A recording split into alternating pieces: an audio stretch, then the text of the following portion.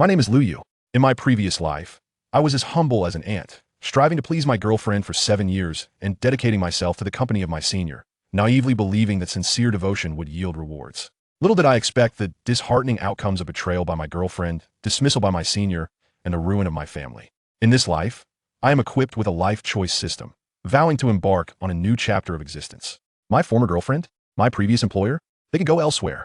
Just as I was reveling in my newfound aspirations, I realized that my childhood sweetheart was regarding me with a peculiar gaze, as if she were straying further down the path of deceit. My name is Lu Cha. In my previous life, I shared a childhood bond with Lu Yu, harboring feelings I dared not confess, only to helplessly witness him take his own life, leading me to follow suit. In this life, I awakened a green tea system. As long as I embody the role of a green tea girl, I can gain insights into Lu Yu's whereabouts, emotions, and inner thoughts. I possess no peculiar inclinations. I simply have an affection for Lu Yu. Did your friend misunderstand? It's all my fault. May I, as the legitimate girlfriend, offer an explanation? Brother, I truly did not mean to cause any discord. I did not wish for you to argue because of me. Brother, I can only blame my overwhelming love for you, which led me to scold them. However, I am undeniably a competent, even exceptional, green tea girl. Why then are there so many remarkable women surrounding Lu Yu? I have come to understand. They are already on the path to destruction. Chapter 1. Surely, you would not want her family to find out, would you? The shrill ringtone of a mobile phone pierced the tranquility of the cafe. Lu Yu answered the call, and a tempestuous female voice erupted from the other end. Lu Yu, are you even a man? I've been living outside for a week, and you remain utterly indifferent? Initiating life choice. Choice 1. Continue being a sycophant, obediently following Lu Xinshin's whims, forgiving her for staying at her male friend's house for a week, with the reward of the title Ninja Turtle. Choice 2. Resolutely break up, telling Lu Xinshin that her ugly behavior is intolerable and she should return when she came, with the reward of the title Fighter. The voice of the system echoed in Lu Yu's mind. Why even choose? I select the second option. With an impassive expression, he stated, we have quarreled over trivial matters 215 times. You have stayed at your male friend's house out of spite 9 times, each exceeding a week, and I have come to retrieve you no less than 10 times, uttering countless humble words. Yet what do you offer me? Only indifference, and occasionally you belittle me on social media, flaunting your so-called best friend outfits with him. Do you still regard me as your legitimate boyfriend? A moment of silence enveloped the call. Why are you so petty? And why don't you reflect on yourself and seek the reasons behind my indifference? Why do I showcase my couple outfits with my male friend on social media? Ultimately, it all stems from you. Lu Xinshin exclaimed, exasperated. Forget it. I have no interest in beating around the bush. I will be straightforward. I am your girlfriend, and you must apologize sincerely, if not with a diamond, at least with a gold necklace. Every time you come, you bring nothing but cheap trinkets or flowers, and there have been occasions when you arrived empty-handed. How am I supposed to hold my head high in front of my friends? Moreover, what I do with my male friend is none of your business. A gentle male voice resonated on the other end. Xinshin, don't forget that if he comes, he must bring a gift and make it a special occasion. Otherwise, he is not valuing you. You must not agree to that. Do not indulge him. Rest assured, once I speak, even if I have to make him kneel, he will undoubtedly acquiesce. Lu Xinshin vowed passionately. Lu Yu speak. Lu Yu's gaze turned icy, and he smirked. What should I say? That you are ugly but desire beauty? Or perhaps you should weigh yourself and see how much you truly are. Go back to whence you came. Lu Xinshin was momentarily stunned, then furiously retorted. Did you just call me ugly? Lu Yu replied. Let's not be harsh. You are merely not strikingly beautiful, nor uniquely unattractive. You, Lu Yu, this is the end for us. Very well, as you wish, you flighty woman. Lu Yu calmly concluded, abruptly ending the call, leaving the other party in a daze. Congratulations, host, you have received the reward. Fighter, how refreshing. Lu Yu sighed deeply, a smile gracing his face. In his previous life, he was Lu Xinshin's sycophant. Even in the face of her affection for her male friend, he endured her scorn and ridicule in silence. He had thought that his devotion would yield a bountiful reward, but instead, he was left with nothing. Betrayed by her and her male friend, he faced bankruptcy and ultimately met his demise by jumping from a height. Fortunately, fate granted him a second chance at life. This time, he awakened to a life choice system, resolving to start anew. He would reject gambling, reject toxicity, and steer clear of being a sycophant. Facing Lu Xinshin once more, he could only respond with a cold smile. 30 years on the east bank of the river, 30 years on the west bank. Do not underestimate a young sycophant. He would become an emotionless sea king. The time is nearly right. He glanced at the clock. Today marked the day he would finally meet a female acquaintance from the internet. As he beheld the image she sent, with a slender waist, long legs, fair skin, and cascading hair framing captivating eyes, he couldn't help but feel a thrill of excitement. At that moment, a beautiful woman clad in a green dress took a seat opposite him. Her figure was enchanting, her silky long hair cascading down, exuding a pure charm. Particularly, her large eyes sparkled like stars in the night, captivating all who beheld them. "Are you the Sea King?" she inquired, her black mask contrasting starkly with her flawless complexion. "I am the Sea King, and you are the green tea?" Lu Yu found himself entranced by her melodious voice, instinctively responding. "That is indeed correct." The beauty removed her mask, her delicate lips curving into an astonishing smile. Lu Yu's eyes widened in disbelief, as if he had encountered a ghost, and he inadvertently spat out his coffee. "Do you not recognize me?" she teased, her eyes sparkling, appearing even more beautiful than he remembered. "How can it be you?" Lu Yu's mind was a tempest, his thoughts in disarray. Coffee staining his pristine shirt, he remained oblivious. "How could it not be me? Surely, you do not believe you are so charming that girls would share their beauty online with you? 3 years have passed, and you have become quite conceited."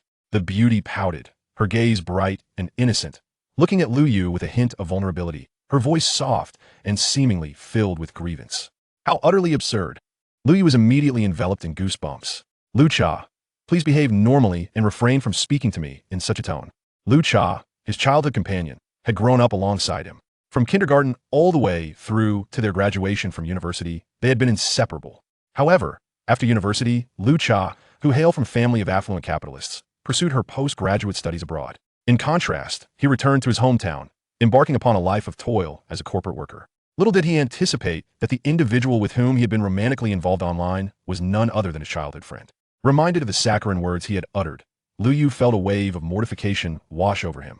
In a flurry, he retrieved his phone and hastily deleted certain chat records. "Brother, why are you sweating? Is it hot in here? Let your sweet darling wipe it for you." Lu Cha casually grabbed a cloth from the table and wiped it across Lu Yu's face.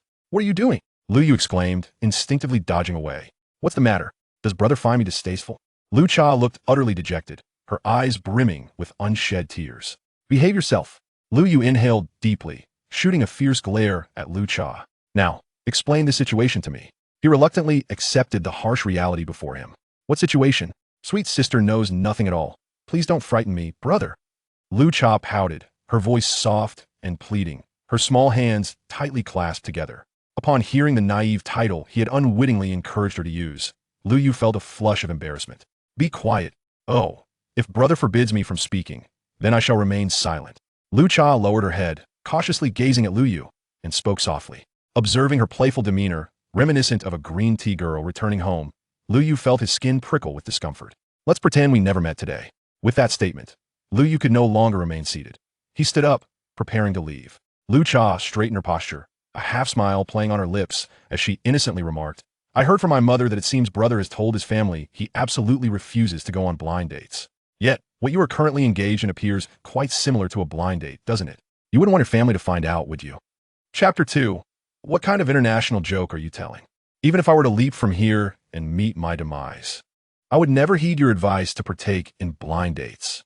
The thought of my own audacity made Lu Yu's cheeks burn with embarrassment as he sank back into his seat.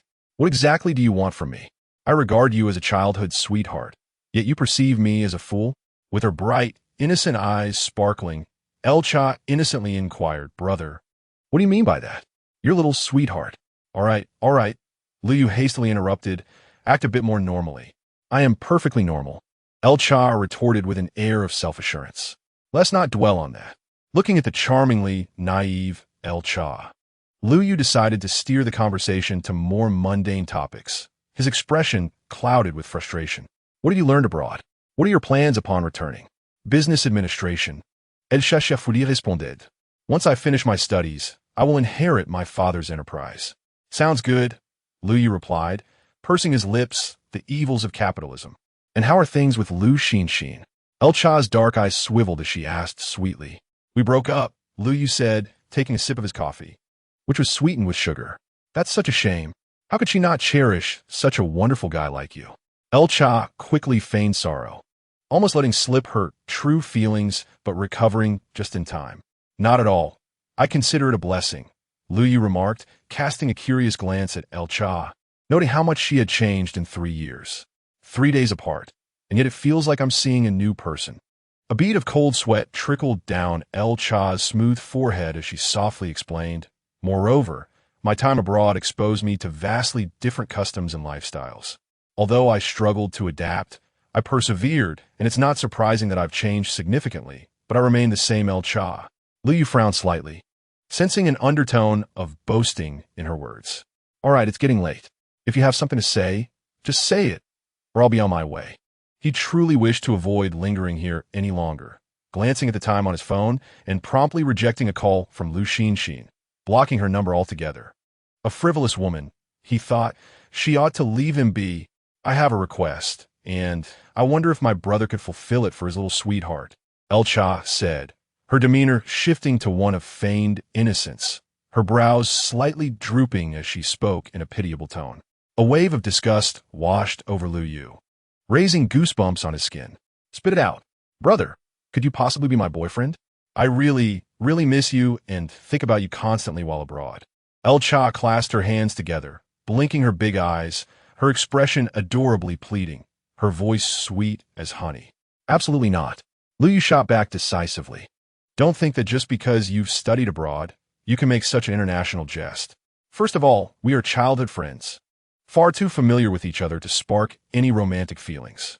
Secondly, I don't know what kind of influence your time abroad has had on you, but I can't tolerate your whims." "Why not?" El Cha pouted, her delicate face a picture of grievance and dissatisfaction. "There's no reason," Lu Yu replied, uninterested in explaining himself. "So, our conversations were all fabricated then?" El Cha huffed, pulling out her phone and playing a voice message that filled the CAF with an overly affectionate tone. "My sweet little darling, are you awake? Such a lazy pig. We're supposed to meet this afternoon, and you're still asleep. I can hardly wait." The patrons of SAF began to cast strange glances their way. Cough, cough. Hearing his own familiar voice made Lu Yu feel utterly exposed. "Stop it," he exclaimed, reaching for El Cha's phone, but she deftly evaded him. "Will you agree then?" El Cha seemed to have struck a nerve, her excitement nearly propelling her from her seat. "Do you think I care?" Lu Yu glared at her fiercely. "If you don't agree, I want to stop," El Cha declared triumphantly, opening another voice message. "On the 10th day of missing you, my little treasure, good morning. Has your mother ever warned you about staying up late being bad for your liver? I'll call you my little liver." Lu Yu's face flushed crimson. He could no longer bear being there. "You can stay, but I'm leaving. If you dare walk away, I'll show up at your workplace tomorrow." Holding a banner that reads, "Abandoning wife and child, irresponsible," El Cha placed her hands on her hips, her posture defiant and elegant, her dark hair slightly lifted. Upon hearing this, Lu Yu slumped back into his seat, his brow furrowed with dismay. "I never said I disagreed. Just let me think it over." El Cha placed her phone against her abdomen, thwarting Lu Yu's schemes. "Have you made up your mind?" "My patience is limited." El Cha crossed her legs, her fair skin gleaming, bouncing playfully, undeniably adorable.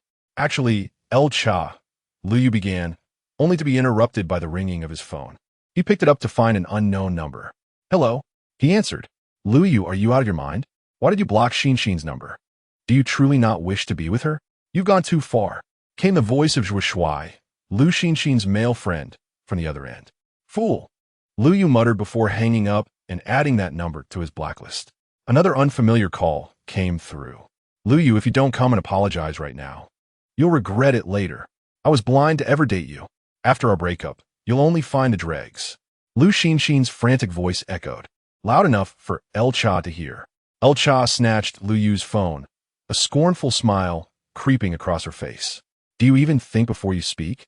Your very existence drags down humanity's average intelligence. I suggest you see a neurologist. If funds are tight, I'll gladly cover your consultation fee. Don't mention it." With a sharp click, she ended the call. How brainless can she be to utter such nonsense? I'm truly ashamed to share a university with her. Fuming, El Cha tossed the phone back to Lu Yu, only to notice him staring at her with a peculiar expression. She trembled slightly, then lowered her gaze, her face a portrait of innocence and regret as she murmured, "Why is she like this? Why does she insult you without cause? I couldn't bear to say such things. I'm sorry, I was impulsive, but it's also her fault. If it weren't for her, I would have lost my temper." Stealing a cautious glance at Lu Yu, she added, "All right, I'll admit I might have acted a bit rashly just now. But I cannot stand by while others insult my brother. I acknowledge my mistake. Please forgive me. I promise I won't do it again." Her gaze was filled with sincerity, her eyes shimmering as if gathering tears. Initiating life choices. Choice 1. Reject her. Becoming the subject of ridicule in family conversations for the next decade, rewarded with the title True Fragrance Law. Lu Jingze. Choice 2. Accept her. Enjoying the tender care of a green tea girl, becoming half a son of a nefarious capitalist, rewarded with the title Soft Rice. Hard-eating Lu Dahua. Was there even a choice to be made? Compared to the law of irresistible charm, the notion of living off others is simply magnificent, the offspring of malevolent capitalists. Moreover, there exists a sagacious saying that Lu Yu wholeheartedly concurs with. The childhood sweetheart is but half of the bamboo horse's rear. He is determined to become a king of the sea. How could he easily relinquish his childhood sweetheart? Very well, I concede. Having come to this realization, Lu Yu readily agreed. Congratulations, host. You have received the reward. The ability to live off others, Lu Dahua. May the host continue to excel on this path of living off others. Chapter 3. My head itches. It seems I am about to develop a love-struck brain. In a tranquil CF, the piano melodies flowed gracefully. Suddenly, a piercing scream shattered the serene atmosphere. Really? Lu Cha was momentarily stunned, her beautiful eyes widening in disbelief. Guaranteed authenticity. Lu Yu nodded. He suddenly recalled Hua Chong buying melons. A mere phrase, guaranteed ripe, and Hua Chong brandished a knife. Surely, Lu Cha wouldn't pick up the fork on the table to jab at him? Evidently, Lu Yu was overthinking. Oh wow, how wonderful! Lu Cha leapt up in excitement, startling Lu Yu to the point of nearly spilling his coffee. Calm down. Lu Yu hastily stood and grasped Lu Cha's arm, preventing her from flailing about. Yes. I'm calm. I'm composed, Lu Cha murmured to herself, her face radiating a brilliant smile, her small feet clad in crystal sandals tapping restlessly. She stepped forward, tightly embracing Lu Yu's arm, greedily inhaling the scent emanating from him. After all these years, Lu Yu's face flushed crimson. He tugged at his arm. It was too tight. He couldn't extricate himself. Feeling the myriad peculiar gazes around them, Lu Yu could no longer bear the embarrassment. Let us go, he suggested. All right. Lu Cha tilted her face up, her eyes sparkling. How did you get here? Lu Yu asked as they walked. I took the bus. Lu Cha replied without a moment's hesitation. I'll drive you back. Lu Yu produced his car keys. Wait, I need to grab my bag. Lu Cha remembered her expensive handbag resting on the sofa, reaching out to sling it over her shoulder. Thud! An object clattered to the floor. Lu Yu glanced down. A striking red sports car key, emblazoned with a prancing stallion, was particularly eye-catching. He then looked at his own VW car key. He was momentarily dumbfounded. Lu Cha, at a loss, looked at him, the awkwardness dissipating in an instant, her voice laced with a hint of petulance. I'm sorry, I forgot. I drove here. In the underground parking garage, Lu Yu gazed at the red sports car parked beside his own. It was undeniably flashy and cool. Is that yours? He inquired, glancing at Lu Cha. Yes, she replied with a pitiful nod. If you don't like it, I won't drive it anymore. You can take it. After a trip abroad. How could she have become so insufferably pretentious? Lu Yu shook his head in exasperation. His childhood sweetheart had become increasingly insufferable. I've always been yours, Lu Cha. She blinked her eyes and said sweetly. Such unabashed flirtation was something Lu Yu found hard to resist. I'm leaving. Watching Lu Yu almost flee, Lu Cha's lips curled into a smile. Congratulations, host. You have earned 300 green tea points. May the host continue to strive forward, riding the waves, and bravely embrace the green tea life. A mechanical voice echoed in her mind. 300 green tea points was not a meager sum. She could listen to Lu Yu's innermost thoughts. Lu Cha's eyes sparkled with excitement. I want to hear Lu Yu's thoughts. Consuming 200 green tea points. Just as the system's voice faded, Lu Yu's voice resonated in Lu Cha's mind. Why has she become so insipid? Upon returning from abroad, she seems transformed, her demeanor increasingly capricious, utterly devoid of the warmth and gentleness of my childhood sweetheart. A miscalculation. If it weren't for the damning evidence of my youthful folly she possesses, and with Grandma's birthday next month necessitating a partner to bring home, I certainly wouldn't choose her as my girlfriend. One misstep could lead to eternal regret. I hope I won't look back in remorse. Ah, it's so vexing. Never mind, I must prioritize surprising Lu Xinxin. That is my foremost concern. The corners of Lu Cha's mouth curved invitingly as she stood gracefully, watching Lu Yu's car vanish from view, determination igniting within her eyes. She had already made significant progress, but her level of green tea was still insufficient. In a few days, she would devise a grand scheme to leave a lasting impression. Furthermore, she must attend his grandmother's birthday and prepare a gift. Having heard that his relatives were rather snobbish, she needed to ensure he held his head high in their presence. My head itches. It seems I am on the verge of developing a love-struck brain. Go for it, Lu Cha. In this new life, you must win Lu Yu over. Lu Yu did not rush home. He first visited a printing shop to collect the flyers he had printed. He intended to surprise Lu Xinxin. Having once caused his own demise in a previous life, could he now seek a peaceful and serene existence? Not a chance. He would never stumble in the same place twice, nor would he allow those who led to his downfall to prosper. Curse Lu Yu, may you never regret your choices. Lu Xinxin sat on the sofa, her expression dark and sullen. Her male best friend, Zhuo Shuai, sat beside her, gazing at her with a complex mix of emotions. He gently reassured her, Xinxin, don't concern yourself with that guy Lu Yu. He lacks any semblance of manners, and being angry with him is simply not worth it. Humph, you're right. Breaking up with me was the most erroneous decision Lu Yu ever made. Lu Xinxin felt somewhat relieved. Zhuo Shuai agreed. You're so exceptional, and he is merely average. He will never find another girlfriend as beautiful as you. He will surely regret it. When he comes crawling back to me, I shall make him pay dearly. Otherwise, he will remain oblivious to his position as a sycophant. Lu Xinxin scoffed. Even if he is a local with a house and a car, so what? If I, Lu Xinxin, wish to find a partner, suitors would queue from here to France. Upon hearing Lu Xinxin's intention to possibly forgive Lu Yu, Zhuo Shuai's expression shifted. Finally, he forced a smile, saying, Xinxin, aren't your parents arriving soon? Shall we go greet them? All right, the timing is just about right. If you have nothing else to attend to, I would appreciate it if you could accompany me. Lu Xinxin glanced at the time, realizing it was nearly time, and hurriedly stood up. Zhuo Shuai smiled gently. No worries, I am more than happy to assist. You are so kind. You are 100 times better than Lu Yu. Lu Xinxin remarked, her admiration evident as she gave Zhuo Shuai a thumbs up. Zhuo Shuai chuckled softly, choosing not to respond, as some sentiments were best left unspoken. Outside the high-speed train station, Lu Xinxin and Zhuo Shuai waited anxiously. Lu Xinxin hailed from a small county town, her parents both educators, embodying the intellectual class. After a brief wait, a man and a woman emerged from the station together. Dad, Mom. Upon spotting the middle-aged couple, Lu Xinxin joyfully exclaimed, waving her hands. The couple glanced in her direction and approached. Dad, Mom. Lu Xinxin, clad in a flowing white dress, her radiant face adorned with smiles, rushed forward to embrace her mother's arm. Xiao Tsuehui lovingly regarded Lu Xinxin, chuckling. You're all grown up. Why do you still act like a child? Before you, I shall forever remain a child.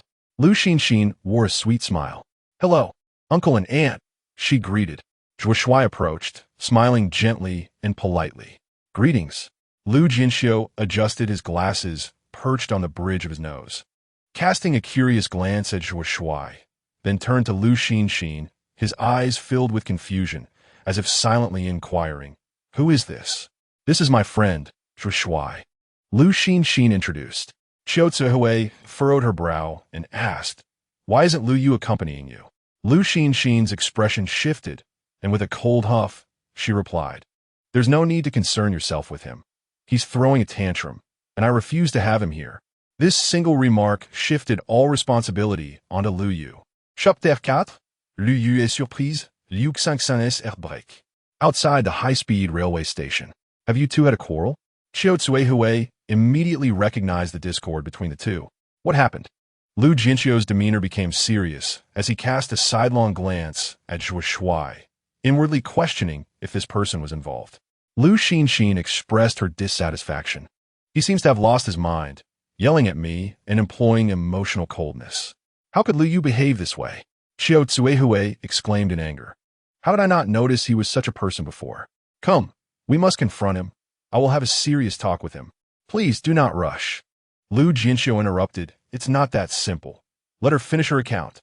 He then turned to Lu Xinxin. Please clarify the sequence of events. Under Lu Jinxiu's stern gaze, Lu Xinxin wore a look of grievance. Dad, do you not trust your daughter? Uncle, perhaps we should find a more suitable place. This is not ideal, Zhuo Shuai interjected. Your concerns are unwarranted, Lu Jinxiu replied coldly, continuing to focus on Lu Xinxin. Having encountered Lu Yu a few times, Lu Jinxiu, with his extensive experience in education, could discern that Lu Yu was indeed quite remarkable. He held a favorable opinion of Lu Yu. Otherwise, he would not have come to discuss the matter of marriage between their children. It's nothing, Uncle. Xinxin and I are good friends, Zhuo Shuai remarked, seemingly oblivious to Lu Jinxiu's impatience. However, before he could finish, Lu Jinxiu interrupted harshly. This is a family matter. It does not concern you. You should attend to your own affairs. Zhuo Shuai found himself in a rather awkward position. Dad, why do you speak of Zhuo Shuai that way? He is my friend, and during my Cold War with Lu Yu, he has been here to support and guide me. You must not speak of him like that in the future. Lu Xinxin defended Zhuo Shuai. Lu Jinxiu's brow furrowed even deeper. Xiao Cuihui inquired, is this rascal Lu Yu involved with someone else? I don't know. Perhaps otherwise. He wouldn't have suddenly grown distant. Lu Xinxin sighed. While she feigned ignorance, she had already drawn her conclusions regarding Lu Yu's attitude towards her. It was simply that a third party had intruded, and it was Lu Yu who had sought this involvement. Lu Jinxiu cast a deep look at Zhuo Shuai. Do not speculate without evidence. Isn't Xinxin your daughter? If she feels wronged, why would you turn your back on her? Xiao Cuihui expressed her discontent, taking issue with Lu Yu. It is a stroke of fortune that our daughter has taken a liking to him. It is a blessing from his ancestors. How dare he? Her words abruptly ceased. Mom, what is wrong? Lu Xinxin, feeling warmth from her mother's protective nature, instinctively inquired as the conversation halted. Look over there. Isn't that Lu Yu? Xiao Cuihui blinked rapidly, focusing on a figure in the distance. The other three turned in unison towards that direction. They spotted a young man in a black shirt, cheerfully distributing flyers. It really is him. Without hesitation, Lu Jinxiu strode towards the youth. Dad, Lu Xinxin reached out, but failed to catch her father's attention. I must go see him and ask why he has treated you this way. Xiao Cuihui huffed, marching toward the young man with an air of confrontation. Why is he here? Lu Xinxin ground her teeth in frustration, but ultimately followed. Xinxin, Zhuo Shuai called after her, initially hesitant to follow, but realizing that this was the moment to assert his claim. Not going would be ill-advised. Lu Yu held a thick stack of flyers in his hands, offering them to passers-by. At first, people intended to discard them, but they were soon captivated by the content. Lu Jinxiu approached, ready to speak, but Lu Yu interrupted by handing him a flyer. Uncle, take a look. Lu Jinxiu instinctively lowered his gaze. As time passed, his expression grew increasingly stormy, his clenched fist revealing the tension in his grip. Lu Yu, are you blind? Did you not realize what kind of person you have become? Come with me to confront your parents. I must inquire how they raised someone like you. Do not linger here. Come with me. Xiao Cuihui drew near and raised her voice in outrage. Auntie, please refrain from shouting. Look at this first. Lu Yu, unfazed, smiled and handed her a flyer. What is this? I do not want it. Xiao Cuihui attempted to dismiss it, but was suddenly drawn in by the content. The flyer showcased two clear photographs, one of Lu Xinxin and another of a man whose face was strikingly familiar. Below, bold, black letters proclaimed, shocking. Who knew such a woman existed? Regret not reading this for a lifetime. A sense of foreboding washed over Xiao Cuihui as she continued to read. Finally, a small article detailed a woman named Lu Xinxin, who, due to trivial matters, had repeatedly moved in with her male friend for over a week each time. And despite her boyfriend's attempts to retrieve her, she remained steadfast in her residence with him. Moreover, The article described how she insulted her boyfriend by wearing couples' outfits with her male friend. Flowing with hundreds of words, it painted a vivid picture of a promiscuous woman, clearly elucidating the circumstances. Lu Jinxiu trembled with rage, his face darkening, while Qiu Tei stood in shock, her eyes vacant. Their perception of their daughter shattered. "Dad, Mom, what's wrong?" Lu Xinxin approached, noticing her parents' disconcerted expressions, and an ominous feeling welled within her. She turned to Lu Yu, fuming. "What have you sent out? Would you like to see? Here you go." Lu Yu teased, handing her several flyers. Lu Xinxin snatched them, glanced down, and was immediately struck dumb, her complexion paling visibly as her body began to tremble uncontrollably. "You." Lu Xinxin raised her gaze to Lu Yu, her eyes reddening with unshed tears. "What is it? Does the leading lady wish to share her thoughts?" Lu Yu remained impassive, a faint smile gracing his lips. "Do you find this amusing?" Lu Xinxin could barely stand, retreating 2 steps until Zhuo Shuai caught her, nearly embracing her. "Xinxin, are you all right? Is it not amusing?" Lu Yu retorted, his gaze indifferent, as though he were looking at a stranger. This pierced through Lu Xinxin's heart like a sharp sword, causing her eyes to redden as she stammered. Chapter 5. Regrets of Lu Xinxin. Do not miss the annual grand drama unfolding before your eyes. Lu Yu surveyed his surroundings, fervently waving the flyers in his hand while shouting with vigor. "Xinxin, what's wrong?" Zhuo Shuai inquired with concern, before casting an angry glare at Lu Yu, exclaiming, "What have you done? Do you want to see?" Lu Yu replied with a teasing smile. Zhuo Shuai's heart skipped a beat. "Don't play tricks." Despite his trepidation, Zhuo Shuai attempted to maintain his composure. "Since the male lead wishes to see, let him." Lu Yu chuckled mockingly, tossing a flyer to Zhuo Shuai. As Zhuo Shuai caught it, he lowered his gaze, his complexion growing increasingly pale, his eyes igniting with fury. Simultaneously, a wave of dread constricted his heart, enveloping him in fear. If many people came to know, how would he stand his ground in Xinjiang City? "Stop it! Cease at once!" Zhuo Shuai suddenly looked up to see Lu Yu still distributing flyers, and he shouted in anger. "Very well, I shall spare you, the male lead, and cease." Lu Yu halted his actions. Yet, before Zhuo Shuai could breathe a sigh of relief, Lu Yu swiftly flung hundreds of flyers into the air. The flyers danced in the wind, scattering in all directions. Many passers-by, intrigued, bent down to pick them up and scrutinize them, their expressions growing more vivid with each glance. "You!" Zhuo Shuai's vision darkened. "I will kill you," he then shouted, charging at Lu Yu. Despite Zhuo Shuai's sturdy physique, he was no match for Lu Yu, a martial artist. Bang! Zhuo Shuai rushed forward, only to be sent flying back, rolling on the ground in agony, crying out, "Ouch, it hurts like hell." "Do you have to go this far?" Lu Xinxin gazed at Lu Yu with tears welling in her eyes, murmuring, "We once loved each other so deeply. Do you truly have no regard for our past? Is your heart so cold that you despise me?" Seeing her distress, Lu Yu remained unmoved, grinning as he replied, "Are you satisfied now? Personally, I am not." "You." Lu Xinxin stumbled back 2 steps, nearly falling, her face a mask of disbelief as she struggled to accept his words. Where had the boy who once adored her gone? Why? The pain in her heart was excruciating, as though she were being sliced repeatedly by a blade. It was not merely Lu Yu's mockery through the flyers that hurt her. It was the realization that he so carelessly disseminated their past through them, devoid of any sentiment.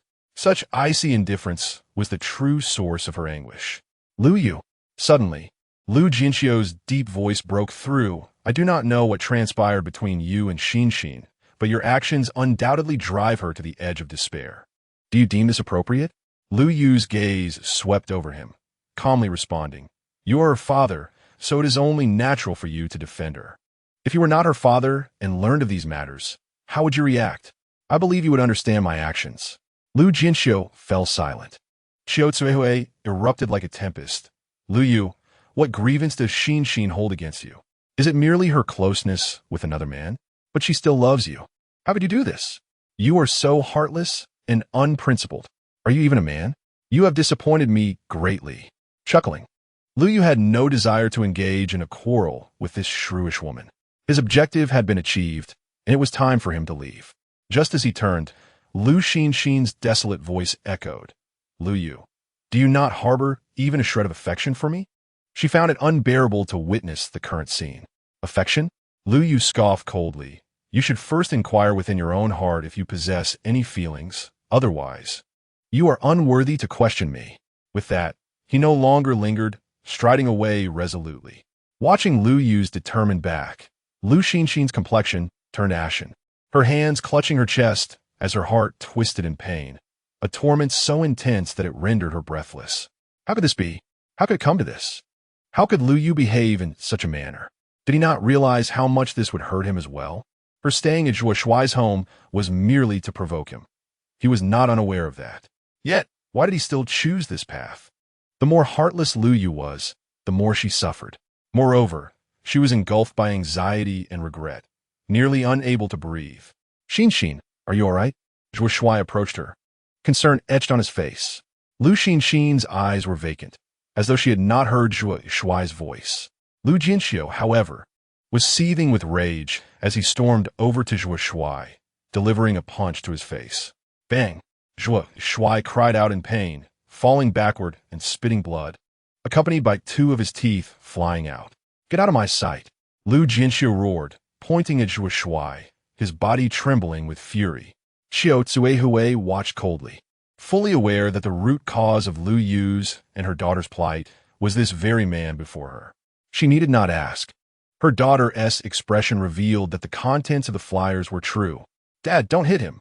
He has nothing to do with this. Lu Xinxin reacted swiftly, positioning herself in front of Zhuo Shuai. You. Lu Jinxiu trembled with anger. Xiao Cuihui frowned, her voice icy. Xinxin, do you still not see? Your current predicament with Lu Yu is entirely due to him. Why do you still defend him? It is not his fault. Lu Xinxin sobbed, shaking her head. Zhuo Shuai only wishes the best for me. When I was at odds with Lu Yu, he took me in. Then why did Lu Yu seek you out so many times? Why did you not return home with him? Lu Jinxiu's face turned a deep shade of anger as he growled. I assent this all due to him? Lu Xinxin stubbornly replied. I simply did not wish to return. It has nothing to do with Zhuo Shuai. Xiao Cuihui, exasperated, declared, My daughter, do not be foolish. It is precisely because of him that Lu Yu became enraged and decided to break up with you. Otherwise, given Lu Yu's feelings for you, how could he act in such a manner? He must be deeply hurt. He would not. He is merely angry. Once he calms down, he will surely come back to comfort me. Lu Xinxin shook her head, clinging to a glimmer of hope. Oh, foolish daughter. Xiao Cuihui sighed. I believe in his feelings for me, and I trust that the bond between us still exists. The more Lu Xinxin spoke, the more resolute her demeanor became, her heart convinced that Lu Yu would ultimately return to her. You. Lu Jinxiu trembled with fury at his daughter, then abruptly turned on his heel, striding towards the high-speed railway station. I shall no longer concern myself with your matters with Lu Yu. Do as you please. Dad. Lu Xinxin's face paled, her eyes red from weeping, looking at Lu Jinxiu's retreating figure with a sense of injustice. The thought of her father leaving made her feel as if the sky were collapsing around her. Chapter 6. The hotel was booked by Lu Yu, I do not know. Just as Lu Xinxin stood helpless and filled with despair. Where are you going? Xiao Cuihui hurriedly grasped Lu Jinxiu's arm, preventing him from leaving. Home. Lu Jinxiu huffed. I do not wish to continue enduring this humiliation. After much anticipation, you finally arrived. Don't rush back. Xiao Cuihui sighed, saying, Since we're here to meet Lu Yu's parents anyway, we might as well face them. I cannot bear to see them. Lu Jinxiu's voice was heavy with despair.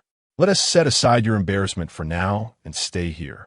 Xiao Cuihui asserted, pulling him along as she whispered in his ear, If we remain here, perhaps we can salvage Lu Yu for our daughter. If we leave now, they might truly part ways.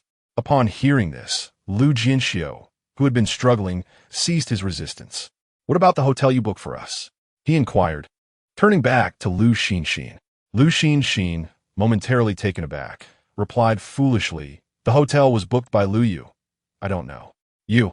Lu Jinxiu's fury erupted at her response, and Xiao Cuihui appeared somewhat stunned. This foolish daughter of theirs, having been overly pampered by them in her youth and then doted upon by Lu Yu as she grew, assumed it was her due, unaware that everything is but fleeting. Uncle, Aunt, I'll book it for you. At that moment, Zhuo Shuai, enduring the pain of his battered face, struggled to rise from the ground and pulled out his phone to book the hotel. Save your foe's sympathy. Just leave. Lu Jianxiu shouted angrily at Zhuo Shuai, startling him into nearly dropping his phone. Xin, you book it. Qiu Zuhui sighed quietly and turned to Lu Xin, urging her. Oh, okay.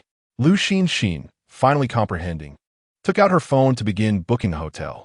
As she did so, tears streamed down her cheeks. Each thought of Lu Yu sent sharp pangs of heartache through her. Was this truly the end for them? Regret filled her heart, leaving her engulfed in confusion. After distributing flyers, Lu Yu returned home at 5 p.m. His parents had just come home from work, their faces etched with worry, as if burdened by troubles. Mom, Dad, what's wrong? Lu Yu asked, carrying the items he had just bought from the supermarket and changing into his slippers. It's nothing. His mother, Ding Shuhui, smiled upon seeing her beloved son return. Where did you go today? His father, Lu Shuai, ceased his brooding upon Lu Yu's arrival. I want to hang out with friends, Lu Yu responded casually. You're soon to be married. You should focus on family and spend less time with those wayward friends, Lu Shuai admonished, his brow furrowed like a typical Chinese father. Marriage is still a long way off. Lu Yu waved his hand dismissively. What else with that attitude? Lu Shuai, already in a foul mood, was on the verge of anger upon seeing his son dismiss his words. Old Lu. Ding Shuhui shot a glare at Lu Shuai, effectively silencing him. Bai may call me today. Her daughter is back from studying abroad and wants to arrange a dinner for us in a few days. Should we go? Ding Shuhui, sensing the tension between the father and son, deftly shifted the topic. Of course we should go. Why wouldn't we? Lu Shuai pondered. Our families have been neighbors for over 20 years, and I grew up with Jiaoyang. Although we haven't seen much of each other since they moved 3 years ago, it would seem ungracious not to accept their invitation. Indeed, it wouldn't be proper to decline. Ding Shuhui nodded, a smile gracing her face. That little girl, Cha-Cha, is back as well. Even though we often talk on the phone, it's been ages since we last saw her. I miss her. Lu Yu, listening from the side, felt a pang of embarrassment. Their families had enjoyed a close relationship for over 20 years. Although the Lu family was of modest means, they only moved away after Cha-Cha went abroad. Despite the infrequent visits, they remained in regular contact, particularly during holidays when Cha-Cha's parents would still come by. Thus, the bond between their families had remained largely unchanged. Under Cha-Cha's charming influence, Lu Shuai and Ding Shuhui treated her as if she were their own daughter, even more so than they did Lu Yu. Although Cha-Cha often calls us, when not very familiar with her life abroad, you two were childhood sweethearts. Don't you know? Ding Shuhui turned to Lu Yu. I don't know. Lu Yu quickly shook his head, having no knowledge of the current affairs of his childhood companion, Lu Cha. You. Lu Shuai appeared ready to explode again. What are we having for dinner? Ding Shuhui interjected hastily. I bought beef and lamb. Let us have hot pot tonight, Lu Yu said, placing the bag on the table. Sound good. Ding Shuhui was eager to accommodate her son's wishes. What about Xin? Let us invite her to join us. Right? It's been a while since we last saw her. You should bring her over. Her parents are coming from Yunsheng to Xinjiang tomorrow to discuss your wedding. So we might as well coordinate and confirm the meeting time so she can inform her parents. Lu Shuai added thoughtfully. Lu Yu and Lu Xin were on the verge of marriage, with many matters to address, such as selecting an auspicious date and discussing engagement and dowries, issues that necessitated face-to-face communication between both families. Lu Yu shook his head calmly, saying, She wants to be able to come today. Ding Shuhui looked puzzled. Is she on a business trip? Lu Yu shook his head. No. He contemplated whether to reveal that Lu Xin had been staying at her male friend's house for a week, deciding that some truths were best revealed at the right moment for maximum impact. For now, it was not worth mentioning. He was confident the opportunity would arise. With this thought, the corners of his mouth involuntarily curled into a cold smile. Lu Xin, don't let me down. The following day, Sunday, Lu Yu slept in until 10 a.m. As he opened his eyes, a notification chimed. A voice message on WeChat had arrived. Still groggy, Lu Yu unlocked his phone, not caring who had sent it, and opened the message. Brother, the sun's already shining on your backside. Are you still not up? The sweet, soft voice rang out like a gentle caress, reminiscent of cotton candy. Lu Yu instantly became alert. It was Lu Cha, feigning a coy tone. Scrolling back, he saw that since 7 a.m., she had been sending him a voice message almost every 10 minutes. He opened one. Brother, are you awake? Little sweetheart has no plans today. What about you? Such insincerity. Lu Yu's skin prickled with discomfort. He could not reconcile this flirtatious Lu Cha with the innocent girl he remembered. 3 years ago, Lu Cha's smile would reveal 2 shallow dimples on her fair cheeks. Now, her smile gave Lu Yu an impression of being like fine tea. Sitting on the edge of his bed, he fell into deep thought. He had relived a week prior. Not long after, he received a friend request from Lu Cha on WeChat. Due to her using a different account, he unknowingly accepted. For the next week, he was bombarded with her flirtatious messages and even some rather eye-catching visuals. His resolve had shattered, only to be rebuilt with a newfound determination. Yet, upon realizing it was Lu Cha, his resolve crumbled once more, leaving him in disarray. Chapter 7. Lu Cha. It's all my fault. Please don't be angry, brother. In a luxurious bedroom. Why has he not responded yet? I've been waiting so long that my flowers are wilting. Lu Cha, with her graceful figure, languidly reclined on the bed, her bright eyes fixated intently on the screen of her phone. Even as her beautiful gaze began to tire, she did not shift her focus in the slightest. The screen displayed the chat history between her and Lu Yu. Oh, how she wished to peek into the system to see what he was doing at that moment, but alas, her green tea points were insufficient. Dressed in a white floral silk nightgown, the hem of which was rather short, it revealed her fair, straight legs, her skin radiant and luminous, with delicate blue veins visible beneath. Suddenly, she noticed he had seen her message. Her disheveled hair sprawled across the pillow, and in her moment of boredom, her beautiful eyes widened with joy. She cleared her throat and feigned a delicate tone, saying, Brother, you've finally woken up. Your sister's heart is nearly shattered from waiting. Whoosh! The voice message was sent. After 2 minutes of silence, it felt as though her words had vanished into the abyss. Clenching her small fists, she thought, Is he ignoring me? Very well. Brother, why aren't you replying? Have you forgotten that I'm your new girlfriend? Are you still thinking about your ex? Do you not remember how she treated you? I may not care for you like she did, but I do care. Her sweet, soft voice resonated through the voice message, reaching Lu Yu's ears like a whisper to his innermost soul, sending shivers down his spine. Lu Yu was utterly convinced that while Lu Cha was studying abroad, her business management skills were questionable. Her green tea prowess, however, was quite impressive. Could she have been possessed? Suddenly, a chilling thought crossed his mind. No. Do you think this is a fantasy novel?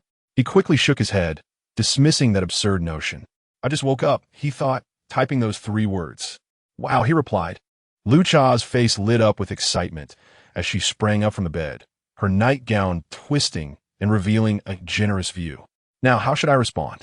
In her exhilaration, she furrowed her brow, staring at the screen as though facing a formidable adversary, her mind racing. Brother, you finally replied. I thought you had forgotten about me. I was so anxious, fearing I might have upset you. Her fingers flew across the screen, typing and deleting line after line, finally settling on a single sentence. Brother replied. And I'm so happy. Sending a heart. Her fingers trembled as she sent it, letting out a sigh of relief. Congratulations, host. You have gained 10 green tea points. How infuriating. Upon reading this, Lu Yu felt an overwhelming sense of discomfort. Who taught Lu Cha to speak in such a manner? A once caring and gentle childhood friend had been transformed into this? Come out. I promise I'll make you regret it. Brother, why aren't you speaking? Are you upset with me? I don't even know what I did to annoy you. Can you tell me so I can correct myself? Was it because I sent you too many messages this morning? It's my fault. I just miss you so much, brother. How about I apologize first? Lu Cha was eager, sending a flurry of voice messages, her delicate voice infused with caution.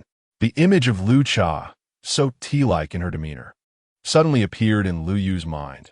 As the daughter of a nefarious capitalist, she was surprisingly humble, which truly opened his eyes. I'm not angry, he typed back. Yay. He replied again. Lu Cha cheered, rolling on the bed, revealing her fair skin, yet no one was there to witness the scene. Brother, do you have any plans today? I really miss you and want to see you. She pinched her voice, speaking in a sweet tone. Lu Yu frowned and replied, I'm busy today. I have some matters to attend to. In the morning or afternoon? Before Lu Yu could put down his phone, Lu Cha responded immediately, afternoon. As Lu Yu got dressed, he typed back, it was only 10 a.m. We still have a whole afternoon. How about we go to that spicy hot pot place we used to frequent in high school? I haven't been there in ages, and I really want to eat there, resting chin on hand. Lu Cha attempted to tug at Lu Yu's heartstrings with memories of happier times. Another day, he replied, No, I really want to eat there. Please accompany me. Lu Cha sent another voice message. A strange feeling stirred within Lu Yu, but he sighed and replied, I truly can't today. I promise to take you another time. You're rejecting me so outright. It makes me so sad. Do you not love me anymore? Are you going to see Lu Xin? After sending that, Lu Cha thought for a moment and sent 3 more voice messages. Her tone full of grievance and humility. I knew you still cared for Lu Xin. After all, you were together for 7 years. While I've grown up alongside you, I'm merely your ordinary friend. Even though you agreed to be my boyfriend yesterday, I know I can never compare to her. It makes me so sad. But I understand. Being the girlfriend of such a wonderful brother is truly a blessing. I wish for a boyfriend as good as you. But I know that S wishful thinking since there's only one Lu Yu in the world. I don't dare to ask for too much. If you could just glance at me when you're bored, I'd be satisfied. I know that S an unreasonable request, but could you agree to it? I already told you that I broke up with Lu Xin. Lu Yu barely began to type when he was interrupted by Lu Cha's 3 voice messages, causing his temper to flare. This girl has truly become a green tea princess. He immediately called her, unleashing a torrent of reprimands. Lu Cha, are you out of your mind? What kind of nonsense are you sending? Is this what you learned abroad? Lu Cha, filled with joy, picked up the call. Even knowing that Lu Yu couldn't see her current state, she still composed herself, tidying her disheveled nightgown and hair, attempting to present herself in the best light for him. But the blow came swiftly as Lu Yu's frantic voice struck her. Ding, congratulations, host. You have gained 200 green tea points. The system's cold voice shattered her sense of defeat. Come on. She silently took a deep breath, then thought, it's all my fault for making him angry. His scolding doesn't matter as long as he isn't upset. If he gets too angry, I would feel heartbroken. She pouted, her expression morphing into one of grievance, her eyes sparkling as though holding back tears, her voice tinged with a sob. Lu Yu was taken aback, all his anger evaporating in an instant. At that moment, he felt like a villain bullying a good-natured girl, and a wave of guilt washed over him. Lu Cha had said all this, yet he had been so aggressive. Was that not too much? Chapter 8. Why can't he understand me? Hearing silence on the other end of the line, Lu Cha's heart raced. Brother, why aren't you speaking? If you want to scold me, please do so. Just don't hold it in. It's all my fault. While Lu Xin might not care for you, I do. Her plaintive, soft voice seemed to reveal her desire to cry, captivating the heart. Lu Yu opened his mouth, wanting to say something, yet no sound escaped. Brother, please don't be silent. Don't scare me.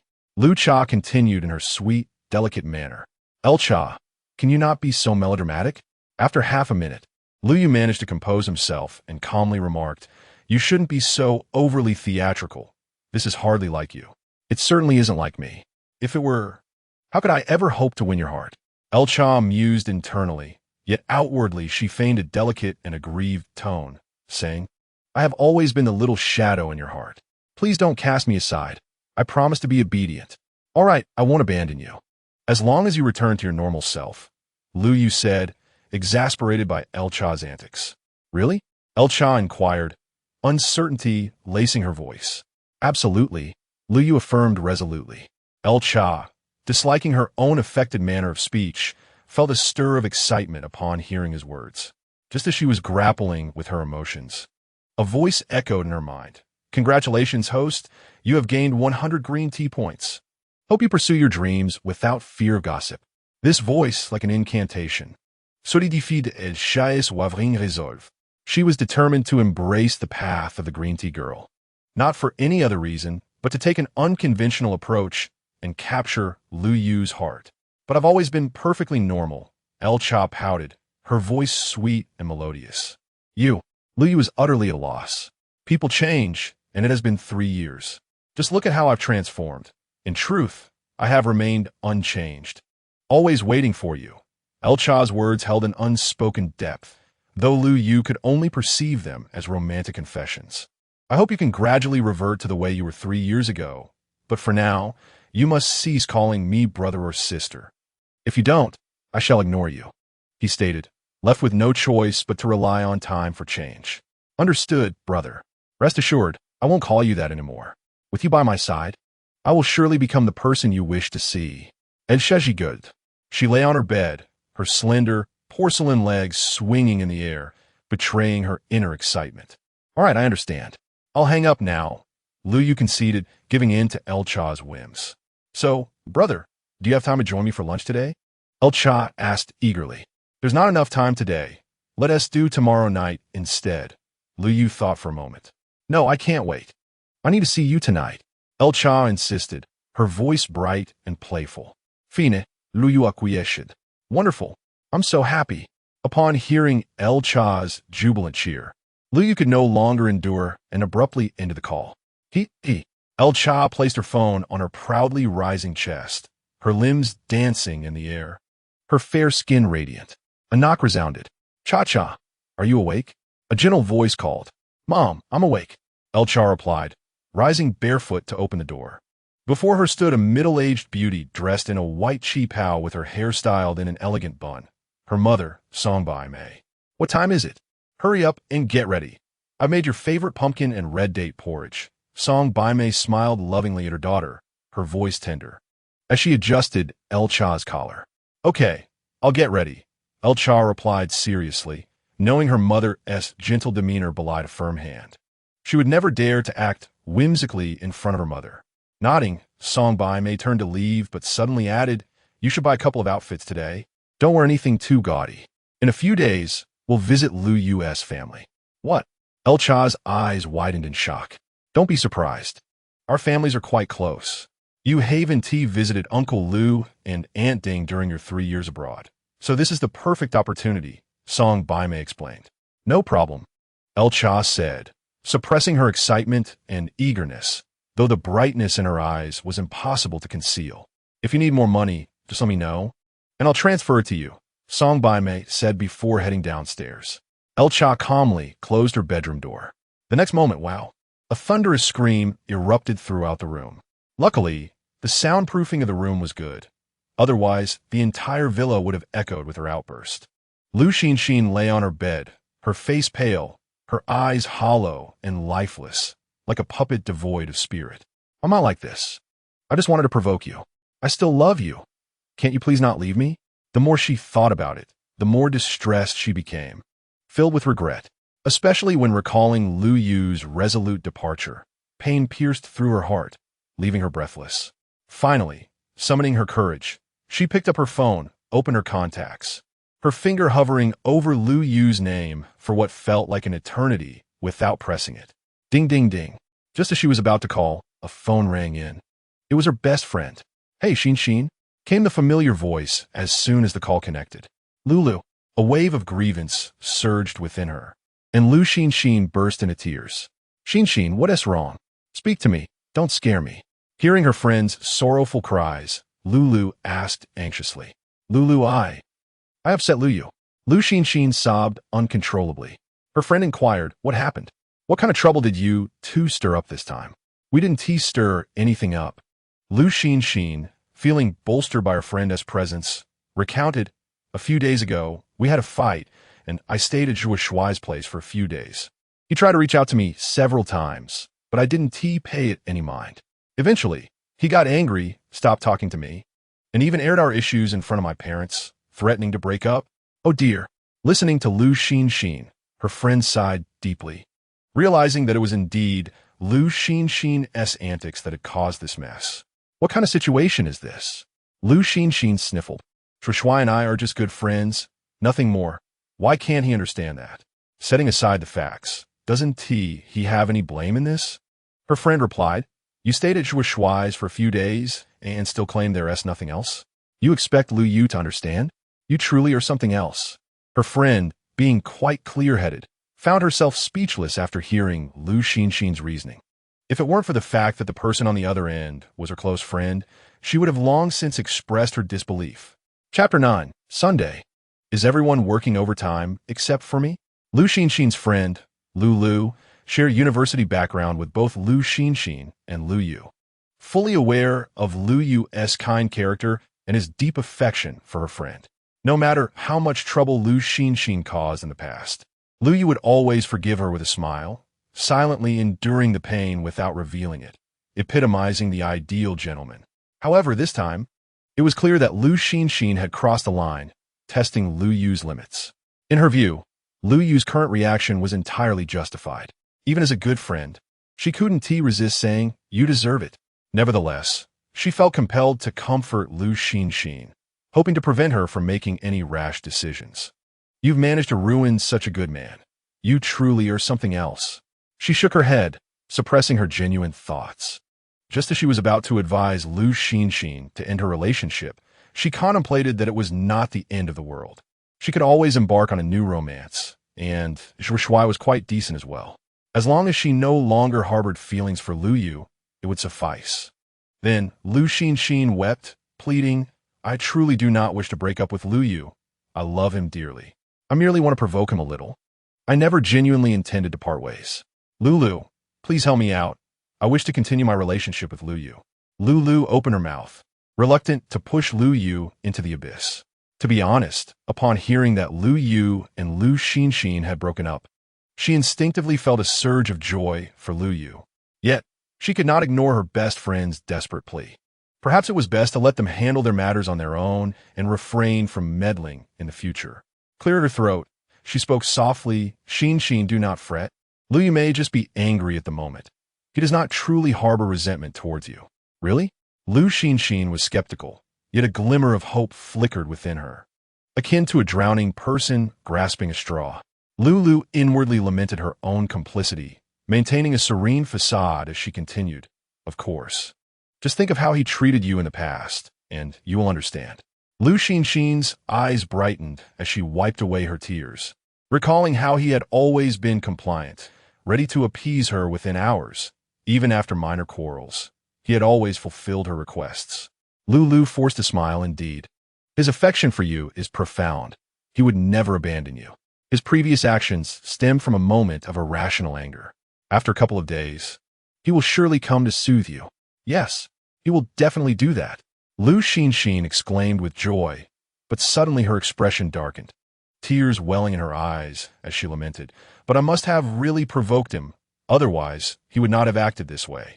Lulu replied, "Even if he is genuinely upset and does not come to comfort you, you can still seek him out, can't you? But I have never approached him first. He has always been the one to apologize to me. If I go to him this time, will he—" Lu Xinxin hesitated. Lulu felt her lips twitch slightly. At such a time, she was still mulling over these concerns. It was uncertain whether to regard her as despicable or simply thoughtless. Lulu felt weary and was unwilling to dwell on the topic any longer. She pretended not to hear the hesitation in her friend's voice and resolutely stated, "If you venture out to find him, he will undoubtedly be pleased, and his anger will dissipate quickly." Lu Xinxin recalled Lu Yu's resolute demeanor, and her heart ached profoundly, leading her to make a firm decision. "Indeed, I have never taken the initiative to seek him out or admit my mistakes. But as long as I take the first step, he will surely forgive me. I refuse to believe that our years of affection can simply vanish." Lulu felt a twinge of reluctance, offering a perfunctory response. "Yes, his feelings for you will not simply vanish." "Thank you, Lulu. I feel reassured." Lu Xinxin smiled through her tears, her heart finally at ease. Lu Yu drove to the company. After graduating from university, he had partnered with a senior, establishing a company through a mutual acquaintance. He was responsible for technological research and development, while the senior managed the company, with no interference from either side. Given their prior acquaintance and the fact that they graduated from the same university, their relationship was quite comfortable, devoid of the treachery often found in corporate environments. Initially, he believed they would persist together until their company went public or even until retirement.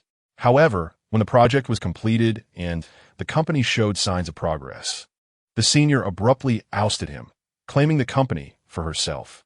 Had he not poured his heart and soul into completing the project, the company would not have thrived. At that moment, Lu Yu was infuriated, spending a month recuperating in the hospital before gradually recovering. Now, reborn, he resolved to leave without hesitation.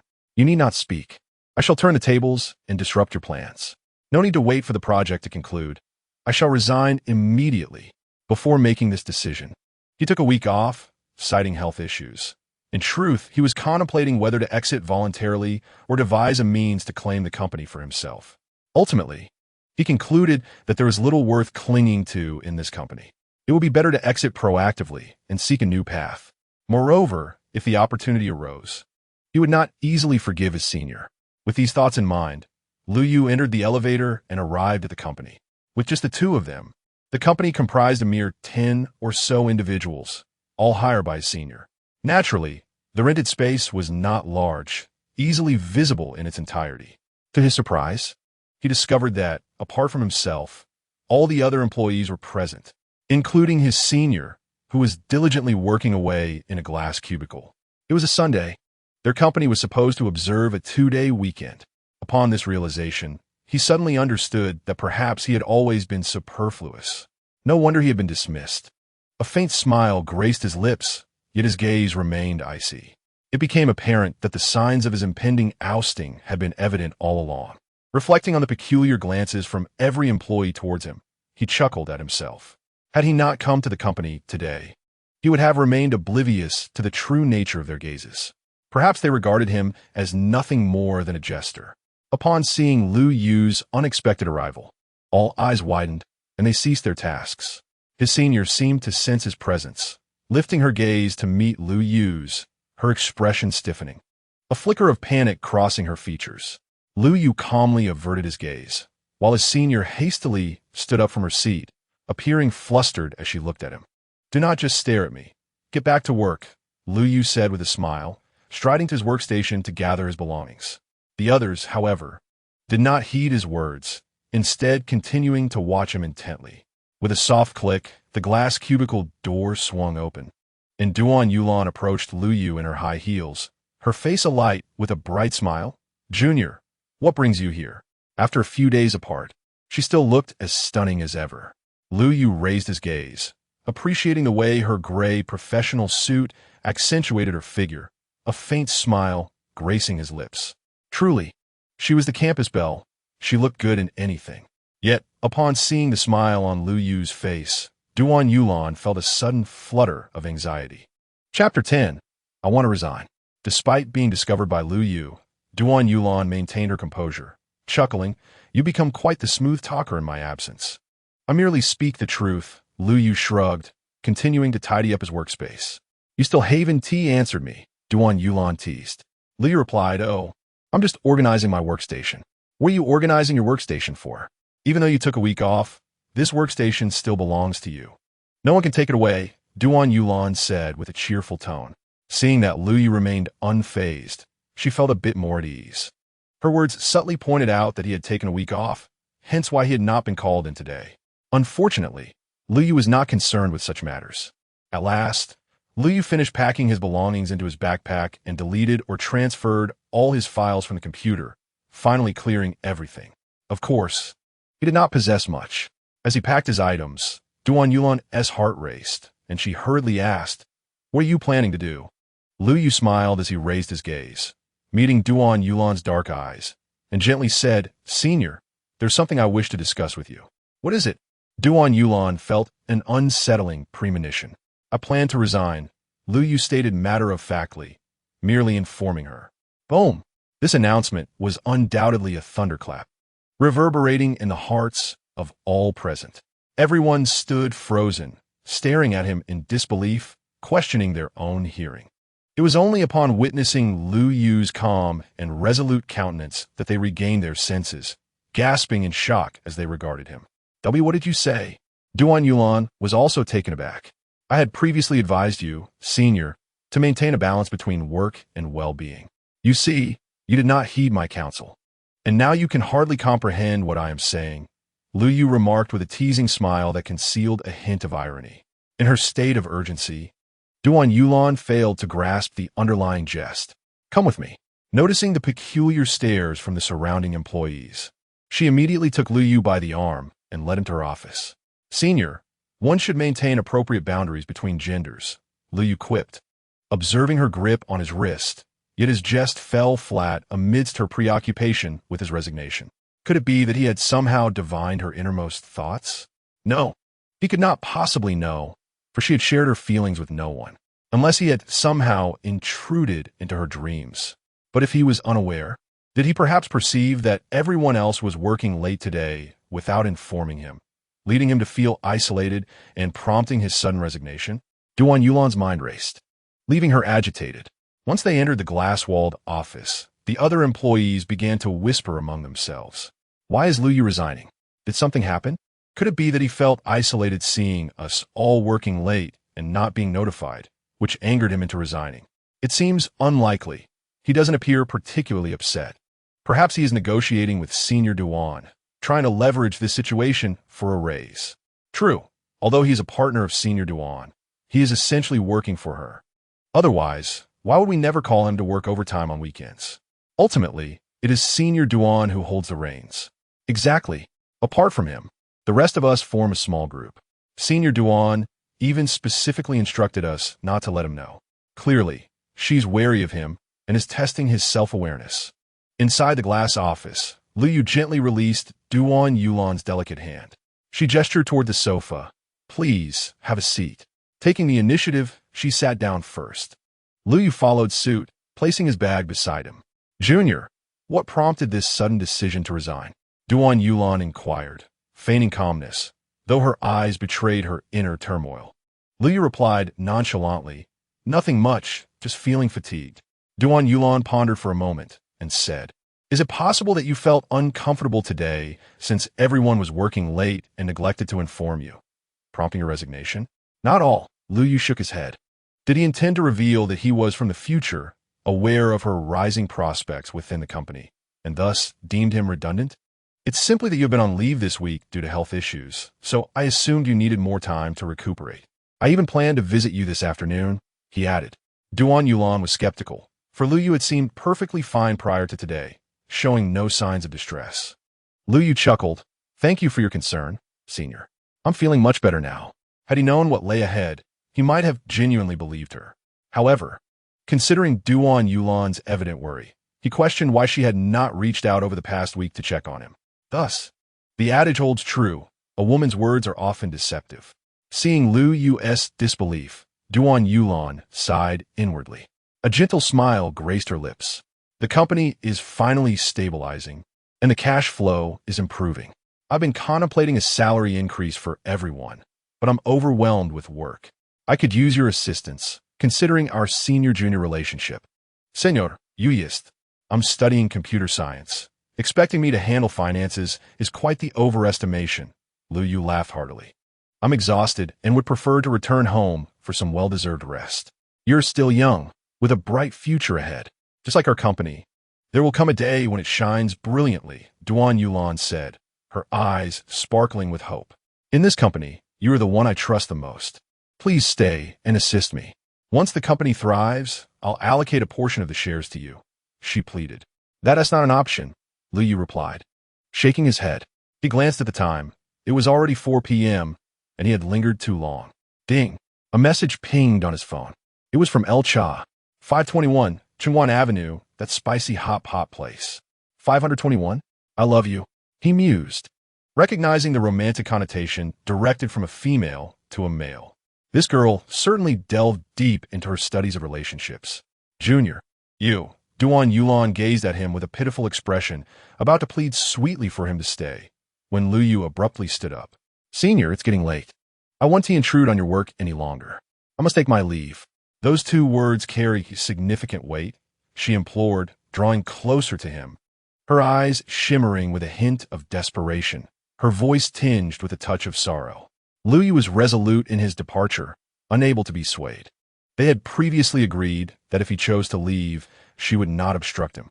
No reconsideration, he stated firmly, striding toward the door without a hint of nostalgia. Goodbye. Chapter 11. The Clown. Watching Lu Yu's indifferent retreat, Duan Yulan bit her lip, her eyes reflecting a sense of loss. For reasons unknown, her heart ached subtly. Oh, right, Senior. The portion of the project I was responsible for is complete and stored on my computer. The others are aware of my work, so they can assist with any questions. I want to be involved in the overall project strategy, as you can proceed based on the actual circumstances. As he pushed open the door and was about to step out of the office, he suddenly paused. By the way, he added before stepping outside, "Hey, Lu Yu, are you really just leaving like that?" Suddenly, a young employee stepped forward, blocking his path. What else should I do? Lu Yu raised an eyebrow, eyeing the young man. In his recollection, this young man was Guan Zhihao, a trusted aide of Duan Yulan. It was precisely due to his provocation that Duan Yulan had seized the opportunity to expel him from the company. Didn't the HR department inform you that you must give a month's notice before resigning? Even if they didn't, the contract explicitly states that a month's notice is required for resignation. Guan Zhihao stood tall, looking down at Lu Yu with a smirk. His gaze inadvertently flickered towards Duan Yulan, who had just stepped through the doorway. Huh, what concern is it of yours? Lu Yu scoffed, pushing him aside with a dismissive hand, ready to take his leave. How dare you lay a hand on me? Guan Zhihao, incensed by Lu Yu's seemingly insulting gesture, raised his hand to strike back. After all, in front of so many witnesses, to not retaliate would be to lose face. Yet, how could he possibly match the prowess of a martial artist like Lu Yu? With a swift motion, Lu Yu preempted him and landed a sharp slap across Guan Zhihao's face, sending him spinning on the spot, his eyes swirling as he struggled to remain upright. With a resounding thud, he fell backward, colliding with a table that sent water jugs and coffee flying, drenching him and eliciting a painful cry as the hot liquid scalded his skin. Such a clown, Lu Yu remarked with derision, striding towards the exit. As he passed his desk, he suddenly halted and turned to face Guan Zhihao. At that moment, a vivid red handprint marred Guan's cheek, the swelling testament to the impact. Meeting Lu Yu's piercing black gaze, he involuntarily recoiled, trembling with fear. To answer your two inquiries, firstly, when I arrived, there was no human resources, just myself and manager Duan. For a time, I even took on the role of HR myself. Secondly, I never signed a contract. My position hinges solely on my rapport with manager Duan. She has stated that I am free to leave at any time without any constraints. I have addressed your questions. Should you ever dare to confront me again, do not blame me for striking you. As he delivered the final words, Lu Yu's demeanor shifted from calm to fierce, pointing a finger at Guan Zhihao, who trembled in response. I'm leaving now, goodbye. Lu Yu turned on his heel, waving dismissively without a moment's hesitation. The onlookers were left in stunned silence, unable to react until Lu Yu's figure vanished from their sight. The first to regain her composure was Duan Yulan. She gazed in the direction Lu Yu had departed, biting her lip, her beautiful eyes misty as if shrouded in a veil of emotion. A deep sigh escaped her lips, leaving her heart a tumult of feelings, reluctance, regret, disbelief, all mingled with a faint sting of pain. Take Zhihao to the hospital. I will cover the medical expenses. With that, she weakly closed the door behind her. With a swift motion, she drew the curtains, shielding the room from prying eyes, isolating herself from the world. She was exhausted. What to wear? Lu Cha pondered before the mirror, trying on various outfits. The bed nearby was strewn with the clothes she had experimented with, while her wardrobe remained ajar, filled with many more options yet to be tried. A sultry miniskirt, an innocent long dress, or perhaps an adorable JK uniform. She furrowed her brows, feeling as though she faced a conundrum of epic proportions. Why have you been in here for so long? At that moment, Song Baimei entered the room, but upon seeing Lu Cha trying on clothes, she paused. Mom, could you please knock before entering? Do I have no privacy left? Lu Cha quickly concealed the short skirt behind her back, her fair cheeks flushing with indignation as she glared at her mother. You didn't close the door, Song Baimei remarked, glancing at the mountain of clothes on the bed with a knowing smile. Who are you dressing up for? Is it your little beau? Mom, could you not say things like that? Lu Cha pouted, her eyes sparkling with defiance. Can I just go out and have fun with my friends? Doesn't seem that way, Song Baimei mused, recalling how Lu Cha had been a bit absent-minded while enjoying her favorite pumpkin and red date porridge earlier that day. A telltale sign of infatuation. Mom, what are you talking about? You're so annoying. I'm not discussing this with you. Please leave. Lu Cha, flustered, tossed the short skirt onto the bed and gently pushed her mother out of the room. Your mother doesn't oppose you finding a boyfriend. I merely wish to know when you might bring him home to meet your parents. Given her age and life experiences, she understood that her daughter might indeed have someone special in her heart, and she felt no resistance. After all, her youngest daughter had never had a significant other, apart from her childhood friend. Meanwhile, her eldest daughter, Lu Cha's sister, remained single as well. Both she and her husband were acutely aware of this and felt a sense of urgency. I know. Lu Cha slammed the bedroom door shut. This little girl at 26 ought to find a boyfriend.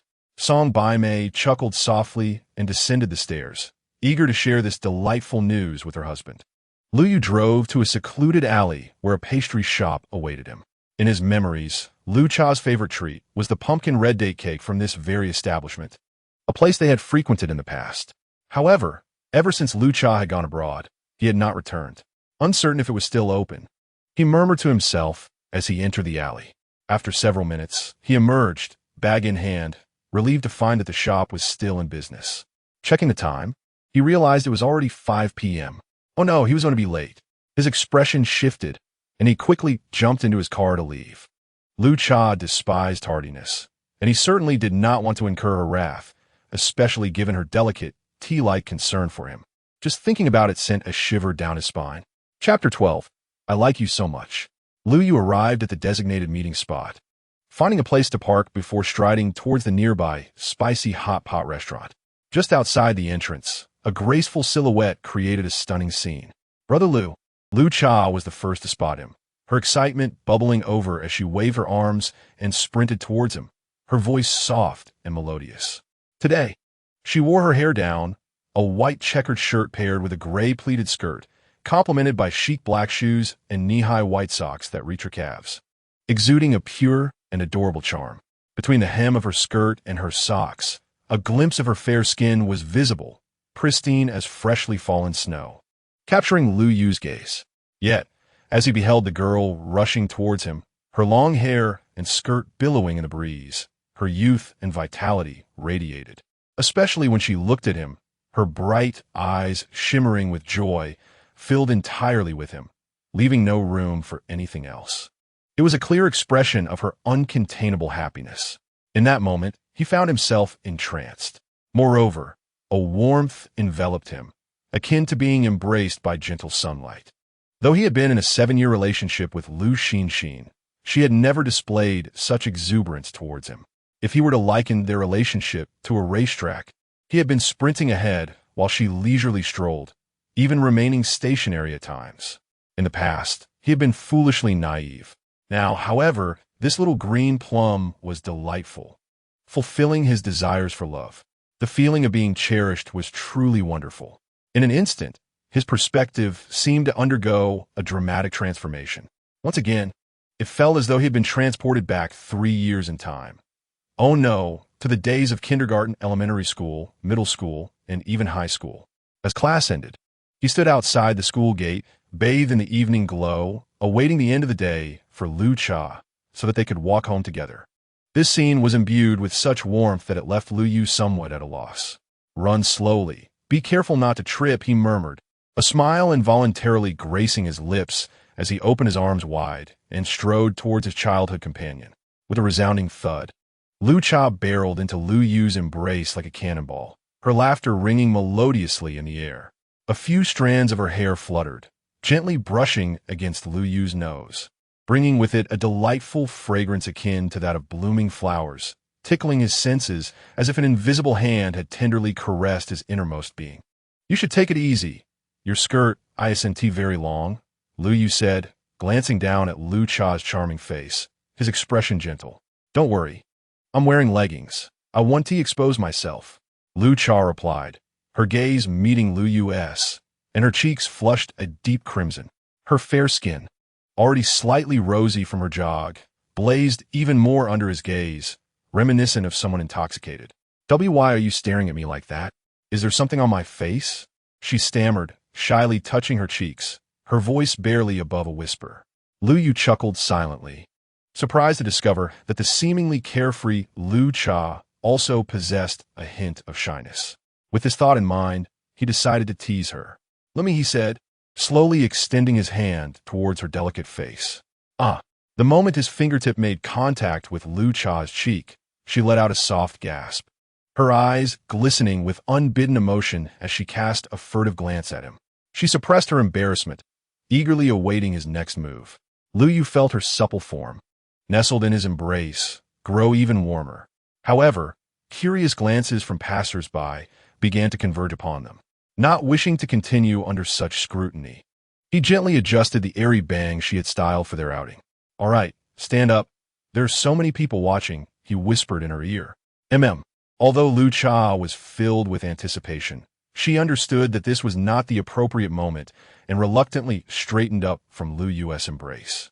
What is that? She suddenly noticed the familiar bag in his hand. Guess, Lu Yu replied, grinning as he waved the bag before her eyes. A spark of realization flashed across Lu Cha's face. Is it from that pastry shop? Correct. Lu Yu opened the bag to reveal 6 neatly arranged palm-sized cakes, all of Lu Cha's favorite pumpkin and red date flavors. Wow, that is wonderful. I really like you, Lu Cha exclaimed joyfully, throwing her arms around Lu Yu's neck. Cough, cough, let go, let go. Lu Yu spluttered, nearly choking from her affectionate grip. I'm sorry, I didn't mean to. Lu Cha quickly released him, her face filled with guilt as she noticed the flush creeping up Lu Yu's cheeks. She gently stroked his neck, leaning in closer, her soft lips wafting a sweet scent as she cooed like a child. I'll blow on it. It will feel better soon. Seeing her anxious yet tender demeanor, a warm current flowed through Lu Yu's heart, and his gaze softened further. Ah, how delightful it is to have a childhood sweetheart like her, so affectionate, understanding, and caring. Lu Cha, being significantly shorter than Lu Yu, stood on her tiptoes, making them almost level in height. From an outsider's perspective, they appeared remarkably well-matched. All right then, Lu Cha said after half a minute, looking at her own handiwork on Lu Yu's flushed neck. It's all better now. Lu Yu smiled, ruffling her hair affectionately, causing her to close her eyes in enjoyment. The evening in Xinjiang during March carried a hint of coolness. Although the sky had yet to darken, the surrounding shops began to illuminate with vibrant neon lights, casting a kaleidoscope of colors. Are you hungry? Lu Cha tilted her head slightly, gazing up at Lu Yu, her eyes bright with a barely discernible hint of anticipation.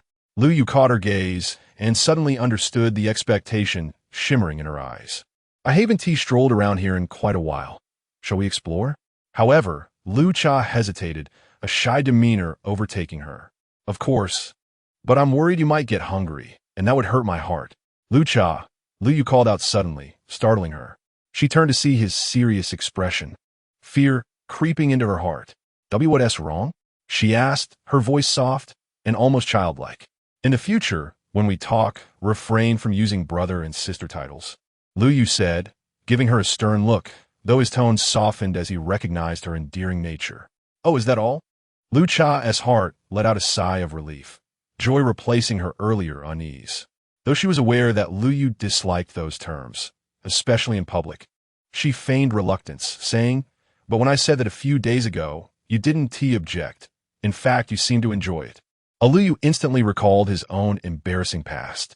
Chapter 13. The trilogy of hand-holding, shoulder-hugging, and face-pinching. He attempted to suppress the influence of that history. Lu Yu frowned, letting out a huff. Lu Cha reluctantly replied, all right then, I can promise not to say it in public. Does that work?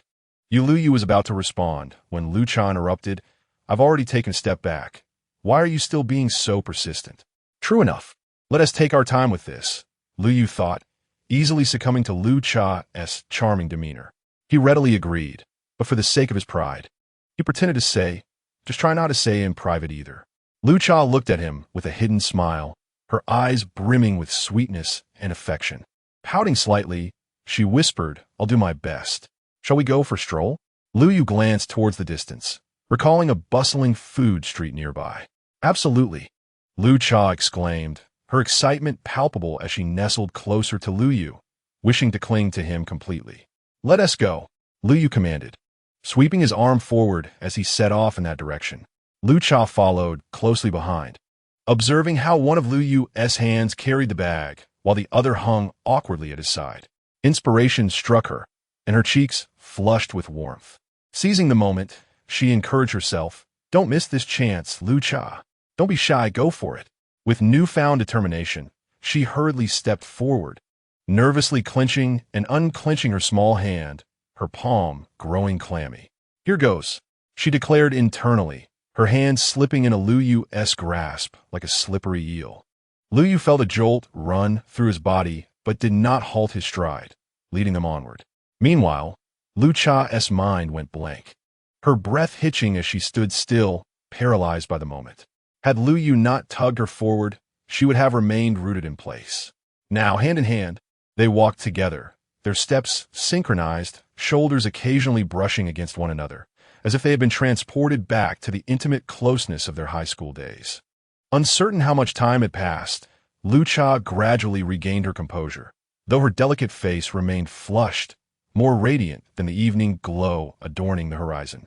As she pretended to arrange her hair, she discreetly cast a sidelong glance at Lu Yu. He appeared utterly calm. She resolved to maintain her own poise, refusing to yield to him. Yet now, with both of Lu Yu's hands occupied, he seemed notably more balanced. She felt a sense of satisfaction with her own actions. Indeed, she was quite remarkable. The twilight hues in the sky gradually faded like a retreating tide, while the neon colors of the world around them grew ever more resplendent.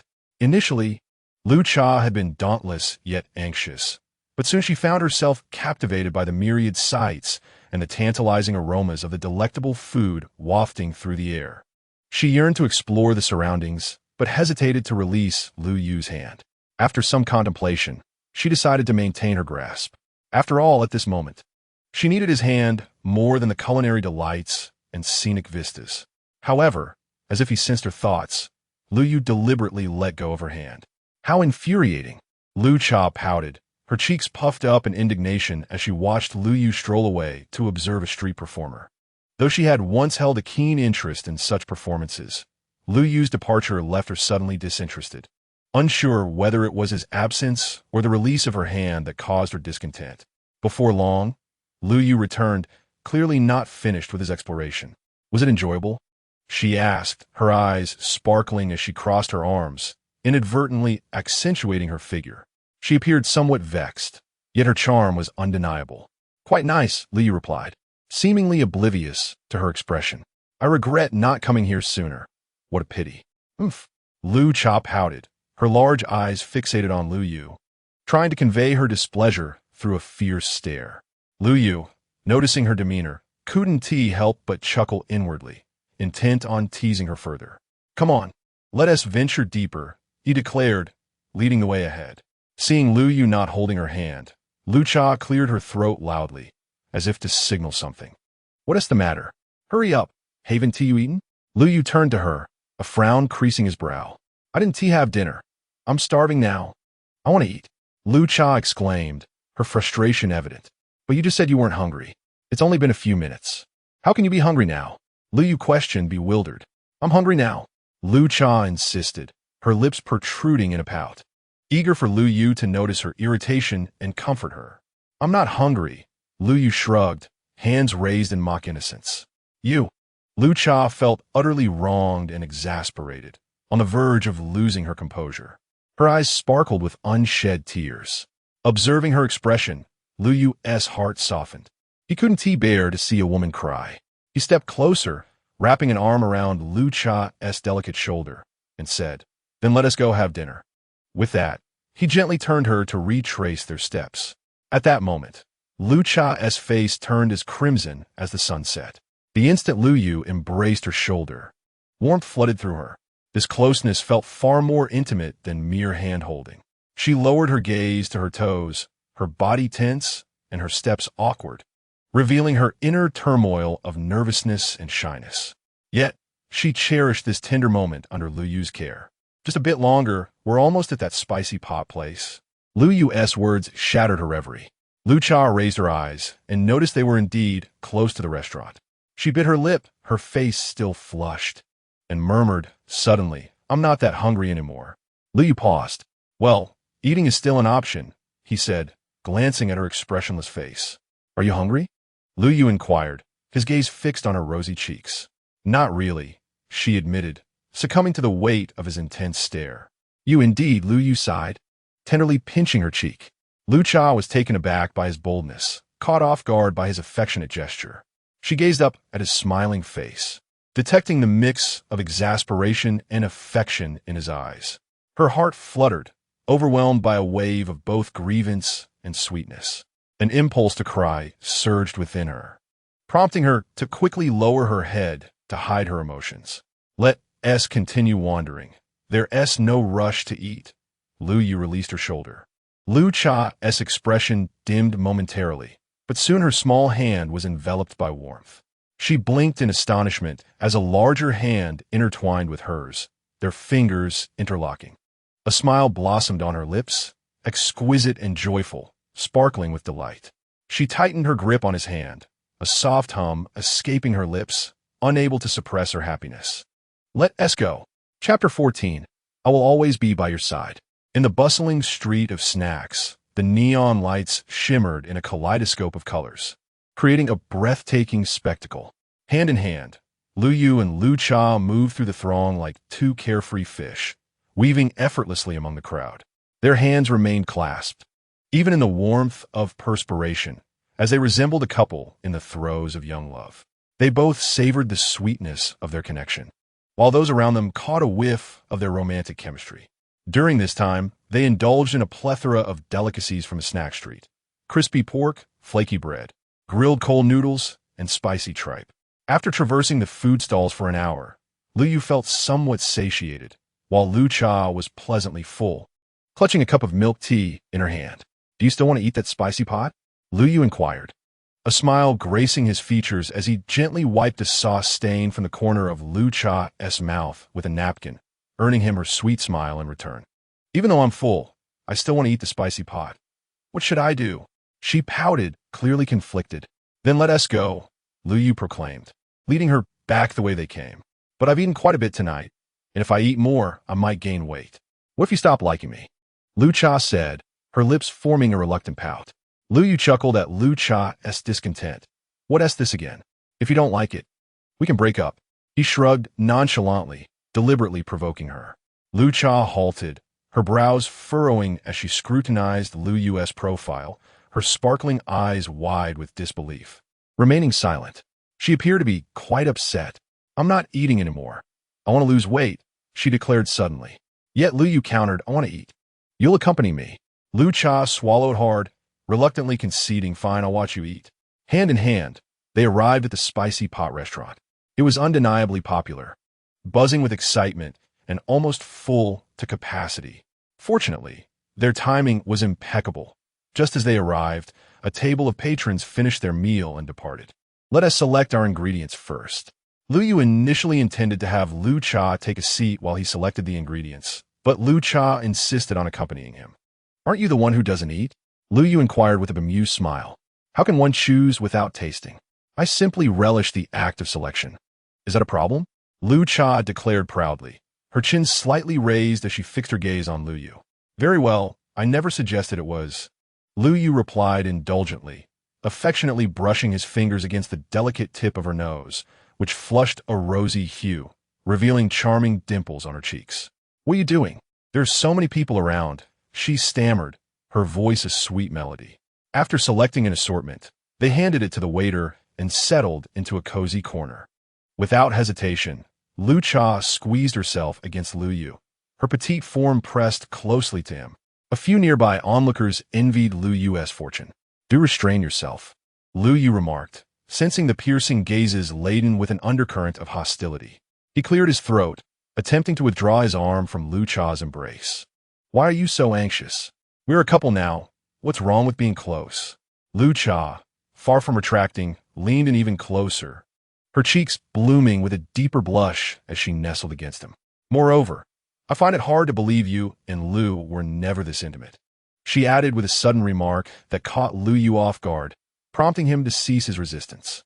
With a gentle bite of her rosy lips, Lu Cha glanced up at Lu Yu, then wrapped her arms tightly around him, softly murmuring, "I'm sorry for upsetting you again. I shouldn't have mentioned her." "You haven't angered me," Lu Yu replied as he withdrew his arm, causing Lu Cha's heart to flutter momentarily, only to brighten again when she felt his arm drape over her shoulder. "I promise I won't mention her again," she vowed, raising her hand in a solemn gesture. "It's all right to bring her up. A breakup is a breakup," Lu Yu stated calmly. "Is there any chance of reconciliation?" Lu Cha inquired, her lips pursed in contemplation. "No," Lu Yu asserted firmly. Hearing this resolute tone, Lu Cha's smile widened, and in a voice barely above a whisper, she declared, "I will always be by your side, regardless of anything else."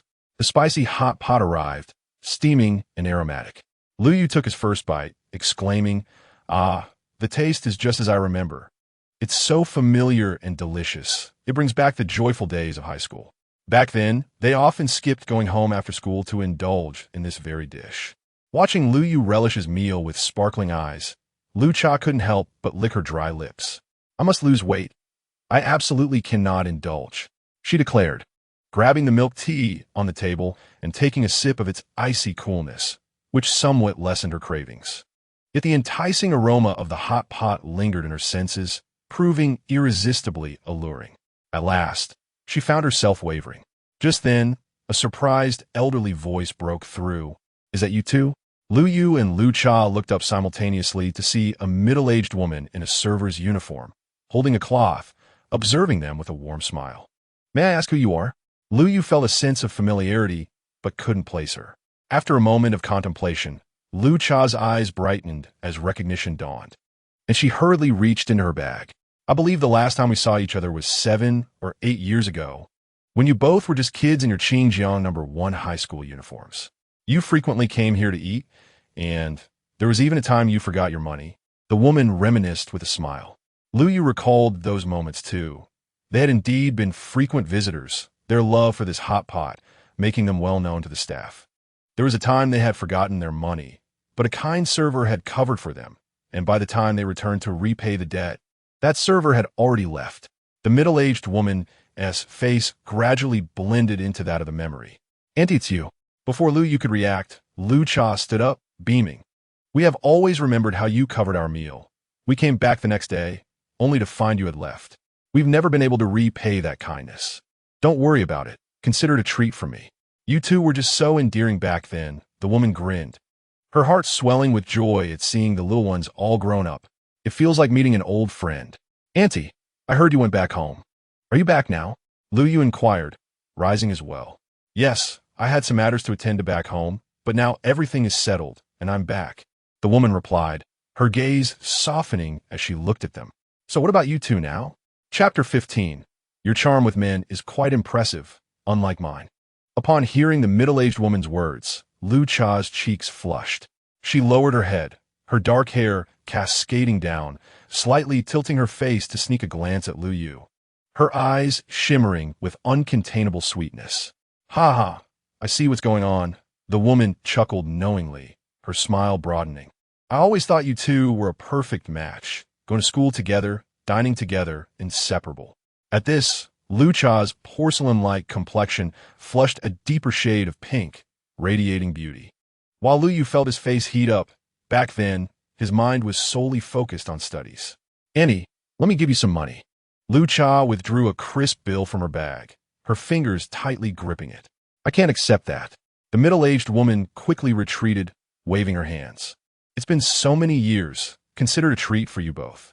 "Come on, it's only fair," Lu Cha insisted, pushing the money into the woman's hands. But the woman remained resolute, tossing the bill back as she turned to leave. "It's just a meal. Don't take it to heart. Besides, you two are the same age as my daughter. Seeing you is like seeing her. What's wrong with treating you to a meal?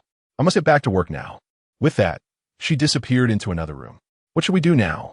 Lu Cha looked up at Lu Yu, a wry smile on her face. "Let it go. We can always repay her later," Lu Yu suggested thoughtfully as he took a seat. "All right then," Lu Cha replied, settling beside him, resting her head gently on his shoulder. her fragrant hair brushing against his nose. Lu Yu inhaled deeply, the mingling scents of Lu Cha's hair and the hot pot creating a curious blend. Next came Lu Yu's moment of indulgence and Lu Cha's trial. She watched him eat, beads of sweat forming on his brow, her gaze fixating on the movement of his Adam's apple. Just a little bite, she thought.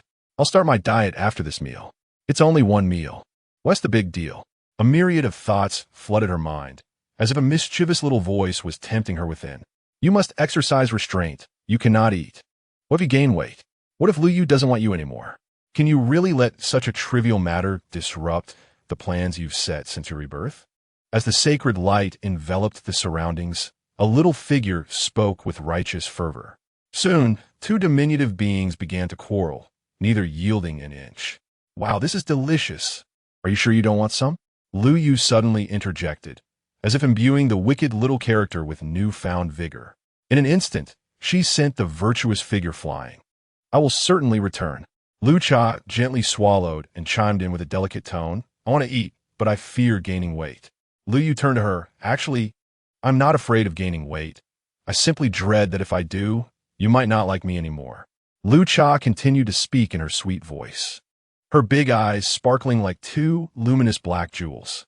Lu Yu could hardly endure Lu Cha's coy demeanor and swiftly waved his hand. Rest assured, even if you gain weight, I will still like you. Really? Lu Cha looked at Lu Yu with delight. Indeed, Lu Yu nodded. You're not deceiving me, are you? Lu Cha asked, her voice tinged with concern. I would never deceive you, Lu Yu assured her, handing her the chopsticks. Hurry and eat. It will be less enjoyable when it cools down. Well then, I shall trust my brother for now, hoping he doesn't deceive his sister, Lu Cha replied with a soft, endearing tone, reluctantly picking up the chopsticks to begin eating. Lu Yu shook his head in exasperation. Lu Cha truly lived up to her name. He had heard her swallow several times, clearly eager to eat all along, yet she had maintained an air of restraint. However, as he observed Lu Cha taking small bites, though it was a delightful sight, he found it somewhat peculiar. In his memory, Lu Cha would never eat so elegantly, behaving like a refined lady. Yet, recalling her playful personality, Lu Yu understood. It was all an act. Initially, he thought Lu Cha would persist in her charade until the meal concluded. However, when he turned his gaze elsewhere, she cast aside her genteel manner and indulged in her own uninhibited style of eating. As Lu Yu glanced down at her, she instantly reverted to her refined demeanor, taking dainty bites and savoring each morsel, showcasing a delightful display. She believed her antics were well concealed. Yet Lu Yu observed everything with amusement, feeling increasingly at ease. Lu Cha remained the same little childhood sweetheart he remembered from 3 years ago, unchanged in the slightest. Half an hour later, Lu Yu and Lu Cha emerged from the establishment, both thoroughly satisfied. They felt the cool evening breeze caress their cheeks, an indescribable sense of comfort enveloping them. Standing on the street, they instinctively tilted their heads slightly upwards, closing their eyes to relish the gentle touch of the evening wind. It's still early. Shall we wander a bit more? Lu Cha suggested. Certainly, Lu Yu replied, opening his eyes to check the time before responding with a smile. Neither had yet taken each other's hand, just as Lu Cha prepared to slip her small hand into Lu Yu's larger one. A voice of surprise rang out from a distance. Lu Yu, what are you doing here? Why shouldn't I be here? Lu Yu turned to see a frown forming on his brow. It was none other than Lu Xin. Almost simultaneously, Lu Cha spotted her, her body tensing as her eyes sharpened, akin to a rival facing an adversary. Who is she? Lu Xin exclaimed, her expression a mix of surprise and dismay. But upon noticing the graceful Lu Cha beside Lu Yu, her brows furrowed deeply. What business is it of yours? Lu Yu retorted coldly. What did you say? Lu Xin's face displayed incredulity, her eyes brimming with unshed tears. It dawned on her that Lu Yu was genuinely upset. A sharp pang of pain twisted in her heart, particularly upon seeing the girl standing beside Lu Yu. They appeared as if made for each other, stirring a deep, unspoken bitterness within her. Xin, what's wrong? At that moment, Zhuo Shuai approached from the side, holding 2 ice cream cones. Seeing Lu Xin on the verge of tears, he grew anxious. It's you. Have you been following us? Zhuo Shuai, upon spotting Lu Yu, blurted out without thinking. Fool, was all Lu Yu replied indifferently. Zhuo Shuai's face flushed crimson. With that, Lu Yu turned to leave, unwilling to glance back, lest he tarnish his own vision. Lu Yu, wait. Lu Xinxin, tears glistening in her eyes, called out in urgency. Lu Cha stepped forward, blocking Lu Xinxin's path to pursue Lu Yu, wearing a smile filled with mockery, her voice laced with a teasing tone. Your charm is remarkable. You can easily find a man to accompany you, unlike me, who can only rely on my childhood friend. I feel so defeated. Lu Xinxin stood frozen, caught off guard. Chapter 16. Encountering Lu Xinxin. Lu Cha's display of power. After Lu Cha's remark, witnessing Lu Xinxin's dazed expression filled her with satisfaction. She turned cheerfully, jogging to catch up with Lu Yu, wrapping her arms around his and casting a triumphant glance back at Lu Xinxin. Lu Xinxin's face turned pale, clutching her chest in pain. It hurt, a piercing ache that felt unbearable. How could this be? How could Lu Yu disregard their years of affection and turn to another girl? What did she mean to him? What was the nature of their bond? Lu Xinxin gasped for breath, tears streaming down her cheeks. Her vision blurred, clouded by tears. She tilted her head back, attempting to stifle the flow of tears, but they cascaded down uncontrollably. Xinxin. Nearby, Zhuo Shuai observed Lu Xinxin, flustered and unsure of how to console her. Lu Yu, what do I mean to you? Why you treat me this way? How can I love you so deeply, yet you can utter the words break up so easily? Lu Xinxin's sobs grew more intense, a torrent of tears that seemed unceasing. She admitted to herself that she loved Lu Yu profoundly, unable to let go, yet now feeling the weight of her insecurities. But she couldn't comprehend why Lu Yu could so easily cast aside their years of relationship. Did he not feel a flicker of longing or hesitation? What was her place in Lu Yu's heart? At that moment, Lu Xinxin clutched her chest, unable to quell the agonizing pain. Who was she? Wiping the tears from her eyes, she turned to gaze in the direction Lu Yu and Lu Cha had departed. Though they were already out of sight, she continued to fixate on the space they once occupied. Zhuo Shuai, relieved to see Lu Xinxin seemingly all right, pondered, that girl looks somewhat familiar. I feel I've seen her before. Suddenly, Lu Xinxin's eyes widened in realization as she recognized Lu Cha. So it's her. An inexplicable sense of relief washed over Lu Xinxin. She was well aware of the childhood bond between Lu Cha and Lu Yu. In the early days of their romance, she had worried that Lu Yu might rekindle feelings for Lu Cha. However, as time passed, she had put those concerns to rest. For Lu Yu had shown no other intentions towards Lu Cha. Until 3 years ago, when Lu Cha went abroad to study, she had gradually forgotten about her. Now, reflecting on it, she figured they shared no significant connection. Lu Cha's affectionate display was merely a performance meant to provoke her. And Lu Yu's lack of resistance surely suggested he harbored similar thoughts. Lu Xinxin reassured herself, her spirits lifting as she continued. So that is how it is. It seems Lu Yu still cares for me.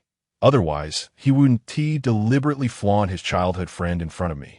His actions yesterday, distributing flyers, must have been a moment of irrationality fueled by anger. He is probably regretting it now, contemplating how to apologize. It is also possible that he is displeased with my attitude while staying at Zhuo Shuai's house, thus deliberately concocting this scheme to capture my attention. Yes, it must be so. A smile graced Lu Xinxin's lips, her pride resurfacing on her countenance. She then murmured to herself, however, what I do with my best friend is none of his concern. He is far too meddlesome. He should simply mind his own business. Truly, he is worrying over trifles. Zhuo Shuai observed Lu Xinxin alternating between tears and laughter, his heart laden with worry, and he could not help but inquire, Xinxin, are you all right? Please don't frighten me.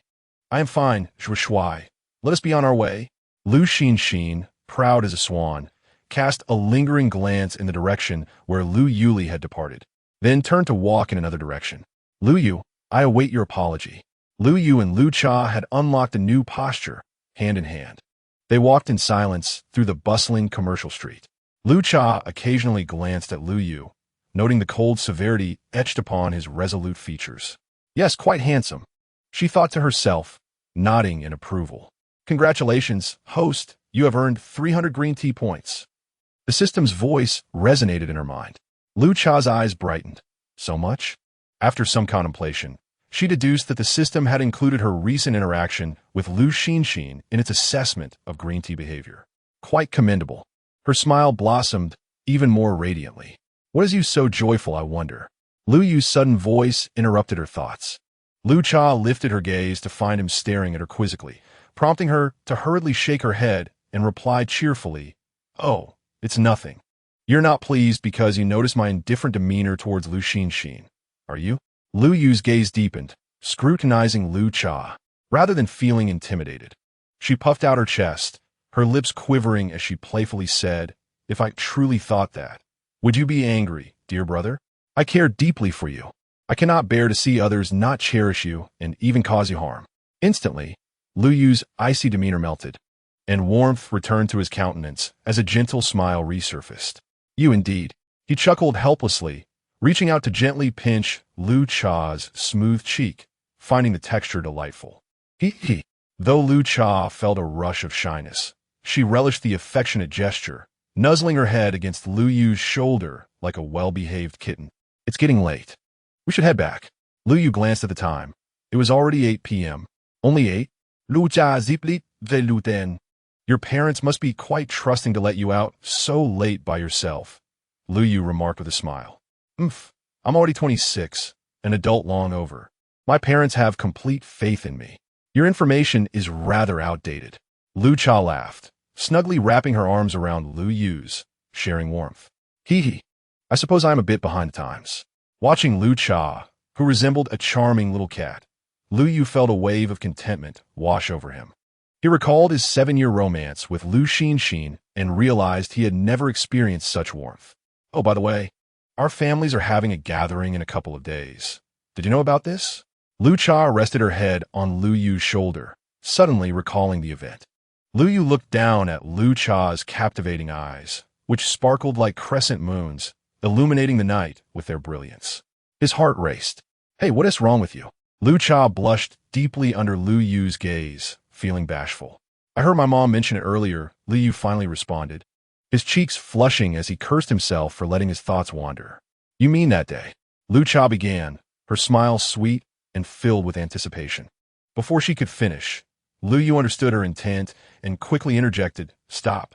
I believe it's best if we keep our matters between us for the time being." Lu Cha's smile faded suddenly. She tilted her head, scrutinizing Lu Yu with a serious gaze, her bright eyes devoid of mirth or light. Chapter 17. Have you considered marrying me, your little affluent lady? The evening breeze was gentle. Lu Yu lowered his gaze to Lu Cha's beautiful eyes, and without hesitation, he confessed, "I haven't told my parents that Lu Xinxin and I have broken up yet." Lu Cha pouted, her voice a blend of sulkiness and charm as she asked, "When do you plan to inform them?" "Tonight," Lu Yu said, licking his lips, a smile creeping onto his face. Hee. A sudden radiant smile illuminated Lu Cha's fair and pristine face, her starry eyes sparkling once more like a crescent moon, pure and beautiful, momentarily brightening the night and captivating Lu Yu. "There are no buses running this late. Will you take me home?" Lu Cha linked her arm with Lu Yu's, humming an unknown tune, her hair dancing in the breeze, her lively figure adorned in a pleated skirt, her long, fair legs glistening as she skipped lightly, causing her skirt to sway gently. Lu Yu shot her a sidelong glance. "Did you not drive again this time?" Lu Cha's cheeks flushed crimson as she replied, "I truly did not drive. You can search me if you wish." With that, she puffed out her chest, straightened her slender waist, and stood with her legs crossed. "Shall I truly search you?" Lu Yu grinned mischievously, his hand inching toward Lu Cha. "Go ahead if I resist. I'm no longer Lu Cha," she declared, her face burning as she saw Lu Yu's intent. Yet, she stood still, eyes closed, trying to conceal her embarrassment. Seeing Lu Cha's face redden to the point of almost dripping blood, Lu Yu redirected his hand, gently fixing her hair, and chuckled, "I trust you." "Huh?" Lu Cha opened her eyes, gazing at Lu Yu's smiling face, feeling instantly flustered and speechless. "Let us go. I'll escort you home." Lu Yu grasped her delicate hand, leading her toward where he had parked. More than half an hour later, Lu Yu parked outside the upscale community where Lu Cha resided. The streets were lined with orange street lamps, and the community was aglow with light, greenery flourishing abundantly. As he glanced at the villas dotting the neighborhood, he couldn't help but shake his head, sighing, "People can be so envious. Once we are married, you too can reside in such a grand villa." Lu Cha quickly seized upon Lu Yu's sentiment, casting him a flirtatious glance and cheerfully suggesting, "So, what do you think? Would you consider marrying me? Your little affluent lady? I dare. Do you dare?" Lu Yu shot a glare at Lu Cha in the passenger seat. "If you dare, I will," Lu Cha retorted defiantly, her exquisite legs beneath her pleated skirt shimmering like porcelain, drawing Lu Yu's gaze. "Perhaps not. Your parents would surely devour me." The mere thought of Lu Cha's parents made Lu Yu falter. "You back down? You're scared." Lu Cha teased, "If you utter a kind word today, I will dare to sneak my household registration book out tomorrow." Observing Lu Cha's triumphant demeanor, Lu Yu could only begrudgingly swallow his pride. "Hee, Lu Cha be met," her eyes sparkling like a brilliant crescent moon as she turned to Lu Yu. "Get out of the car." Unable to bear Lu Cha's smug expression, Lu Yu pointed his chin toward the outside. "I want to spend a little more time with you. Brother, please don't rush me away." Elsha, oblivious to the ailment that had befallen her, began to adopt a teasing tone once more. Her eyes sparkled with a glistening sheen reminiscent of a tranquil autumn lake, with ripples dancing upon its surface. Lu Yu, upon hearing her dulcet tones, felt an impending headache. Yet, when he turned to see El Cha seated sideways in the passenger seat, gazing at him with shimmering eyes, her flawless skin radiating a dewy pink hue, and her long black hair cascading loosely, he felt a jolt in his heart. Particularly striking was the way the seatbelt accentuated her graceful figure. Unconsciously, he leaned closer to her. El Cha seemed to anticipate the ensuing moment, tightly clutching her small hands and closing her eyes in a state of nervous anticipation. Lu Yu silently unbuckled his seatbelt, shifting his body closer to her cheek. He could discern the almost imperceptible fuzz on her face, not to mention the intoxicating fragrance of her presence that enveloped his senses. Just as his lips were about to graze hers, a blinding light suddenly illuminated from behind. Startled, he instinctively shut his eyes and, feeling a twinge of guilt, plopped back into his seat. El Cha's face flushed crimson in an instant. She straightened her posture, her watery eyes fixed straight ahead, avoiding any diversion. Only the rosy hue of her cheeks and the blush creeping to her ears betrayed her inner turmoil. A car horn blared from behind, piercing the stillness of the night.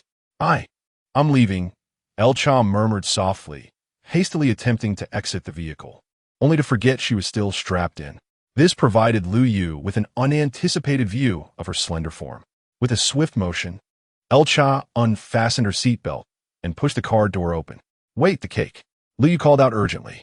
"Oh," she, still looking down with a face crimson enough to draw blood, turned to grab the cake bag before stepping out. Observing El Cha's hurried retreat, a radiant smile graced Lu Yu's lips. The car horn sounded again, jarring in the stillness of the night. Even a security guard couldn't resist peeking out, curious about which ill-mannered driver dared to disrupt the tranquility of this upscale community. Without lingering, Lu Yu turned the car around and drove away in another direction. Under the orange glow of the street lamps, El Cha stood poised, watching Lu Yu disappear into the distance, her hands clutching the bag in front of her. The evening breeze tousled her hair and skirt, radiating an air of serene elegance. A gentle smile graced her lips, revealing delicate dimples as she prepared to turn and enter the community. At that moment, El Cha, a melodious, magnetic female voice resonated through the night. "Sister?" El Cha turned to see a sleek black car approaching. The window rolled down to reveal a stunningly exquisite face, her complexion slightly pale. With strikingly defined features, bright, dark eyes, and rimless glasses, she exuded a cool, refined aura. This was El Jun, El Cha's elder sister, a prominent figure at Xinjiang University. Unlike El Cha, who struggled academically, El Jun was a renowned scholar, now a 29-year-old associate professor. In El Cha's family hierarchy, her sister held the top position, followed by their mother. Then El Cha herself, with their father at the bottom, illustrating that even in a capitalist household, knowledge was paramount. It was her sister who had pressed the horn earlier. Had she witnessed anything? El Cha felt a sudden wave of anxiety, reminiscent of a student caught in a romantic rendezvous by their parents. Especially as El Jun's expression bore no trace of a smile, and her gaze held an unspoken pressure. Outside the upscale community, El Cha clasped her hands anxiously. "Get in," El Jun commanded, her demeanor composed as she adjusted her rimless glasses and rolled up the window. As a high achiever, her words were succinct, at least regarding these trivial matters. Oh, in the face of El Jun's formidable presence, El Cha felt like a misbehaving child and obediently entered the vehicle. The horn honked again as El Jun pressed the button, and the security guard opened the gate, saluting respectfully. So, the horn had indeed been pressed by a resident. El Jun drove into the community, while El Cha sat primly in the passenger seat, her eyes trained straight ahead. A faint, sweet aroma wafted from the bag in her hands, quickly permeating the car's interior. "Pumpkin date cake?" El Jun inquired. El Cha replied, suddenly feeling defensive as she tightened her grip on the bag. "I'm hungry. Let me have a bite," El Jun remarked nonchalantly. "Didn't you eat dinner?" El Cha pouted, displaying reluctance. "I was busy writing my paper and forgot to eat," El Jun replied, her tone indifferent. "Workaholic," El Cha muttered under her breath. Hesitantly, she began to open the bag, slowly reaching for a piece. "Sister, focus on driving. Maybe wait until we stop to eat?" El Cha swallowed hard, attempting to smile as she spoke. Just then, she noticed the car slowing down gradually until it came to a halt. El Jun shifted into park, turned her head slightly, and fixed her cold gaze upon El Cha, saying nothing. El Cha shivered, forcing a strained smile. "Sister, take your time eating. No rush." She retrieved a piece of cake, about to hand it to El Jun, when she suddenly suggested, "Sister, we're just a couple of steps from home. How about we head back, so Mom can prepare something delicious for you?" El Jun's brows furrowed slightly. "Here you go." Without hesitation, El Cha handed the cake to her sister, turning her head away as if unable to bear the sight. Unfazed, El Jun accepted the cake, unwrapped it, and began to savor it with evident delight. The sound of her chewing made El Cha's heart bleed. This was the cake Luyu had bought for her, one she hadn't even had the heart to eat herself. How could it be devoured by someone else? She felt a pang of discontent, yet resigned, as this was her sister.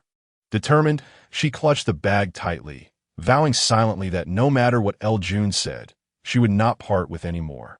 In the dim light, El Jun quickly finished the cake, wiped her mouth, and glanced at El Cha, who appeared protective of her precious possession, yet said nothing further. She set aside the empty packaging and started the car to head home.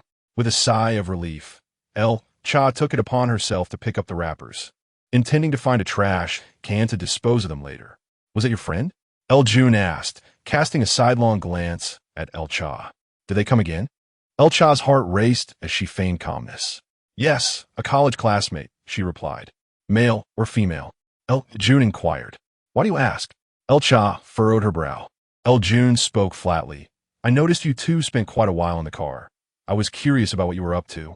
El Cha gasped for breath, then exhaled deeply.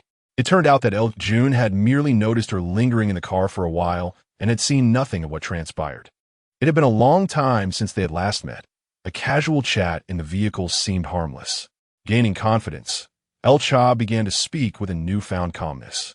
El Jun cast a penetrating glance at El Cha, but said nothing, driving the car into the villa's courtyard.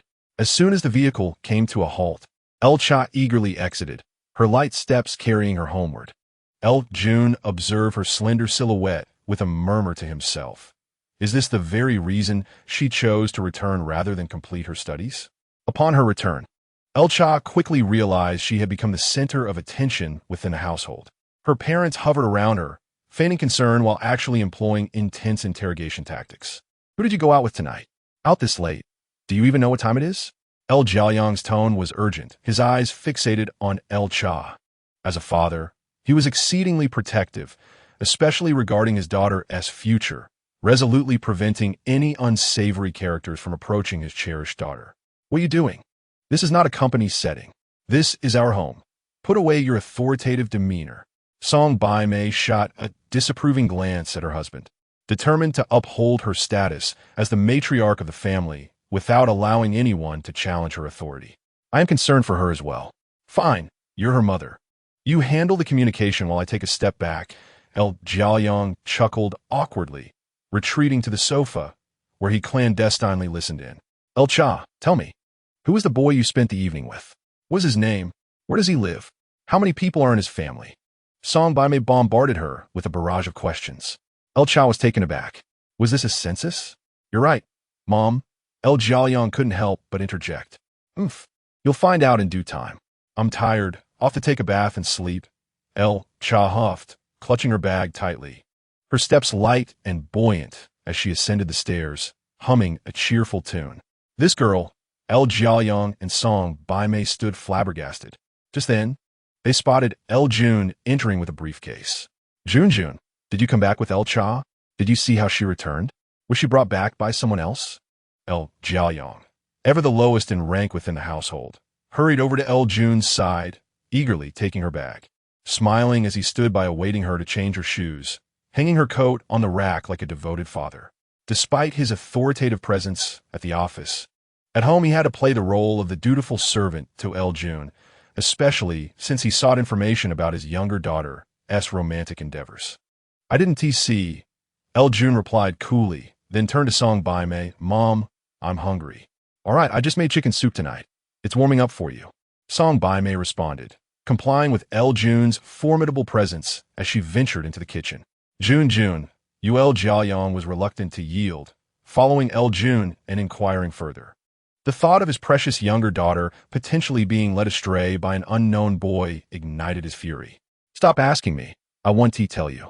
She said you'll find out in due time, El Jun remarked calmly. She then ascended to the second floor, heading to her room to change.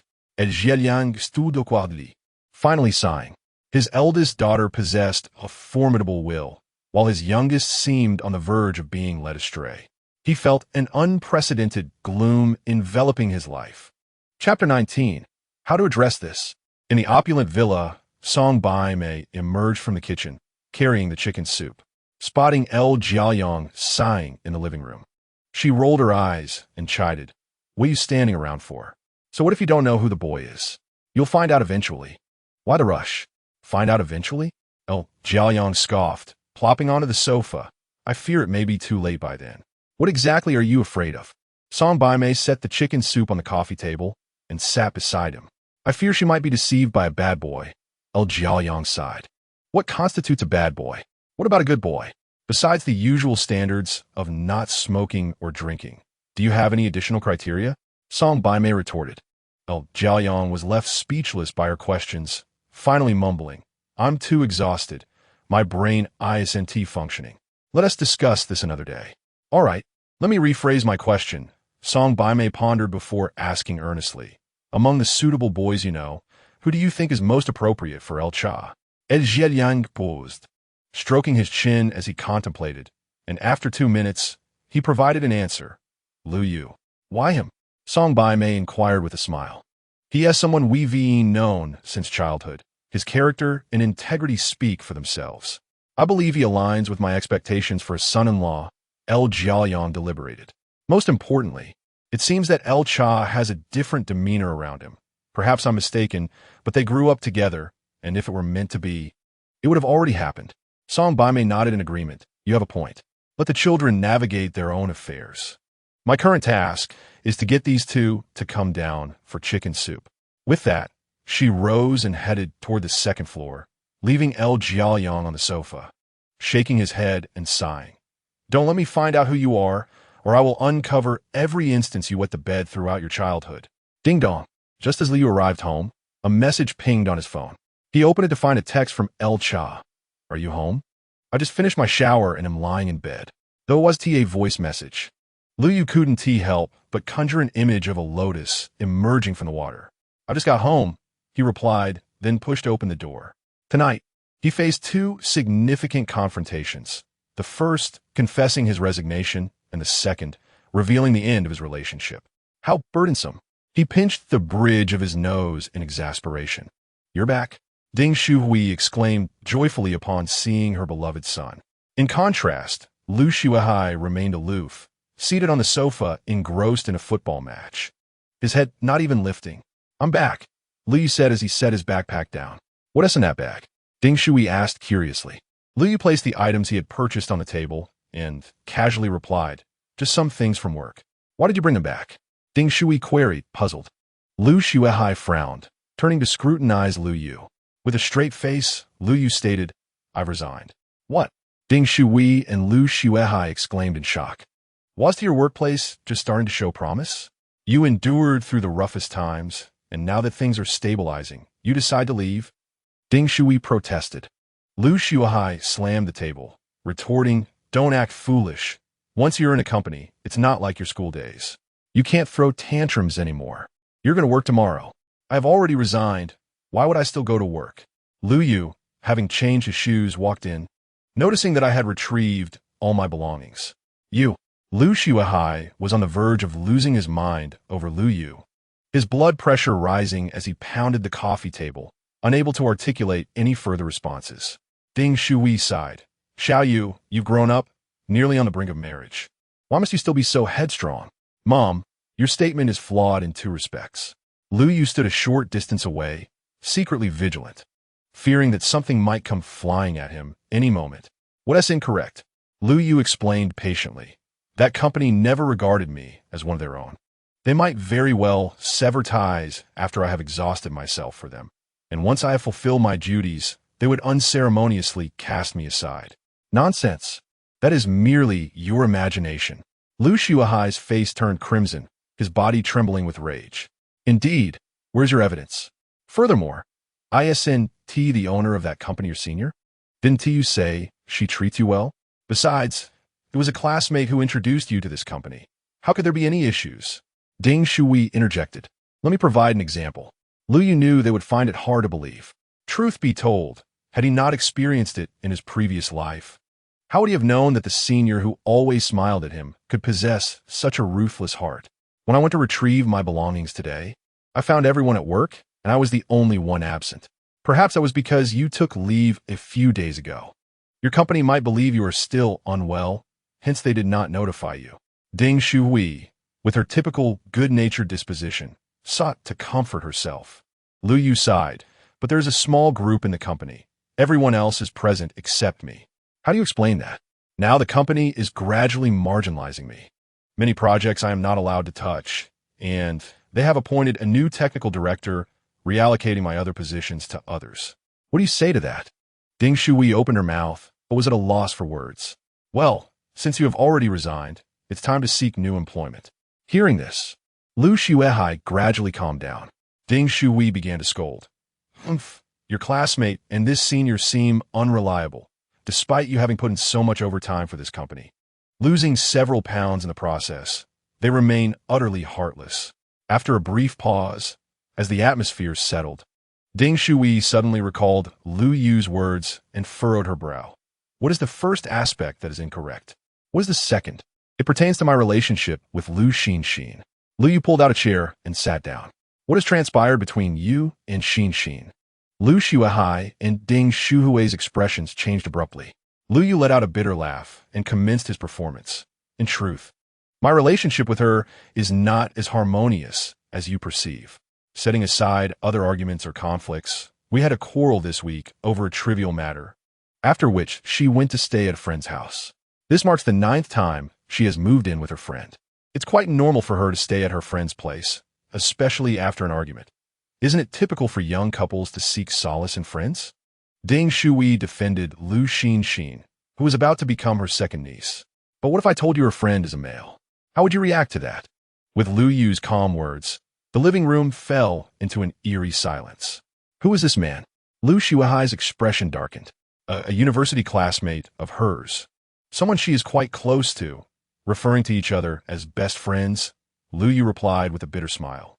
A myriad of emotions, helplessness, anger, and despair was vividly displayed on Lu Yu's face. At that moment, he was akin to an award-winning actor, Lu Xuehai and Ding Shuhui were not old-fashioned. They understood the implications of the term best friends.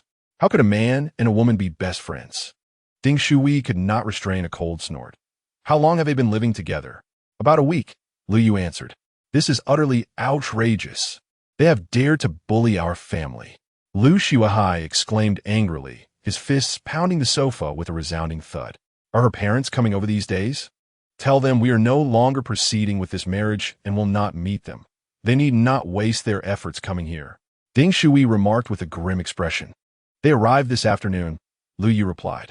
Lu Xuehai coldly retorted, tell them to leave. Even if they come, we shall not meet. And as for Lu Xinxin, do not bring her home. We do not wish to see her now or ever. Why not meet? Are they allowed to provoke my son while we are forbidden from confronting them?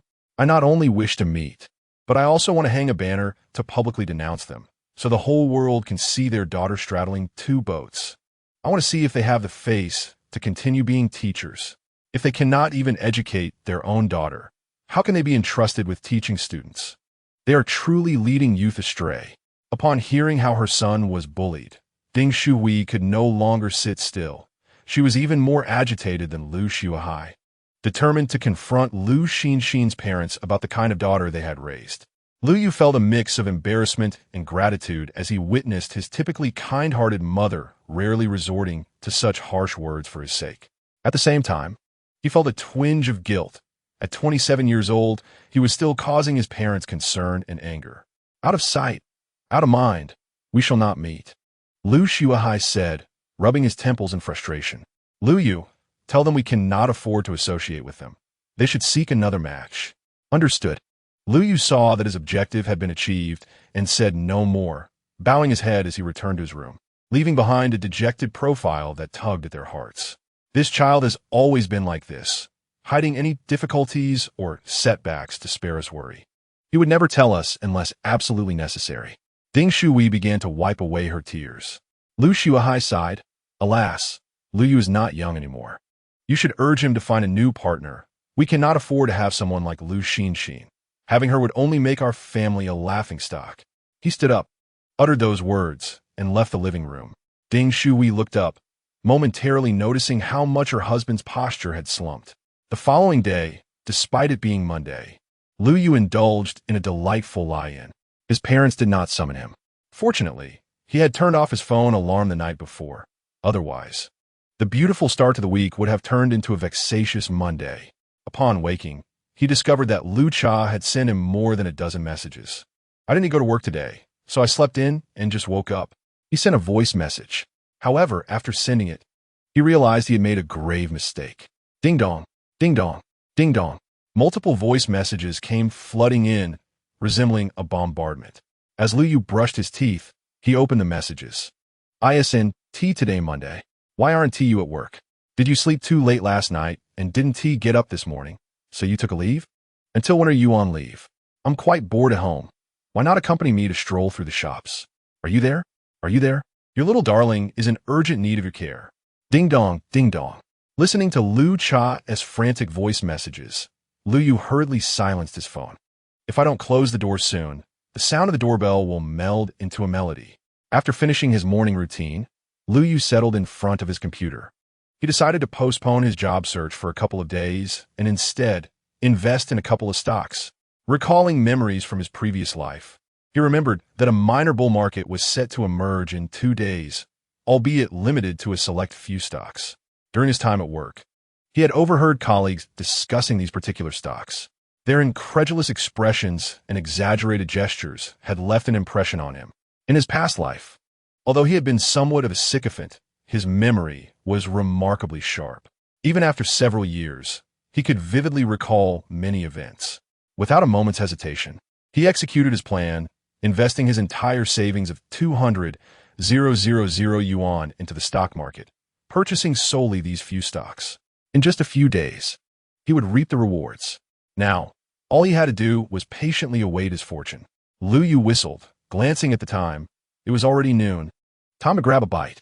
With both his parents dining at their workplace, he was left to fend for himself for lunch. Despite Lu Cha's persistent invitations to go shopping, Lu Yu merely replied with 2 words, another time. He descended the stairs, intent on finding something to eat.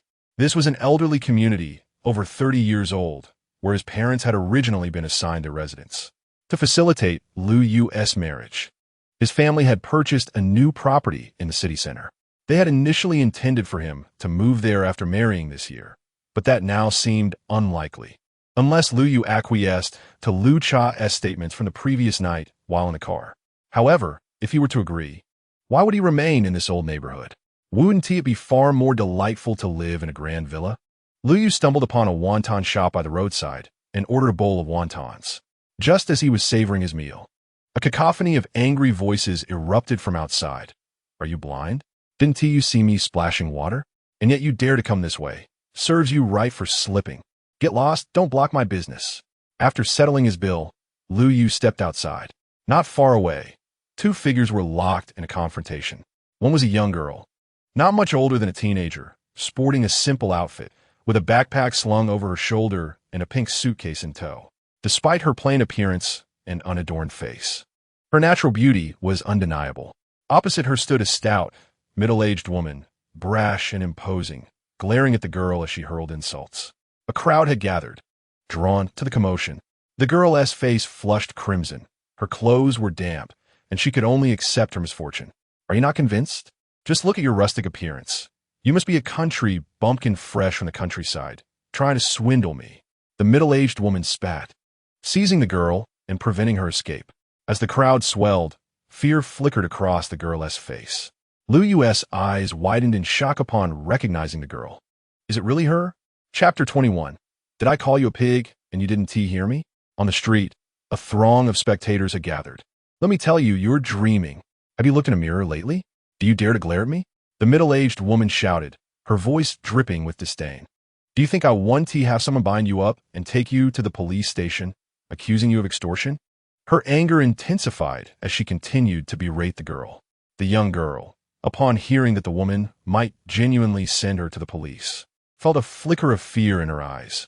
Everyone come look. Here's a clueless country bumpkin who knows nothing yet wants to swindle me. And she is putting on a pathetic act. How disgusting. The middle-aged woman clung to the girl, mockingly shouting to the onlookers as if she were peddling goods. What are you doing? I want to pursue this any further. Will that suffice? Surrounded by a growing crowd, the girl timidly attempted to leave. But the middle-aged woman held her tightly, preventing her escape. Her face flushed, on the verge of tears. Her voice trembled with despair. Ha ha, are you joking? What right do you have to pursue me? Today, I'm holding you accountable. You're a jinx, blocking my customers from entering the shop. You owe me compensation. The middle-aged woman's tirade grew increasingly brazen. She had quickly discerned the girl's naivety. Not only was she entirely oblivious, but she also appeared quite timid, likely unfamiliar with anyone in the area. Thus, she intended to extort compensation from a girl. You, the girl's eyes glistened with unshed tears. Turning to the crowd, she sought help, yet found only indifference as they coldly regarded her plight. A wave of helplessness and sorrow washed over her. Was it true that the people in this big city were as heartless as depicted on television? Two glistening tears streamed down her fair cheeks. Upon recognizing the girl's identity, Lu Yu strode purposefully towards her, initiating life choice. Choice 1. Heroically rescue the girl and escort her home. Reward: 1 million yuan. Choice 2. Turn a blind eye and walk away. Reward: 100 yuan. Suddenly, a voice resonated in his mind. Lu Yu paused. Was there really a need to choose? It was undoubtedly option 1. Moreover, even without the system's reward, he felt compelled to assist this girl. Rustic bumpkin, speak up. The middle-aged woman, enraged by the girl's dazed expression, shoved her forward. Bang! The girl fell backward, her eyes wide with terror. The anticipated sensation of hitting the cold, hard ground never came. Instead, she found herself enveloped in a warm, soft embrace. She gazed up in bewilderment, her vision first capturing a pair of dark, smiling eyes. Next, a chiseled, resolute face came into view. Are you all right? A gentle, magnetic voice reached her ears, enveloping her like a spring breeze. And no, I'm fine, she stammered in response. Soon, her body was steadied as Lu Yu helped her regain her footing. He lifted her suitcase and handed it back to her, stepping forward to shield her with his slender, upright frame. The girl's eyes sparkled with gratitude. "Hey, what are you yelling about, you ugly hag? Just because you have a loud voice doesn't mean the entire street belongs to you." Lu Yu unleashed a verbal assault on the middle-aged woman without holding back. "Do you lack manners?" He retorted. "Just my luck. I lack manners too." "What did you say?" The middle-aged woman fumed. "I called you a pig. Did you not hear me?" "Truly, a pig. So pitifully foolish." Lu Yu replied with a smile. "You've gone too far." The middle-aged woman shrieked, advancing to claw at Lu Yu's face. "I don't strike women, but pigs are fair game," Lu Yu declared, cracking his neck, his piercing gaze fixed on her. With just a glance, the middle-aged woman froze, rooted in place, daunted by his fierce demeanor. "Don't be afraid, my dear. I'm here." A shout erupted from a nearby shop as a frail, middle-aged man burst forth, brandishing a knife. "Brat, it doesn't matter what your relationship is with her. She's blocking my shop's business and owes us compensation, or else she won't be leaving." The man's expression was menacing, the knife glinting ominously in his hand. The onlookers recoiled in fear at the escalating confrontation. "Come at me if you dare." Lu Yu beckoned with a wave of his hand. "Big brother, he has a knife. Don't confront him. I have money here, just give it to him." The girl spoke with a pale face, trembling slightly. "Fear not. I am here," Lu Yu replied, turning to her with a gentle smile. The girl was momentarily captivated by his smile. "You little brat, if you seek death, I shall grant it to you." The middle-aged man, sensing Lu Yu's unwavering demeanor and unwilling to retreat under the watchful eyes of the crowd, decided to intimidate him further, advancing with the kitchen knife in hand. Lu Yu, undeterred, stepped forward with confidence. Bang! Before the man could raise the knife, Lu Yu had closed the distance, delivering a powerful punch straight to the man's chest. "Ouch!" The man cried out in pain, only to be thrown to the ground by Lu Yu's shoulder throw, feeling as though his internal organs had shifted. The knife clattered to the ground. "Husband, are you all right?" The middle-aged woman gasped, rushing forward, but she hesitated upon meeting Lu Yu's fierce and cold gaze. "You can call the police. There are plenty of witnesses here, and there is surveillance nearby. Let us see how you explain that knife." Lu Yu adjusted his clothing and then took the girl by the hand, striding away. The crowd watched their departing figures, their expressions a mixture of complexity. Once Lu Yu and the girl had completely left, the distraught woman rushed to help her husband, who grimaced in pain, his face pale. The onlookers exchanged mocking glances before dispersing. Some remained, curious to see whether the couple would report the incident. Later, they noticed the pair returning to their shop with a knife, and then silence ensued. "Haha, big brother, thank you," the girl said, blinking her clear, expressive eyes at Lu Yu with sincere gratitude. "It was nothing. Don't mention it." Lu Yu waved his hand dismissively, casting a deep glance at her. Observing her pure, unadorned beauty, he could not help but reflect. Compared to her past life of widespread attention, she appeared much more genuine now. "Did you just get off the train?" Lu Yu inquired, noting her disheveled appearance. "Yes, I just got off the train, but I missed my stop and got lost. My phone is dead, so I couldn't reach anyone," the girl replied shyly, biting her lip. "Where do you live? I can give you a ride," Lu Yu suggested, eager to foster a closer connection. "No need. I can just take the bus back." She quickly waved her hands, her cheeks flushed, unable to meet his gaze. "Will you wait here, or will you come back with me to drive?" Lu Yu insisted, not giving her a chance to refuse. "I'll wait here, I suppose." Seeing Lu Yu's determination to accompany her, the girl glanced at the bustling crowd around them, her heart still wary of him.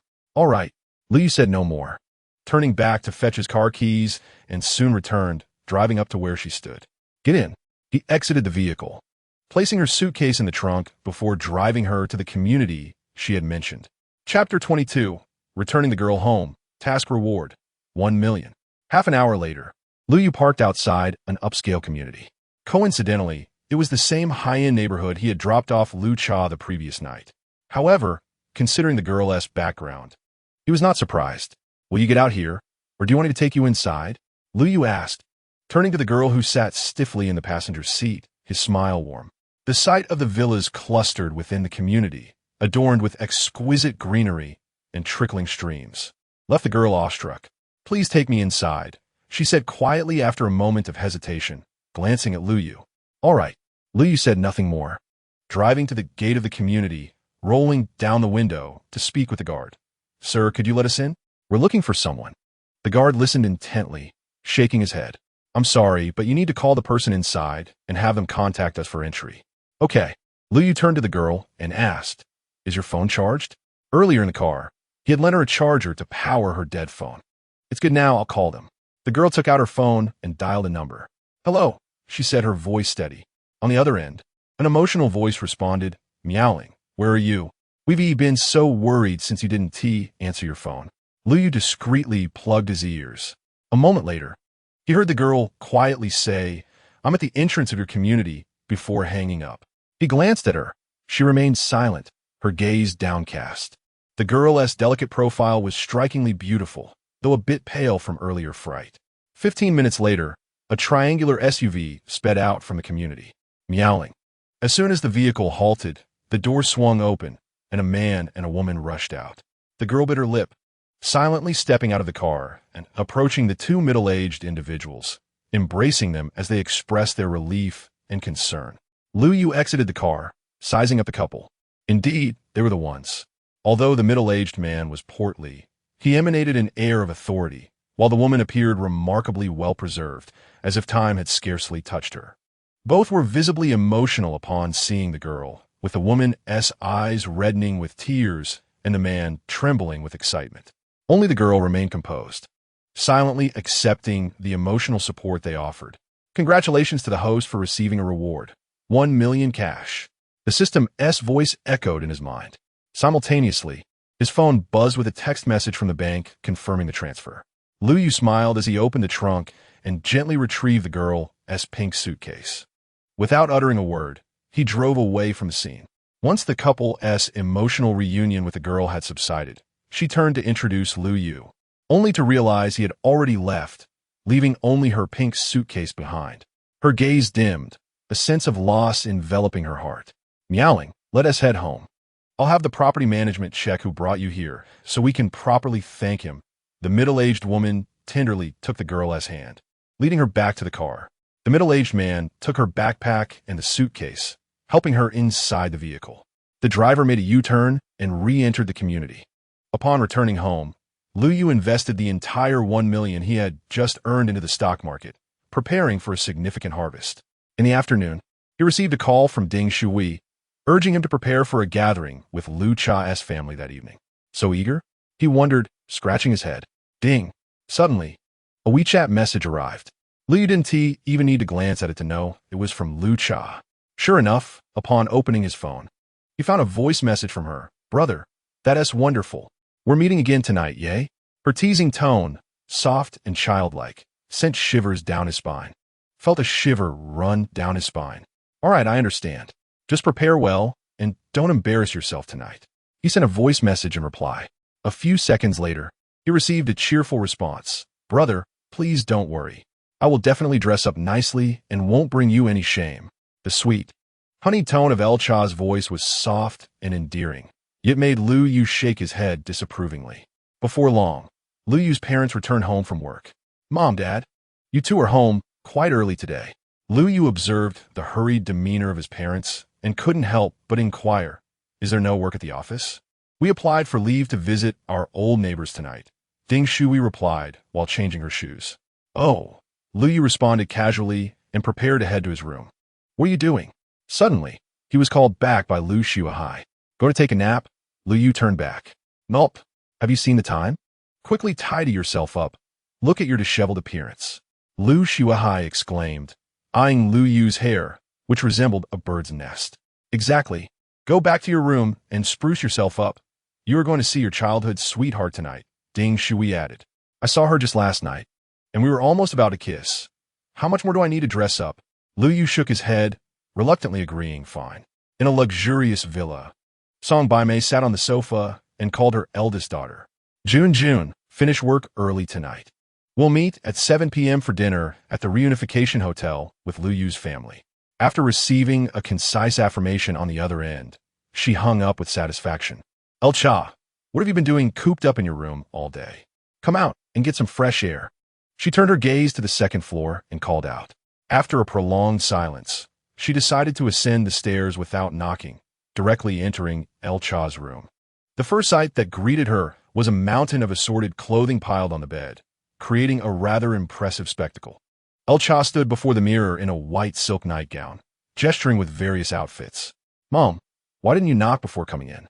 She didn't turn her head, still engrossed in a reflection of her exquisitely dressed self. "This dress is a bit too short. It's not suitable for tonight's occasion. It's more fitting for a date. This one is too plain. The color is too light, not eye-catching enough. This outfit is too large. It fails to accentuate my figure," she murmured, her expression one of dissatisfaction. "It's just a simple gathering, not a meeting with your future in-laws." "Do you really need to go all out?" Song Bai-mei teased, having never seen El Cha put so much thought into her appearance. However, to her surprise, as soon as she finished speaking, she noticed her younger daughter's fair face turning visibly red. "Mom, what are you saying? That's so annoying." Chapter 23.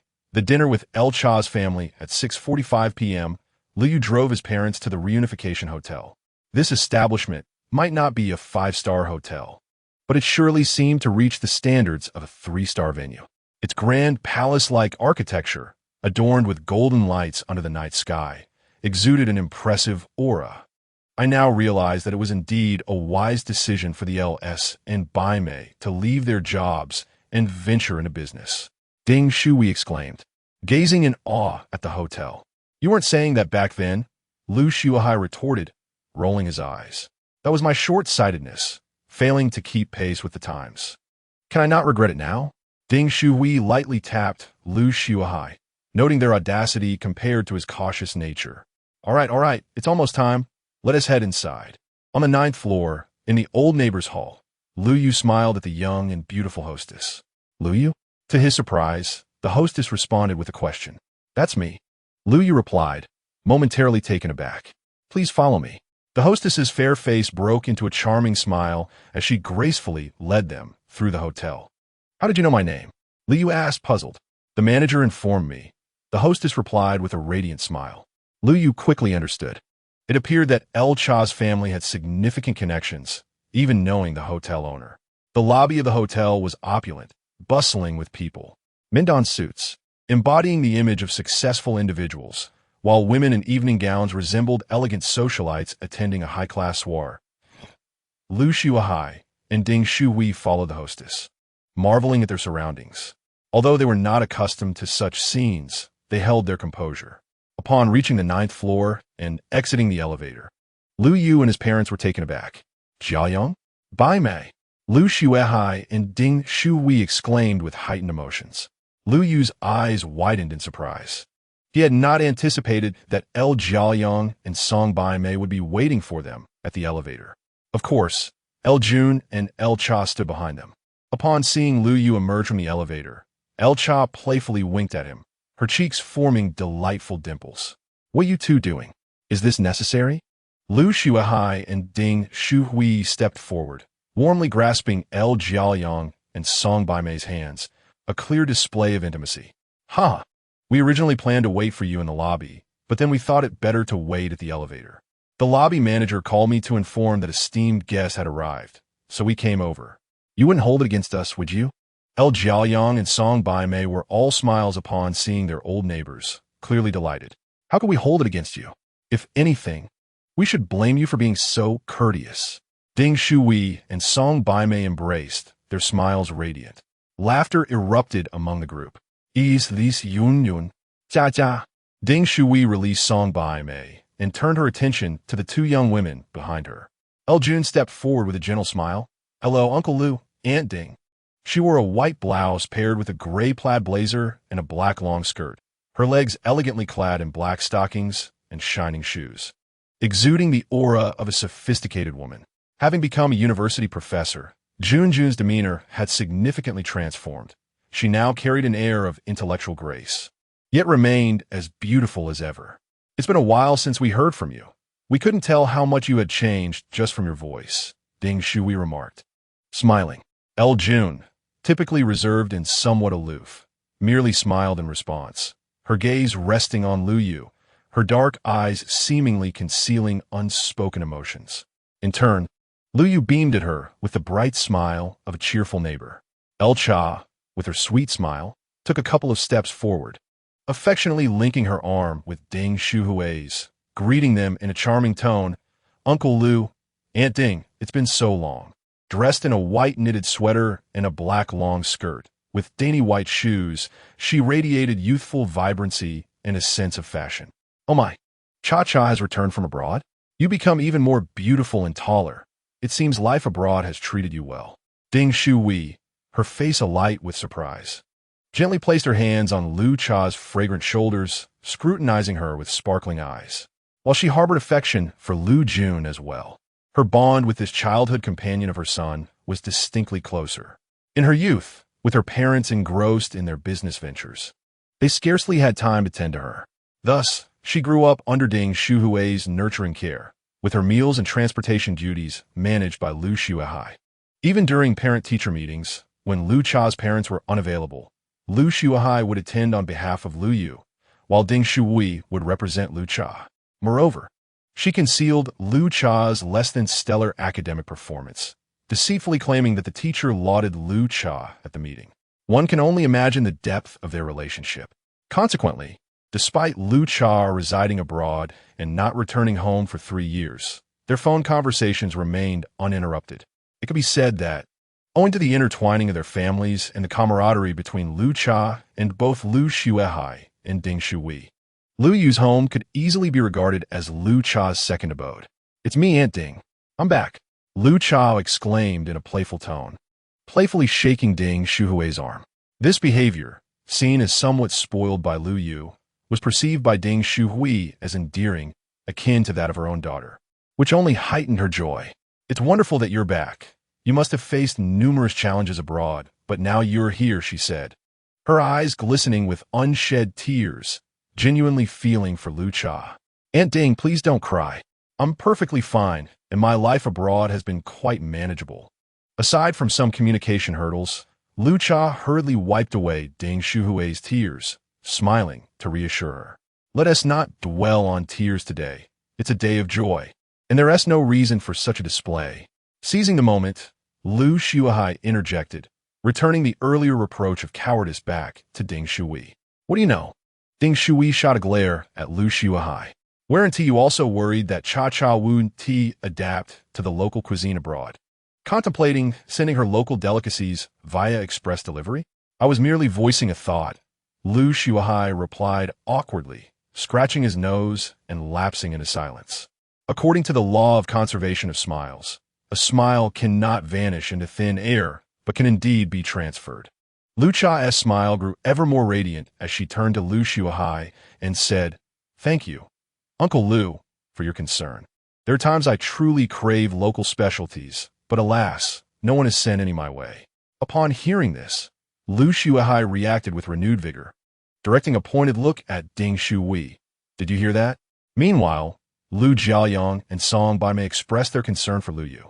Lu Jiaoyang even placed an arm around Lu Yu's shoulders, testing his muscles and offering generous compliments, while Song Bai Mei, treating Lu Yu as if he were her own son, held his hand and spoke warmly. Lu Yu could feel the genuine care emanating from them, having grown up alongside them as neighbors for over 2 decades. Indeed, Lu Cha could be considered as half a daughter to the Lu family, while Lu Yu could be deemed half a son to the Lu Cha family. In the private room, the atmosphere was vibrant. The two families sat around a round table, dining and eagerly engaging in conversation, seemingly with an endless supply of topics to discuss. There was no moment of awkward silence or discomfort. Everything flowed comfortably. Regardless of how others felt, Lu Yu relished every moment, particularly after having suffered the betrayal of those he held dear in his past life, which led to catastrophic consequences. During the conversation, he learned why they had chosen to dine in such a prestigious 3-star hotel. It was, in fact, the property of Lu Cha's family. Realizing that the hostess had mentioned the owner's prior instructions, Lu Yu initially assumed that Lu Cha's family was simply well acquainted with the hotel proprietor, only to discover that Lu Cha's father was the very owner. Wretched capitalist, Lu Yu mused, gazing at Lu Cha, who was radiant with joy, her laughter as melodious as a bell, interjecting playfully into the discussions of their parents. Her charming demeanor eliciting laughter from Ding Shuhui and Lu Shuai, who found themselves increasingly fond of her. Lu Cha had successfully transitioned from being half a daughter to the Lu family to a full-fledged daughter. In contrast, Lu Jun remained rather subdued, only speaking occasionally, her reluctance to engage leaving one uncertain whether it was by choice or circumstance. She seemed unable to enter the lively exchanges between their parents. To prevent her discomfort, Lu Yu made an effort to initiate conversations with her, and though she responded coolly, she did not remain idle. In truth, Lu Yu felt an unexpected closeness to Lu Jun, akin to a refined, gentlemanly rapport, reminiscent of old friends reuniting over a glass of fine wine. During their school days, both families had unanimously decided to appoint Lu Jun as the tutor for Lu Yu and Lu Cha. At that time, Lu Yu had genuinely feared Lu Jun, which explained the current harmonious nature of their interactions.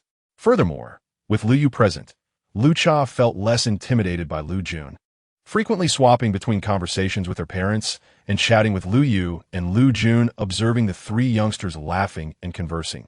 Both sets of parents beamed with delight. Song Bai Mei recalled with a smile, "I remember when Lu Cha and Lu Yu were in the 3rd grade and Lu Jun was in the 6th. One day after school, the three of them encountered some trouble with bullies demanding protection money. Even at such a tender age, Lu Yu bravely instructed Lu Jun and Lu Cha to flee while he faced the bullies. How courageous he was!" As she spoke, she gestured to emphasize Lu Yu's small stature, underscoring his height of just over 1 meter. Laughter erupted around the table, with everyone finding amusement in the tale, except for Lu Yu, who awkwardly shielded his flushed face with food. Ding Shuhui chimed in. "I recall that it was ultimately Lu Jun who bravely chased away those 5th-grade ruffians, though regrettably, her heroic rescue was in vain." The laughter intensified, leaving Lu Yu increasingly embarrassed. Lu Jun's lips curled into a slight smile, the softness in her clear eyes becoming more pronounced, albeit fleeting. Meanwhile, Lu Cha laughed uproariously, her demeanor unabashed and carefree, playfully winking at Lu Yu. Suddenly realizing her lack of decorum, she straightened up, covering her mouth and giggling, attempting to adopt a more demure appearance, much to Lu Yu's chagrin as he rolled his eyes. After the initial embarrassment subsided, Lu Yu relaxed, enjoying the food and conversation. "The chefs at your hotel are quite impressive. The quality of the dishes is excellent," he remarked to Lu Jun. He intended to add that it was no surprise given the exclusivity, but was interrupted by Lu Jiaoyang's gentle voice. "What is Lu Yu doing these days?" "He is currently a jobless drifter," Lu Shuai interjected casually. "He just resigned from a decent position. How about having him work in my company? I recall he studied computer science in college, and I happen to have openings in that field." Lu Jiaoyang clinked glasses with Lu Shuai, took a sip of liquor, and turned to Lu Yu with a smile. "What do you think? Are you interested? Rest assured, the salary will be satisfactory." Before Lu Yu could respond, Ding Shuhui swiftly declined. "Let us not. His university education is hardly impressive. He would be a suitable fit for your company. No need to concern yourselves with him. He won't starve." Lu Shuai added, "He is still young and capable. He'll manage just fine without our worry." El Chahua slightly furrowed her brows, contemplating whether to invite Lu Yu to join her family business. However, Lu Yu cleared his throat and replied, "Uncle El, please refrain from inviting me. I wish to venture out into society for a few more years and am not ready to step into the realm of retirement just yet." He understood the age-old adage that working for relatives often leads to complications. Whether in terms of employment or finances, disputes could easily arise. Although El Chahua's family might not mind, his own family certainly did. These minor conflicts could jeopardize the relationship between the two families, which Lu Yu was keen to avoid. Thus, the simplest course of action was to decline. "What do you mean by that? Are you implying my company is for retirement?" El Jiaoyang feigned anger, saying, "I merely offered an example," Lu Yu replied, unperturbed by El Jiaoyang's mock sternness, chuckling lightly. "Well, if you choose not to come, that's your decision. But remember, my uncle's company will always have its doors wide open for you. You can join us whenever you wish." El Jiaoyang attempted to continue, but was interrupted by Lu Shuai, who placed a glass of wine before him, exclaiming, "Forget about him. Let's drink." Lu Yu, Don't be polite with your Uncle L and Aunt Song. To us, you're like our own son, having grown up with you. If you ever need anything, don't hesitate to let us know. We will certainly assist you. Song Baimei spoke sincerely. All right, he knows this well enough. After all, there is Uncle L and Aunt Song, a solid connection. Ding Shui remarked with a smile. Lu Yu nodded, assuring Aunt Song, rest assured, I will not stand on ceremony with you and Uncle L. That's good to hear. Song Baimei nodded in satisfaction. Oh, by the way, do you have a girlfriend now? She suddenly inquired of Lu Yu. Clearly, having concluded their discussion on work, they were now shifting to matters of life and romance. Did he not have one from university? What was her name again? Lu Xin. All right, I almost forgot. You know how my memory is, Song Baimei exclaimed, then smiled at Lu Yu, asking, how is your relationship with her? Are you still together? We broke up, Lu Yu replied calmly, a hint of a smile playing on his lips. What happened? Both L Jiaoyang and Song Baimei expressed curiosity. Weren't you two together for several years? When I spoke with your mother previously, she mentioned that you were on the verge of discussing marriage. Ding Shui interjected, feeling a bit awkward. Exactly, Lu Yu. You're such a good person. How could Lu Xin have let you go? At that moment, El Chahua, who had been quietly observing, suddenly interjected. What business is it of yours? Song Baimei shot a glare at El Chahua, commanding her to be silent. Chapter 25. I heard you're dating my sister? Just because you were told not to speak doesn't mean you should be rude to me. El Chahua pouted, her demeanor quickly softening in the face of her imposing mother.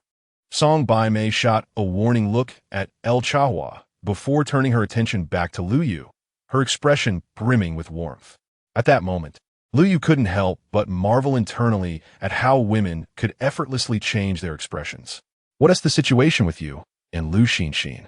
Song Baimei inquired with a smile. Sigh, we were simply incompatible, Lu Yu sighed. El Jun fixed his gaze on Lu Yu, his dark eyes glimmering with curiosity. I won't pry further, Song Baimei, noticing Lu Yu's reluctance to share, decided to drop the subject. With your good looks, you will surely encounter someone better. Don't lose heart. Let's hope so.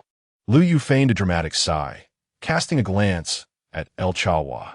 To his surprise, he found her glaring at him, her cheeks puffed out like two small balloons. Maintaining a poker face, he averted his gaze, though inwardly, he chuckled. You'll pay for this. Just wait. El Chahua huffed, pouting her rosy lips, her arms crossed defiantly. Ding Shui then turned to El Jun and El Chahua, smiling as she asked, Are you two currently dating? Can you bring your partners here for us to meet? El Jun resolutely shook his head. Yet, under Lu Yu's watchful gaze, El Chahua hesitated before also shaking her head, her fair cheeks flushing slightly as she murmured, I don't have anyone either. After saying this, she subtly glanced at Lu Yu. No one else noticed, save for Lu Yu. His heart skipped a beat, prompting him to quickly avert his gaze, pretending not to have seen. El Chahua pouted slightly, her eyes filled with a hint of melancholy. It was evident to anyone observing that El Chahua likely had someone special in her heart, perhaps even a partner. This was El Chahua's little scheme. She did not wish to be Lu Yu's secret girlfriend. Thus, she aimed to gradually create the impression before Lu Yu's parents that she had someone in mind, inadvertently revealing that her heart belonged to Lu Yu, and eventually, she would boldly declare herself as Lu Yu's rightful girlfriend. Oh, really nothing at all? Ding Shuhui's eyes brightened with intrigue as she pressed further. I truly don't have anyone. Aunt Ding, please don't ask me. Elle Shayustamod. Her cheeks reddening like a ripe apple, her eyes sparkling with shyness. This expression undoubtedly portrayed her as a young girl harboring secret affections. Your expression suggests otherwise. Ding Shui noted, her curiosity burning brightly as she continued to probe. I genuinely don't. Aunt Ding, I swear. Perhaps there is someone, but it's not official yet. So I can't tell you. If we do get serious, I will definitely bring him to meet you. Please be patient. El Chahua shyly replied, her voice sweet and coaxing, mingled with a sense of pride.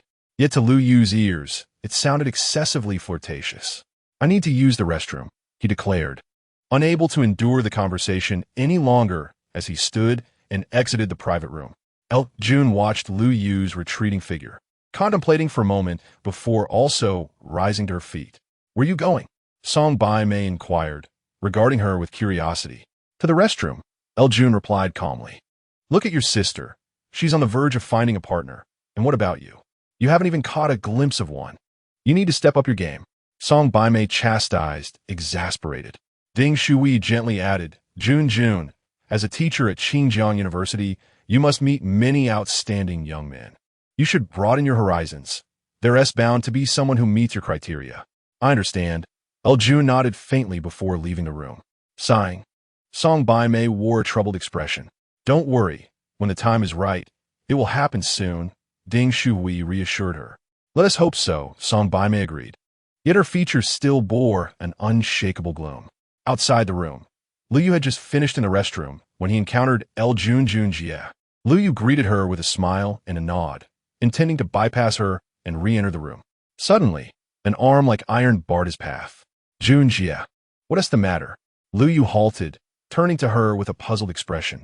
With an impassive visage, El Jun's dark eyes radiated authority and pressure, resembling a teacher addressing a student. She asked in a calm tone, I heard you were dating my sister? Liu Yu's heart raced, as if struck by a thunderbolt. Yet he maintained a composed exterior, replying, No, who told you that? Don't play coy. My sister has already informed me. After a brief pause, Liu Jun spoke up. Did she really say that? Liu Yu was utterly astonished. Had Liu Cha confided in Liu Jun? No, that couldn't be. He had explicitly warned her not to speak carelessly. If that were the case, then, oh no. Liu Yu still trusted Liu Cha's integrity. Thus, he immediately realized he had been deceived by Liu Jun. Indeed, as this thought crossed his mind, he was unaware that Liu Jun had already observed his expression. So, I guessed correctly, Liu Jun nodded impassively, her voice calm, betraying no hint of emotional fluctuation. Sister Jun, listen to me, it's not what you think. Liu Yu faltered, wanting to explain, only to see Liu Jun turn and stride into the private room, leaving behind a slender, graceful silhouette. Alas, she has seen through me. My skills are still too shallow. However, since Liu Cha hadn't mentioned anything to her, how did she know? It was indeed puzzling. Did she catch a glimpse of them during their date? Liu Yu stood outside the room, pondering for a moment, but unable to uncover the reason. He reluctantly entered the private room. Upon entering, he was met by Liu Cha's strikingly clear, black and white eyes, which were fixed intently upon him, following his every movement. Liu Yu returned to his seat and, taking advantage of the other's distraction, pulled out his phone to send Liu Cha a message. Your sister just stopped me outside, asking if I was dating you. Ding! Liu Cha's phone chimed. Immediately aware of Liu Yu's status updates, Liu Cha took out her phone. Upon reading the message, her beautiful eyes widened in surprise. Instinctively darting a glance at Liu Yu and Liu Junding, Liu Yu's second message arrived. How did your sister find out we were dating? Liu Cha furrowed her brow, then suddenly understood. Liu Yu had likely been tricked by Liu Jun. She recalled that evening when Liu Yu had dropped her off, and Liu Jun had been in the car behind them. She had clearly seen, previously unaware that the car belonged to Liu Yu. She now recalled that her mother had mentioned the license plate number during a call with Ding Shui, and Liu Jun had been present at that time. The truth was finally revealed. Liu Cha took a deep breath, then raised her gaze to meet Liu Jun's. Coincidentally, Liu Jun was also staring at Liu Cha, her dark pupils deep and calm. Liu Cha offered an awkward smile, quickly averting her gaze, like a child caught in wrongdoing. She deftly typed on her phone, The night you dropped me off, she probably saw your car. She succinctly conveyed her speculation in a message to Liu Yu. Upon reading it, Liu Yu furrowed his brow before relaxing it. There was nothing he could do. Clearly, fate was intent on revealing their relationship. Alas, what a predicament. Chapter 26. Too busy pleasing his parents. At 10 p.m., the two families shared laughter and camaraderie as they departed from the hotel. During their farewell, both families expressed their reluctance to part ways. Since Cha-Cha has returned from abroad, and both our children are in Xinjiang, not far from each other, we should see each other more often. Absolutely. Our company is finally on track, and we're not as busy anymore. We must gather more frequently. After all, they had been neighbors for many years, and it had been a long time since they had last met. One evening was hardly sufficient. Feel free to come over. Aunt Ding will make your favorite braised ribs. Ding Shui turned to Liu Jun and Liu Cha, her smile warm and maternal. Though her words were primarily directed at Lu Cha. Lu Cha stepped forward to hug Ding Shuhui's arm, her smile sweet as if she had just tasted honey. That sounds wonderful. I'm so happy. She had intended to mention visiting the next day, but Lu Yu seemed to have anticipated her thoughts, casting her a warning glance. The meaning was unmistakable, causing her to swallow her words. Nevertheless, she felt somewhat indignant, plotting her chance for revenge. Lu Yu, feel free to come over and hang out. You have our WeChat and know where we live. Yes, you and Lu Cha were so close before. You should spend more time together. Lu Jiaoliang and Song by Mei chimed in one after the other. I'll definitely come over to play sometime. Lu Yu nodded. Well then, we'll take our leave. Let us gather again soon. Lu Shuihai and Ding Shui waved goodbye to Lu Cha's family. Lu Yu also offered a gentle smile and nod to Lu Jun. Come visit us when you have time. As they watched the departing figures, Song Bai Mei cheerfully called out. Once Lu Yu drove away from the Grand Hotel, Lu Jiaoliang, Song Bai Mei, and Lu Cha also got into Lu Jun's car to head home. Lu Cha sat in the front passenger seat, while Lu Jun maintained a composed demeanor as she drove. The interior of the car was dimly lit, yet Lu Cha felt Lu Jun stealing glances at her, making her feel somewhat self-conscious. However, throughout the journey home, Lu Jun did not broach the subject of Lu Yu. Even when Lu Jiaoliang and Song Bai Mei discussed Lu Yu and his relationship status, she remained focused on driving. Lu Cha felt a slight sense of relief.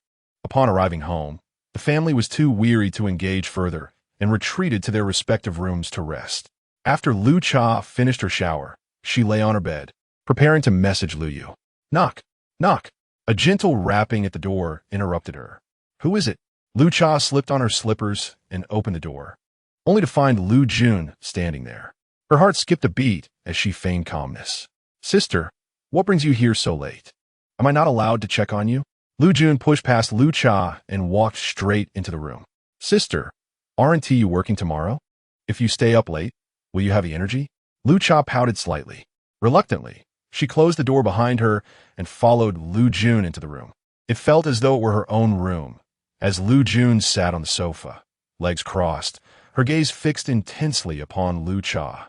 The weight of her stare was formidable, especially for Lu Cha, who had always been overshadowed by Lu Jun's brilliance. I have class in the afternoon, and I have nothing to do in the morning, so I can sleep in a bit, Lu Jun remarked casually. Oh, Lu Cha's lips slightly pouted. Lu Jun scrutinized Lu Cha from head to toe. She wore a pink silk nightgown, her arms and legs fair and delicate, her face radiant and clean. With a rosy glow, her enchanting eyes sparkling with charm. Having just showered, her hair was damp and flowed like clear water over a lotus. Lu Jun glanced down at herself. She too had just bathed, her skin luminous and supple. Yet, even in a white nightgown, she exuded a chill that she found somewhat distasteful, completely at odds with the notion of being cute. How often do you and Lu Yu communicate? She inquired. Here it comes. Lu Cha suddenly snapped back to reality, her full attention on answering. Sister, why do you ask that? Oh, it's nothing. I just noticed you seem to have little communication with him tonight, focusing more on pleasing his parents. Lu Jun replied coolly, her gaze devoid of emotion. Lu Cha shuddered slightly, forcing a stiff smile. How can you call it pleasing? I just haven't seen them in a long time. I miss them dearly. They've always been kind to me. Oh, so how often do you and Lu Yu communicate? El Jun inquired once more, her profound gaze fixed upon El Cha, causing a bead of cold sweat to form on the latter's freshly bathed skin. In essence, since my departure abroad, my correspondence with him had been rather sparse. She pondered for a moment and decided to speak candidly. The truth was, when she initially left the country, it was precisely to avoid seeing Lu Yu and Lu Xinxin, as well as to remain oblivious to matters concerning the two of them. Consequently, she seldom spoke with Lu Yu.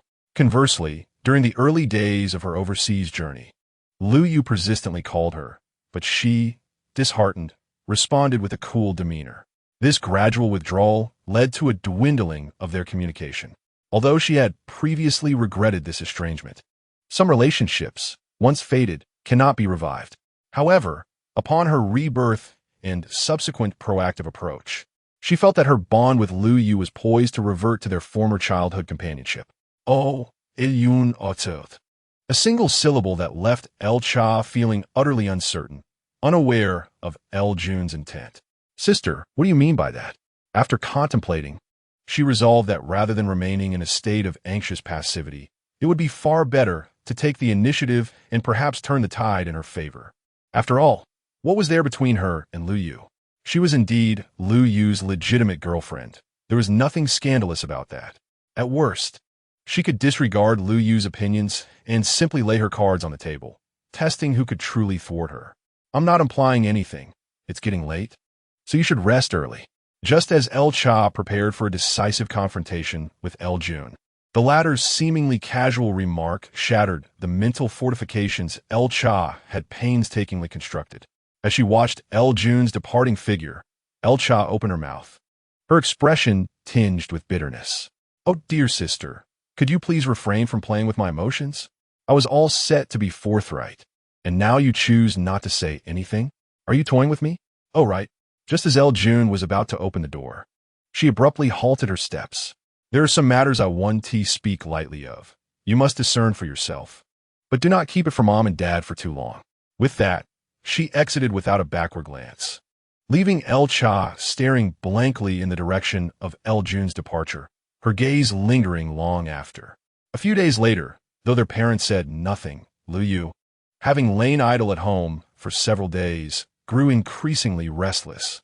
Aside from declining invitations to go out with El Cha, who was equally aimless and languishing at home, he occupied his time monitoring the stock market, ensuring that his investment of $2 million wouldn't go to waste. Finally, he resolved to seek employment. Recalling memories from his previous life, he remembered a nascent company that had emerged as the biggest dark horse in Xinjiang City, and within a few years, was preparing to go public. Moreover, it was a competitor of the company he had previously worked for. Thus, it was settled. Chapter 27. If you can't beat them, join them. Basking in the radiant sunlight, Lu Yu approached the company. Gazing at the sign hanging on the wall, he murmured to himself, Shu Network Technology Company, Limited. Indeed, this is it.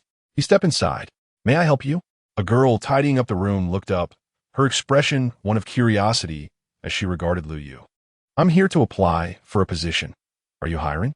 Lu Yu scrutinized her closely, becoming increasingly convinced that this company was the dark horse from his past life. You arrived less than an hour after we posted the job listing online. The girl's eyes widened as she set down the cloth in her hand. Please come in and wait. I'll fetch the boss. With that, she dashed off and soon returned, accompanied by a tall, strikingly beautiful woman. This is him. The girl pointed at Lu Yu. The woman, appearing to be around 30, had lustrous black hair cascading over her shoulders, alabaster skin, and a finely sculpted face enhanced by subtle makeup, exuding an almost surreal beauty. Her demeanor was mature and composed. Hello, do you have a resume? She inquired, adorned in a sleek black professional suit, as she gracefully approached Lu Yu, her eyes sparkling with interest. Yes. Lu Yu produced the resume he had worked on tirelessly the previous night and handed it to her. Lu Yu, majoring in computer science and technology at Xinjiang University. The woman opened the resume and examined it closely. As she read further, her expression oscillated between intrigue and disbelief. Her eyes sparkled with excitement, yet her brows furrowed in skepticism. Finally, she looked up, meeting Lu Yu's gaze with her own, and said lightly, Mr. Lu, to be frank, your resume aligns perfectly with our company's hiring criteria. However, I do have one question that puzzles me. Could you enlighten me? Please, go ahead. Lu Yu replied with a warm smile. Your work experience and accolades from university are quite impressive. Yet I am curious as to why you wish to apply to our newly established company? She asked with a hint of a smile. I relish a challenge, Lu Yu declared, deliberately adopting a somewhat arrogant demeanor. He could hardly admit, in my previous life, your company became the most remarkable dark horse in Xinjiang, even nationally. So I thought if I couldn't beat you, I'd join you. The woman narrowed her eyes slightly, scrutinizing Lu Yu's chiseled features before bursting into a mature, charming smile. Lu Yu, welcome to Shu Network Technology Company Limited. At the same time, she extended her delicate hand toward him. Thank you. I hope we can work together to grow the company. Lu Yu responded, shaking her hand gently before releasing it. My name is Lin Shiyu, and I am the owner of this company. The woman introduced herself with a radiant smile, exuding an air of grace and intelligence. The other girl bounced forward, shaking Lu Yu's hand with a cheerful grin. Hello, Lu Yu. I'm Xiao Lian, also an employee here. We'll be working side by side from now on. Hello, Lu Yu replied, a smile playing on his lips. Lin Shiyu then inquired, when are you available to start working? I can start any time, Lu Yu said, glancing around the office. Very well. Lin Shiyu nodded, her enchanting eyes twinkling as if rippling with waves of allure. Xiao Yan, please introduce Lu Yu to the company's basic situation. I have a client to attend to. Tonight, we'll have a gathering to celebrate the company's grand opening tomorrow and to welcome Lu Yu to our team. Sure thing, Shiyu. You go ahead. I'll show Lu Yu around, Xiao Lian chirped, her vibrant personality shining through her cheerful tone. Lin Shiyu nodded at Lu Yu before briskly heading into the deeper office space. Our company has been established for less than a week, and with you, we'll be a total of 5 people. The other 2 aren't here today. This office was just secured, and I'm tidying it up today. The official opening is tomorrow. Shiyu is so kind to us, Xiao Lian exclaimed with a bright smile, her warmth radiating towards Lu Yu. Lu Yu found it difficult to reconcile the aloof, icy beauty from his past life with the vivacious girl before him. Their conversation flowed effortlessly. Suddenly, Xiao Yan remembered she still had cleaning to do. Please find a spot to sit. I'll clean while we chat. She grabbed a cloth and began wiping down a desk. I'll help you, Lu Yu said, setting down his bag and picking up a mop to assist. It's fine. You can just sit. I can finish this quickly on my own, Xiao Lian insisted, startled. No worries. I'm now part of the company, and doing this falls within my responsibilities, Lu Yu replied. Lu Yu deftly evaded Xiao Lian's hand, offering her a radiant smile before bowing his head and immersing himself in his work. Xiao Lian was momentarily taken aback, but her face soon blossomed with an even brighter smile. Previously, she had harbored concerns that Lu Yu's presence in the company might disrupt the harmonious atmosphere. Yet from this singular scene, she discerned that his character seemed quite compatible with the company's environment. Lu Yu. She too began to work, her small mouth chattering incessantly as she engaged him in conversation, her melodious voice betraying a hint of vivacity. Lu Yu reciprocated with a cheerful demeanor, employing his witty language and refreshing tone. After half an hour, the glimmer in Xiao Lian's gaze began to shift subtly. Just as Lu Yu was fully engrossed in his tasks, his phone unexpectedly rang from his pocket. Wiping the sweat from his brow, he glanced at the screen to find it was a call from Duan Yulan. Excuse me, I need to take this call, he murmured apologetically to Xiao Lian before turning to exit the room. Hello, senior, Lu Yu greeted with a neutral expression, though his voice hinted at a trace of surprise, the pitch rising slightly. Junior, I apologize for interrupting you. Duan Yulan's gentle voice came through. I'm fine. Feel free to reach out whenever, senior, Lu Yu replied, his gaze growing colder, yet his tone remained warm. Hearing Lu Yu's seemingly joyful tone, Duan Yulan felt her anxious heart begin to settle. It appeared that Lu Yu still acknowledged her as his senior and would not turn a blind eye to her. Are you busy at the moment? I have a work-related matter I'd like to consult you about, Duan Yulan said, a confident smile gracing her lips as her voice softened further. Ah, something work-related? Lu Yu feigned surprise, though inwardly he scoffed. Yes, after you left, the project team encountered some challenges and sought your insights.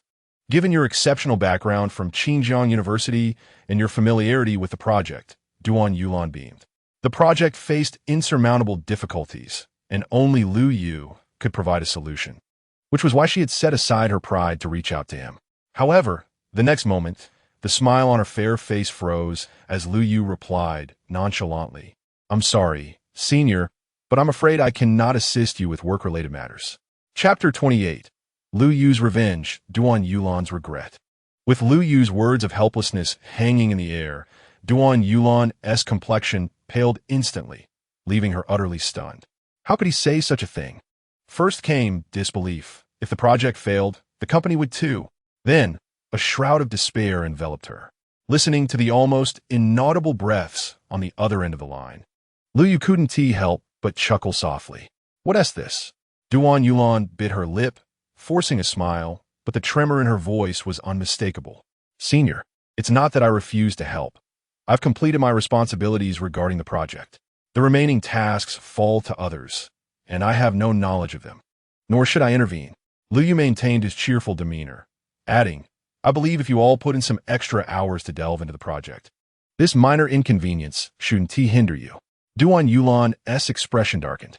She realized Liu Yu was retaliating for the way she had sidelined him. So he was aware of everything. No wonder he had left so decisively. Only someone who had given up would depart so abruptly, rejecting her so cleanly. Duan Yulan pouted, pressing her hand against her chest as a sharp pain in her heart made it difficult for her to breathe. Liu Yu wore a cold smirk. Regretful, are we? This is merely the beginning. Liu Yu. At that moment, Xiao Yin emerged from the office about to speak. But upon seeing Liu Yu still on the phone, she quickly sealed her lips, offering him an apologetic smile before retreating.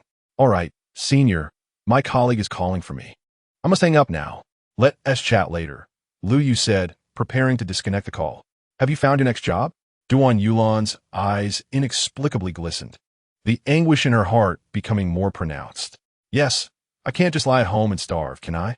Liu Yu replied with a hollow laugh, adding, besides, I need to support my family and earn a bit more. After a moment's thought, he felt unsatisfied and added a particularly cutting remark. Just between us. This new company pays overtime for working weekends. I'm determined to become an overtime warrior and drive the company to bankruptcy. Duan Yulan gasped, her cheeks draining of color. I'm hanging up now, goodbye. With that, Liu Yu abruptly ended the call. Duan Yulan clutched her phone, maintaining her calling posture for a full 5 minutes. Guan Jihao knocked and entered. President Duan, what did he say? He asked cautiously, his face still slightly swollen, making his demeanor somewhat comical. He has his own matters to attend to. The troubles with the project must be resolved by us, Duan Yulan replied, lowering her head as she adjusted her hair, concealing her reddened eyes, her voice steady and betraying no emotion. How could he do this? He has been responsible for the project from the start, even constructing its foundational framework. Now he wants to wash his hands of it, Guan Jihao exclaimed, anger flaring within him. Yet before he could finish his thought, the icy gaze from Duan Yulan silenced him, forcing him to swallow his words. Seeing his distress, Duan Yulan suddenly felt exhausted. She waved her hand dismissively, sighing wearily. Please leave. President Duan, Guan Jihao began to explain, but her voice turned cold as she interjected leave. Yes, President Duan. Rest assured, without Liu Yu, I will still ensure the project is completed with the others. Guan Jihao's face flushed, but he ultimately exited. Once the door closed behind him, Duan Yulan sighed deeply. Collapsing into her chair, staring blankly at the white ceiling, her eyes devoid of focus. A sense of regret stirred within her. Liu Yu hung up the phone, feeling elated as he whistled his way back into the office. You made a call and seem in high spirits. Let me hear what good news you have. Xiao Yin chirped upon seeing him enter, her face alight with a smile. Haha, it's good news for me, but perhaps not for you, Liu Yu teased, casting her a playful glance as he picked up a mop. However, before he could begin cleaning, another call came in. Checking the screen, he discovered it was from El Cha. What is up? He answered casually. After spending these past few days together, their relationship had rapidly progressed, reminiscent of their childhood camaraderie. Are you free tonight?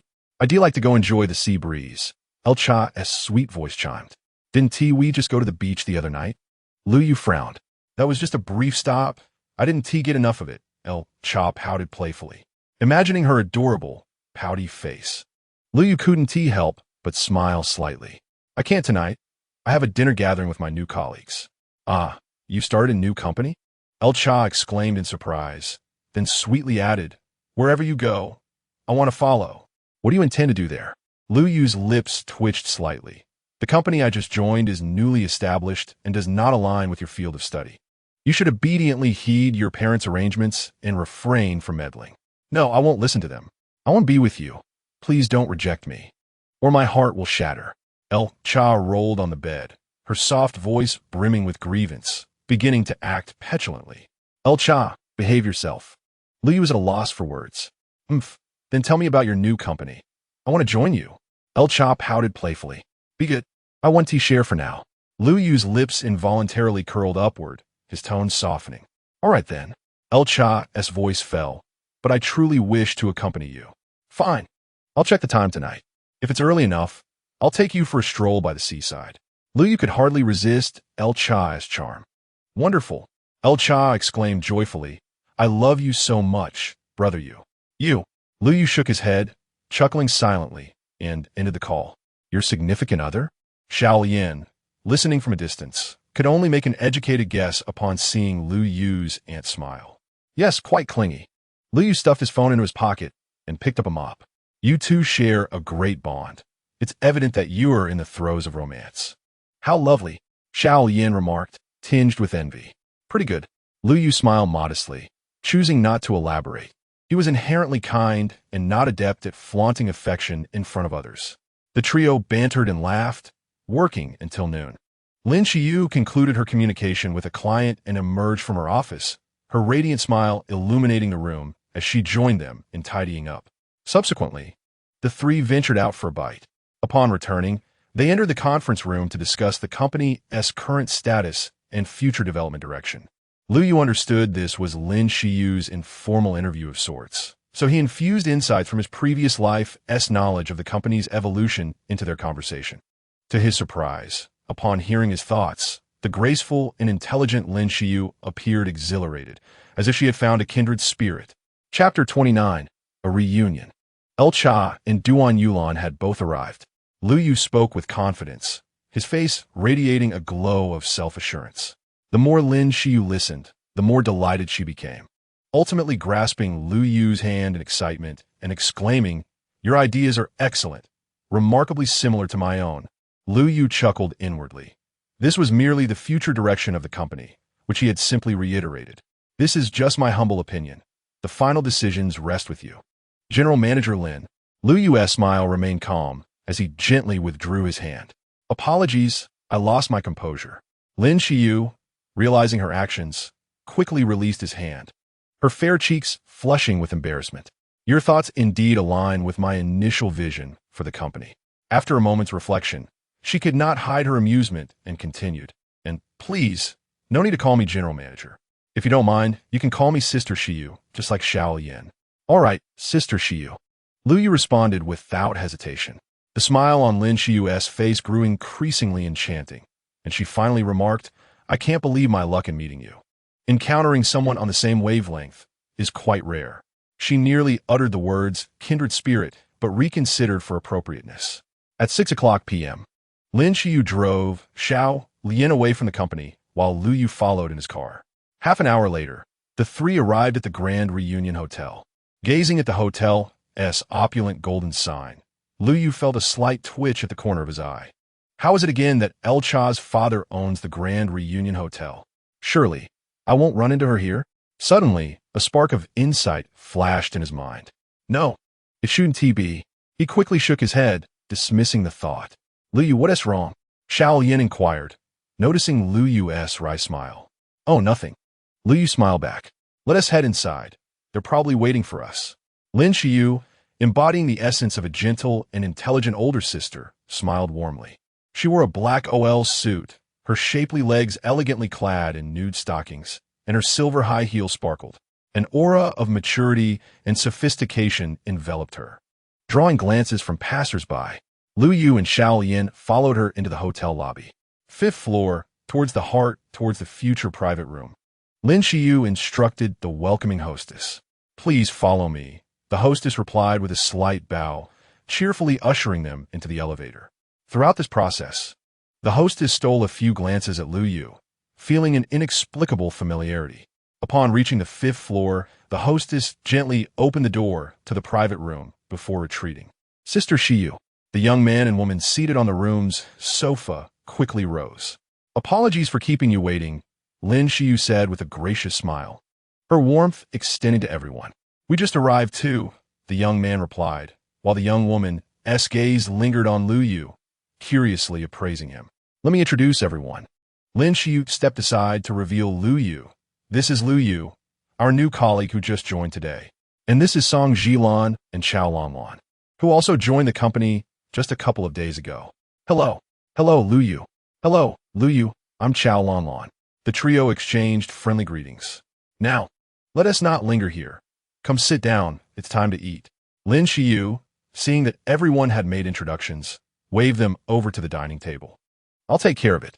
The youngest, Xiao Yin, snatched the teapot from Lu Yu and poured tea for everyone. Lin Xiyu, seated at the main table, pressed a bell, prompting the waiter to enter with the menu. This is our company's first gathering, so please don't hold back. Order whatever you like. Sister Shiyu's wallet is still quite full. Lin Xiyu distributed the menu to everyone, her words eliciting laughter from the group, instantly lightening the atmosphere. No wonder she is the future owner of a company poised for an IPO. Her ability to enliven the mood is commendable, Lu Yu mused to himself. Lin Xiyu ordered several dishes while the others hesitantly chose a couple of vegetarian options. Lu Yu was the last to order, but felt no trepidation as he picked several meat and vegetable dishes. Witnessing this, Lin Xiyu nodded approvingly. He truly was a distinguished student from Qingjiang University. After a while, the ordered dishes arrived. Lin Xiyu raised her glass, her smile radiant as she surveyed the room. Her voice melodious. Welcome everyone to the Xiyu family. This is serendipity. May we work harmoniously together moving forward. Since we start work tomorrow, let us substitute drinks for alcohol today. Cheers, and then let us enjoy our meal. Outside the Grand Reunion Hotel, Duan Yulan and several company colleagues also disembarked from their vehicle. President Duan, such an upscale hotel. Guan Jihao gazed at the opulent establishment, feeling slightly intimidated. Not to worry, I'm treating you all this time. Hopefully, next time, when our project succeeds, you'll bring me along. Gazing at Guan Jihao and the others, Duan Yulan smiled faintly. Upon learning that Lu Yu had joined a new company, she deliberately announced to Guan Jihao and the team today that after the project's success, each member would receive their due share. This served as a motivational strategy, perhaps also an attempt to alleviate the remorse lingering within her. Lu Yu, even if you had departed, what of it? Do not presume that I am utterly reliant on you. The absence of your presence will not hinder the timely completion of my project. After receiving Duan Yulan's assurance, everyone seemed invigorated, working with renewed vigor that afternoon. Thus, in the evening, Duan Yulan resolved to exert even greater effort, ensuring this group would be utterly devoted. Let us proceed inside. Not long after Duan Yulan and her companions left, a sleek Audi sped towards them, gracefully entering the underground parking lot under the security guard salute. Through the lowered window, a family of 4 could be seen inside. Lu Cha, what troubles you? You seem quite distracted, asked a voice. I am fine. Do you have plans for tonight? None at all. Then why have you dressed so exquisitely? I have always been quite beautiful. Thank you very much. Regardless of your evening plans, you must cancel them and speak to me properly. I understand. I will certainly speak highly of my sister in front of her suitor. Rest assured. No need for that. Just be yourself as you usually are. Be myself? How long do you expect me to wait for that? Me? Yun Yun, Heat Yuamol. This young man is quite impressive, having studied abroad, knowledgeable and well-suited for you. Studied abroad? Are you referring to Lu Cha? That hardly counts as anything significant. He is not worthy of me. Chapter 30. I am his girlfriend. May I ask who you are? At 9:30 p.m., Lin Xiyu, Lu Yu, and the others, having enjoyed a hearty meal, arrived at the hotel entrance. Everyone, remember that work begins at 9 a.m. tomorrow. Lin Xiyu winked at Lu Yu, her spirited demeanor laced with a hint of playfulness. In that moment, her charming, mature allure was on full display, nearly causing Song Zhiluan to stare in awe. Absolutely. No problem. Everyone nodded in agreement. Lu Yu was no exception, but just then, a voice of surprise broke through. Lu Yu. Upon hearing that familiar tone, Lu Yu furrowed his brow slightly and turned to see Duan Yulan emerging from the hotel alongside Guan Jihao and the others. Witnessing Lu Yu's indifferent and distant expression, Duan Yulan felt a pang of anguish deep within her, particularly as she recalled the days when Lu Yu would affectionately address her as senior sister. His face aglow with smiles, this sharp pain became all the more pronounced. Duan Yulan's complexion paled slightly. She stifled her discomfort and managed a strained smile. I brought my team here for dinner, and you? Her gaze swept over the individuals beside Lu Yu, lingering momentarily on Lin Xiyu. I came for a gathering with my colleagues, Lu Yu replied calmly. Oh, The calmer he appeared, the paler Duan Yulan's face grew, and her heart ached more intensely, as if she had lost something of utmost value. Lu Yu, who is this? Lin Xiu, sensing an inkling of the situation, stepped forward, her smile radiant as she tilted her head to glance at Lu Yu, silently asserting her claim. She had finally found a kindred spirit in Lu Yu and was determined not to let him slip away. This is my senior sister, as well as the boss of my former company, Lu Yu succinctly introduced. Listening to this brief introduction, Duan Yulan pressed her lips together, feeling increasingly suffocated, as if cast aside. Oh, I see. Lin Xiu nodded in understanding, and then turned to Duan Yulan, smiling hello. Duan Yulan regarded Lin Xiu's mature and exquisite visage, softly responding, hello. Lu Cha exited the hotel, her face marred with dissatisfaction, muttering to herself, I knew my mother's friend was unreliable.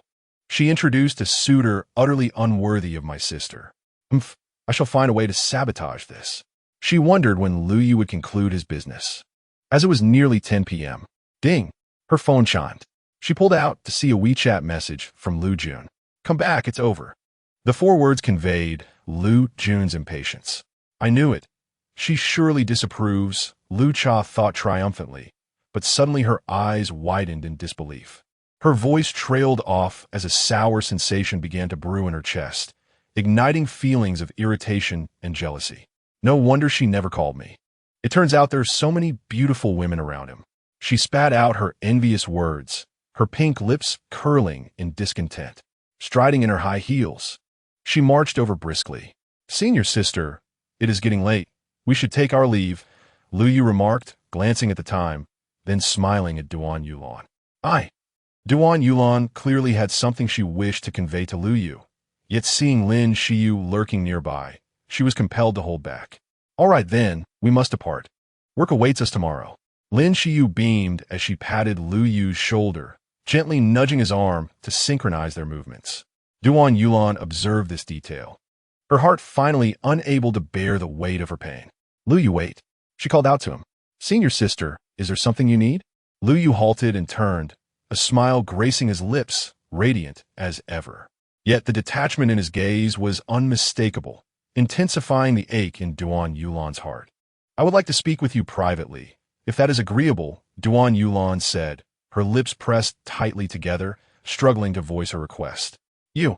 Lin Xiu furrowed her brows, contemplating how to maintain her position in Lu Yu's affections, unwilling to let his senior sister take him away. But before she could speak, a melodious yet displeased voice interjected. Why not just say it here? No need for privacy. What if his girlfriend misinterprets it? Lu Yu was taken aback, quickly scanning for the source of the voice. There stood Lu Cha, her complexion flawless, adorned in a flowing white dress, her hair cascading freely, her eyes dark and luminous, reminiscent of 2 radiant stars. She looked like a celestial being. What's she doing here? Lu Yu's lips twitched, indeed. The very scenario he had dreaded had come to pass. Speak freely. No need for privacy, Lu Cha asserted, her elegant silhouette striking, her slender waist accentuated, her long legs concealed beneath the pristine dress, exuding an air of noble elegance as she regarded Duan Yulan with indifference. As she spoke, she approached Lu Yu, intertwining her arm with his, pressing closely against him. Everyone was momentarily stunned.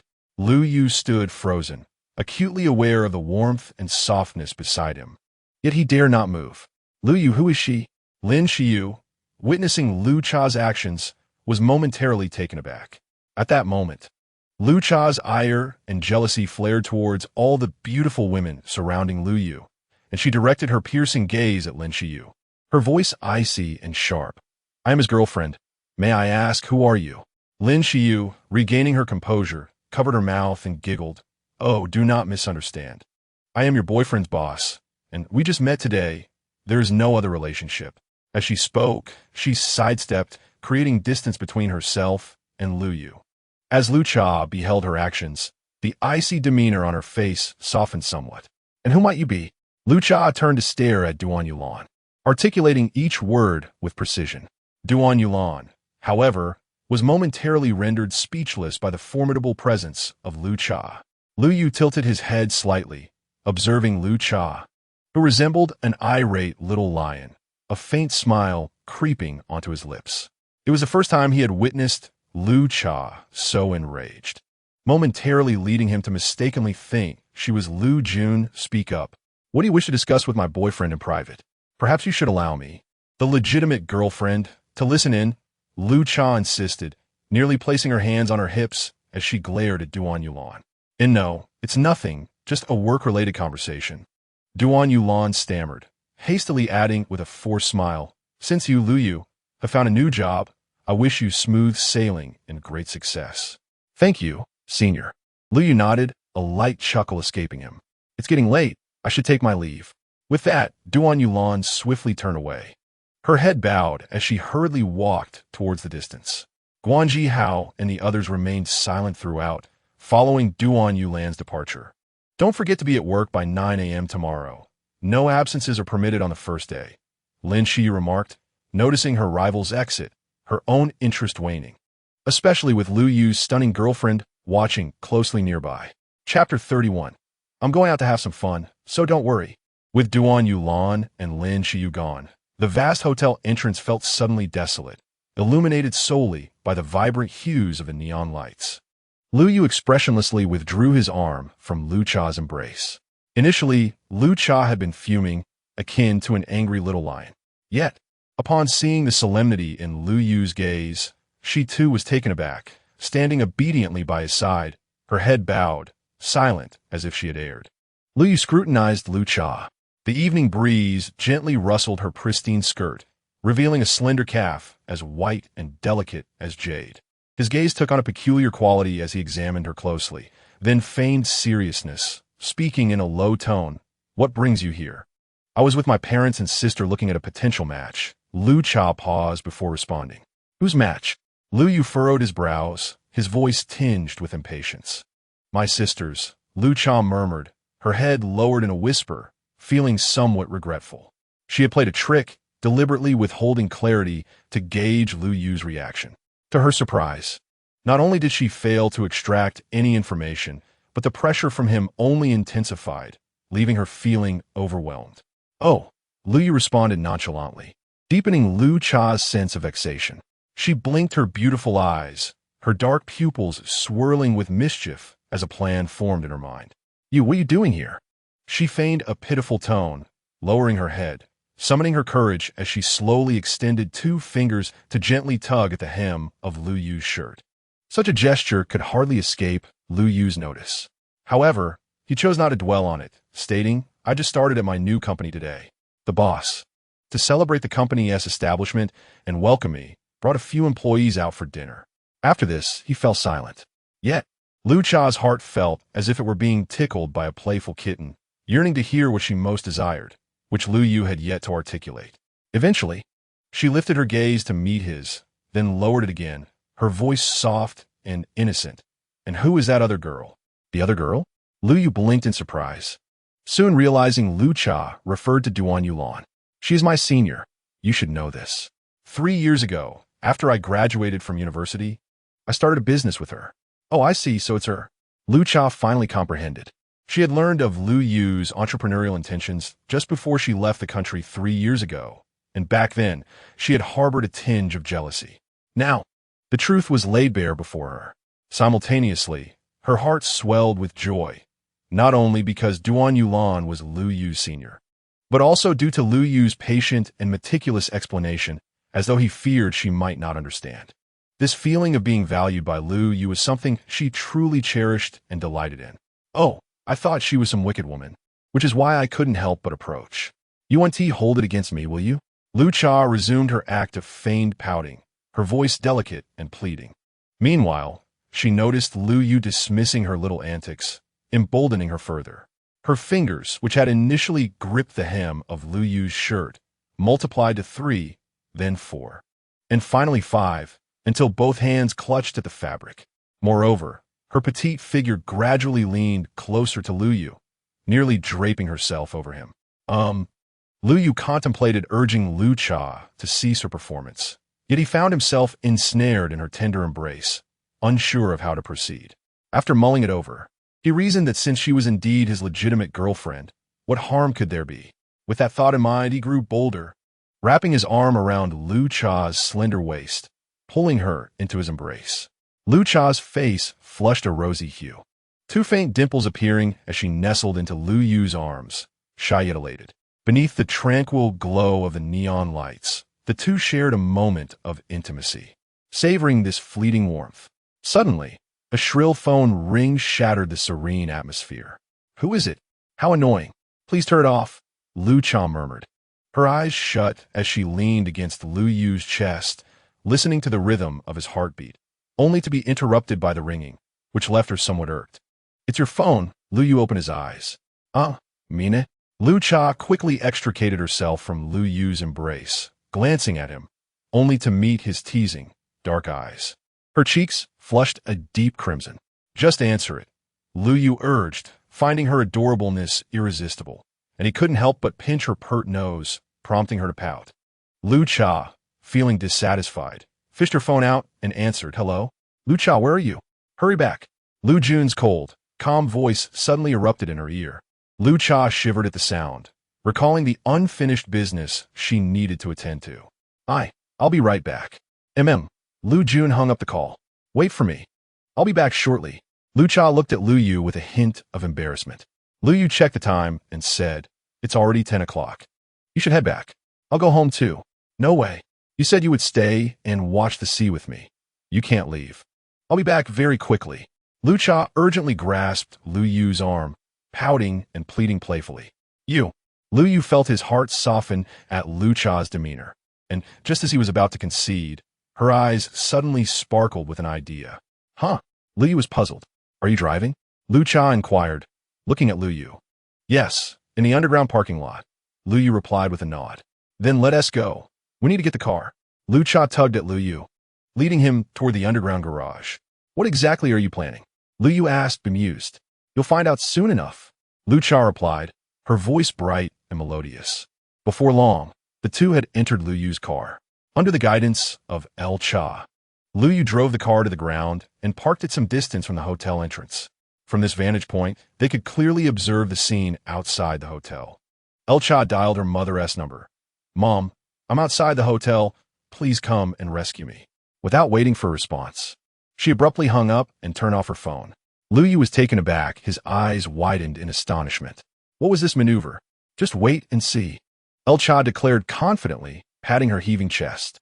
"Soon, you will see my dad, my mom, my sister, and her blind date." Indeed, within 5 minutes, a flurry of figures rushed out of the hotel.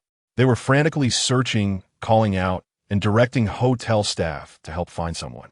Among the anxious faces, Lu Yu recognized familiar ones, specifically El Cha's parents.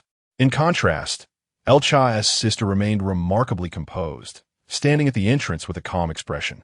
"Let us go," El Cha said to Lu Yu, turning her phone back on and ignoring the several missed calls. She called her mother again. "Mom, I'm fine. My friend and I went out to have some fun, so don't worry." Chapter 32. You're Holding Too Tight. At the hotel entrance, Song Baimei hung up the phone, her complexion pale and her heart still racing. "What is happening?" El Jiaoyang inquired anxiously. "This child is deceiving us. She is out with her friends," Song Baimei replied tersely, glancing apologetically at her companions. "Sorry about this. As long as she is safe, that's what matters." Her friends, a family of 3, nodded in understanding. El Jun gazed into the distance, where the taillights faded into the darkness. Her brows slightly raised and the corners of her mouth curving upwards. Jun, what are you looking at?" Song Baimei asked, noticing her eldest daughter's distracted demeanor, which caused her some concern. It had been a whole evening, and El Jun had been out of sorts, leaving Song Baimei somewhat displeased. "Oh, it's nothing. I was just thinking about how I have to work tomorrow, and I still have tasks left to complete," El Jun replied nonchalantly, returning her gaze. Among the trio, the young man, though somewhat arrogant, was quite handsome and seemed pleased with El Jun. He expressed concern. "Why don't you head back to work now? Don't let tonight's gathering keep you up late." "All right," El Jun agreed readily. "I'm sorry, but I think we should wrap it up for tonight." They exchanged WeChat, and it's best if we, as parents, don't intrude any further. Song Bai Mei was furious, but, in front of so many people, restrained her anger, deciding to address El Jun later. Both El Jun and El Cha, her two daughters, were a constant source of worry. That's fine. The other parents smiled and nodded, and both families parted ways. In the car, Song Bai Mei lamented to El Jun. It took so long to find a suitable match for you, yet you spent the entire evening sulking. Who are you trying to impress? I'm telling you, once this opportunity passes, it may never come again. It's regrettable that you're dissatisfied, but with your qualities, you could find someone even better. What are you worried about? El Jiaoyang attempted to interject, but was swiftly silenced by Song Bai Mei. I'm not so carefree as to disregard my daughter's lifelong happiness. What good is a father like you if you don't care? El Jiaoyang was left speechless, caught off guard by her retort. Suddenly, the car halted abruptly by the roadside. El Jun lowered her head, pulling out her phone to make some adjustments. What are you doing? Song Bai Mei frowned. Removing contact. El Jun replied as she deleted the newly added WeChat friends from her phone. Whose contacts are you deleting? A sense of foreboding rose within Song Bai Mei. As if you didn't know, El Jun said coolly, starting the car again. Lu Yu, while driving, glanced at El Cha on the passenger seat. She was busy applying makeup. Is everything all right? Your mom won't scold you, will she? Lu Yu asked, concerned given Song Bai Mei's temperament. Are you worried about me? El Cha raised an eyebrow at his words, momentarily abandoning her makeup to look at Lu Yu's profile with interest. Of course. You're with me. If your mom is upset, you'll bear the brunt of it, while I'm merely an accomplice. Lu Yu rolled his eyes. El Cha burst into giggles, clearly in high spirits, and casually remarked, Rest assured, I'm also rescuing my sister. Rescuing your sister? Yes, I noticed she isn't fond of her blind date, and she asked me to help, so as sisters, I'm stepping in. El Cha said with a playful laugh, picking up her eyebrow pencil to continue her makeup. Lu Yu glanced at her again and casually remarked, It's so late, and the beach is dark. Who are you dressing up for? El Cha puffed out her cheeks in annoyance, shooting him a glare. I love makeup. Why should you care? A woman adorns herself for the one she loves. You should know that being a so-called top student at Xinjiang University, you lack charm and deserve to be single. She was, however, not single before dating him. She had been single in both this life and her previous one. In fact, Lu Yu was her first love across 2 lifetimes. El Cha almost got caught up in her thoughts, quickly shaking them off to focus on her makeup again. Half an hour later, they arrived at the beach. Lu Yu found a spot to park the car, and they walked hand in hand onto the sandy shore. Unlike the bright, dazzling skyscrapers in the distance or the warm glow of the streetlights, the beach was dimly lit, with only the faint glow of stars and the moon illuminating the night sky. The sound of the waves crashing echoed in the air, while a thick fog rolled in from the sea, shrouding the horizon. The atmosphere felt reminiscent of a bygone era, with distant foghorns sounding softly. At this hour, the beach was nearly deserted, with only the 2 of them strolling on the soft, damp sand. My feet hurt. El Cha suddenly halted, playfully pouting at Lu Yu. Looking down, Lu Yu noticed she was wearing a pair of transparent high-heeled sandals. While they were beautiful, they were impractical for walking on the beach. Take them off, Lu Yu suggested, bending down to help her remove her shoes. El Cha's cheeks flushed slightly, but the smile on her face was impossible to suppress. How does it feel to walk on the sand? Lu Yu asked, holding her sandals in one hand while entwining his fingers with hers. Like walking on cotton candy. El Cha replied, releasing his hand and snuggling closer to him, wrapping her arms around his. Are you craving cotton candy? Lu Yu's face turned slightly red as he glanced at her. This girl had quite the boldness. Can I have some? El Cha's porcelain-like face blushed, her eyes sparkling with sweetness. How could that be? I'll buy it for you another day. Lu Yu chuckled as he strolled along the beach. That's wonderful, Lu Cha exclaimed in a melodious tone, tightly embracing Lu Yu. The atmosphere between them grew ever warmer. After a while, Lu Yu murmured, You're holding on too tightly. I can hardly breathe. Oh, Lu Cha replied, loosening her grip slightly. It's still a bit tight, Lu Yu whispered near her ear, feeling the warmth of his breath. Lu Cha's delicate face flushed a deep crimson, prompting her to release him at once. However, just as she attempted to embrace him again, she found herself grasping at nothing. Surprised, she instinctively looked up to meet Lu Yu's gaze. His dark, bright eyes were fixed intently upon her, drawing ever closer, as if the distance between them had vanished in an instant. "What are you doing?" she stammered, her voice trailing off as he silenced her with a kiss, leaving her standing there, awkward and motionless. The crisp sound of waves echoed throughout the vast expanse, while mist rolled in from the sea, failing to obscure the beach, let alone the two figures entwined upon the sofa, along with the shy moon and stars that hid behind the clouds. Chapter 33. Lu Yu, I regret it. By the time Lu Cha returned home, it was nearly midnight. Outside the door, she rubbed her cheeks, which were as red as the dawn, in an attempt to mask her embarrassment. Yet, her glistening eyes and slightly swollen lips were undeniable. She gently pushed the door open and cautiously stepped inside. "It's so late. They must be asleep," she reassured herself, moving stealthily as if she were a thief, only to discover that the living room was brightly lit. Instantly, 3 pairs of eyes turned toward her. "Mom, Dad, sister, you're all here?" Lu Cha stammered, forcing a smile as she changed her shoes. However, her trembling hands betrayed her to the discerning gaze of one pair of clear, calm eyes. Those eyes traveled up, scrutinizing her lips and cheeks for a moment before nonchalantly shifting away. Aside from Lu Cha, the trio seated on the sofa resembled ancient judges, with her standing before them like a guilty defendant, her head bowed in submission. "Where have you been tonight?" Song Bai Mei, the presiding judge, spoke sternly, her tone grave. "I was out having fun," Lu Cha replied softly. The atmosphere left no room for her to be frivolous. "With whom? Where did you go? What did you do? Speak the truth." Lu Jiaoyong slammed his hand on the table, his face flushed with anger. Tonight, his eldest daughter was on a blind date, and he had prepared himself to endure the pain of letting her go, unaware that his home was being invaded. His precious youngest daughter was at risk of being courted by some reckless swine. The thought made him feel as if he might vomit blood. I wasn't with anyone special, just with an old friend." "Please, don't ask me any more," Lu Cha stuttered, her fair cheeks tinged with a rosy hue. "Don't try to gloss over it. Look at the time. If you don't clarify everything tonight, you can forget about sleeping." Song Bai Mei huffed, declaring resolutely, "I will stay up all night if I have to, but I will find out who that friend of yours is." Lu Cha felt tears welling up. She wished to reveal Lu Yu's name, but he had asked her to keep it confidential for the time being, and she was determined to remain steadfast. "Enough. It's late," Lu Jun interjected, rising to beckon Lu Cha, saying, "Come on, let us go upstairs and sleep." Gratitude flashed in Lu Cha's eyes, yet she hesitated, glancing at her parents' stern faces. "This is your own affair. Even parents cannot interfere. Rest assured, if you wish to speak, you may, and if not, then so be it. I will always support you," Lu Jun declared, taking Lu Cha's hand without a second thought, ignoring their parents' frigid glares as she led her upstairs.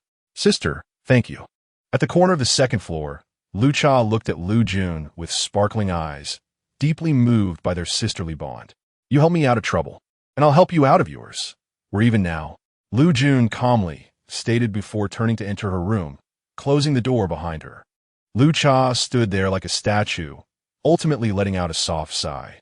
She had originally thought their connection was rooted in emotion, but it turned out to be merely a transaction. Cheerfully humming a little tune, she returned to her own room. In this household, the first and third-ranked siblings teamed up, while the second and fourth could only watch helplessly as they retreated to their respective chambers. "They've gone to sleep. Let us return as well," Song Bai Mei remarked to the lagging Lu Jiaoyong, her tone tinged with exasperation. With that, she huffed and left the living room.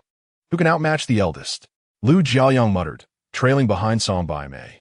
In the following days, Lu Yu immersed himself wholeheartedly in Shiyu Network Technology Company, Limited, devising strategies and providing technical support for their projects. With his formidable skills and foresight for the company's future endeavors, he quickly garnered admiration from all, including Lin Shiyu's acknowledgement and trust, as well as the adoration of Xiao Lian and others. In no time, he became a central figure within the company. However, following the romantic encounter by the seaside, Lu Cha, feeling shy, refrained from contacting Lu Yu for several days. Even when Lu Yu reached out to her, she responded with only a single word, lacking the earlier fervor that had characterized their exchanges, which frustrated Lu Yu enough to cease his attempts. Ironically, it was she who began to fidget and hesitantly reach out to him from time to time. Meanwhile, the other side of the story was far from bright.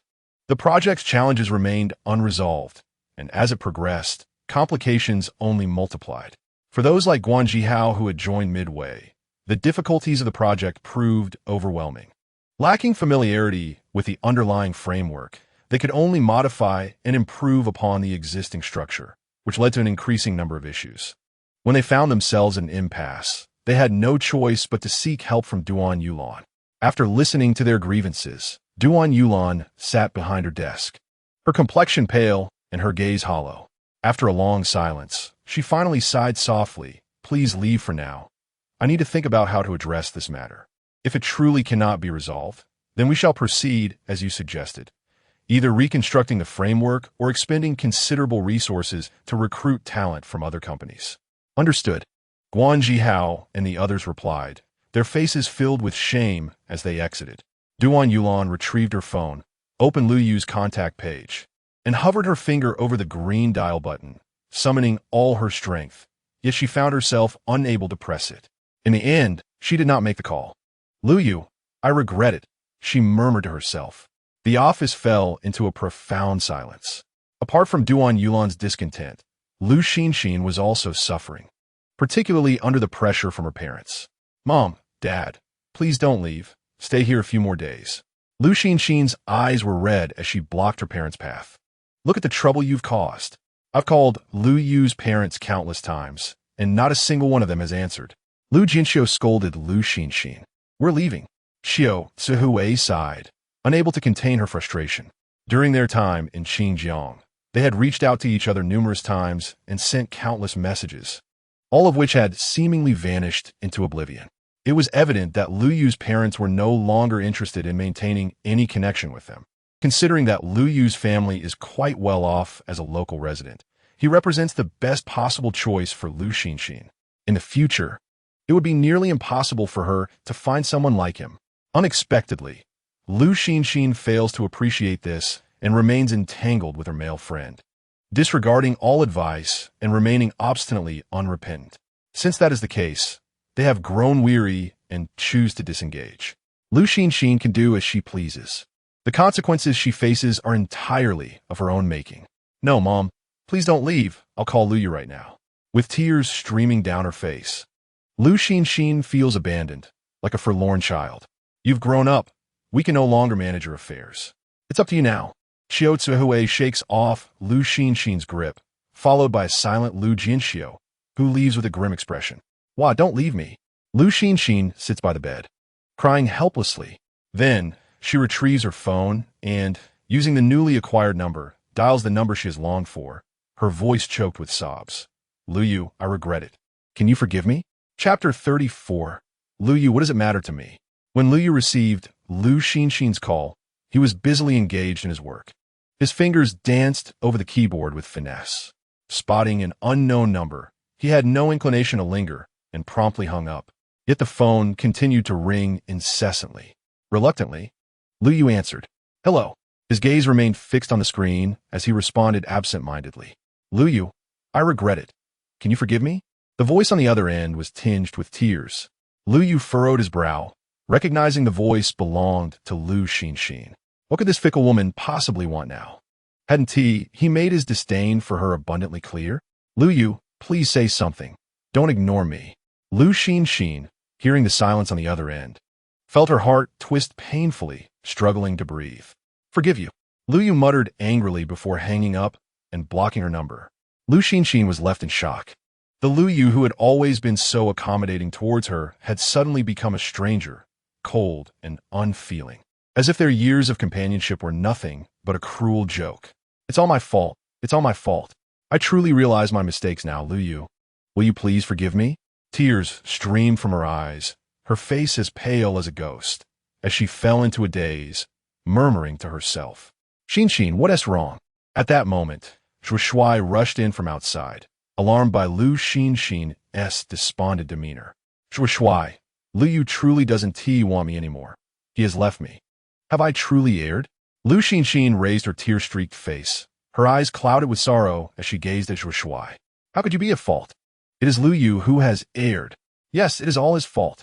He lacks any semblance of gentlemanly conduct. When he angers you, he doesn't even know how to appease you. He doesn't deserve to be your boyfriend. Shuai consoled Lu Xinxin, but internally, he was filled with trepidation, fearing she might return to Lu Yu's side once more. Really? Lu Xinxin's complexion was pale, devoid of color, as she murmured to herself. Shuai let out a silent sigh of relief. But the very next moment, no, he is not in the wrong. I am, Lu Xinxin suddenly exclaimed, her eyes widening. I have been unreasonable. I have never considered his feelings, nor have I treated him as my boyfriend. But now I regret it. I wish to win him back. Lu Xinxin's expression transformed, a spark igniting in her previously vacant gaze. You. Shuai was about to speak when Lu Xinxin abruptly turned to him, her eyes gleaming with an intensity that sent shivers down his spine. You are mistaken. Lu Xinxin struggled to her feet, shaking off Shuai's support, and staggered towards the door. Where are you going? Shuai was taken aback and hurriedly followed. I'm going to find him and apologize, Lu Xinxin declared resolutely. An hour later, Lu Xinxin emerged from Duan Yulan's company, her complexion even more ashen than before. She muttered incessantly, Where has he gone? Why does no one know? Xinxin, please don't be like this. It pains me. I promise I will never leave you again, Shuai vowed, trailing closely behind her. You are not him. You cannot compare. He is irreplaceable. I don't care if others feel sympathy. I only wish for him to care. Lu Xinxin wandered aimlessly, her eyes hollow and devoid of light, her lips muttering meaningless phrases. Shuai felt defeated by his inability to take Lu Yu's place in Lu Xinxin's heart, harboring resentment towards Lu Yu. Time passed without notice until Lu Xinxin suddenly burst into tears. I've lost the one who loves me most, Lu Yu. I regret it. Please come back to me. I promise suddenly. She turned to Shuai, her eyes brimming with tears, and softly pleaded. Is there any way you can bring him back to me? I would pay any price. I don't know, Shuai replied, his voice laced with bitterness. I know what to do. Lu Xinxin seemed not to hear Shuai's words, her eyes lighting up with inspiration. You call Lu Yu and tell him I've been hospitalized due to illness because of him. Ask him to come see me. She clutched Shuai's arm, her nails digging in painfully, causing him to wince slightly. But he has blocked my number. He doesn't want to talk to Lu Yu. Can't you just buy a new SIM card? Lu Xinxin shot him a glare. Fine. Shuai reluctantly acquiesced, though internally he cursed Lu Xinxin. Had I known, I wouldn't have bothered in the first place. Now I'm running around for your affairs, exhausted like a dog, earning no respect, and being scorned by your parents. Who could endure such treatment? Unless one is a sycophant. After a while, Shuai returned with a new phone card and gently said to Lu Xinxin, Shall I call him now? Love may be unrequited, but Shuai felt a rush of urgency. Lu Xinxin barely acknowledged his presence, impatiently urging, Hurry up and call. Shuai felt aggrieved, but had no choice but to comply. The phone rang twice before being hung up. It rang again, only to be cut off once more. Keep calling. Lu Xinxin's face had turned pale, her teeth clenched in determination. Shuai complied once more. This time, Lu Yu answered. Lu Yu, it's Shuai. Xinxin has collapsed and is in the hospital, constantly murmuring your name. Could you come and see her? Shuai tried to keep his tone steady. However, after waiting, Lu Yu remained silent. Shuai glanced at his phone. Yes, it was still connected. Hello? He called into the phone. I'm sorry. I was busy and didn't hear. Could you repeat that? Lu Yu's voice came through cold and detached. Looking into Lu Xinxin's hopeful eyes, Shuai felt compelled to repeat, Lu Yu. It's Shuai. Xinxin has collapsed, but before he could finish, Lu Yu's voice came through, devoid of any emotion. What does it matter to me? With that, he hung up.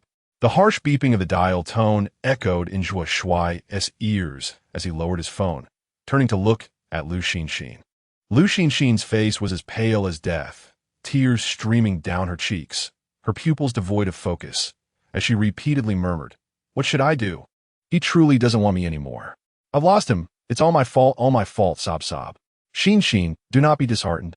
Losing you would be the greatest loss of Lu Yu's life. He will surely regret it in the future. Zhuo Shuai hastily comforted Lu Xinxin. But I am regretting it right now, Lu Xinxin whispered, utterly heartbroken. You. Zhuo Shuai attempted to offer further solace, but Lu Xinxin's eyes rolled back, and she fainted. Under the multitude of blows from her parents' departure and Lu Yu's coldness, she could no longer hold on. Xinxin. Zhuo Shuai's face turned ashen, and he hurriedly dialed for emergency services. Chapter 35. Lu Xinxin, love him or lose him. Lu Yu hung up the phone, his expression utterly unchanged. Lu Xinxin's fate was of no concern to him. The farther she was from his sight, the better. Ding dong. His phone sounded again. Lu Yu ignored it. Ding dong. Ding dong. Ding dong. The phone continued to ring incessantly, as if it would not cease until Lu Yu glanced at it. Without needing to look, he knew it was from Lu Cha. Indeed, upon opening it, he found a message from her. What are you doing? Are you free now? I'm feeling really down today. Could you come out and keep me company? I'm so bored. How about we chat? Is Big Brother working? I know I shouldn't disturb you, but I just couldn't help myself. I hope you won't be angry. Sob sob. Has Big Brother found a new girlfriend and no longer cares about his sister? He doesn't reply to my messages at all. I'm so sad, and Big Brother doesn't care about me at all. I know. Big Brother has started at a new company, and there are many beautiful women there, so he doesn't reply to me. The messages were peppered with various emojis, ranging from cute and playful to fierce and sorrowful, leaving Lu Yu somewhat bewildered. In response, Lu Yu could only muster a single line. Let us go out tomorrow, Saturday. After sending the message, he paid no further heed to his phone. 5 minutes later, a single ding sounded, followed by silence. At that moment, Xiao Yin approached him, saying, Lu Yu, Sister Shiyu is looking for you. It seems a few newcomers have arrived and need your assistance. All right. Lu Yu nodded and made his way to Lin Shiyu's office. Sister Shiyu, you called for me? He entered to find Lin Shiyu on the phone. She waved him over and continued her conversation, her smile growing increasingly enchanting. Lu Yu settled into a chair before her, waiting patiently. Half a minute later, she concluded her call. All right. Thank you, Uncle Yuan. We will definitely be there tonight. After hanging up, her radiant smile remained unblemished. Sister Shiyu, what is the occasion for your cheerfulness? Lu Yu inquired, unable to suppress his grin. We landed a big contract. Lin Shiyu exclaimed with delight. If we secure this deal, our company will ascend to new heights. What sort of contract is so formidable? Lu Yu raised an eyebrow, suddenly realizing. Tonight, you are accompanying me to a banquet where influential figures will be present. There, we may find someone who can connect us. Whether our company thrives depends on tonight. Lin Shiyu's smile blossomed as her excitement grew. Absolutely, Lu Yu replied, his spirits lifted. It was indeed the same banquet. In a past life, when Shiyu's technology company was still fledgling, they had first clashed with Duan Yulan's company at a banquet. Ultimately, Duan Yulan triumphed due to her stronger connections, propelling her company into a significant leap forward. Tonight marked their renewed confrontation. In his previous life, Duan Yulan had leveraged her extensive network to secure that lucrative contract. In this life, he would assist Lin Shiyu in defeating Duan Yulan, avenging her and securing immense wealth for Shiyu's company. This afternoon, I'll give you a half-day off so you can accompany your girlfriend to shop for some clothes, Lin Shiyu said with a bright smile, pulling out a wad of cash and placing it before Lu Yu. I have enough clothes. No need to buy any, Lu Yu replied with a smile. Tonight is crucial. Lin Shiyu's smile dimmed slightly, her expression growing serious. This was the first time Lu Yu had seen her so solemn, and he promptly agreed. All right. Sister Shiyu, I'll finish my tasks and then go shopping. That is more like it. Lin Shiyu's smile returned, enchanting as ever. You can keep this money. Consider it my treat for your hard work. Everyone deserves it. Lin Shiyu smiled warmly. Perform well tonight. If we secure the contract, this money could multiply several times over. Then thank you, Sister Shiyu, Lu Yu said, finally accepting the money. Upon receiving Lu Yu's message, Lu Cha was momentarily stunned. She had not anticipated that Lu Yu would invite her to go shopping with him. Was he perhaps under the influence of some strange medicine today? She rushed to the window, glancing at the sun. It's rising from the east. Aren't you supposed to be at work today? She asked, her skepticism evident. Yes, he replied. If you're at work, how can you be out shopping? She thought anxiously. Could the person on the other end of the phone not be Lu Yu? Was his phone picked up by someone else? Or had he been possessed by a powerful entity? Just come out, will you? Lu Yu's tone was unmistakably impatient. Lu Jia Pao Det? You're asking me to go shopping, but speaking to me like that. Who is seeking whom here? Can't you tell your role? All right. She typed quickly on her phone. An hour later, at the first floor of Baolong Mall. Upon seeing Lu Yu's message, Lu Cha threw her phone onto the bed. Wow, this is fantastic, she exclaimed, collapsing on her bed and letting out a squeal of uncontainable joy. You scare me half to death. Song Baimei entered, eyeing Lu Cha's disheveled appearance. What good news has you so thrilled? I'm going out to have some fun, Lu Cha said, bouncing up from her bed and dashing to her wardrobe to happily select an outfit. Are you off to see your little boyfriend? Song Baimei teased, placing the chicken soup she had been carrying on the table. No, there is no such thing. Lu Cha's fair face flushed instantly. The thought of that evening by the seaside made her blush uncontrollably, her ears turning crimson, not to mention the patches of red appearing on her otherwise porcelain skin. You go see him. I won't stop you, but you must return early tonight. Otherwise, if your father inquires about your little boyfriend, no one will be able to assist you, Song Baimei said with a smile. I understand, Lu Cha pouted, a mix of shyness and joy evident on her face. Do you need my help in choosing? Song Baimei embraced Lu Cha's slender shoulders, gazing at her petite daughter's graceful figure through the floor-to-ceiling mirror, an undeniable pride glimmering in her eyes. Of course, it's wonderful, Lu Cha replied with a playful giggle. But first, you must tell me about his personality so that I can assist you in selecting attire that he would appreciate. Song Baimei responded cheerfully. He appears harmless enough. However, Lu Cha's heart raced with alarm, and she cast a wary glance at her mother. Don't look at me like that. I genuinely only wish to help you choose a few nice outfits, Song Baimei said with a wry smile. Trust in her mother had waned, prompting Lu Cha to issue a decree. There's no need for your assistance, Mom. You may leave for now. Chapter 36.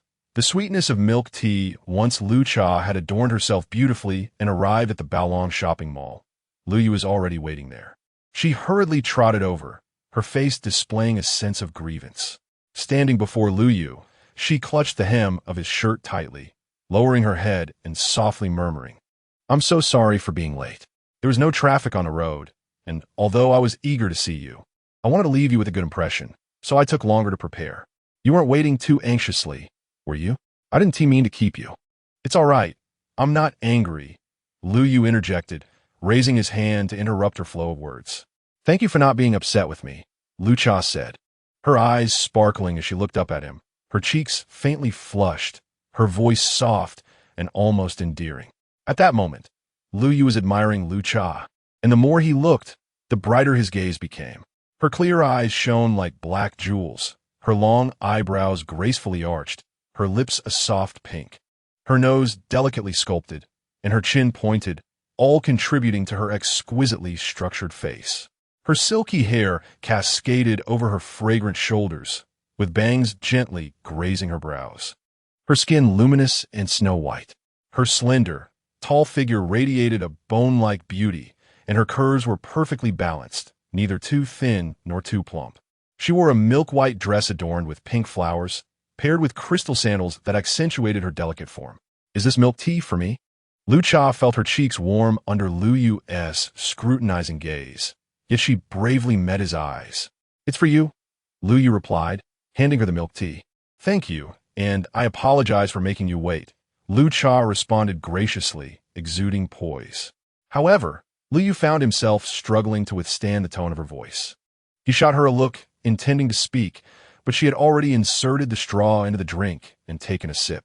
Instantly, her bright eyes transformed into two crescent moons, sparkling with delight. The refreshing milk tea melted in her mouth and flowed into her stomach, bringing her a sense of coolness that amplified her inner joy and warmth. You're too kind. Em truly overjoyed. She resumed her fade of politeness, her voice gentle and soothing, which only served to perplex Lu Yu further. He gazed at her soft, pink lips and without hesitation, leaned in closer to silence her next words. Lu Cha was taken aback, her face flushed crimson. In the bustling mall, This marked her first bold encounter. The second such moment in her life aside from that night by the seaside. Her mind blanked, her body frozen like a statue, relying entirely on Lu Yu's initiative. Moments later, Lu Yu straightened up, nonchalantly wiping the corner of his mouth and muttering, "The milk tea is quite sweet." Upon hearing this, Lu Cha's face turned nearly crimson, her cheeks burning. She lowered her head deeply, avoiding Lu Yu's gaze, her small hands gripping the milk tea tightly, nearly crushing it from nervousness. Lu Yu, intending to tease her a bit more, felt his cheeks heat up as he noticed the peculiar glances from onlookers, prompting him to hastily lead Lu Cha away from the scene. "The milk tea really is sweet," Lu Cha mused as they fled. Casting a fleeting glance at the back of Lu Yu's head, a slight smile gracing her lips, her blush lingering, revealing her shyness and happiness.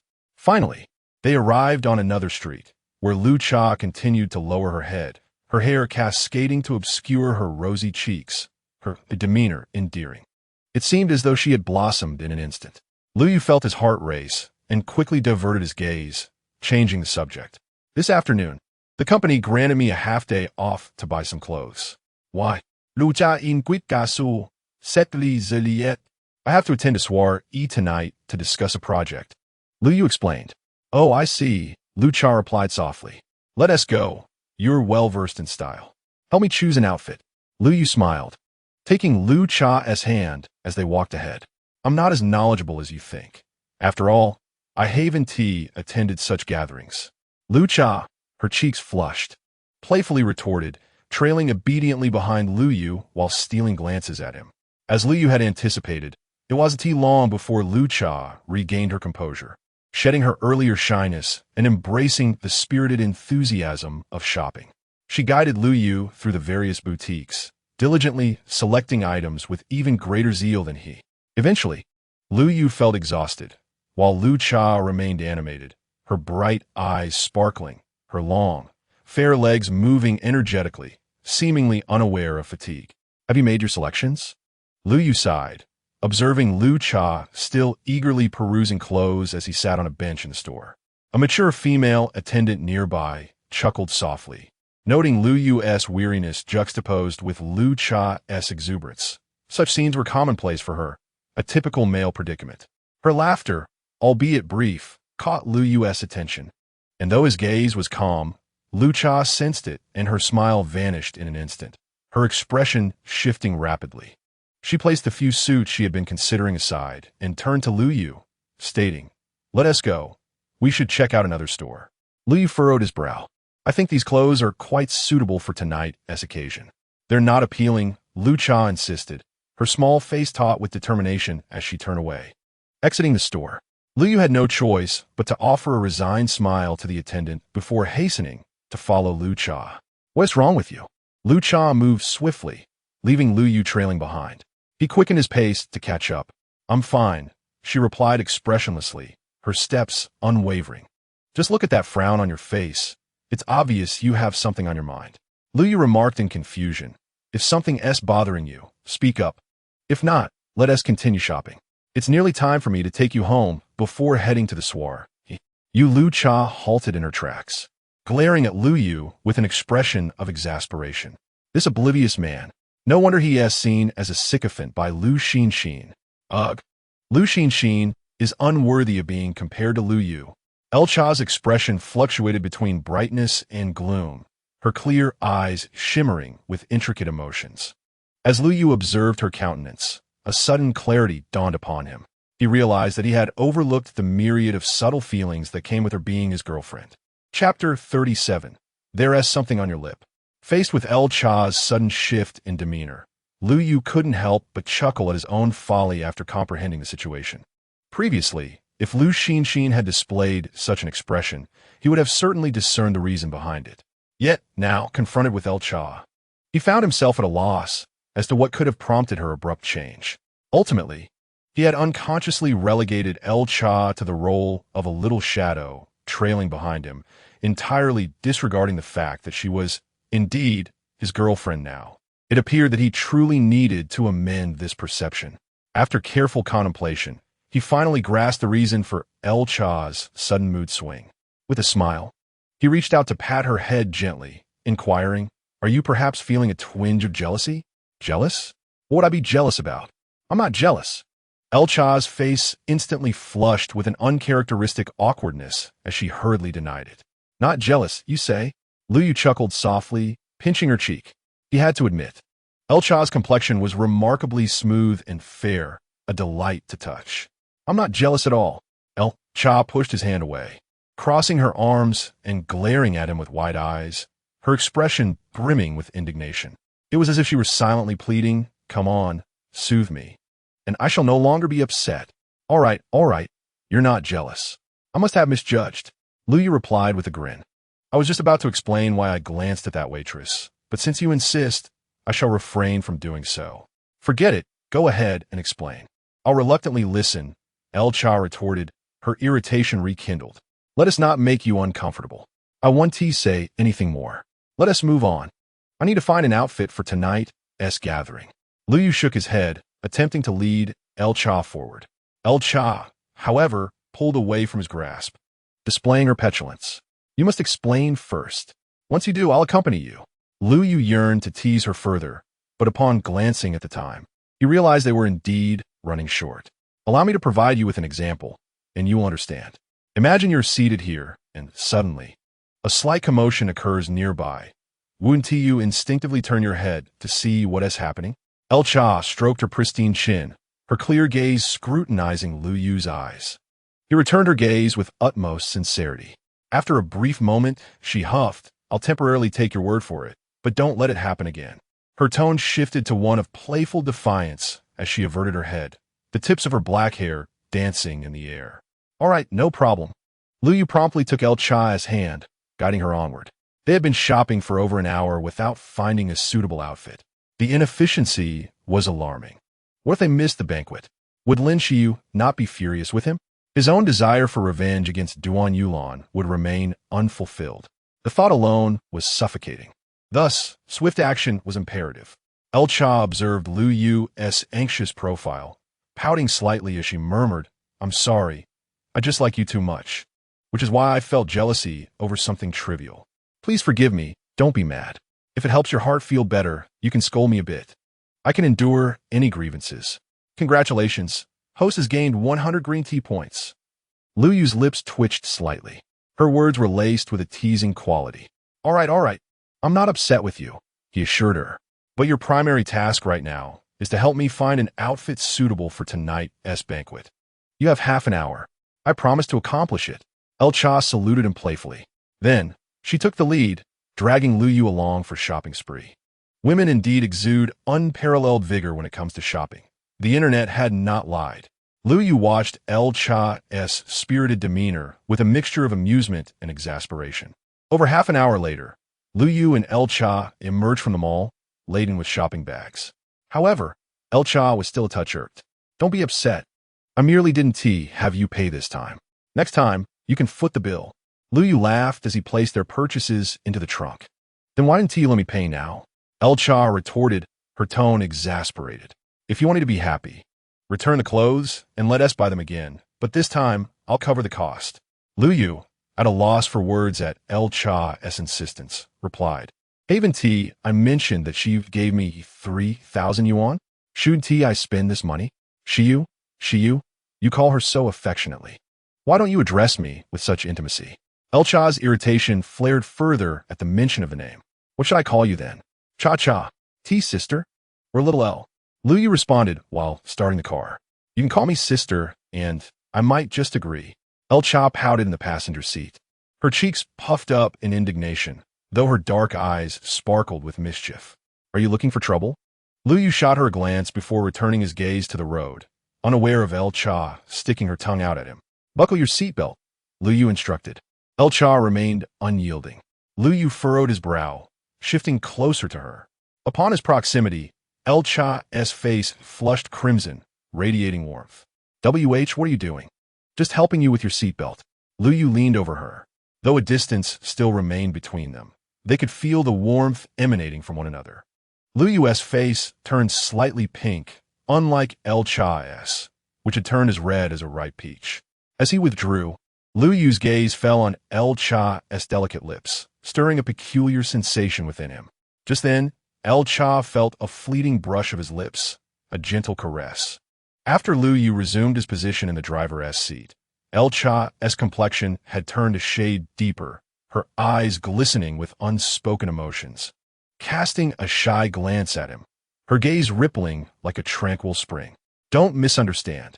I merely noticed something at the corner of your mouth that seemed a tad unclean and wanted to assist you. Lu Yu spoke with mock seriousness. I know, El Cha murmured, her face downcast, her voice barely above a whisper. Knowing is sufficient, Lu Yu replied, satisfied with her reaction, before driving away from the underground parking. Half an hour later, Lu Yu dropped El Cha off at the entrance of her residential complex. I'm leaving now, El Cha said in a sweet voice. Her cheeks still flushed, resembling someone intoxicated, adorned with an unshakable rosy hue. Take care, Lu Yu nodded, then asked, shall we hang out tomorrow? Of course. El Cha replied without hesitation. What shall we do? Lu Yu inquired. I'm not sure, El Cha pondered, realizing she didn't know what she wanted to do. However, she understood that she wished to be glued to him at all times to compensate for the regrets of a past life. We can figure out tomorrow. If all else fails, we could go to the amusement park, Lu Yu contemplated. That sounds good, El Cha nodded, casting one last reluctant glance at Lu Yu before slowly exiting the vehicle. Lu Yu rolled down the passenger window and called out, I'm off now. Goodbye. And stay safe. El Cha stood elegantly in the gentle breeze, watching Lu Yu drive away until he vanished from her sight. Chapter 38. A scene too beautiful to imagine. Lu Yu drove back to the company. The company had nearly emptied, leaving only Lin Shiyu and Xiao Yin behind. Xiao Yin was also preparing to leave when she saw Lu Yu return, and with a hint of curiosity, she asked, Why are you back again? Lu Yu smiled lightly and replied, I'm meeting with Sister Shiyu tonight to discuss a project. Oh, good luck. Xiao Yin waved her hand at him, cheerfully adding, I want to join you. I have to go as my parents have arrived. Bye. Lu Yu watched her depart before turning to enter Lin Shiyu's office. He knocked gently on the door. Come in, Lin Shiyu's melodious voice beckoned. Lu Yu pushed the door open to find Lin Shiyu bent over her desk, engrossed in writing. Upon hearing his footsteps, she looked up and smiled. Have you purchased the outfit? Yes, Lu Yu nodded. Glancing at her elegant watch, Lin Shiyu realized it was nearly time and stood up, saying, Let us change our clothes. We'll take my car. As she spoke, she tossed the car keys to Lu Yu. All right, he replied, catching the keys adorned with a windmill design, and turned to exit the office. He first retrieved the suit and shoes that Lu Cha had selected for him from the car's trunk, changed in the restroom, and then waited at the company entrance for Lin Shiyu. Before long, Lin Shiyu emerged, clearly having taken great care in her appearance. With fiery red lips and enchanting eyes that sparkled, her hair elegantly pinned up revealed her long, graceful neck akin to that of swan. She wore a dark red evening gown that accentuated her flawless shoulders, and her figure was beautifully curvaceous rather than slender. This ensemble delineated her captivating, mature charm. Lu Yu's eyes sparkled with awe. A mature woman possesses a distinct allure that cannot be compared to the youthful innocence of younger girls. Of course, both have their merits, making it difficult to determine which is superior. Let us go, Lin Shiyu said with a smile as she approached, emanating a sophisticated grace. Lu Yu drove while Lin Shiyu relaxed in the back seat, the car filled with a subtle, delightful fragrance, her signature scent. Tonight's banquet was hosted by Su Tianlei, the head of the Su Group and a self-made millionaire. The Su Group encompasses various industries, including hospitality, tourism, and dining. This gathering was to celebrate his eldest daughter's birthday, and Lu Yu was invited as he had a close uncle within the guest list. As Lin Shiyu touched up her makeup in the car, she casually informed Lu Yu about the evening's proceedings. He occasionally nodded in acknowledgement, though he was already well aware of the banquet's details, memories from his past life flooding his mind. After approximately half an hour, they arrived at the Su Estates neighborhood, a place Lu Yu was quite familiar with, being the upscale community where Lu Cha resided, the very same affluent enclave he had once visited while escorting a girl from the countryside. Indeed, Su Tianlei's eldest daughter was the same little girl Lu Yu had encountered while enjoying wontons outside his building. According to his recollections, her name was Su Miaoling. Sir, we're headed to the Sioux estate, Lu Yu said, rolling down the car window to address the upright security guard at the entrance. The guard scrutinized Lu Yu's attire before granting him access. Despite Lu Cha also residing in this neighborhood, Lu Yu had never visited. Following the directional signs along the road, he drove towards the Sioux estate. This upscale community housed only the affluent and elite, and to reside in a building labeled as a mansion signified a prestigious status in Xinjiang City. After about 10 minutes, Lu Yu spotted a grand and majestic villa at the end of the road. It was unmistakably the Sioux estate. The road was flanked by an array of luxury cars, including brands like Ferrari, Lamborghini, and Audi, which, while considered extravagant by the general populace, were rather commonplace here. Numerous impeccably dressed attendants stood by, directing traffic. "Let us stop here. We can walk the rest of the way." Lin Xiu gently patted Lu Yu's shoulder, her voice soft. "Okay," he nodded, parking as close to the villa as possible, aware that Lin Xiu, in her high heels, would prefer not to walk far. Lin Xiu noticed his consideration, casting him a lingering glance filled with a hint of admiration. After some effort, Lu Yu found a suitable spot to park.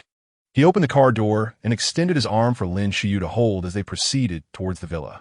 Along the way, numerous other guests strolled similarly, with men donned in tailcoats and women in elegant evening gowns, all impeccably groomed. The atmosphere of the banquet grew increasingly vibrant. A grand fence enclosed the villa, with a magnificent entrance flanked by attendants. "Good evening. Please present your invitation." A striking female attendant halted them. Lin Xiu produced a pink card from her bag. "Welcome, esteemed guests," the attendant said, her smile becoming even more radiant as she slightly bowed, allowing them to enter. "Thank you," Lin Xiu replied softly as she and Lu Yu stepped inside. At that moment, darkness enveloped the sky, yet the Sioux estate glimmered with bright lights, particularly in the grand hall, which radiated opulence and splendor, akin to scenes depicted on television. The villa featured a swimming pool, a rockery, and a flowing stream, with a red carpet laid across the floor and tables arranged in neat rows, laden with exquisite food and wine in a buffet style. Guests, dressed elegantly, mingled in small groups, wine glasses held aloft, while servers weaved through, balancing trays of highball glasses and desserts. Lu Yu couldn't help but marvel. Is this what high society looks like? Lin Xiu, appearing unfazed, linked her arm through his. Lu Yu tensed momentarily. "Don't be nervous. Don't overthink it. Just relax. It's merely an arm-in-arm gesture." Lin Xiu chuckled lightly. "Look at the others with partners. Aren't they also walking like this?" Lu Yu turned to survey the scene, and indeed observed the same. He relaxed, though an unsettling image crept into his mind. Lu Cha, furious, confronting him and Lin Xiu, berating them publicly. The thought was too vivid, almost surreal. "I've spotted Uncle Yuan. Let us go over," Lin Xiu exclaimed, her eyes brightening at the sight of a familiar face. Meanwhile, not far away, Lu Cha, feeling bored, activated her system powers, and her expression suddenly darkened. Chapter 39. Enjoy a slice of cake and be merry. At the Lu residence, let us go. It's nearly time. The Su Family S event is about to commence. Song Baimei adjusted Lu Jiaoyang's collar before smoothing her own qipao. Lu Jiaoyang responded with a noncommittal sound, then, with a hint of concern, inquired, "If Junjun is having dinner at school, what will Cha-Cha eat at home? I've warmed some food for her in the pot, and if she gets hungry, she'll order takeout." "There's no need to worry about her," Song Baimei reassured him before turning her gaze toward the second floor and calling out loudly, "El Cha, we're leaving. There's food in the pot. Eat if you're hungry." However, before she could finish her sentence, her voice abruptly ceased. Lu Jiaoyang furrowed his brow as well. "What are you doing?" Song Baimei questioned, eyeing El Cha as she descended the stairs slowly. The girl was tall and slender, dressed in a flowing white gown, her feet adorned with silver low-heeled sandals. Her long, lustrous black hair cascaded down her back, and her clear, large eyes sparkled like two twinkling stars. "I'm going to the banquet with you," El Cha replied matter-of-factly. "What banquet?" Song Baimei asked, her mind momentarily blank. "It's the one hosted by Uncle Su," El Cha replied with a light laugh, revealing two shallow dimples on her cheeks. "Weren't you just saying you weren't going?" Song Baimei frowned. Is it not permissible for me to suddenly wish to attend? Besides, I want to see what Uncle Sue's eldest daughter looks like, El-Cha said, gracefully gliding closer and linking her arm with Song Bai Mei's, playfully adding, Mom, please take me with you. I promise not to speak out of turn or run amok. As she spoke, she raised a hand in a gesture of promise. Old Lu, look at this, Song Bai Mei turned to Lu Jiaoyang. El-Cha continued to act charmingly toward him. With a resigned shake of his head, Lu Jiaoyang remarked, since she wants to go, let her. It will be good for them to get acquainted. After all, our families will inevitably have more interactions in the future. All right, Song Bai Mei nodded. Shooting a warning glance at El-Cha, I established 3 rules with you. Even if you set 10, I'll abide by them. After all, you're my mother. El-Cha replied with a grin. You. Both Song Bai Mei and Lu Jiaoyang shook their heads in exasperation, yet shared a smile of mutual understanding. At Sue's manor, Uncle Yuan greeted Lin Shiyu and a middle-aged man. You've arrived, the man, Yuan Hebo, said, turning to look at Lu Yu with a puzzled expression. Is this your boyfriend? He scrutinized Lu Yu, noting that he was rather good-looking. No, he's my colleague, Lin Shiyu quickly clarified, her fair cheeks flushing slightly. Oh. Yuan Hebo nodded and did not glance at Lu Yu again. Come with me. I'll introduce you, he said to Lin Shiyu. All right, she replied, nodding gently, releasing Lu Yu's arm as she added softly, Lu Yu, wait for me here. I'll be back shortly. If you get hungry, have something to eat. Lu Yu nodded, watching as Lin Shiyu followed Yuan Hebo into the villa. Gurgling sounds emanated from his stomach. A timely reminder that the hours spent shopping with El-Cha had nearly exhausted his lunch. Glancing around to ensure no one was watching, he stepped over to the table, took a plate and fork, and began to indulge. He could not help but marvel at the sumptuous quality of the buffet.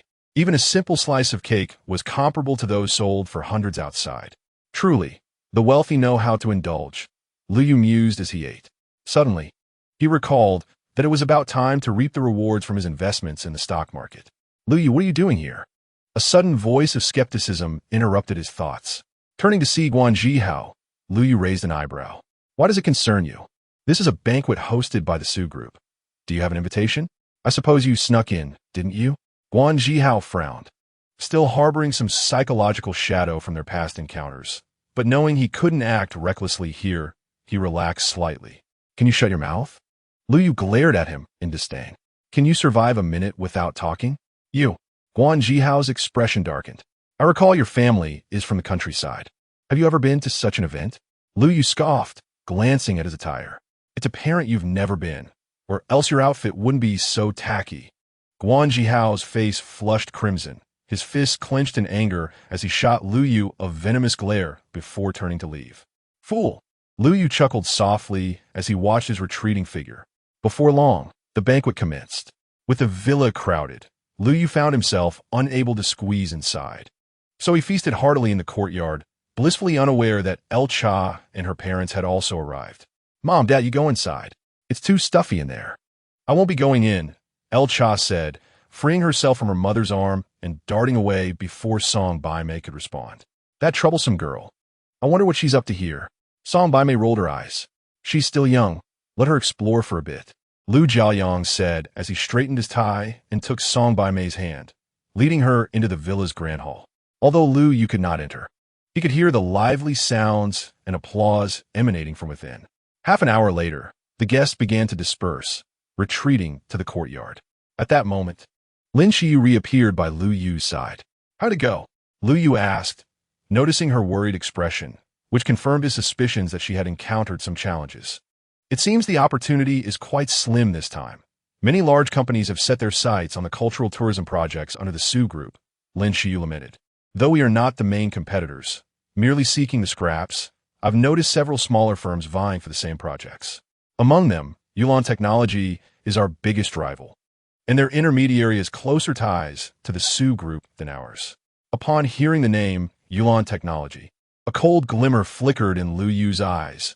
It was the company founded by Duan Yulon. It feels like we're going to come back empty-handed. Lin Shiyu sighed heavily. Don't give up. There may still be a chance, Lu Yu encouraged with a smile, reaching for a slice of matcha cake and offering it to her. Have a piece of cake, lift your spirits. We could try again later. Who knows, we might succeed. Really? Lin Xiyu looked up at him, her beautiful eyes sparkling with a glimmer of hope, as if grasping at the last thread of possibility. Of course, Lu Yu replied, flashing her a confident grin. Meanwhile, in the background, a girl in a white dress tightened her grip on her fork, her fiery gaze fixed intently on Lu Yu. Chapter 40. Lu Yu's remarkable entrance. The deeply insecure Lin Xiyu was swayed by the profoundly self-assured Lu Yu, leading her once again to the villa's grand hall. The hall was opulent, resplendent as a royal palace, adorned with various calligraphies and paintings from across the ages, exuding a profound artistic ambience. Successful individuals gathered in small clusters, clad in tailored suits, discussing business matters, while elegantly dressed women in evening gowns conversed about luxurious high-end products. Though Lu Yu's attire was not inexpensive, it felt somewhat out of place in this setting. Certainly, surrounded by many, stood the owner of this splendid villa and the host of the soirée, Su Tianlei. His lean physique was clad in a dark suit and sweater, his hair slicked back with a glossy sheen, and his pair of ebony eyes were profoundly deep, seemingly brimming with wisdom. Without the need for Lin Xiyu's introduction, Lu Yu had already recognized him. Among the throng of people surrounding him, he also spotted Lin Xiyu's intermediary, Yuan Hebo, as well as Duan Yulan. As expected, Lu Yu adjusted his shirt and approached. Lin Xiyu followed closely behind, intertwining her arm with his. This scene nearly sent the lurking El Cha into a fit of fury. How infuriating! Her face turned ashen, teeth clenched. Her gaze fixated on the entwined arms of Lin Xiyu and Lu Yu, a blaze of jealousy igniting within her heart. Unbeknownst to Lu Yu, the woman trailing behind him was seething with jealousy, nearly losing her composure.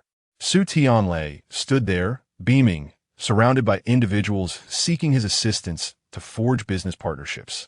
Naturally, these were minor companies. Otherwise, they would not require intermediaries. The representatives from major corporations were sequestered in separate rooms. Yuan Hebo was present as well, intermittently engaging Su Tianlei in conversation while lifting a wine glass.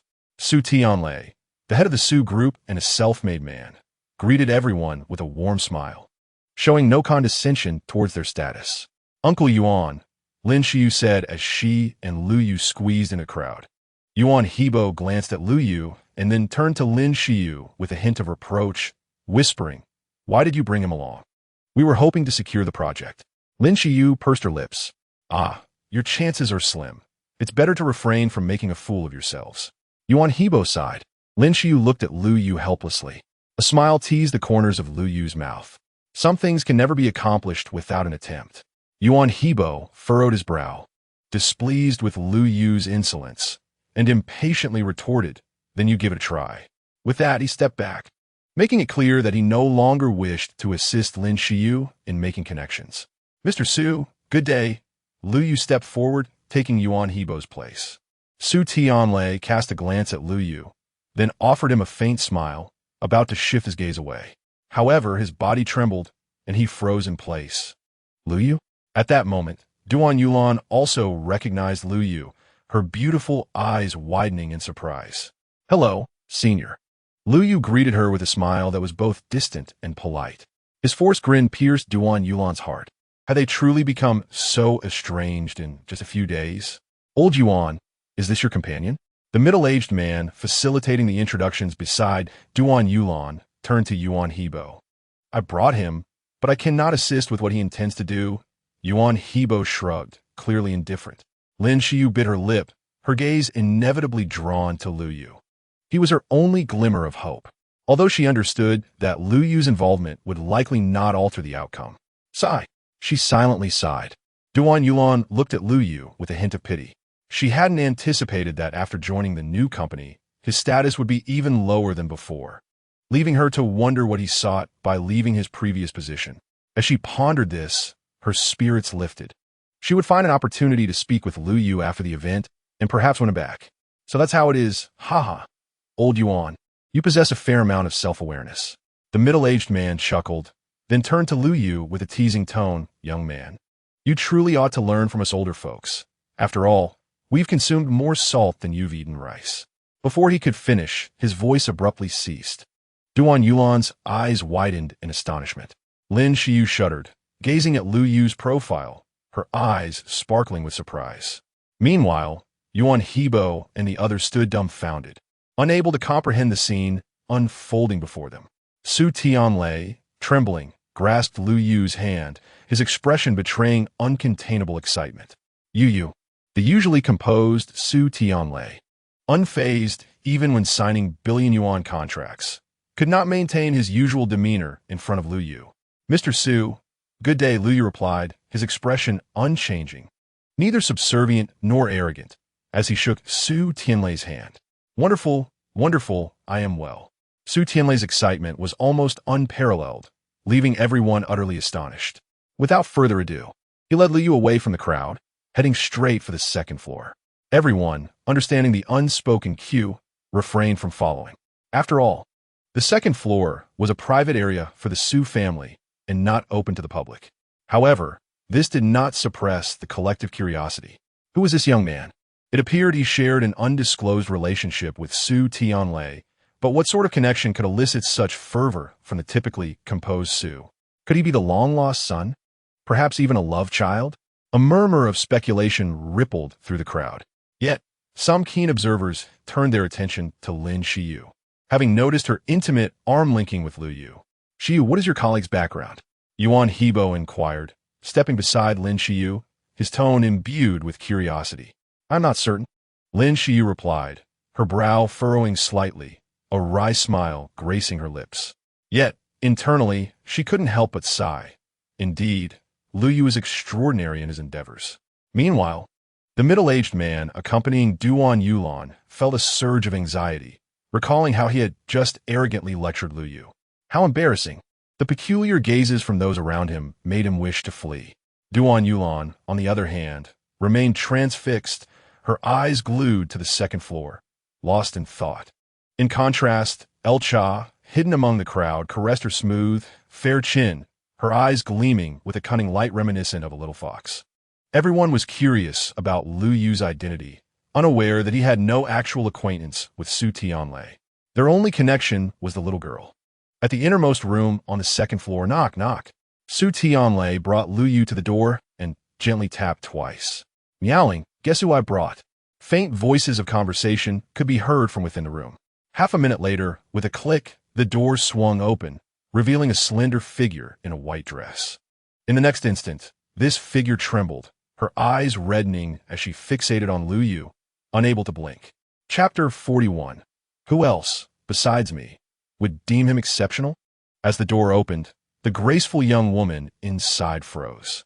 In the blink of an eye, her eyes glistened with tears, her delicate lips visibly trembling, mirroring the overwhelming excitement within her. Lu Yu offered her a gentle smile, his voice soothing and warm. "Hello, it's lovely to see you again." "You hello."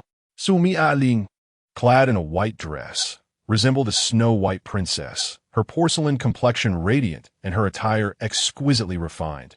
Yet, at this moment, her voice quivered, betraying her elation. "All right, let us not linger here. Come inside and talk." Su Tianlei, witnessing his daughter's exuberance, couldn't he suppress the smile spreading across his face. Su Miaoling stepped aside, allowing Su Tianlei to usher Lu Yu into the room. Lu Yu lifted his gaze and observed the spacious room, which boasted both a living area and a bedroom, alongside a washroom. Besides the three of them, there were 2 men and 1 woman. Apart from an elderly matron, the other 2 were quite youthful. One was a girl clad in a yellow dress, while the other was a young man in a tailcoat. Upon spotting Lu Yu, the trio widened their eyes in astonishment. "Old Su." The matron glanced at Su Tianlei, her eyes questioning. However, upon noticing Su Miaoling's excited expression, everything became clear. "Come, have a seat." She warmly invited Lu Yu, even going so far as to grasp his arm and guide him to the sofa. The others also took their seats, all eyes fixated on Lu Yu. Fortunately, having lived again, he was unfazed by their intense gazes, which would have made anyone else feel uncomfortable. "What do we call you, young man?" Su Tianlei inquired from across the table, his smile gentle. "Lu Yu," came the reply. Su Tianlei mused aloud, his smile growing ever brighter. Meowing, "Why are you silent? Engage in conversation with your elder brother." "Hello, Brother Lu," Su Miaoling said shyly. Thank you for standing up for me that day and for seeing me home. She fidgeted as she sat beside Su Tianlei, her clear and innocent eyes scrutinizing Lu Yu. When his gaze met hers, she quickly averted her eyes, unable to maintain direct contact. I am Su Tianlei, Miaoling's father. The introductions continued, and Lu Yu learned that the matron was Su Miaoling's mother, named Yang Xiaolan. The other two were Miaoling's siblings, Su Kaifeng and Su Siki.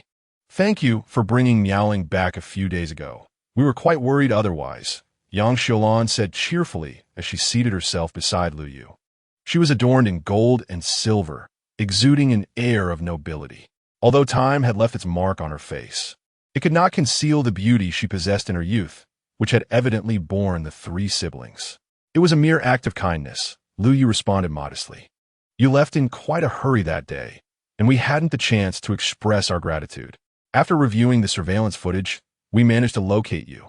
We intended to seek you out, but various matters delayed us, Su Tianlei explained with an air of apology. Yet, upon closer inspection, his words bore some inconsistencies. Mr. Su, you yist. I had no ulterior motives in returning Miaoling. I simply could not stand by and watch her be bullied. Lu Yu was indifferent to the discrepancies.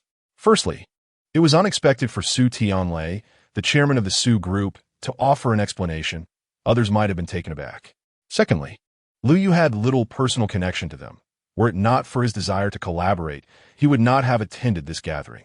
Observing Lu Yu's ease and lack of arrogance, both Su Tianlei and Yang Xiaolan regarded him with a subtle appreciation. The conversation flowed primarily among Lu Yu, Su Tianlei, and Yang Xiaolan, while Su Miaoling remained bashfully bowed, occasionally stealing glances at Lu Yu but seldom speaking. The other two, after their initial curiosity, busied themselves with their phones on the sofa, eventually leaving the room after a short while. Lu Yu, how did you arrive here? Yang Xiaolan's satisfaction with Lu Yu grew. I came with my boss, Lu Yu replied with a smile. I hope to explore potential opportunities, though I am uncertain how my boss's discussions about cooperation are progressing. Yang Xiaolan exchanged a glance with Su Tianlei, who grasped her unspoken intent. What does your company do? We might have some projects that align with yours. Perhaps we could explore collaboration. Lu Yu offered a wry smile. Unfortunately, our company is quite small and cannot take on such endeavors. The polite refusal surprised both Su Tianlei and Yang Xiaolan, who had anticipated Lu Yu would be eager to discuss projects and partnerships. You see, every company starts from humble beginnings. With the right opportunities, growth is inevitable, Su Miaoling interjected, lifting her head. Lu Yu regarded her thoughtfully, then fell silent. Miaoling's heart fluttered, and she turned her gaze towards Su Tianlei and Yang Xiaolan, her eyes pleading as she softly asked, Dad, Mom, do you agree? The utterance of Dad and Mom seemed to possess an extraordinary power, leaving Su Tianlei and Yang Xiaolan momentarily stunned. Then, in unison, they trembled with emotion, their faces flushed with excitement. Su Tianlei's countenance turned crimson, while Yang Xiaolan's eyes glistened with unshed tears, seemingly on the verge of crying. What did you call me? Su Tianlei stammered, his gaze filled with hope as he looked at Su Miaoling. I shall say no more. Su Miaoling's cheeks burned with embarrassment. She lowered her head deeply and hurriedly exited the hall, closing her door firmly behind her. How wonderful! Su Tianlei clenched his fists, exuding the exhilaration akin to when he earned his first fortune. The dignified Yang Xiaolan shared in the sentiment, her lips trembling as she struggled to find her voice. Lu Yu remained silent, observing without interruption, fully aware of the significance Su Miaoling held for them. For this daughter, they may have long sought to make amends. Now, a simple mom and dad was enough to leave them speechless with joy. After approximately 10 minutes, they regained their composure. I apologize for the scene. I did not mean to embarrass you, Yang Xiaolan said, wiping away the traces of tears with a smile directed at Lu Yu. Lu Yu returned her smile. Miaoling's words ring true. Every company undergoes a phase of vulnerability. I recall my own beginnings when I ventured into entrepreneurship from scratch. Su Tianlei collected himself, his demeanor warm as he spoke. In the hall downstairs, why hasn't Lu Yu come down yet? Could it be that the Su family finds Lu Yu appealing and wishes to marry their daughter to him? Impossible. Lu Yu is not that extraordinary. Who beside me would think so? El Cha fretted, her imagination running wild. He's coming down, a voice exclaimed. El-Cha perked up, her anxiety replaced with anticipation. In full view of the gathering, Su Tianlei descended the stairs with Lu Yu, their camaraderie evident as they laughed and conversed. Their apparent intimacy left many in shock, prompting a flurry of speculation regarding Lu Yu's identity. Lu Yu and old Su? In the crowd, El Jiaoyang and Song Baimei exchanged bewildered glances, struggling to comprehend the situation.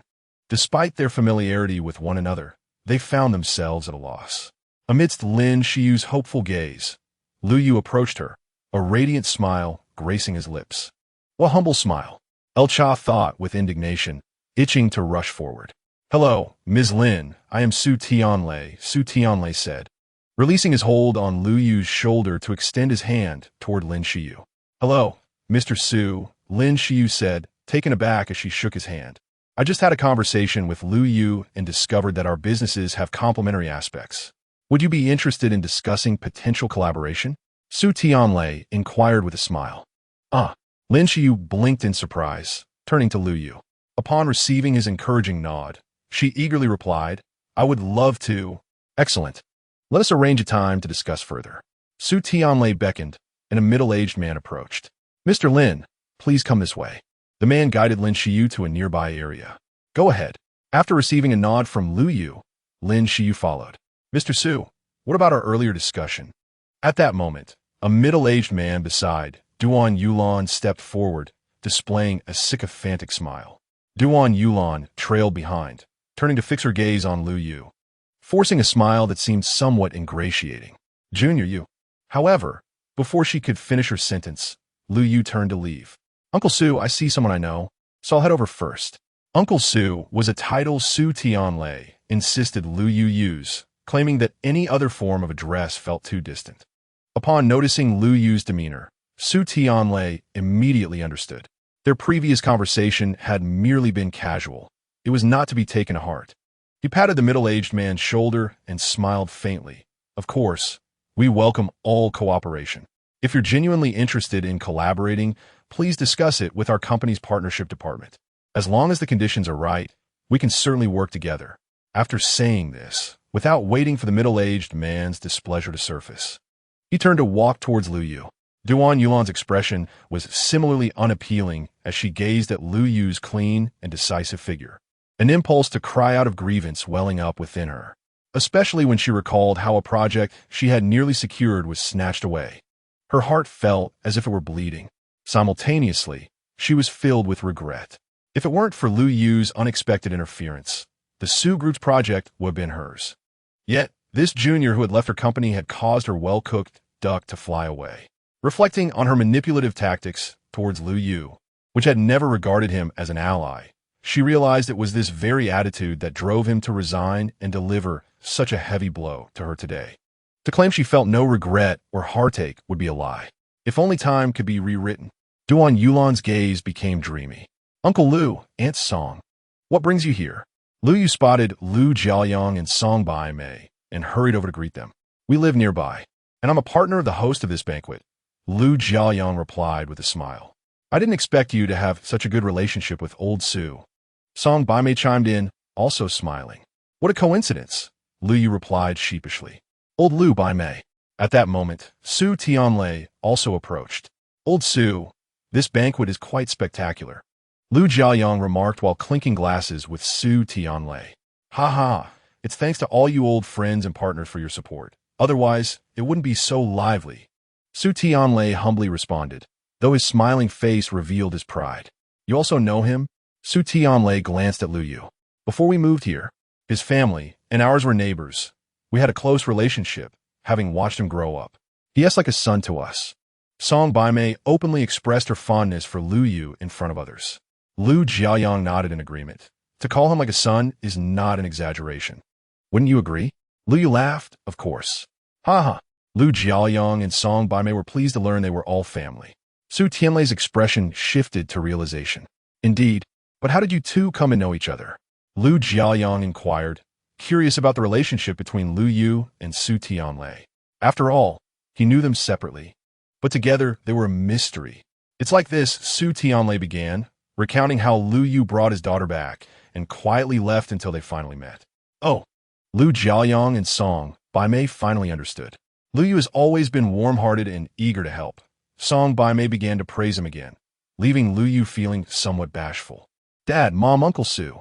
Just then, a melodious and crisp voice suddenly rang out. Lu Yu's heart skipped a beat, and he quickly turned to look. Indeed, El Cha, dressed in a white dress like a fairy descending from the heavens, appeared before his eyes. Similarly, her fair and flawless face, coupled with a subtly teasing gaze, left Lu Yu feeling flustered. El Cha looks a lot prettier after dressing up. Su Tianlei complimented with a smile. Thank you for your kind words, Uncle Su, El Cha replied modestly, exuding an air of a refined young lady. However, to Lu Yu, it felt like a mere illusion. Hello, Lu Yu.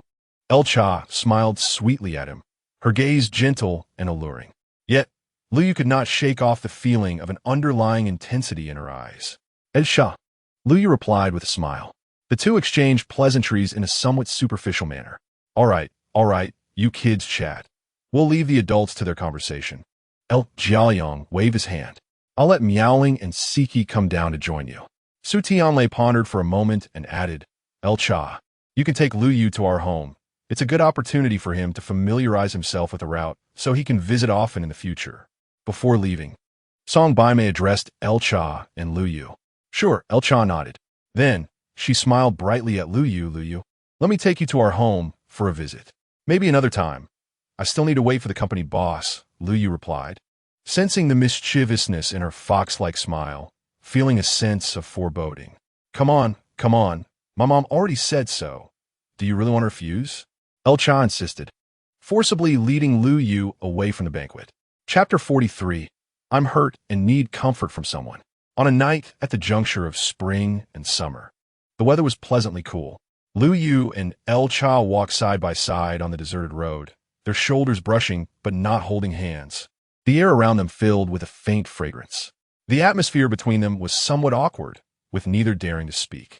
Lu Yu wanted to break the silence, but struggled to find a suitable topic. Then, El Cha preempted him. I know, she is a better figure than me, and she is more mature, exuding an alluring charm. It's no surprise you're drawn to her. I only blame myself for not being good enough to captivate you more. Her trembling voice carried a sobbing tone, imbued with a sense of vulnerability. What are you saying? Lu Yu felt as if he had become a heartless cad, abandoning his partner. I'm not saying anything. Don't take it to heart. It's all my fault. I understand you and will try to disturb you less in the future and avoid appearing in situations like this. But I hope you can wait for me for a few years. I will grow up, El Cha continued, her eyes glistening with unshed tears, cautiously watching Lu Yu. She then turned to him, tightly wrapping her arms around him and softly, yet pleadingly, murmured, Can you not abandon me? I could try to overlook these matters in the future. Lu Yu, feeling the warmth and softness of her embrace, found himself at a loss for words. The evening breeze was cool, gently brushing against them, bringing an indescribable freshness. Is that okay, big brother?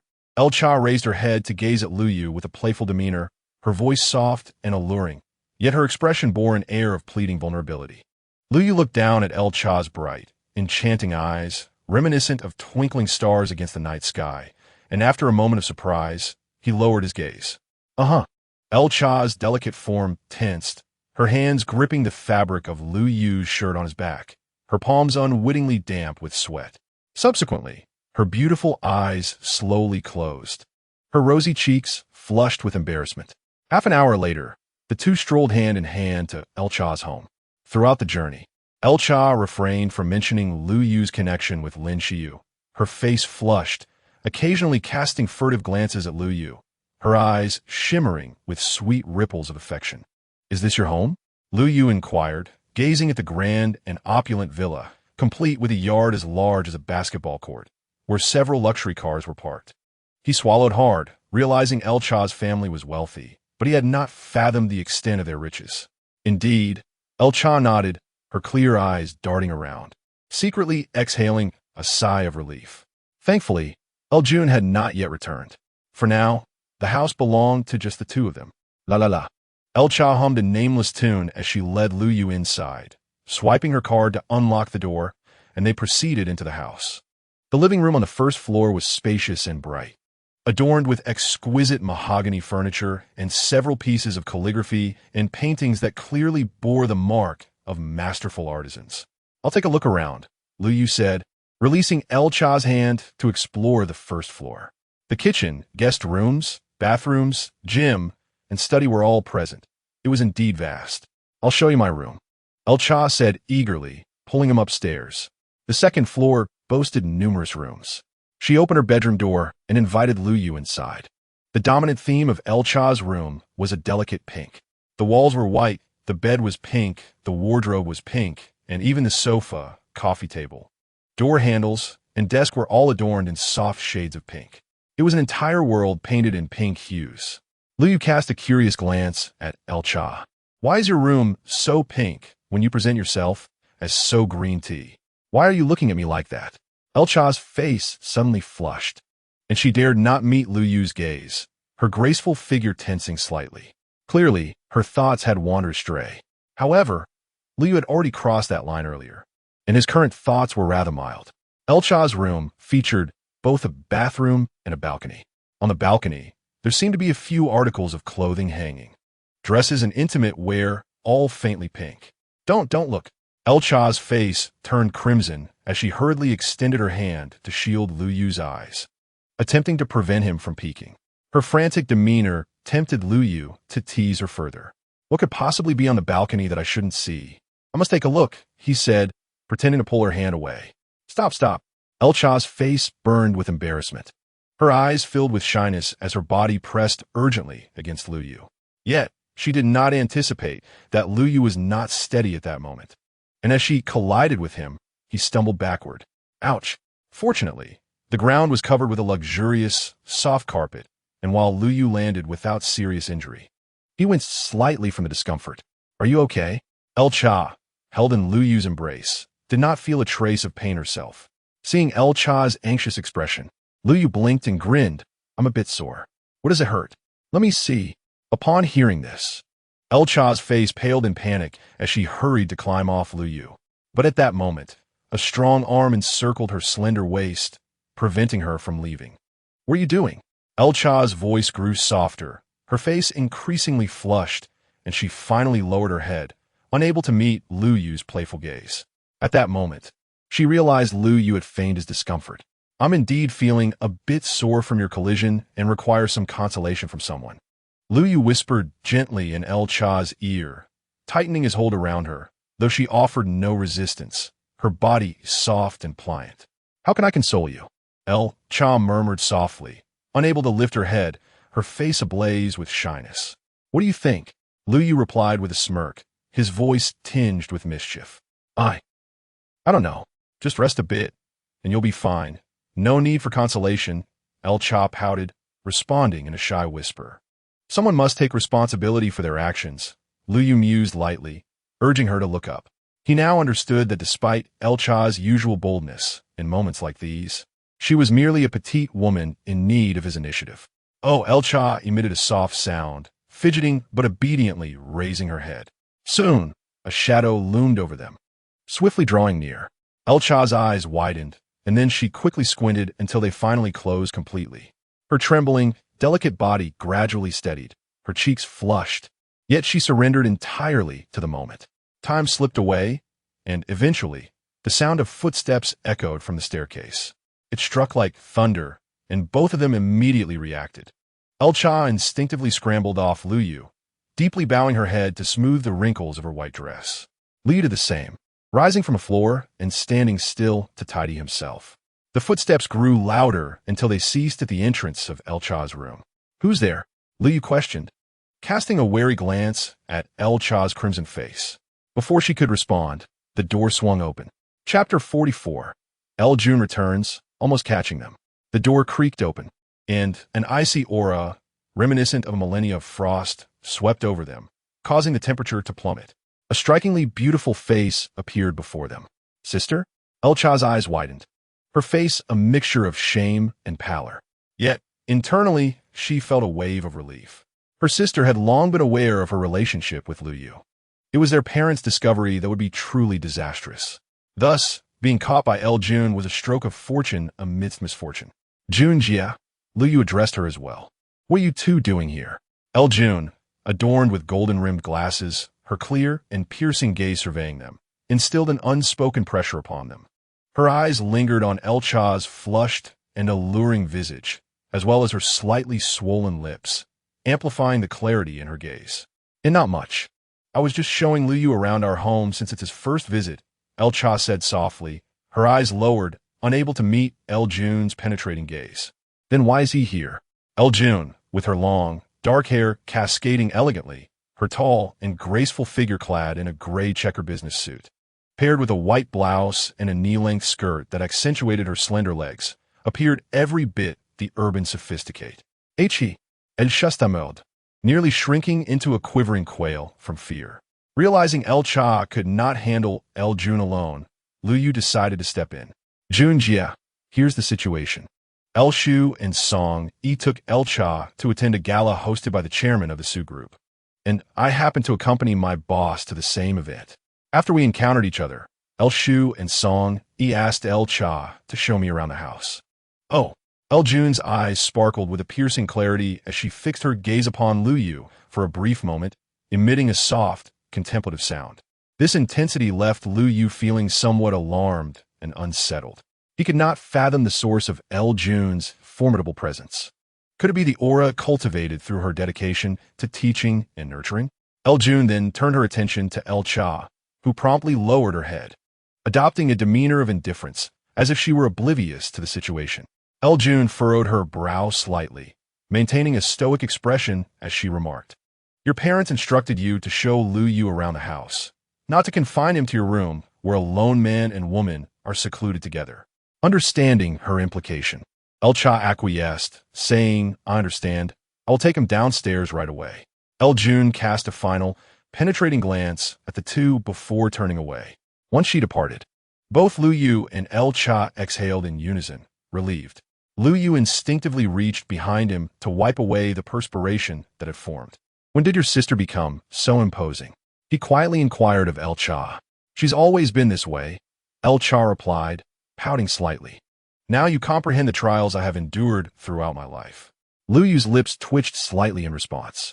Well, that was a pointless question. For El Cha, it was a matter of familial pressure. Let us descend quickly, she urged, unwilling to linger further. She ushered Lu Yu out of her room and down to the first floor. Just as Lu Yu contemplated leaving, El Jun descended the stairs and settled onto the sofa in the living room. She had changed from her professional attire into a flowing gray domestic gown that cascaded down to her ankles, revealing her delicate feet adorned in purple slippers. Furthermore, she had removed her glasses, unveiling her clear, strikingly beautiful eyes. Lu Yu, please have a seat, she beckoned, gesturing for him to sit down, then directed El Cha, go see what fruits we have left and wash some for us to enjoy. All right, El Cha nodded eagerly, scurrying off to the kitchen. Lu Yu had assumed El Jun was clearing El Cha away to speak with him, yet she merely cast a casual glance in his direction.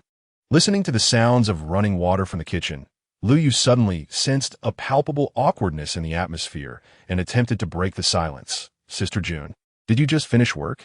Yes, El Jun replied softly, crossing her legs. Have you eaten? I had lunch at school. El Jun nodded slightly in acknowledgement. Was the food at school satisfactory? Lu Yu's inquiry lacked substance, serving merely as a conversation starter. It was average, El Jun responded, unperturbed, answering succinctly. Lu Yu glanced towards the kitchen, wondering why El Cha had yet to return. The sound of water had ceased, yet El Cha lingered, seemingly reluctant to come back. El Jun's clear eyes scanned Lu Yu before shifting to the kitchen, her voice ringing out, Is washing fruit such an arduous task? It's not as if I asked you to prepare a meal. Do you require an entire day for that? Coming, El Cha called out, rushing in with a platter of fruit, a smile plastered on her face. I just finished arranging it. It took a bit longer. The platter included grapes, peaches, and various other fruits. El Jun delicately extended her slender hand, retrieving a bunch of plump purple grapes and offering them to Lu Yu, saying, I remember you adore grapes.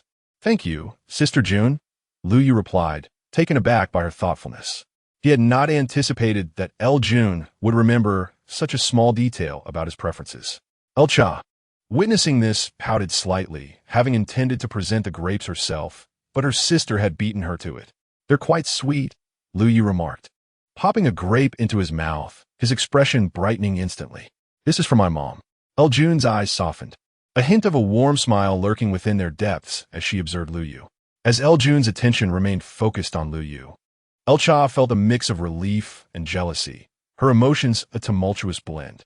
"Get Lu Yu a glass of water," El Jun commanded, directing El Cha with an air of authority befitting a matriarch. El Cha, resembling a docile lamb, responded with a meek before turning to fulfill her task.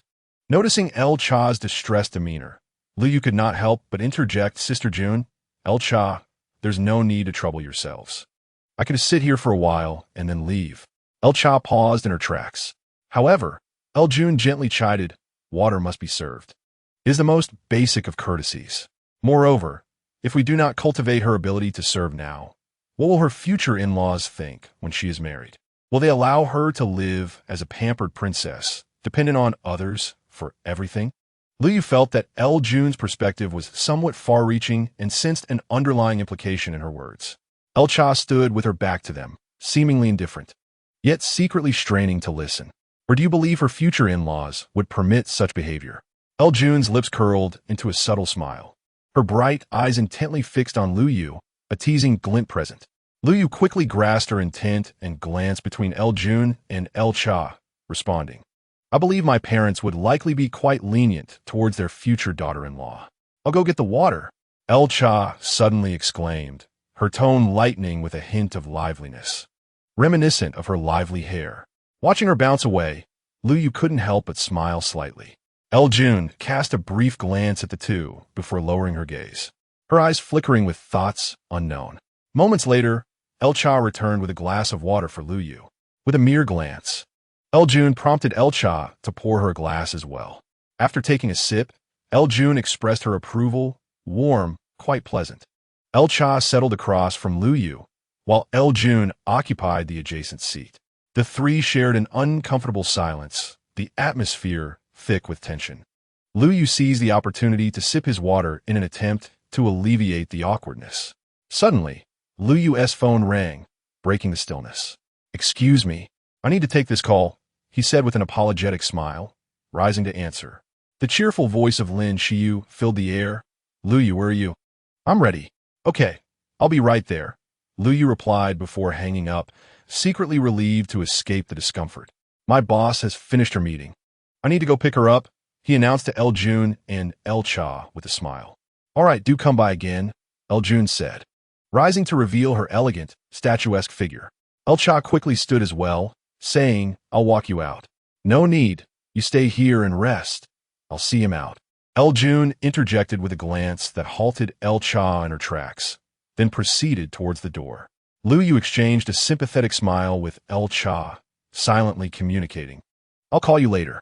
After mimicking the words, he turned to follow El Jun outside. The cool evening breeze caressed him, offering a refreshing reprieve. "I'm off now. Sister Jun, you can head back." Lu Yu waved goodbye. "Do you know the way? Would you like me to escort you?" "Il inquietly hiss me to. "No need. I still remember the way," Lu Yu replied with a grin.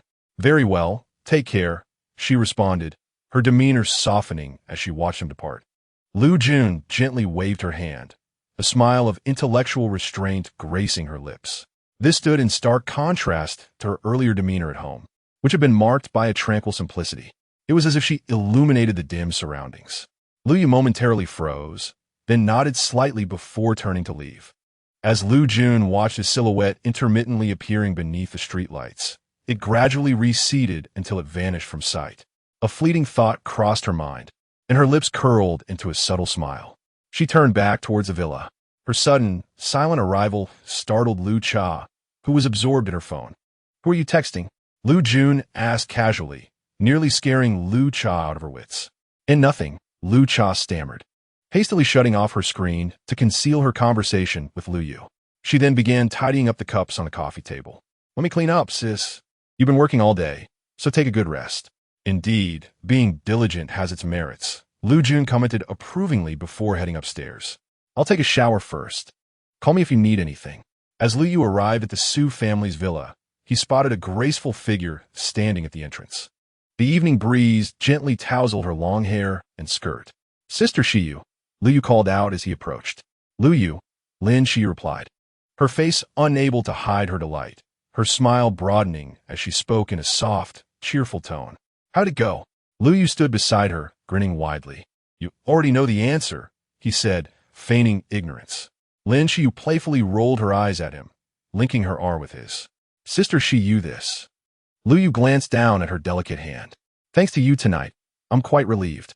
Without you, I would have gone home empty-handed. So what if I hold your hand? Don't misunderstand. I have no interest in this little brat.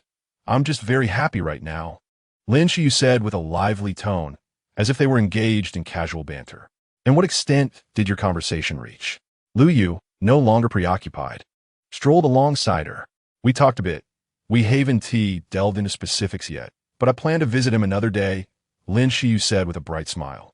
In this moment, she was no longer the composed, sophisticated woman, but rather a lively girl reveling in the presence of a cherished toy. This star transformation left Lu Yu in awe, his gaze sweeping over her alluring figure beneath the evening gown. Lu Yu, just then, a man and woman approached, the woman calling out to him softly. Oh, senior, Lu Yu exclaimed, feigning surprise, though he had spotted them earlier and chose to ignore them. Duan Yulan shot a complex glance at the sight of Lu Yu and Lin Xiu linked together, a pang of jealousy stirring within her. This surprised her greatly. Was this sour feeling jealousy? Her mind swirled with confusion, recalling the many moments spent with Lu Yu, during meetings where he provided crucial insights and affirmations. Late-night work sessions where he stayed with her, even escorting her home. Times when she felt unwell, and he brought her warm packs and ginger tea, always readily available. And whenever she had troubles, he listened attentively, helping her navigate through them. Over the years, she had come to rely on him, both in her professional and personal life. As she reflected, her vision blurred, and her eyes began to redden. Unbeknownst to her, she had fallen in love with him. But why had it taken so long for her to realize? Was this what they called discovering love only after it was lost? Senior, are you okay? Lu Yu inquired. Concern etched in his expression, though his eyes betrayed a cold indifference and mockery. I am fine, Duan Yulan quickly shook her head, using the gesture to wipe away the tears that threatened to spill. Lin Shiyu regarded Duan Yulan, Lu Yu's former boss, with a wary eye. She sensed ill intentions.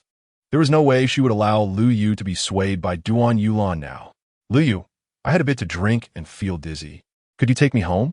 She tightened her grip on his arm, her mature figure leaning against him, her voice soft and inviting. Of course, Lu Yu replied, turning to her with a smile. Then, noticing the despondent look in Duan Yulan's eyes, he said apologetically, Senior, we're leaving now. All right, Duan Yulan murmured. Her lips pressed together in acquiescence. Goodbye. Lu Yu nodded at her, and hand in hand with Lin Shiyu, they strode forward, brushing past Duan Yulan without a backward glance. Duan Yulan turned, her gaze filled with a tumult of emotions as she watched Lu Yu's confident silhouette retreating. Alongside jealousy, regret filled her heart. The moment she saw him walking hand in hand with Lin Shiyu, she understood that he would never return to her. Despite her deep remorse, it was too late. She had brought this upon herself, reaping what she had sown. Chapter 46. Lu Cha has a daughter? As the phrase reaping what one sows echoed in her mind, she couldn't help but shudder. Her vision blurred once more, a sheen of crystalline tears obscuring her sight, rendering the path ahead indistinct, and Lu Yu's receding figure even more elusive. She pressed her hand to her chest, a pained expression crossing her face. President Duan, are you all right? Guan Jihao quickly supported Duan Yulan. I am fine, she replied, brushing his hand away and steadying herself. After casting one last deep glance in the direction Lu Yu had departed, she turned away, her voice tinged with fatigue. Let us go. I'm tired. I see your senior still harbors feelings for you. Lin Shiyu teased, resting her head on Lu Yu's shoulder, her smile bright. Though she appeared unconcerned, she was subtly probing for information. And what of it? Lu Yu replied with a nonchalant smile. I have long since severed ties with her. What feelings could remain? Really? Lin Xiu detached her head from his shoulder, quickening her pace to stand in front of him, blocking his path, her enchanting eyes sparkling as she raised her voice. Indeed. Lu Yu nodded with a smile. You wouldn't deceive me, would you? Lin Xiu asked, her concern evident. How could I dare mislead Sister Xiu? Lu Yu's smile broadened. All right, I trust you won't deceive me. Lin Xiu's eyes narrowed into crescent moons, her expression one of sweet delight. With that, she took a step closer, linking her arm with his once more, gently tugging him forward as she hummed a soft tune. Witnessing this playful side of Lin Xiu, Lu Yu's smile softened further, understanding that she was genuinely happy. Thus he allowed her to hold on to him as they strolled leisurely, chatting until they realized the hour was late, and they headed to the car together. Lu Yu first escorted Lin Xiu back home, before hailing a taxi to his company, and then drove back to his residence. By the time he returned home, it was already past 11 in the evening. His parents had retired for the night. Upon hearing the sound of the door opening, his father peeked out, saw it was him, and offered a brief admonition before returning to his slumber. He unlocked his phone and discovered several messages from El Cha. The essence of her messages revolved around inquiring where they would venture over the weekend. As her anticipation was palpable, a fond smile curved on Lu Yu's lips. This girl, truly lacking in patience. They had just met that evening, yet she already yearned to see him again the following day. How clingy she was, akin to a little sprite. Nevertheless, he found it endearing. Tomorrow afternoon, he replied succinctly. He then retreated to the bathroom. After finishing his shower, he emerged to find yet another message from El Cha. What about tomorrow morning? Lu Yu inwardly scoffed. Does she truly think I'm a workhorse to accompany her day and night? He simply replied, sleeping. After sending those two words, he lay down on his bed, succumbing to drowsiness. Meanwhile, El Cha, on the other end, pondered over his message. Is he rejecting me because he's going to sleep? Fine, fine. Since you were so heartless, don't blame me for resorting to my trump card. She rolled over in bed, a mischievous grin spreading across her face. Yet almost immediately, her expression turned conflicted. If she were to employ her trump card, it would have to be the one assigned to her by the system, or rather, the task. I merely wish to play the role of a faux green tea, not a genuine one. It's so vexing. However, this task was daunting. She could deceive anyone. But when it came to Lu Yu, her conscience wouldn't allow it. Never mind. After all, it was a mission dictated by the system, and it needed to be fulfilled sooner or later, lest the punishment be too severe, perhaps even causing me to traverse back in time, a fate I cannot bear. It would be better to seize this opportunity to complete it all at once. I can only make amends to him slowly in the future. Hoping he won't be upset. Brother Lu Yu, please don't hold it against me. If you must blame someone, let be the system. The following day was Saturday. Lu Yu awoke at 10 in the morning, having been bombarded by messages from El Cha. Ultimately, he replied with just one sentence. Let us meet at the CAF at the north end of South Street at 1 p.m. Almost instantaneously, El Cha's response came flooding back. Okay. Cute, spoiled, joyful spins. Her lively and adorable expression was unmistakably unique to El Cha. Lu Yu chuckled softly, rising to prepare. At precisely 1 p.m., he arrived at the CF, where El Cha had already settled by the window, gazing absently at the bustling traffic outside. Her delicate brows furrowed as if lost in thought. Her lustrous black hair cascaded over her shoulders like a waterfall, her dark, clear eyes reflecting an aura of innocence. She donned a pristine white round-neck shirt paired with a pale yellow skirt, complemented by a pair of black low-cut leather shoes, emanating an air of purity tinged with sorrow. The world had changed, yet her heart remained heavy with unspoken words. This was the first time Lu Yu had witnessed El Cha in such a melancholic state, and an ancient verse suddenly surfaced in his mind. Ignoring his own talents, he approached her. What is wrong? He inquired as he took a seat opposite her. You're here, she replied, her voice calm and undisturbed, revealing for the first time a placid demeanor in Lu Yu's presence, though her lips still curved into a smile. Lu Yu could not see the usual twinkle in her eyes that accompanied it. Silence enveloped them, stretching on as even the server, bringing their coffee, sensed the discord in the atmosphere. Lu Yu sipped his coffee, finding it scalding and slightly bitter. He frowned, setting the cup down. Just as El Cha spoke softly, Do you know how I spent my 3 years abroad? Lu Yu, taken aback, responded, "Didn't you study overseas for 3 years?" El Cha's expression stiffened, her teeth biting down subtly.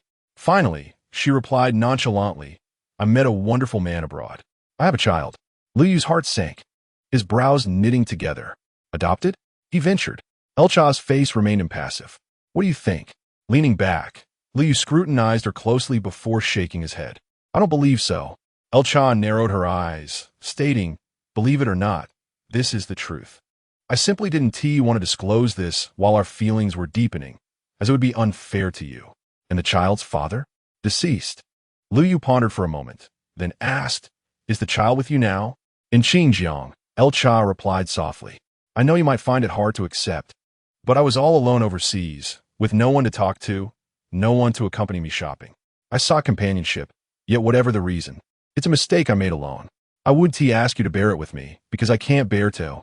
As she spoke, her voice took on a delicate, almost pitiful tone. Lu Yu, hearing her, felt an inexplicable agitation rising within him. "All right, take me to see." He stood up and walked towards the CAF's exit, paying at the front desk as he passed. Deep down, he harbored disbelief. El Cha watched his retreating figure, a glint of cunning flashing in her eyes, then hastily lowered her head, feigning a remorseful demeanor as she followed Lu Yu out of the CAF. Outside, Lu Yu stood with his hands on his hips, his tone frosty as he asked without glancing back, "Where to?" His commanding presence startled El Cha, making her glance at him with unfamiliarity. "Huh?" Lu Yu frowned. El Cha trailed behind him, meekly offering, "I'll guide you." Lu Yu drove El Cha to a kindergarten, following her directions. Throughout the journey, he maintained a stoic expression, uttering not a word. Meanwhile, El Cha sat in the passenger's seat, her head bowed, her petite frame trembling slightly, appearing submissive, her hair obscuring her fair face. Though Lu Yu averted his gaze, he occasionally stole glances at her. Each time he noticed her shivering, he couldn't help but shift his attention elsewhere, sighing inwardly. He parked the car by the roadside, and they both exited. El Cha led him to the kindergarten, glancing at her phone before murmuring to herself, "It's almost time."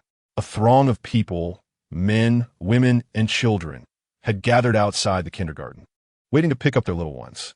Watching El Cha in such a familiar setting, a bittersweet expression crossed Lu Yu's face, and he found himself starting to believe her words. Before long, the kindergarten's dismissal bell rang, and a group of children emerged, guided by several teachers. "Grandpa, Grandma, I'm over here. Mom, where are you?" The children shouted with glee upon spotting their relatives, while others displayed anxiety if they failed to see their family. Among them stood a little girl adorned with a princess crown and a white pleated skirt, resembling an exquisite doll. Unlike her peers, she remained composed, scanning her surroundings without crying or fussing, exhibiting a maturity beyond her 4 or 5 years of age, independent and unfazed by the chaos around her. Upon witnessing Lu Cha waving at her with a radiant smile, she resembled a little bird returning home, fluttering her wings as she leapt into Lu Cha's embrace. After a brief pause, she exclaimed, "Mom." The outburst, brimming with emotion, resonated deeply. Crack! In that instant, it felt as though something intangible had shattered. Lu Yu clutched his chest, sensing his heart was on the verge of breaking. He found it hard to believe, yet was compelled to accept the reality. It struck him like a bolt from the blue, rendering his steps heavy with reluctance to approach, especially as he observed the small girl bearing a striking resemblance to Lu Cha. A suffocating sensation overwhelmed him. "Who are you?" At that moment, a female teacher from the kindergarten approached. Before Lu Cha could respond, the little girl tightly clung to Lu Cha's long legs and turned to the teacher, saying, "Thank you. Teacher, my family has come to pick me up." "All right," the teacher nodded, smiling at Lu Cha before turning to depart. "Mommy, who is he?" The little girl peeked out, her large, starry eyes blinking curiously as she gazed at Lu Yu. "He is a friend of your mother's. You should call him Uncle," Lu Cha replied, lifting the girl so that her small head rested on her shoulder, gazing at her with a motherly tenderness. As Lu Yu beheld this scene, a sudden pang of anguish seized his heart. His belief solidified further. "Uncle? Then where is my daddy?" The little girl, unconvinced, stared at Lu Yu with wide eyes, a hint of sorrow and grievance etching her face. This Lu Cha turned to face Lu Yu, a look of unease crossing her features. They say I have no father, so they often mock me. The little girl pouted, nearly in tears, her eyes reddening as tears glistened within their corners. Have your classmates bullied you? Lu Cha asked hastily, her face betraying anxiety, which Lu Yu observed with keen clarity. They didn't bully me. They just said I lack a father's love, that I'm a lonely child, the little girl murmured softly. Hearing this, Lu Cha's expression darkened with sadness. It's all right, Nian Yin, we don't have no father. He is just working far away and will come to see you in the future. Lu Yu felt a tumult of emotions within him. Can he be my daddy? The little girl wiped her tears and suddenly pointed at Lu Yu. He cannot. He is only your uncle, not your father, Lu Cha said, her eyes glistening with emotion as she glanced at the impassive Lu Yu, her voice tinged with disappointment. Yet before she could finish her thought, Lu Yu sighed, stepping forward and squatting down, presenting what he believed to be a radiant and gentle smile. Little sister, what is your name? The little girl flinched back, surveying Lu Yu with fearful eyes. Answer quickly. Your uncle is asking you a question, Lu Cha urged, managing a smile. Hello, uncle. My name is Lu Nian Yin. The little girl finally whispered. Nian Yin, you will always remember, and there will be echoes of your memories. Was she thinking of him, the one abroad? Lu Yu pressed his lips together, his mind swirling with unspoken feelings. Lu Cha observed Lu Yu, whose lips had turned pale from holding back emotion, and a flicker of mischievous delight danced in her gaze. Uncle, why aren't you speaking anymore? The little girl, seemingly no longer afraid of Lu Yu, inquired. Oh, it's nothing. Uncle was just lost in thought, Lu Yu replied, flashing a warm smile as he beckoned her gently. Nian Yin, come here. Yet Nian Yin hesitated, lingering by Lu Cha's side. Go on.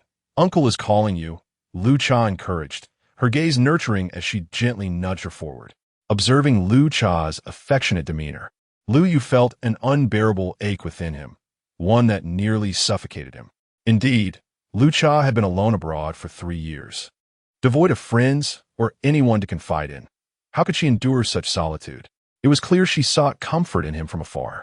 At that moment, he fully believed that the little girl before him was truly Lu Cha's daughter, though he was reluctant to assume the role of caretaker. He found it hard to turn away now, especially upon hearing Nian Yin's voice trembling with emotion. Lowering her head with clenched fists at her sides, she shyly approached Lu Yu. Lu Yu smiled as he gently embraced her, softly saying, Am I really that frightening, little one? Nian Yin, still with her head bowed, remained silent yet obedient. Lu Yu, noticing her demeanor, affectionately ruffled her hair and magically produced a lollipop from his pocket, placing it in her hand. Uncle, what is this? Nian Yin gazed up at Lu Yu in disbelief, mesmerized by the strawberry-flavored treat, hesitant yet eager to indulge. Lu Yu smiled at her, softly encouraging, Go on, eat it. Turning to Lu Cha, Nian Yin sought permission with her pleading eyes, silently asking if she could enjoy the lollipop. It's from Uncle. You can eat it. Lu Cha replied warmly, squatting down to look at Nian Yin with tender affection. Thank you, Uncle, Nian Yin exclaimed joyfully, raising the lollipop in celebration before planting a quick kiss on Lu Yu's cheek. Eagerly, she began to savor her treat. Chapter 48. An uncle better than daddy will always protect you. Where did you buy this? Lu Cha asked, a composed smile gracing her lips as she gazed intently at Lu Yu. In that fleeting moment, the distance between them seemed to widen, leaving Lu Cha feeling an unsettling trepidation despite her outward calm. Meanwhile, Lu Yu, wiping the remnants of saliva from his cheek, casually remarked, I found it in the car just now. I never expected it would come in handy. Lu Cha chuckled softly, dimples appearing on her cheeks, her bright eyes curving into crescent moons. Witnessing such an innocent and delightful Lu Cha alongside her daughter was almost beyond belief for Lu Yu. Nian Yin, let us go home, Lu Cha said, rising and taking Nian Yin's small hand, looking to Lu Yu for affirmation. Lu Yu remained seated, placing a firm hand on Nian Yin's shoulder, his gaze resolute as he earnestly declared, Nian Yin, remember this. If anyone ever says you lack a father's love, you must stand up for yourself. You have an uncle who is even better than a father, and he will always protect you. Lu Cha stood frozen, her gaze locked onto Lu Yu's chiseled, determined face. In that moment, her heart fluttered, her lips curving upward involuntarily, overwhelmed by a deep, sweet sense of happiness. I will remember, Nian Nian lisped, licking her lollipop, her voice ringing with excitement. I have an uncle who is even better than a father. Yay, that's wonderful. Her little face shone with uncontainable joy. Watching Nian Nian bounce with glee, Lu Yu couldn't help but smile. Let's go, he said, rising to take her other hand, turning to Lu Cha. We're us home. Oh, follow me. Lu Cha quickly nodded, glancing back at Lu Yu one last time before they set off. Yay, I have a daddy and a mommy now. El Nian Nian's hand are being held by Lu Yu and El Cha as they swung her back and forth, embodying the essence of a swing, while she exuberantly shouted with delight, her little face aglow with excitement. El Cha, with a gentle smile, cautioned her to be careful. Slow down, don't rush, and pay attention to safety. Lu Yu, observing this scene, felt a pang of sorrow in his heart. The kindergarten was situated beside a rather upscale residential complex, and El Nian Nian's home was within this very community. Upon entering the complex, they encountered several acquaintances who greeted El Nian Nian, who always responded with a sweet smile and a cheerful voice. Yet, what Liu noticed was that no one acknowledged El Cha. The trio turned left and right, eventually taking the elevator to the 6th floor. Mom, open the door, El Nian Nian exclaimed rudely. All right, El Cha replied, revealing a doting smile reminiscent of a nurturing mother, as she retrieved a set of keys from her bag and unlocked the door.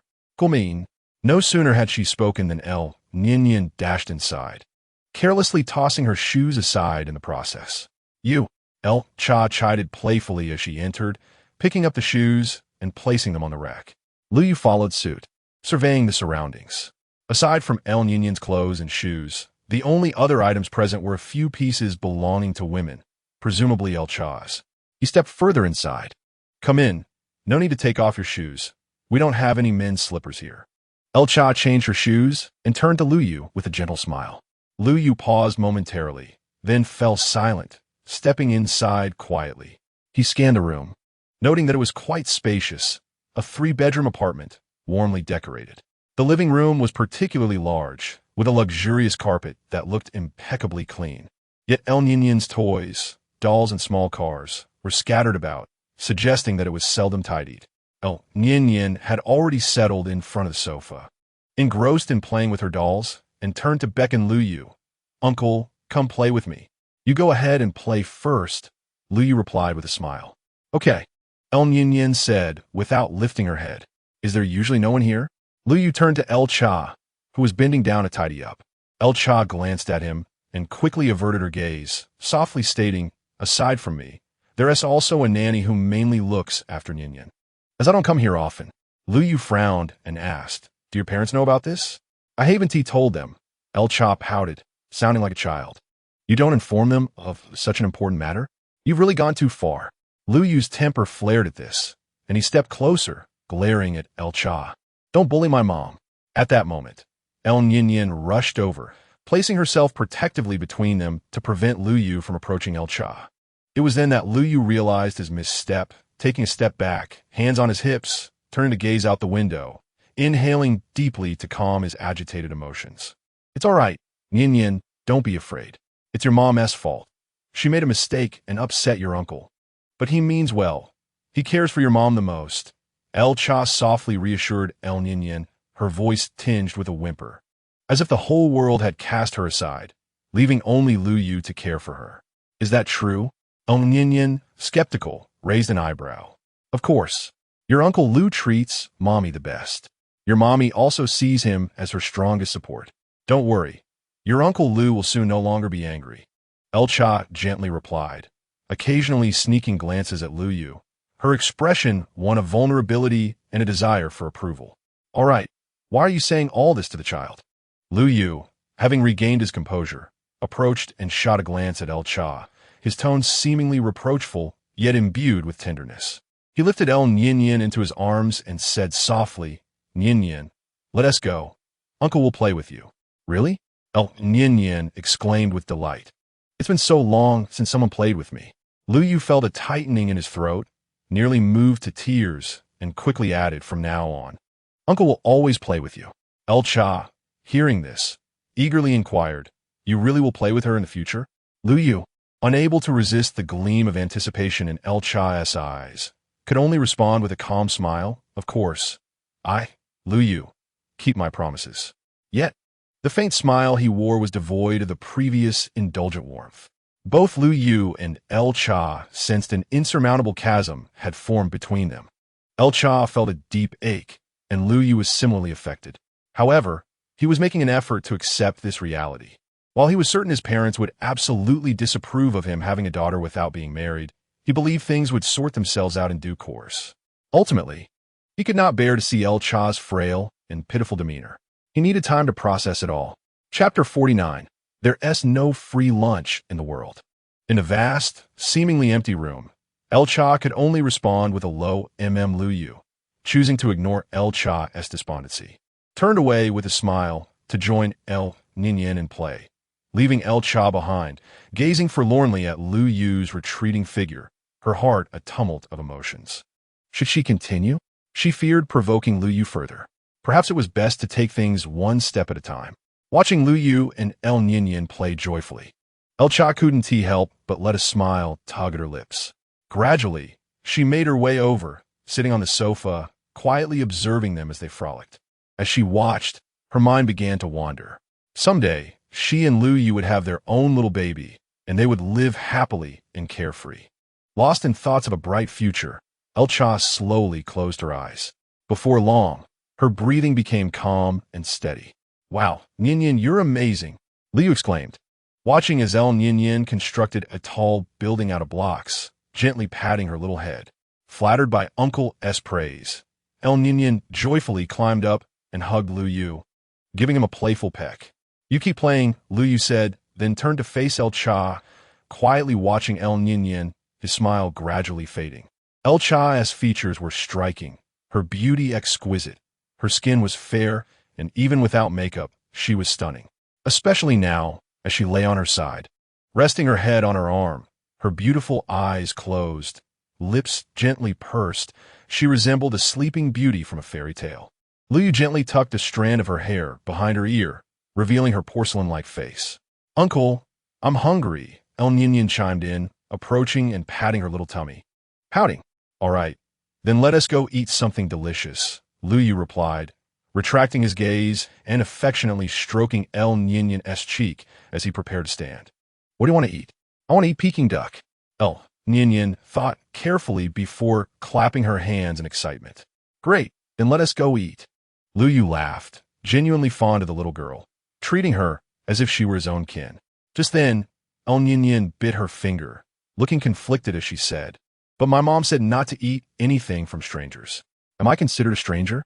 Lu Yu bent down to look at her and said with a smile, "Given how well I know your mother, we are hardly strangers." "But she is not." Lu Ninian began to speak, but did not finish her thought. Lu Yu furrowed his brows. "Not what?" At that moment, he seemed to embody the astuteness of a detective, suddenly realizing something. He cast a deep glance at Lu Cha before turning to Lu Ninian again. "Uncle Lu, what's wrong with you?" Her expressionless demeanor startled Lu Ninian. "Nothing." Lu Yu suddenly smiled, blooming like a chrysanthemum. The stark contrast left Lu Ninian momentarily speechless. "Ninian, has your mother ever told you that there are no free lunches in this world?" Lu Yu, with a grin reminiscent of a cunning wolf, coaxed her with what he believed to be the most brilliant and gentle smile.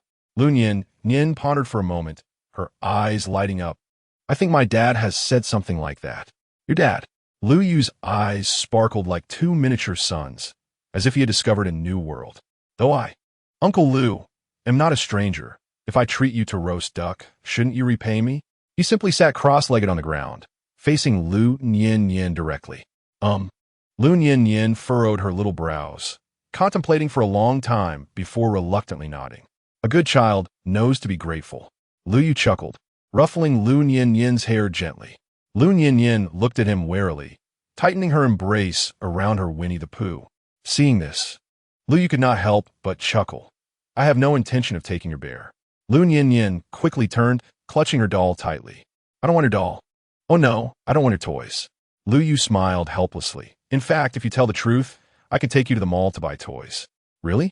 Upon hearing this, Lu Yin threw her bear and doll onto the ground and eagerly approached Lu Yu, her face filled with hope. Of course it's true, as long as you tell me the truth. Lu Yu extended his pinky. If you don't believe me, let us make a pinky promise. Okay, pinky promise. Lu Yin extended her pinky, linking it with Lu Yu's. Pinky promise, if you break it, you'll be stuck in school for 100 years without a break. After completing the promise, Lu Yu beamed and asked, Is Lu Cha your mother? They want tea, let me say. Lu Yin hesitated, her hands tightly gripping her skirt. Don't forget our pinky promise. If you don't comply, you'll have to go to school for years without a break. Lu Yu hummed a threatening tune, understanding her reluctance, but still eager to hear her speak. Ah, really? Lu Yin continued to struggle. Lu Yu added fuel to the fire. As soon as you say it, I'll take you for roast duck and to the mall for toys. All right then. This secret is just for you, Uncle Lu. You mustn't tell anyone else, and you can't say I told you. Ultimately, Lu Yin, still a child, capitulated under Lu Yu's coercion and temptation. Okay, hurry up and tell me. Once you do, I'll take you out. Lu Yu's smile was radiant, his eyes shimmering with excitement. She is my little aunt. Lu Yin pointed to the peacefully sleeping Lu Cha and whispered, Little aunt? Lu Yu was taken aback. Yes, she's my second grandfather's daughter, my dad's sister. She's indeed my little aunt, Lu Yin explained, counting on her fingers. It must be said, her reasoning was quite clear, elucidating the matter for Lu Yu. It dawned on Lu Yu that Lu Cha had an elder brother. Damn, I forgot about that. Lu Yu chastised himself quietly. Uncle Lu, what did you say? Lu Yin did not hear clearly. Nothing. I was just wondering how old you were this year. Lu Yu asked with a smile, resembling a playful uncle. 5. Lu Yin replied. Lu Yu sighed. He had completely overlooked that Lu Yin's age surpassed the time Lu Cha had gone abroad for studies. Worrying leads to confusion, he mused inwardly. Unbeknownst to him, he had begun to view Lu Cha as his own possession. Therefore, upon learning that Lu Cha was abroad with someone else, his mindset crumbled. Uncle Lu, let us go eat roast duck. At that moment, Lu Yin's thoughts were solely occupied with the tantalizing prospect of golden, succulent roast duck. Let us go. Lu Yu reined in his thoughts, shot a glance at Lu Cha, and then cheerfully led Lu Yin outside. Wow, we're going to eat roast duck. The mere thought of savoring the long-desired roast duck made Lu Yin nearly bounce with joy. Shoo, keep your voice down. Don't wake your little aunt. Lu Yu gently covered her mouth. Hum. Lu Yin nodded, her big eyes sparkling with delight. At a glance, she bore some resemblance to Lu Cha. Yet there were differences. Chapter 50, I Detest Deception. Lu Yu took her to a nearby roast duck restaurant and, on the way, bought a large stuffed doll. During this time, Lu Cha awoke and called Lu Yu. We're on our way back. After saying this, Lu Yu abruptly hung up the phone. What is going on? Hearing Lu Yu's calm tone and the decisive click of the phone hanging up, Lu Cha felt a sudden sense of foreboding. Uncle Lu, was that a call from my little aunt? Lu Yin, clutching her doll in one hand while relishing an ice cream cone in the other, asked joyfully. Yes. She just woke up. Lu Yu affectionately ruffled Lu Yin's hair. Is she worried because she can't find us? Lu Yin suddenly asked with a furrowed brow. I think she might be a bit. Lu Yu found her demeanor amusing, resembling a little adult. Then let us hurry back so we don't keep little aunt waiting. Lu Yin quickened her pace, her little legs moving faster, even abandoning her ice cream. Slow down. It'll take us only 2 minutes to get home. Lu Yu chuckled as he watched her petite figure. 5 minutes later, Lu Yu and Lu Yin returned home. Just as he knocked on the door, it swung open with a swish. What met Lu Yu's eyes was Lu Cha, pouting and looking aggrieved, almost on the verge of tears. You two went out without me. Gazing at Lu Cha's impressive acting skills, Lu Yu's expression remained cold as he handed her the bag he was carrying. I brought you roast duck. With that, he walked inside, brushing past Lu Cha. Lu Cha stood there, momentarily dazed, her body trembling as if plunged into an icy abyss. She glanced down at Lu Yin, who was entirely absorbed in her stuffed doll, suddenly sensing a chilling aura. When she lifted her head, she met Lu Cha's expressionless face and her cold, questioning gaze.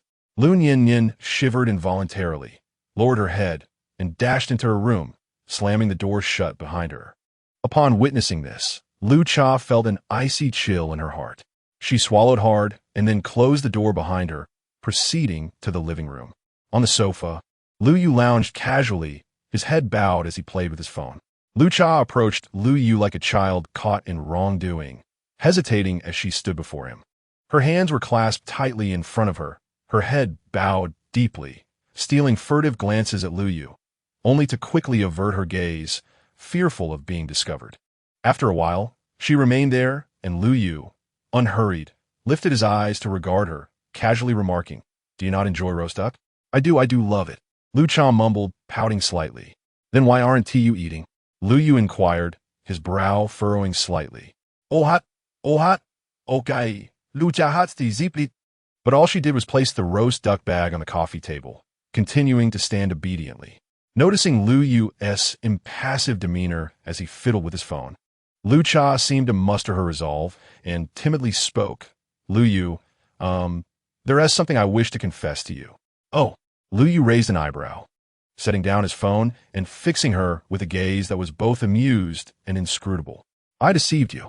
Lu Cha rubbed her hands together nervously, blinking her large eyes as she gazed at Lu Yu with a pleading expression, her voice barely above a whisper. "I cannot hear you," Lu Yu replied flatly. I deceived you." Lu Cha summoned her courage, her voice slightly louder than before. "I still cannot hear you." Lu Yu maintained his indifferent tone. Lu Cha cast a forlorn glance at him, her eyes glistening with unshed tears, exuding an air of vulnerability.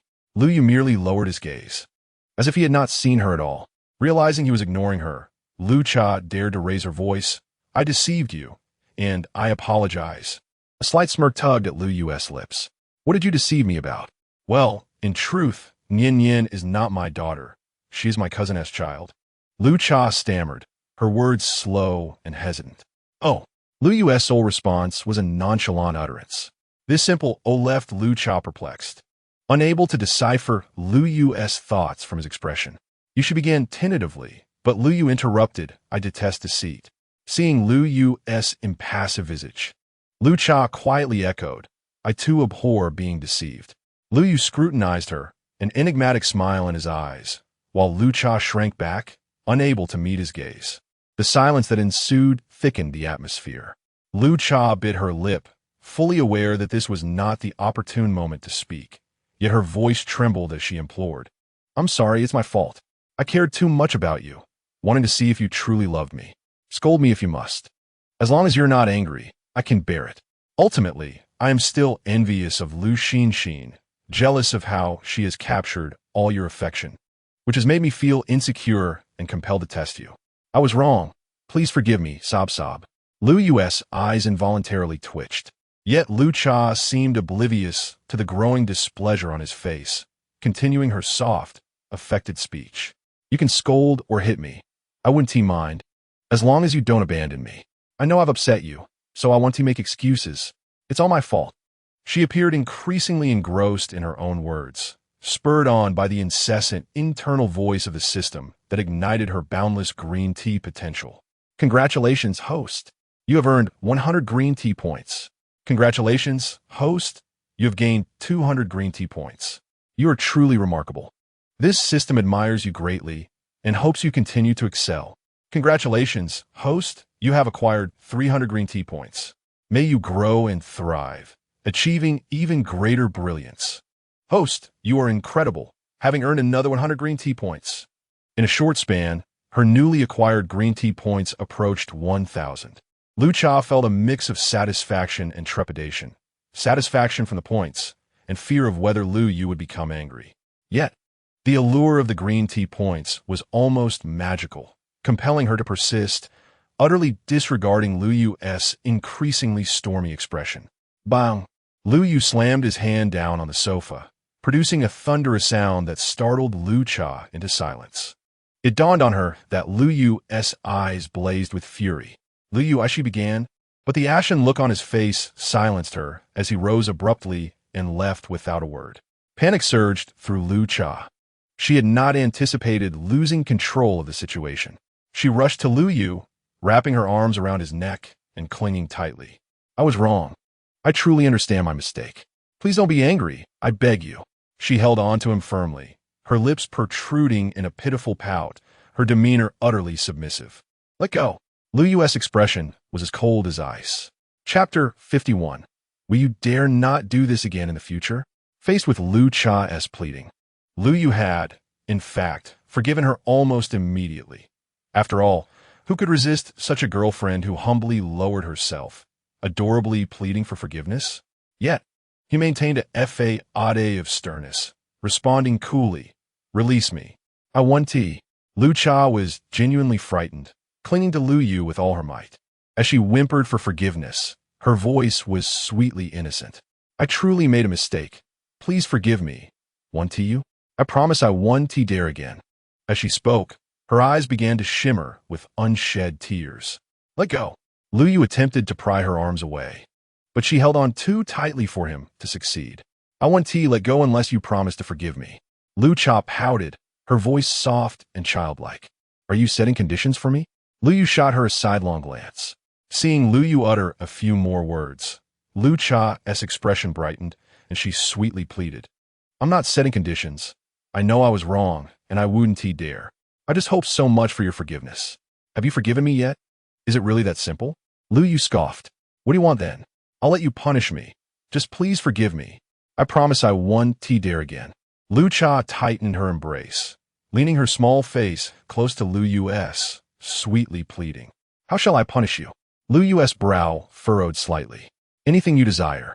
I will comply wholeheartedly." Lu Cha pecked Lu Yu's cheek lightly, giggling. "You."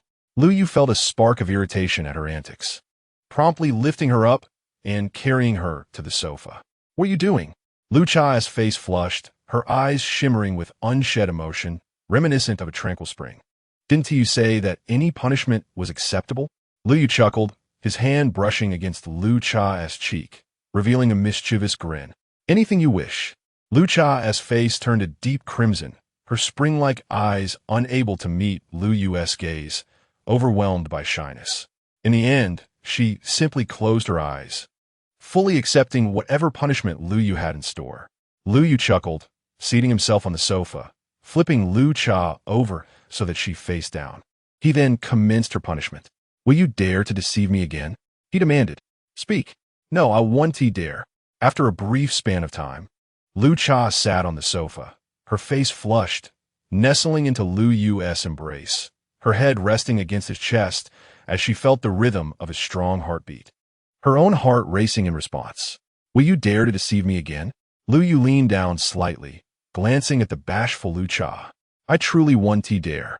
El Cha gently pressed her lips together, her petite face nestled against Lu Yu's chest, and in a muffled tone, she softly queried, "What will you do if I dare again?" Lu Yu, encircling El Cha's fragrant shoulders, inquired about the consequences of her potential deceit. "You, just like the earlier punishment, will leave my backside bruised," El Cha stammered, her words a blend of shyness and embarrassment, one hand instinctively covering the area that had felt the sting of punishment, still tinged with a lingering warmth. Just remember that," Lu Yu replied, clearly pleased with El Cha's attitude.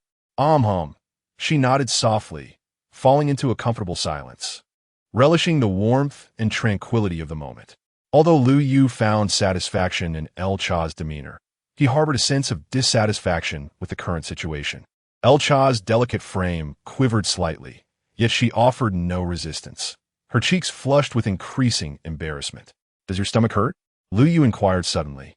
And before El Cha could respond, his large hand had already found its way to her skin, separated only by a thin layer of her skirt. El Cha bit her rosy lip, nestled deeper into Lu Yu's embrace, afraid that any movement might startle him. However, Lu Yu's brow furrowed suddenly. "What is that on your stomach?" He felt something rough, akin to a slender scar. And nothing. In a flurry, El Cha straightened up from his embrace, distancing herself from Lu Yu while bowing her head deeply, hurriedly attempting to adjust her disheveled attire. "No, something's amiss." Lu Yu frowned, sensing her overly intense reaction and the peculiarity of the situation. "Come here," he called sharply. Yet, El Cha appeared to be oblivious to his command and began to flee. Quick as lightning, Lu Yu intercepted her. "Where are you running off to?" "I just remembered I have something to attend to at home," El Cha murmured softly, her flushed face intermingled with a hint of pallor. "Why are you in such a rush?"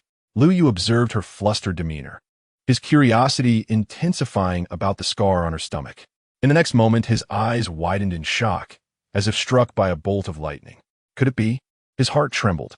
He then reached out to touch El Cha's belly. El Cha attempted to resist or evade him, but Lu Yu's resolve was too strong. She could neither escape nor shield herself from his probing hand. His trembling fingers gently lifted El Cha's white blouse. On her stomach, a dark brown scar marred her otherwise flawless skin. "What is this?" Lu Yu scrutinized it for a moment before a bitter smile crept onto his face. "Is this a scar from a C-section? It's my first time seeing one." "Lu Yu, it's not what you think." El Cha's face drained of color as she hastily tried to explain, but Lu Yu was no longer receptive to her words. "I don't want to hear it." He scoffed, stepping back. El Cha then realized that Lu Yu's expression had turned cold and distant, his eyes akin to icy stars, radiating a chilling aura. Between them, an insurmountable chasm seemed to manifest, rendering them more estranged than mere strangers. "Lu Yu, it's not what you think." El Cha implored for clarification. Yet Lu Yu was unyielding, his voice devoid of warmth. "Speak. Do you have a child or not?" Before El Cha could respond, the door swung open with a creak. "Mommy!" A cheerful call echoed through the air. A young boy rushed in. El Cha's face paled before the child could approach. She instinctively blocked him, exclaiming, Don't come near. Mommy, what is wrong? Don't be upset." The boy pouted, looking at El Cha with innocent, wide-eyed concern. "Who is your mother?" "Don't say that." Noticing Lu Yu's expression darken like a stormy cloud, El Cha hurriedly clarified. "Lu Yu, he is not my son. He is, let me guess, he is your relative's child, right?" Lu Yu's brow arched, revealing a hint of anger. El Cha's face fell, regret flooding her heart. Just then, as Lu Yu wore a frosty demeanor and El Cha seemed timid, a voice resonated from outside. "Cha-cha, I brought your son back. You don't need to thank me." At the sound, El Cha's complexion turned even paler, while Lu Yu's lips curled into a mocking smile. Shortly after, a well-dressed middle-aged woman entered the room. "Oh, who is this?" She regarded Lu Yu with apparent surprise, yet her demeanor remained tranquil, as if she had anticipated his arrival. Lu Yu sensed that she was not at all astonished by his presence, and glanced at the little boy and the tear-streaked El Cha, beginning to comprehend the unfolding scenario. Another test. He stood there, unmoving, awaiting the developments with a sense of anticipation. "Indeed, you forgot to take this," the middle-aged woman remarked, seemingly unfazed by El Cha's tearful countenance, as she retrieved a dark green notebook from her bag. Upon seeing it, El Cha's expression shifted dramatically. Her eyes filled with dread, just as she was about to speak. Quick as a flash, Lu Yu snatched the dark green notebook, opened it, and his face turned a shade of thunderous gray. With a resounding slap, he slammed the notebook onto the coffee table, startling everyone present.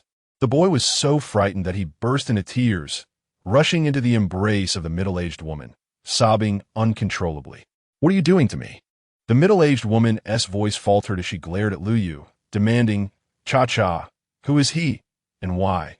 But before she could finish, Lu Yu, looking at El Cha with indifference, mockingly inquired, "Where did you find this actor?" "I am not an actor," the middle-aged woman replied, baring her teeth in indignation, preparing to shove Lu Yu aside. Yet El Cha suddenly stepped in front of Lu Yu, arms outstretched, tears glistening on her fair cheeks, as she shook her head. "Aunt, please take Yao Yao and leave." Her voice trembled, laced with sorrow. "Cha-cha, you." The middle-aged woman, witnessing El Cha's tearful, heart-wrenching demeanor, sensed something was amiss. This was not how the script was supposed to unfold. According to the plan, she was to present the forged birth certificate and hand over her grandson to El Cha, allowing her to leave in peace. But now it seemed she was the one departing with her grandson. Had they decided to abandon the act? With the tension palpable between El Cha and Lu Yu, a realization dawned upon her. She hesitated, still unwilling to concede defeat. "Let us go, Aunt. The act is over." After observing El Cha's frustration and the dark expression on Lu Yu's face, the middle-aged woman dared not linger any longer. "We'll take our leave then. You two have a good talk." "Good talk?" Cha couldn't help but smile bitterly, turning to glance at Lu Yu. He trembled all over, as if seething with suppressed anger. Cha couldn't help but feel a pang of sympathy. She stepped forward slowly, gently enveloping Lu Yu in her embrace, resting her delicate head upon his shoulder, and softly murmured, "You can unleash your fury on me. Strike or scold me if you must.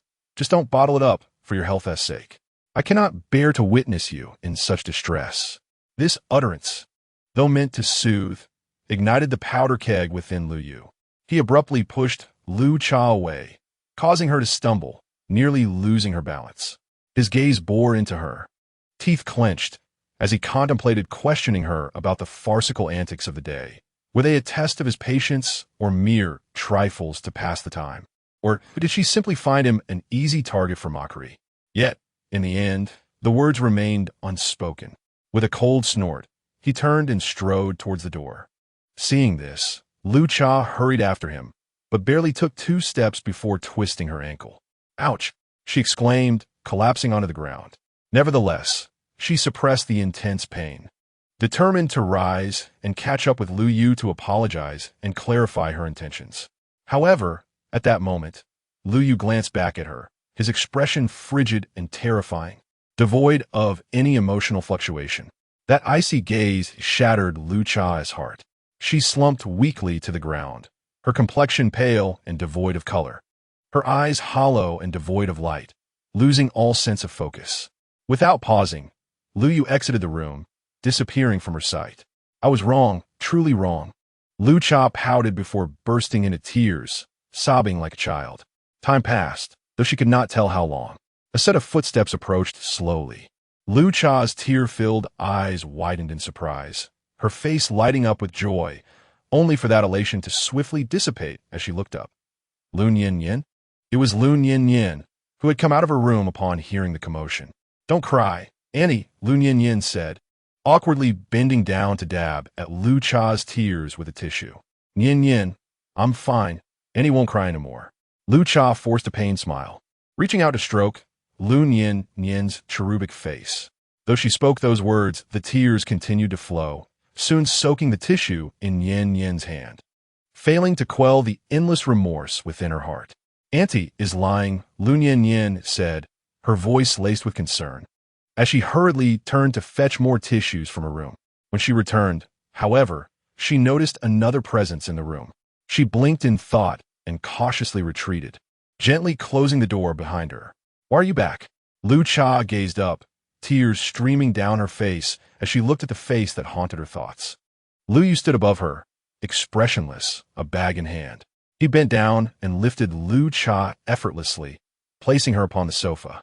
Without uttering a word, he opened the bag, retrieved a tube of Yunnan Bai Yao, and began to remove her shoes, applying the medicine while gently massaging her foot. Throughout, Lu Yu remained silent, while Lu Cha obediently savored his ministrations, her lips pouting in a mix of grievance and burgeoning joy. Her bright, clear eyes remained fixed on Lu Yu, unblinking, as if she were entrapped in a spell. As he tenderly massaged her ankle, Lu Yu's gaze lowered, seemingly indifferent. Yet, Lu Cha felt deeply touched by his gentle care. She longed to apologize, but feared that the moment she spoke, Lu Yu would storm off, leaving her bereft of even this fleeting warmth. Yet, to remain silent would mean never forgiving herself. At last, summoning her courage, she softly spoke, "I'm sorry.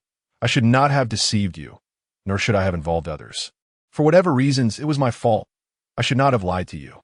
I hold an immense love for you, and I would sacrifice everything for you. I realize my mistakes now. Can you find it in your heart to forgive me?" As she spoke, she lifted the hem of her garment and, with a decisive rip, tore away the bandage clinging to her wound, casting it into the trash before Lu Yu. Simultaneously, she cursed the system in her mind. "It's all your fault. You nearly ruined everything. If this incident drives a wedge between Lu Yu and me, I might as well not live. How regretful." Chapter 53. Never Again. Seated on the sofa, Lu Cha kept her legs together, her head bowed slightly, her gaze fixed intently on Lu Yu. Drip, drop, crystal tears streamed down her fair, delicate cheeks, falling onto the back of Lu Yu's hand, cold as ice. He glanced up at her, noticing her tear-streaked face, red-rimmed eyes, and the expression of anguish that danced across her features, her beautiful eyes shimmering with unmasked hope. He resumed his gentle ministrations, massaging her ankle with a touch that was neither too light nor too heavy. Seeing Lu Yu's lack of reaction, Lu Cha felt as if she were suffocating, waves of pain coursing through her heart. She pressed her hand to her chest, breathing heavily, the sensation of breathlessness intensifying, the world spinning around her. But then, a soft voice cut through the tumult. Never again. Lu Cha froze, her eyes dilating in disbelief. As she bit her lip, "What did you say?" Her voice trembled. "Never again," Lu Yu repeated, this time looking directly at her with earnestness, although his face still bore no smile. It was enough to send Lu Cha into tears once more. She reached out and clutched Lu Yu's neck tightly, resting her head on his shoulder with such force that she wished to meld into him entirely. In that moment, her emotions surged, excitement, joy, and gratitude mingling into an overwhelming tide that rendered her speechless. She wished nothing more than for this moment to last forever, and she silently implored the system to gracefully exit her life. As Lu Yu leaned against Lu Cha's fragrant shoulder, inhaling the subtle scent of her hair, a sense of tranquility washed over him, and a faint smile graced his lips. Finally, she had returned to him. In his memory, Lu Cha had always been a whimsical spirit, full of mischief. In their childhood, she had played many pranks, most of which had been directed at him. It had been years since he had enjoyed such treatment. 3 years later, upon Lu Cha's return from studying abroad, though they were now a couple, their relationship felt distinct from that of typical lovers. Their romance seemed to have blossomed under Lu Cha's coaxing and persuasion, resulting in a dynamic that, compared to others, was tinged with a sense of formality. Perhaps this was the root of Lu Cha's insecurity. Lu Yu pondered thoughtfully. After a while, he gently wrapped his arm around Lu Cha's slender back, as if soothing a child, patting her lightly. In response, Lu Cha trembled slightly, tightening her embrace around him, as if vowing never to let go. In her heart, she whispered resolutely, yet softly. In the days that followed, Lu Yu led a life that was as calm as ever. However, whether in work or daily affairs, the absence of Lu Xinxin and Duan Yulan was palpable. In her daily life, Lu Cha initially felt a bit restrained, but soon returned to her usual lively self, playfully coaxing Lu Yu to meet her, and when they did, she couldn't help but engage in playful antics, gradually revealing her true nature once more. This situation left Lu Yu both tormented and delighted. Although his work was hectic, it was also fulfilling, especially with Lin Shiyu's unwavering kindness towards him whenever they met. Her cheerful banter and charming exchanges were markedly more intimate than the polite and distant interactions he shared with others in the company. This sparked considerable intrigue among many employees, with some even speculating that Lu Yu and Lin Shiyu harbored some undisclosed secret. Yet, Lu Yu understood that the root of this curiosity stemmed from his success in securing a significant contract for the company, a lucrative deal from the Su Group that could sustain them for several years. Under his leadership, the entire team had successfully laid the foundational framework of the project. Wow, it's finally complete. As Lu Yu pressed the final button, jubilant cheers erupted from the project division. He too exhaled in relief. Was the project truly finished? At that moment, Lin Shiyu, hearing the commotion outside, emerged from her office, her face alight with joy as she beamed at Lu Yu and the others. Mission accomplished. Lu Yu stood and stretched lazily. Ha ha ha, I knew you all could do it. Lin Shiyu's smile was infectious as she declared, I hereby announce that to celebrate the project's significant progress, we will have a dinner tonight. I'll post the details in the group shortly. Wow, our boss is generous. Long live Sister Shiyu. The employees erupted in cheers, witnessing their excitement. Lin Shiyu couldn't help but smile broadly. As the laughter gradually subsided, she cast a flirtatious glance at Lu Yu and said, Lu Yu, come here for a moment. With that, she turned and returned to her office. Lu Yu walked into Lin Shiyu's office, maintaining a calm demeanor despite the peculiar and complex gazes of his colleagues. Do you think there is something between Lu Yu and the boss? One employee began to speculate, but was swiftly interrupted by Xiao Lian, who asserted, Sister Shiyu and Lu Yu are just friends. Let us not spread rumors. Lu Yu gently closed the door behind him. Turning to Lin Shiyu, he chuckled. Sister Shiyu, it seems that people are starting to say we're involved. Shouldn't you be cautious? He had intentionally left the door slightly ajar so that Lin Shiyu could overhear the gossip. Lin Shiyu rolled her eyes playfully, wrapping her arm around Lu Yu's, and replied with a smile, Are you afraid? Well, as a grown man, what do I have to fear? Lu Yu raised an eyebrow, looking down at Lin Shiyu with a challenging glint in his eyes. He was not just any man. He was a reborn man, determined to become a king of the sea. Lin Shiyu, seemingly oblivious to Lu Yu's provocative gaze, continued to smile mischievously. What about your significant other at home? Huh? She wouldn't dare to control me. Lu Yu smirked dismissively, though internally he thought, that girl can be jealous enough to fill herself up. Lin Shiyu laughed. That is good to hear. If you're not afraid, then why should I be? She pulled Lu Yu down onto the sofa, her graceful form leaning close to him. The scent of her perfume wafted over, exuding a mature and elegant aroma. Glancing sideways, Lu Yu noticed Lin Shiyu was dressed in a chic gray plaid office suit, the hem of her skirt rising as she sat, revealing her shapely legs, embodying the beauty of a mature woman. Lu Yu blinked in surprise at Lin Shiyu's boldness. Truly, she was something else. Suddenly, a voice from the system echoed in his mind, initiating life choices. Choice 1. Boldly take the initiative, turn the tables, and assert your masculine side by not allowing Lin Shiyu to dominate, earning the title of Bronze Sea King and increasing charm by 30. Choice 2. Remain aware of your identity and status, embodying a principled and composed man, considering that you have a girlfriend, earning the title of Unmoved by Beauty and developing a calm and rational demeanor in adversity.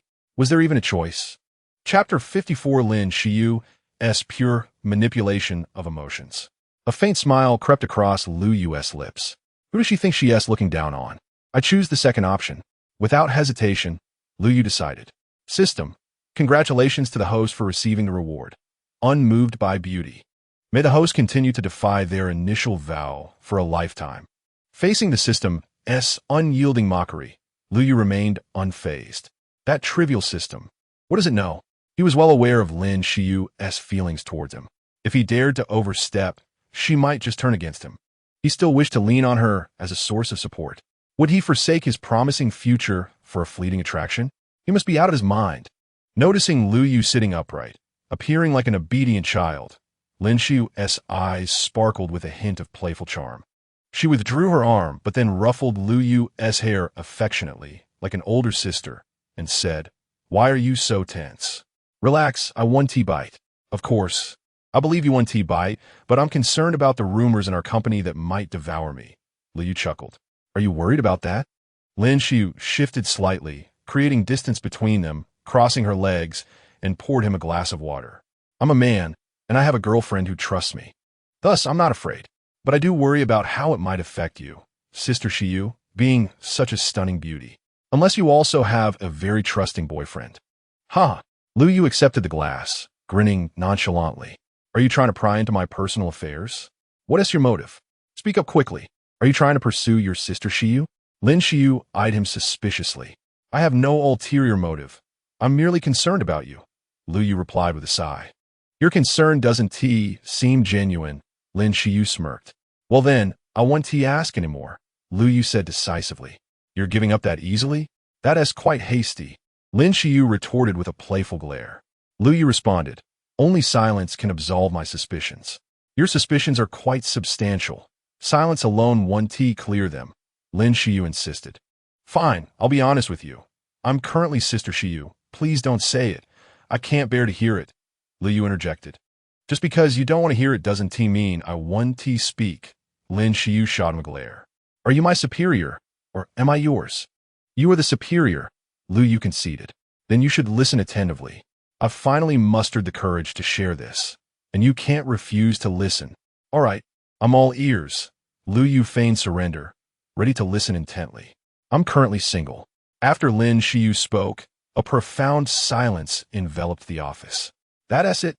That is it. Lin Shiyu nodded. Lu Yu hadn't expected such brevity from Lin Shiyu. He had prepared himself for an hour-long discussion. expecting tales of her romantic history or poignant stories involving her ex-boyfriend. Yet, she had dismissed him with just 5 words. Do you look disappointed? Lin Shiyu's brows furrowed slightly. Not disappointed. Lu Yu quickly shook his head, secretly adding in his mind, that's a lie. Disappointment is a fade. Lin Shiyu is merely toying with her own emotions. Were she not his superior, he would have acted long ago. Do you have something to say to me? It seems there's much on your mind. Lin Shiyu fixed her gaze on Lu Yu and urged, speak. I am listening. And no, I just wanted to ask why you summoned me, Sister Shiyu. Lu Yu forced a smile. Oh, it's quite simple.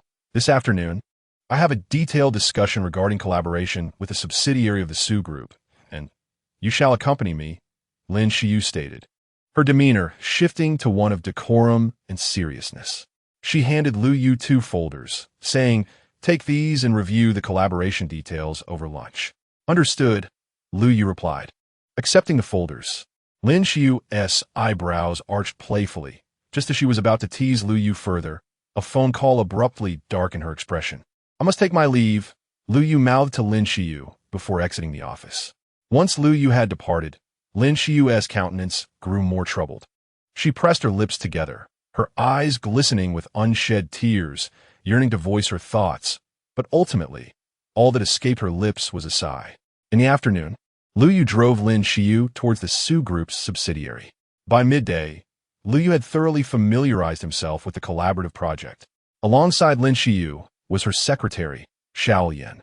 As they approached the imposing skyscraper, Lin Shiyu's eyes flickered with envy, a sentiment Lu Yu keenly observed.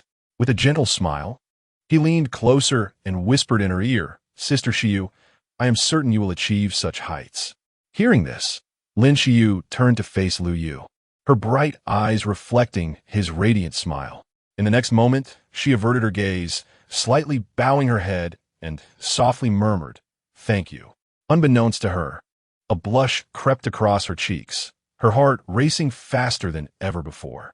Could it be that she was developing feelings for him? The thought sent an unexpected thrill through her. Sister Shiyu, shall we head inside? Xiao Yan suggested, her excitement palpable as she gazed at the grand edifice. Yes, let's go, Lin Shiyu replied, regaining her composure, discreetly glancing at Lu Yu with a smile before stepping forward confidently. Lu Yu and Xiao Yan followed her lead. In the spacious, brightly lit conference room, the 3 of them took their seats opposite the head of the Su Group as subsidiary. The man greeted them with a broad smile, his demeanor exuberant, an unexpected contrast to his position.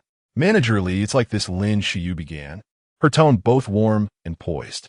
I apologize, but I must take a call first, the man interjected, turning his attention to Lu Yu after a brief conversation. Lu Yu furrowed his brow. The man's gaze felt unsettling, as if he harbored ulterior motives. You're Mr. Lu Yu, correct? The man inquired. Indeed, Lu Yu nodded. Someone wishes to meet you. This Lu Yu hesitated, but Lin Shiyu spoke up. Manager Li, Lu Yu is part of our company. If there is something to discuss, you may address it with me directly. It's a personal matter. Let Mr. Lu go, the man replied with a wry smile, gesturing to his secretary, Xiao Yu. Please escort Mr. Lu to conference room 903. With Lin Shiyu's agreement, Lu Yu reluctantly left the room. Chapter 55. Am I merely a good luck charm? Lu Yu followed the secretary to conference room 903. Mr. Lu, please come in. The secretary, clad in an OL outfit, opened the door and gestured for him to enter. Thank you, Lu Yu replied as he stepped inside.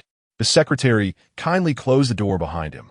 Within the room, Lu Yu observed 3 young individuals seated on the sofa, his eyebrows raising in surprise. Lu Yu, you're here. A girl in the corner stood up, her beautiful eyes sparkling with joy, her excitement evident. Her fair complexion and the form-fitting green dress accentuated her nascent allure. Meowing? Lu Yu was taken aback, recognizing her as Su Miaoling, alongside her brother and sister. Lu Ge, Su Kaifeng greeted, dressed casually in a sporty jacket, effortlessly drawing attention with his handsome features. Hello, Lu Yu Ge, Su Siki chimed in with a sweet smile, her yellow dress enhancing her beauty. Lu Yu couldn't help but marvel at the Su family's genetics. Both the boys and girls were strikingly attractive. Greetings, he acknowledged, still somewhat puzzled. Please, have a seat. Lu Gu, Su Kaifeng offered, personally handing Lu Yu a bottle of water before inviting him to sit on the sofa. Lu Yu, unperturbed, settled beside them, taking a sip of water while observing them with a smile. Su Miaoling lowered her gaze, her cheeks flushed. In contrast, Su Kaifeng and Su Siki were more at ease, openly studying Lu Yu. After a minute, Su Kaifeng turned to Miaoling, a grin on his face. Miaoling, see how well your brother treats you? I know your feelings, so I arranged for you to meet Lu Gu. You can't keep being so distant with him. At his words, Miaoling's face turned even redder, and she stammered, Brother, what are you saying? I have no feelings. He look at you all shy. Su Kaifeng laughed heartily. Brother, stop teasing. Miaoling protested, her embarrassment deepening as she caught Lu Yu's gaze before quickly averting her eyes, her heart racing. At that moment, Lu Yu comprehended why Lin Shiyu insisted he accompany her for the project's technical discussions. Was I merely summoned to play the role of a good luck charm? He felt a mix of exasperation and amusement. Noticing Lu Yu's discomfort, Su Siki, with her keen eyes, subtly tugged at Su Kaifeng's sleeve. Realizing the situation, Su Kaifeng turned to Lu Yu with an apologetic smile. I'm sorry, Lu Gu. I only considered Miaoling and didn't think of how this might affect you. Would you like me to take you back, or to the conference room to continue your discussions? It's all right. I'm merely a technical staff member and not versed in these negotiations. I don't mind a break. Lu Yu waved dismissively. He was quite pleased with Su Kaifeng's straightforward manner, though it surprised him as well. After all, Su Kaifeng was the eldest son of the Su Group's owner, a super rich heir, and his willingness to apologize so readily was unexpected. After a brief silence, the atmosphere grew a bit strained, as they were not yet familiar enough to engage in deeper conversation. Brother, let us go explore a bit. I haven't been to this company in ages. Su Siki finally suggested, pulling Su Kaifeng with her, leaving Lu Yu and Su Miaoling alone in the conference room. With the departure of the others, Miaoling appeared increasingly flustered. However, deep down, a wave of relief surged within her uncontrollably. It was rather embarrassing to have an outsider present. Brother Lu Yu, I am grateful to you. Su Miaoling mustered her courage, raising her head to meet Lu Yu's gaze, her cheeks flushed with a rosy hue. There is no need for thanks. You have already expressed your gratitude, Lu Yu replied with a carefree smile, his fingertips lightly grazing the tabletop. Even without my assistance, you and T have lost your way. Moreover, it is precisely because of our connection that the Su Group chose to collaborate with our small company. Otherwise, we would have had no opportunity at all. Ultimately, I am the one benefiting from your favor. Not at all, Su Miaoling replied, her lips pressed together, revealing two delicate dimples that added to her innocent charm. Therefore, you need not feel burdened or harbor any ulterior thoughts. If I were to say that I am taking advantage of you, simply regard me as your brother, haha. Lu Yu said, shrugging nonchalantly, embodying a carefree demeanor. Yes, you are indeed my brother, Su Miaoling nodded earnestly. Ha ha ha. Lu Yu laughed heartily at her response, and in just a few exchanges, their relationship deepened, a testament to Lu Yu's influence. An hour later, when Su Kaifeng and Su Siki returned to the conference room, they found Su Miaoling merrily chatting with Lu Yu. Notably, Su Miaoling had taken a seat beside Lu Yu, drawing their two figures closer together. Oh, I've never seen you smile so joyfully, Su Kaifeng teased as he walked in. Brother, what are you talking about? Su Miaoling's face reddened, wishing to hide behind Lu Yu. Ha ha ha. I've never seen you so cheerful when speaking with me. It seems that your savior holds the top spot in your heart. Su Kaifeng Tuka. Su Miaoling felt even more embarrassed and shy, wishing to find a crack in the floor to disappear into. Lu Yu, too, felt a tinge of awkwardness, scratching his nose and offering a sheepish smile. It was Su Siki who came to their rescue, stating, If I were you, I would regard my savior as paramount too. After all, you spend your days idly and often tease us. Do you truly believe you hold significance in our hearts? This time, it was Su Kaifeng who found himself in an awkward position. Ha ha ha. Lu Yu couldn't contain his laughter, meeting Su Siki's gaze and giving her a thumbs up.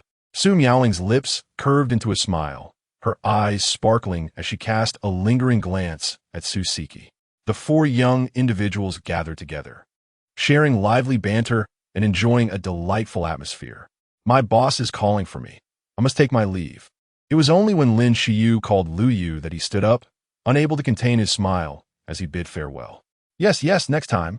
Come to play with us, or we can visit you. Don't use work as an excuse to avoid us.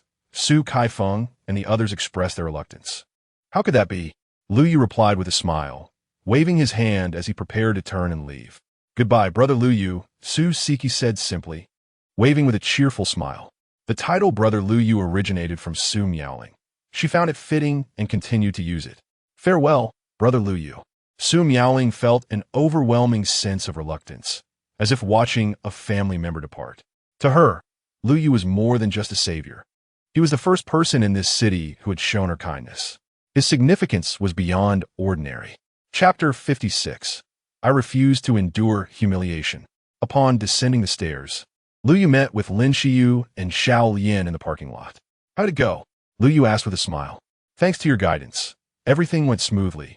The collaboration is progressing well, Lin Shiyu replied, her beautiful eyes sparkling as she playfully joked for a rare moment. Xiao Lian was utterly taken aback, her eyes nearly popping out. Normally, Lin Shiyu was gentle and treated her colleagues like younger siblings, always kind and nurturing. Yet, she had never witnessed Lin Shiyu joke with anyone else, especially not with such vivacity and expression. It was almost reminiscent of a playful demeanor. The mere thought startled Xiao Lian. How could that be? After all, there was a noticeable age difference between Sister Shiyu and Lu Yu had a girlfriend. Sister Shiyu, at her age, should also have a boyfriend or husband. She quickly shook her head, dismissing these unrealistic thoughts from her mind. As long as it went well, Lu Yu nodded, jesting, I wouldn't want my efforts to be in vain. I nearly lost my own self in the process. Lin Shiyu erupted into laughter, her whole being shaking with mirth, and even Xiao Lian couldn't hold back her laughter, captivated by Lu Yu's words. You should thank me for facilitating this so swiftly. Otherwise, your chances of losing yourself would have increased. Lin Shiyu's eyes gleamed with warmth, her voice soft and melodious, exuding the allure of a mature woman. Lu Yu feigned annoyance, retorting, if it weren't for you, I wouldn't have had any chance of losing myself. Ha ha ha ha. Lin Shiyu and Xiao Lian laughed uproariously, their hair dancing in the air, their bodies trembling with delight. It was undeniably a picturesque scene. All right, it's time to clock out. Let me give you both a ride home. After sharing enough laughter, Lin Shiyu transformed into a gentle and intellectual older sister, ushering the two into the car. After dropping off Xiao Lian at a nearby intersection, Lin Shiyu turned to Lu Yu and inquired, Where are you heading? I'll be going to the company. My car is still there. Lu Yu settled into the passenger seat, his gaze fixed ahead, inhaling the fragrant aroma that lingered around Lin Shiyu. In truth, if he dared to let his eyes wander, he would have caught a glimpse of Lin Shiyu's shapely legs, elegantly wrapped in black stockings. All right, I too need to head to the office to handle some matters. Lin Shiyu's eyes sparkled with mirth as she glanced at the composed Lu Yu, her smile becoming increasingly enchanting. As they waited at a traffic light, the sound of a ringtone pierced the air. Ding, ding, ding. Lin Shiyu glanced at her phone, her brow furrowing, then promptly hung up. Ding, ding, ding. The phone rang again, as if determined to persist in its ringing until answered. Lin Shiyu had no choice but to pick up, and the voice from the car's speakers exclaimed, Lin Shiyu, your father and I have found a young man you'll absolutely adore. Hurry back home, so I can introduce you. Mommy. Lin Shiyu hastily disconnected the Bluetooth to the car and furtively glanced at Lu Yu. Her face flushed crimson, radiating an alluring charm. Lu Yu merely caught a glimpse before feeling his own blood boil uncontrollably. How many times must I tell you that I have a boyfriend, yet you refuse to believe me? Fine, I will bring him home tonight for you to see. No need for that. Just tell me where to dine, and I will take him there myself. Lin Shiyu spoke with increasing fervor, her demeanor shifting, and finally, with a decisive click, she hung up the phone. A twinge of regret crossed Lu Yu's mind. Had he known, he would have exited with Xiao Lian earlier. Not anticipating he would overhear Lin Shiyu's secret, would she resort to silencing him? With that thought, Lu Yu slightly turned his head, intending to sneak a glance. only to find himself locking eyes with Lin Shiyu's captivating, elongated gaze. She was scrutinizing him intently. This was the thought that raced through Lu Yu's mind. Indeed, Lin Shiyu finally spoke up. Lu Yu, are you free tonight? Just as Lu Yu was about to respond, Lin Shiyu continued. I would like to borrow your time for the evening, if you would be so kind. Sister Shiyu, what do you need my time for? Lu Yu chuckled awkwardly. My parents are insistent on introducing me to a boyfriend, but I currently have no interest in romance or settling down. Therefore, I was hoping you could pretend to be my boyfriend and dissuade them from their intentions. Lin Shiyu sighed. Then, Sister Shiyu, you truly do not have a boyfriend? As soon as Lu Yu uttered these words, he regretted them, wishing he could slap himself. Wasn't that an obvious question? Would she seek someone to pretend otherwise if she had a boyfriend? Do you not believe me? Lin Shiyu raised an eyebrow, a mischievous smile playing on her lips. Your inquiry is rather probing. Do you harbor any feelings for me? No, I would he dare. Lu Yu shook his head vigorously. How could he dare? Wouldn't he be in for a world of trouble? Then refrain from asking such detailed questions. Lin Shiyu huffed playfully. So, are you going or not? Lu Yu shook his head, but Lin Shiyu let out a cute huff, her demeanor reminiscent of a young girl seeking affection. Rest assured, I shall not borrow your time without compensation. I shall consider it overtime and grant you a paid day off. Initiating life choices. Choice 1. Agree to the beautiful boss's request, pretend to be her boyfriend, and receive a reward of 1 million in cash. Choice 2. Agree to the beautiful boss's request, pretend to be her boyfriend, successfully help her conceal her past, and receive a reward of 2 million in cash. Choice 3. Firmly refuse, strive to be a model man of the new era, and receive a reward of 1 yuan.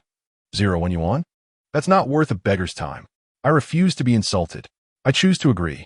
Though Lu Yu felt an array of grievances towards the system, he wore a radiant smile for Lin Shiyu. Then it's settled, Sister Shiyu. Look at you, dragging your feet like a woman. Lin Shiyu rolled her eyes, her expression exuding a charming allure, then added, You can trust me. I shall keep my word and not back out. I believe you, Sister Shiyu, Lu Yu assured, thumping his chest with determination. You can rest easy. I will certainly perform well tonight and ensure you are not exposed. Very well, Lin Shiyu hummed softly, a delightful smile gracing her lips, clearly in good spirits. Hey, Sister Shiyu, why did you turn? Lu Yu suddenly noticed Lin Shiyu's car veering in another direction. I'm taking you to buy an outfit, she casually remarked. No need, I have a suit in my car, Lu Yu quickly responded. Do not speak, just listen to me. Lin Shiyu rolled her eyes again, insisting, Tonight, as you help me resolve this issue, I must ensure you look handsome and presentable, lest they underestimate you. Lu Yu. Presentable applies to him? Chapter 57. Even the pretense must be convincing. 1830. While the sky had not yet fully darkened, Lin Shiyu guided Lu Yu to her residential community. Upon seeing the cluster of villas before him, Lu Yu was momentarily taken aback. Wasn't this the neighborhood where Lu Cha lived? And Su Miaoling as well? What a coincidence! Lu Yu was filled with questions, unable to suppress his astonishment. At that moment, he finally recognized the name of the community, De Fu de Gue. How shockingly straightforward. Yes, it housed the affluent. But did the community name have to be so blunt? It lacked any sense of refinement. Yet, the wealth was undeniable. Lu Yu felt a whirlwind of emotions. Especially upon entering the neighborhood, he was on edge, fearing a chance encounter with Lu Cha. If she were to see him, he could only hope for the best. What's wrong? Are you too weak from hunger? Lin Shiyu remarked, noticing Lu Yu slumped in the passenger's seat, sliding down like a noodle, unable to hide her amusement. I'm fine, just taking a moment to gather my thoughts on how to face your parents. Although Lu Yu wore the upscale, casual jacket Lin Shiyu had bought for him, he didn't mind its wrinkles since it wasn't his own money spent. Lin Shiyu smiled warmly. You need to think quickly. We will arrive in 2 minutes. Don't rush me. The more you do, the harder it is for me to think. Lu Yu feigned madness, ruffling his hair into a messy state. All right, I won't rush you. I'll drive slowly and wait for you to gather your thoughts. His antics made Lin Shiyu smile even more enchanting, her voice gentle and soothing, like a big sister comforting her younger brother. Okay, I've thought of something. A minute later, Lu Yu straightened up, realizing they had veered away from Lu Cha's direction toward another path. A minute later, The car came to a stop in front of a quaint villa. Lin Xiyu and Lu Yu alighted, retrieving the gifts she had prepared in advance from the trunk. As they approached the villa, the door swung open, revealing a middle-aged woman in an apron who beamed as she stepped out. "Miss, you're back." Lin Xiyu greeted her with a warm smile. Wang Ma, the woman, known as Wang Ma, turned her gaze toward Lu Yu, her eyes appraising him like a mother-in-law assessing a son-in-law, her scrutiny growing increasingly approving. Indeed, Lu Yu is handsome, with deep, calm eyes, a strong jawline, and an air of sunny confidence, complemented by his tall and slender build. Moreover, dressed in a high-quality jacket, his demeanor exuded remarkable charm. Wang Ma, Lu Yu smiled politely, exuding warmth. Wang Ma was quite pleased with Lu Yu and promptly nodded eagerly. "Hello, you Wang Ma." "This is Lu Yu," Lin Xiyu chimed in cheerfully. "Ah, Lu Yu, please come in." Wang Ma beamed, ushering them inside. "Your father and mother are already waiting at home." Lu Yu adjusted his clothing, one hand holding the gifts, the other almost slipping into his pocket when a soft, alluring figure approached him, exuding a mature fragrance. "Sister Xiyu, what are you doing?" Lu Yu stiffened. "Even the pretense must be convincing," Lin Xiyu said, linking her arm with his, her smile growing even sweeter and more charming, her voice slipping out like a whisper. Lu Yu pressed his lips together, feigning nonchalance as he allowed Lin Xiyu to link arms with him, following Wang Ma into the villa. Indeed, the interior of the villa exuded opulence and luxury. Lu Yu glanced around at the decor. Aside from the obviously high-end new furniture, such as sofas, coffee tables, and televisions, there were also exquisite antique wooden furnishings like mahogany and decorative vases, along with wall paintings that radiated understated luxury. However, Lu Yu quickly diverted his gaze, for standing in the center of the living room were two middle-aged individuals. "Dad, Mom, I brought someone back," Lin Xiyu announced. Her voice clarified the identities of the two individuals before Lu Yu. "Hello, Uncle and Auntie, I'm Lu Yu." Before Lin Xiyu's parents could react, Lu Yu stepped forward, holding the gifts and bowing slightly in a gesture of respect. This procedure was familiar to him, having already practiced it with Lu Xinxin. "Hello," he greeted. Clearly, Lin Xiyu's parents were unaccustomed to such encounters, momentarily taken aback. Fortunately, both had navigated the tumultuous waters of the business world, allowing them to recover swiftly. Lin Xiyu's father, Lin Haojia, furrowed his brow as he scrutinized Lu Yu, silently noting the young man's tender age. Thus, he merely nodded coolly, replying, "Yes, hello. Lu Yu, is it? There's no need to bring gifts. Such unnecessary expenditure." In stark contrast to her husband's aloofness, Fang Yingyi radiated warmth, stepping forward with a beaming smile to accept the offerings from Lu Yu. "Auntie, this money is well spent. I don't have much. Just bought a few items that are beneficial for Uncle and Auntie's health. I hope you won't think ill of them," Lu Yu said cheerfully, his smile appearing genuinely innocent. It must be said, his approach was commendable. Being forthright is a style many elders appreciate, particularly those of distinguished status who have encountered their fair share of ambitious young talents and the pretentious ones who feign grandeur. Lu Yu's contrasting simplicity evoked a sincere fondness from them. Indeed, Fang Yingyi's gaze softened with satisfaction, and even Lin Haojia regarded Lu Yu with a newfound approval. "My parents are quite easygoing, they won't mind. In fact, they're quite pleased. Aren't they, Dad, Mom?" Lin Xiyu chimed in, her tone light and cheerful. She entwined her arm with Lu Yu's, leaning comfortably against him, exuding an air of intimacy. Although a subtle fragrance and warmth enveloped Lu Yu, he remained tense, suppressing any thought of indulgence. "Come, have a seat," Lin Haojia said, slightly frowning as he shot a disapproving glance at his daughter, before turning to head towards the sofa.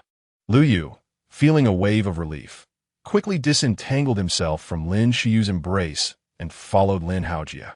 Fang Yingyi handed the gifts to Wang Ma and leaned closer to Lin Xiyu, her brow furrowing. "How old is Lu Yu? He looks barely 24 or 25. Isn't this a case of an old cow eating young grass? He's not that young, already 27. Besides, I'm not that much younger myself. Your comparison is rather inaccurate," Lin Xiyu retorted, rolling her eyes and pouting without any pretense. "I don't know about Lu Yu's age, but you are indeed getting on," Fang Yingyi replied, mirroring Lin Shiyu's eye roll. I'm only 30, the prime of my life. How is that considered old? Lin Shiyu huffed, her youthful demeanor shining through. Not wishing to engage further, Fang Yingyi merely inquired, "What is his background? How did you meet?" Lin Shiyu smirked, "Why not just ask him directly?" With that, she made her way to the sofa, taking a seat beside Lu Yu. Fang Yingyi frowned but opted to remain silent. The four of them settled onto the sofa in succession. Lin Haojie personally poured tea for Lu Yu, who accepted it, surprised, saying, "Thank you, uncle." "Lu Yu, where are you currently employed?" Fang Yingyi, unable to contain her curiosity, asked straightforwardly. "I work at Shiyu's company," Lu Yu replied confidently, showing no sign of embarrassment. "My company is newly established and in need of talent. And Lu Yu is precisely the sort of talent I desire to steer the company alongside me," Lin Shiyu added, her arms still draped over Lu Yu's, conveying a sense of closeness. Knowing their daughter's proud nature, both Fang Yingyi and Lin Haojie recognized that few could capture her attention. "How many members are there in your family, Lu Yu?" Fang Yingyi inquired. "There are 3 of us," Lu Yu answered with a smile. In contrast to Fang Yingyi's probing questions, Lin Haojie remained composed and understated, occasionally interjecting without directly prying. As the conversation progressed, both Lin Haojie and Fang Yingyi sensed Lu Yu's relaxation and confidence, an air of nonchalance that suggested he was unperturbed, perhaps even seasoned by life's trials. This perception deepened their respect for him. "Well then, it's nearly time for dinner," Fang Yingyi remarked, glancing at the time before observing the darkening sky outside. With a cheerful demeanor, she stood and headed towards the kitchen. "Come help me bring out the dishes," she instructed, casting a stern look at Lin Shiyu as she passed. "Oh," Lin Shiyu replied, rising to follow her mother into the kitchen. Once inside, Fang Yingyi closed the kitchen door and faced Lin Shiyu, her brow furrowed. "How did you and Lu Yu meet? Why are you asking so much?" Lin Shiyu playfully rolled her eyes in response, revealing a more childlike side of her personality. "Unguarded at home. I'm your mother. Is it unreasonable for me to inquire about your life as significant matters?" Fang Yingyi countered, exuding a mix of concern and exasperation. All right, I get it," Lin Shiyu said, covering her ears in mock disinterest. "You came to interview when I was starting the company, and that's how we met." Fang Yingyi raised an eyebrow, skepticism evident. "Is it really that simple? What more do you want? Should it be like those idol dramas on TV, where couples must endure countless trials before being together?" Lin Shiyu retorted with a pout. "Dramas are scripted, but you and Lu Yu are the real deal." Fang Yingyi shot back. "So what do you think of Lu Yu?" Lin Shiyu asked with a playful blink, a smile brightening her face. "Not bad," Fang Yingyi replied tersely as she turned to fetch the dishes. Lin Shiyu's smile broadened, her eyes sparkling with delight as she murmured to herself, "Of course. How could someone I chose be anything less? Stop being so self-absorbed and help me with the dishes." Fang Yingyi chuckled lightly, feigning anger as she shot Lin Shiyu a mock glare. "He wouldn't dare," Lin Shiyu retorted defiantly, with Fang Yingyi and Lin Shiyu exiting the kitchen. The living room was left with just Lin Haojie and Lu Yu engaged in conversation. Lin Haojie seemed to intend to test Lu Yu, posing a series of profound questions regarding the future of real estate and burgeoning industries, seeking his insights. Drawing from his past experiences, Lu Yu articulated his thoughts with eloquence, framing future events in a nuanced manner. The more Lin Haojie listened, the more evident his admiration became. It was not merely the quality of Lu Yu's responses that impressed him. After all, who can predict the future? Rather, it was Lu Yu's unique perspectives and insights that intrigued him, as if he had opened a new avenue of thought. Lin Haojie expressed his satisfaction with Lu Yu. Even until the very end, the tone unabashedly praised. "Your ideas are truly unique.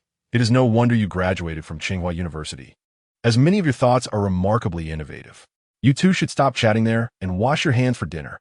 Just then, Fang Yingyi and Lin Shiyu emerged from the kitchen, carrying dishes. "All right," Lin Haojie laughed heartily as he stood up, giving Lu Yu a friendly pat on the shoulder before pulling him up and wrapping an arm around his shoulders as they made their way to the restroom. "Look at them. They resemble a father and son duo." Observing the retreating figures of Lin Haojie and Lu Yu, Fang Yingyi beamed with delight.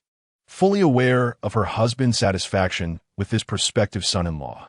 Lin Xiu, unable to suppress a giggle, covered her mouth. Her beautiful eyes sparkling as they lingered on Lu Yu's silhouette for a considerable time. In the Lu family villa, boredom enveloped Lu Cha as she lay on her bed, tossing and turning, her hair a wild mess. The pink nightgown did little to conceal her delicate, fair skin and graceful figure. She opened her phone and scrolled through the messages she had sent to Lu Yu. "Brother, do you have time tonight? I'm feeling so bored. Could you come out and keep me company? What are you doing? Why aren't you replying? If you don't respond soon, I'll be angry. Furious, furious, furious. Please reply. I'm really upset. Give me a chance to be pampered. Are you mad at me? Forget it. I forgive you. Don't be silent. I swear I'm not angry. Please, please, please. What are you doing? I beg you." Staring at the flood of green bubbles, Lu Cha fell into contemplation. Suddenly, she sat up abruptly, muttering to herself, not responding all afternoon, perhaps up to no good. "System, show me what Lu Yu is doing right now." 10 minutes later, Lu Cha emerged from her room with a sullen expression. Chapter 59. I don't believe this trick won't work on you. After discovering Lu Yu's current situation, Lu Cha sat on her bed for a full 10 minutes. Then, she suddenly jumped up, exclaiming, "That wretched boy, making such a racket late at night. Nearly scared me to death." Song Bai Mei, holding a bowl of chicken soup, trembled, almost spilling it. He might be practicing singing. I heard her say this morning that she's going to be on a singing program on television. Lu Jiaoyang commented casually while watching TV. With her voice. Could she even sing? Song Bai Mei scoffed, unimpressed. She's our child, and neither of us has an ounce of musical talent. How could she? Dad, Mom, I'm back. At that moment, Lu Jun pushed the door open and walked in. Jun is back. Come, have some chicken soup, just made. Song Bai Mei and Lu Jiaoyang both smiled warmly at Lu Jun, who was dressed in a professional OL suit. All right, I'll go change, Lu Jun replied, maintaining her usual cool demeanor. After taking off her coat and slipping into slippers, she prepared to head upstairs to change. However, before she could ascend, a loud bang resonated as a door upstairs was violently flung open. What is Lu Cha doing? Is she trying to demolish the house? Song Bai Mei's temper flared at the noise. Lu Jiaoyang frowned, noting her unusually irritable mood tonight, though he felt it was unwarranted.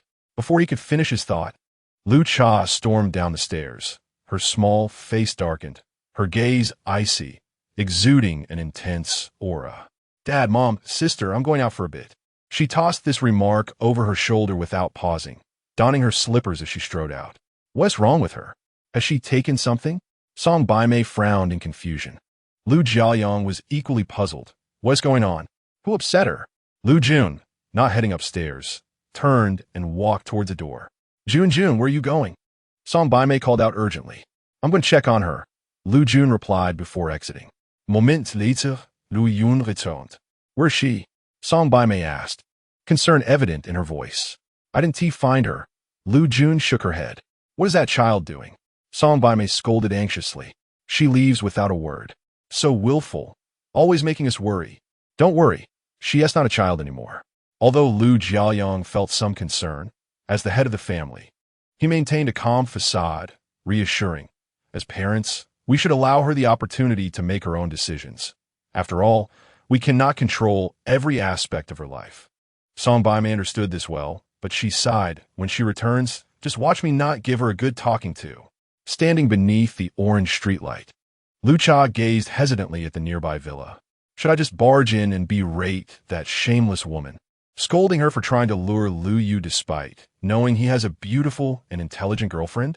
To scold Lu Yu for hiding me, an invincible beauty? No. That won't do. It would only infuriate Lu Yu further. And what if he apologizes and I forgive him? He might dare to repeat this again. After all, it's not the thief's theft that worries me, but the thief's thoughts. This issue needs a fundamental solution. I must think of a way. Let me ponder. I've got it. Suddenly, Lu Cha clapped her hands, excitement brightening her face. She bent down and scooped up a handful of dirt, smearing it on herself. Then, with determination, she rubbed her arms and calves against the sycamore tree by the roadside until blood was drawn. Gritting her teeth, but stopping with a gleeful glint in her eyes. I refuse to believe this trick won't work on you. As it grew late, Lu Yu also suggested taking his leave. It's indeed getting late. Xiu, please see Lu Yu home, Fang Yingyi said with a smile after glancing at the clock. No need. Annie, I can just take a taxi back, Lu Yu replied cheerfully. There are no taxis around here. Let her drive you home, Lin Haoji concurred. Clearly, the pleasant conversation at the dinner table had left Lin Xiu's parents quite fond of Lu Yu, which was undoubtedly aided by his forward-thinking and nonchalant demeanor. Let us go. I'll see you home, Lin Xiu said, rising with a smile as she headed towards the door, retrieving a coat from the hanger as she passed. All right then, Lu Yu complied respectfully. Come visit again next time, Fang Yingyi beamed. Lin Haoji added, earlier, you mentioned you have a good tolerance for alcohol. Next time, I'll bring out some of my treasured wine for you to taste. Let us see who can drink more. As they prepared to leave, Lu Yu merely waved goodbye with a smile, following Lin Xiu outside. What a polite young man, Fang Yingyi remarked, her eyes shining with admiration as she watched Lu Yu get into Lin Xiu's car. Indeed, Lu Yu is quite exceptional, Lin Haoji nodded in agreement. To earn your praise, he must truly be remarkable. Fang Yingyi was acutely aware of her husband's discerning taste, hence she felt rather astonished by his praise for Lu Yu. Lin Haoji's lips twitched slightly as he feigned ignorance of Fang Yingyi's sarcasm and turned back to the living room. This young man, Lu Yu, is quite remarkable. I hope Xiu can seize this opportunity. At 30, it's high time for marriage. Fang Yingyi sighed, reflecting on how comparisons can breed discontent, as many of her peers were already doting on grandchildren, while she found herself unable to foresee her own daughter's matrimonial prospects. You performed admirably this evening, earning my parents' approval. It was worth bringing you along, Lin Xiu remarked cheerfully as she drove out of the villa's courtyard, glancing back at Lu Yu with a warm smile. Of course, I would want you to buy me this outfit for nothing, Lu Yu replied, shaking off his jacket with an air of nonchalance. However, he soon retrieved his phone, opening the chat that had been incessantly vibrating, and was momentarily taken aback by the multitude of messages from El Cha, filling the screen with white bubbles. Scrolling through them, he found not only texts but also several voice messages. Accidentally, he tapped on one. Brother, why aren't you replying? I'm really upset. You're ignoring me. Humph, I'm genuinely angry. El Cha's voice was sweet and soft, imbued with a lazy, playful tone akin to a young girl indulging in a pout after waking up. Inside the car, the dim ambience rendered the atmosphere somewhat awkward. As El Cha's voice echoed, Lin Xiu's gaze shifted to Lu Yu, a teasing smile gracing her lips. What's wrong? Did your girlfriend get mad because you didn't chat with her all night? Not really, Lu Yu stammered. In truth, upon hearing El Cha's voice, he fumbled to silence it, but inadvertently activated a few more messages. Brother, you're not secretly doing bad things behind your most adorable and beautiful little fairy's back, are you? That would truly hurt my feelings. But even if you are, I can't blame you. It's my fault for not being charming enough. Go ahead and have fun. Just don't forget there's a sister waiting at home for you. Aside from the first message he opened, the others played automatically, yet Lu Yu remained unresponsive, as his attention was drawn to a pitiful figure by the roadside, a frail body, dirty and stained, under the orange glow of the streetlight. Her arms and calves appeared to be smeared with blood. The silhouette was not unfamiliar. In fact, it was strikingly recognizable. Stop, pull over. Lu Yu's voice quivered with urgency. The car screeched to a halt with a sharp sound. Xiu, I'll get out here. You can head back without seeing me off, he said, unbuckling his seatbelt and opening the door before Lin Xiu could respond. Seeing Lu Yu in such a frantic hurry startled Lin Xiu, just as she was about to inquire. She noticed him racing toward the figure. She stood there for a long while, her expression a complex tapestry of emotions. A self-deprecating smile escaped her lips moments later, and without further ado, she re-entered the vehicle and sped away, leaving no trace behind. Why isn't Lu Yu out yet? It's been ages. El Cha stood beneath the streetlight, glancing anxiously toward a nearby villa. She stamped her foot, partly due to the chill in the air and partly out of impatience. What if Lu Yu decided to spend the night at the villa? Would she truly have a break-in? If you don't come out, my blood will have been shed for nothing. It's taking too long. My wounds are almost healed, El Cha thought, exasperated. Fine, I'll wait another half hour. An hour. If he hasn't emerged by then, I'll knock. Finally resolved, she waited, but soon a vehicle emerged from her thoughts. He is here. Her bright, enchanting eyes lit up for a moment before dimming again. Lowering her head, her disheveled hair fell across her pale cheeks, rendering her appearance both disheveled and pitiable. To her astonishment, the car drove past her without stopping. In disbelief, she raised her head, watching as the vehicle departed. Relief washed over her when the brake lights illuminated sharply, and a figure exited briskly, striding toward her. He really came. El-Cha hurriedly averted her gaze, her face adopting a look of feigned innocence, while she struggled to hide her inner delight. She was already contemplating how to speak. El-Cha? Lu Yu called gently as he approached, not yet close enough. Huh? El-Cha looked up, momentarily dazed, and upon recognizing Lu Yu, she still struggled to process her thoughts. Lu Yu, is that really you? Indeed, it's me. Lu Yu breathed a sigh of relief upon hearing her familiar voice, hastening towards her. El-Cha inhaled the comforting scent of him, like a little bird returning to its nest, and nestled into his embrace. Lu Yu, it's truly you. She clung tightly to him, resting her head against his chest, listening to the steady rhythm of his heart, feeling a wave of reassurance wash over her. The earlier anxiety dissipated like a fleeting breeze, observing El-Cha, who resembled a forsaken kitten in his arms. Lu Yu was momentarily taken aback, but instinctively wrapped his arms around her, gently patting her back as if soothing a child, almost breaking into a lullaby. He was unaware of the circumstances that had befallen her, yet as her boyfriend, he felt it was his duty to offer comfort. After a good 10 minutes, El-Cha finally calmed down. What happened? Lu Yu inquired softly. El-Cha lifted her head, revealing her tear-streaked eyes and a woeful expression. She intended to cry, but in Lu Yu's warm embrace, she couldn't help but shed tears, overwhelmed by the joy and excitement of this reunion, akin to a long-lost treasure reclaimed. In essence, this second chance at life was worth any sacrifice. Ultimately, she cared little for how many girlfriends Lu Yu had, as long as he cherished her above all. She could even tolerate being one of several, though such a notion was one she would never openly admit. After all, she was the grand heroine returned from the abyss. How could she accept the existence of rival heroines? It was simply too much. Why are you crying like a little kitten? Tell me, who bullied you? Lu Yu smiled gently as he wiped the tears from Lu Cha's face, playfully adopting a fierce demeanor as he vowed to seek justice for her. You. Lu Cha nearly blurted out a response, but quickly reconsidered, hastily amending her words. Of course, it's not you. Naturally, it isn't me. Lu Yu replied with a cheeky grin. I may have simply taken a while to reply to your messages, but you're not the type to hold a grudge against me, are you? You. Lu Cha gazed at Lu Yu's self-assured expression, nearly fuming with exasperation. If it's not you, then who could it be? You're truly a big oaf, just sweet-talking your way out of things. You know I fall for it every time. As Lu Cha pondered this, she couldn't help but let out a soft laugh. Under the warm, tangerine glow of the lights, her smile illuminated the surrounding night.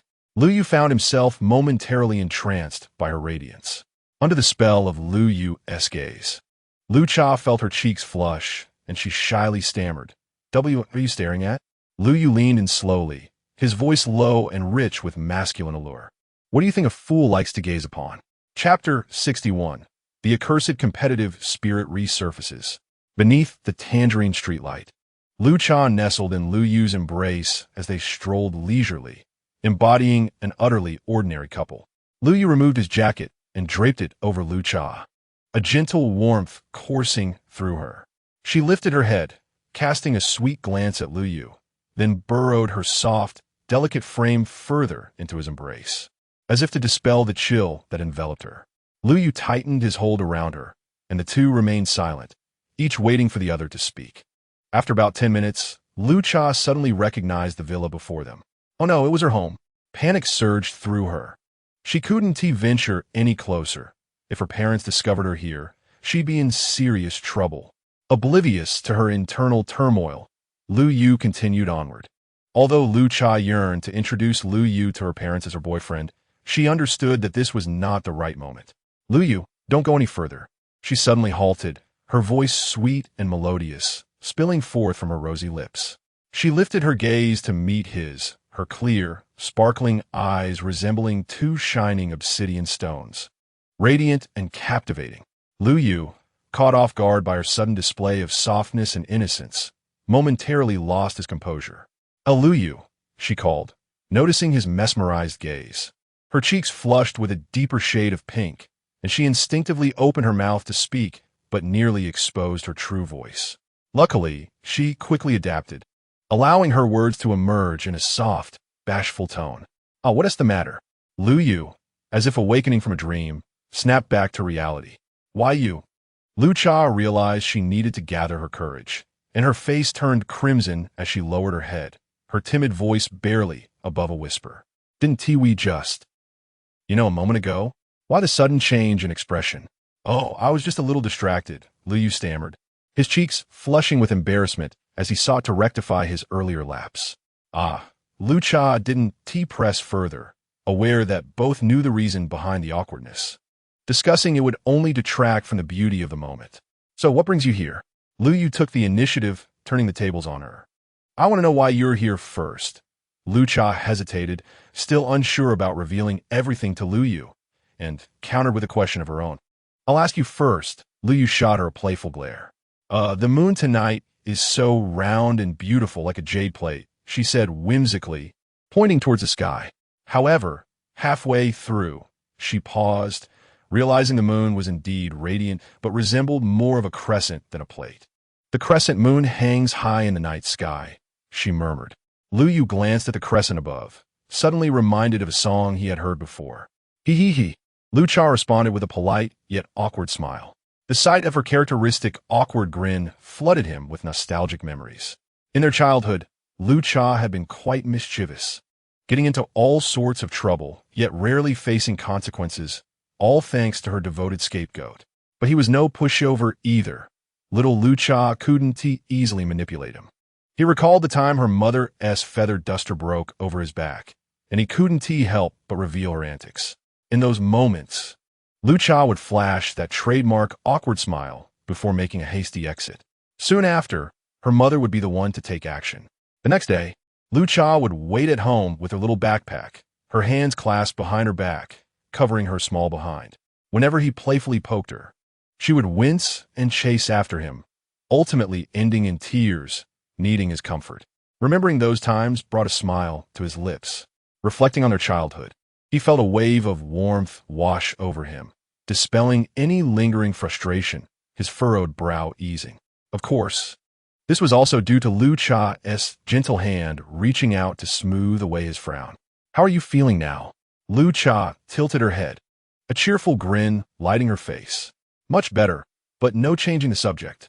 "Answer my earlier question," Lu Yu retorted, only to realize with dawning clarity. "Have you snuck out?" "I didn't. I told them before I left." Lu Cha pouted, her tone laced with indignation. "Did you have a row with your parents? Or perhaps a spat with your sister?" Lu Yu mused, shaking his head as he dismissed the ideas. "You might have had a tiff with your parents, but you'd never dare confront your sister." "You." Lu Cha crossed her arms, pouting in protest. "What is wrong with my sister? She wouldn't dare mess with me. At home, I call the shots. And do you think I'm the type to bully the weak and fear the strong? Your parents aren't pushovers, but your sister is undeniably tougher." Lu Yu chuckled. "How dare you?" In a fit of frustration, Lu Cha attempted to swat Lu Yu's chest. Seeing her advance, Lu Yu sidestepped and laughed, teasingly calling back, "At home, you may think you're in charge, but your sister definitely has the upper hand. Come at me if you dare." Lu Cha exclaimed, chasing after him. "If I can dodge, then I will. If you can catch me, then I'll let you have your way." Lu Yu teased, increasing the distance between them before turning to make a silly face. "Catch me, and I'll surrender." "You." Lu Cha huffed, planting her feet firmly in place, hands on her hips, her wide eyes staring intently at Lu Yu, waiting for him to return obediently. Upon witnessing the scene, Lu Yu also stood still, tilting his head to gaze at her, a subtle smile gracing his lips. Their eyes met, and a silent wager hung in the air. Both were confident in their ability to endure until the end. In an effort to enhance his odds, Lu Yu dropped to the ground and began performing push-ups. 1, 2, 3. counting aloud while occasionally glancing up at El Cha, his eyes brimming with provocation. Initially, El Cha found his antics amusing, but upon catching sight of the challenge at his gaze, her competitive spirit ignited once more. Under the warm glow of the orange streetlight, the young couple appeared to be in a playful disagreement. One, clad in a nightgown and slippers, draped in a jacket, had her hands on her waist, her large, bright eyes nearly bulging with indignation, while her long legs stomped impatiently. The other was engaged in push-ups, his toned physique on display as he counted 35, 36, 37. Suddenly, the lithe figure gasped, her body swaying precariously, as if she might topple over at any moment. Instantly, the one doing push-ups sprang to his feet and dashed towards her. El Cha, are you all right? However, as he drew closer, he slowed his pace, realizing she remained relatively steady despite her swaying. Ow, that hurts, she exclaimed, bending over to clutch her knee, prompting him to approach her with concern. In the next moment, she triumphantly declared, I've got you. El Cha wrapped her arms around Lu Yu, pulling him close as if she could never let go. I win.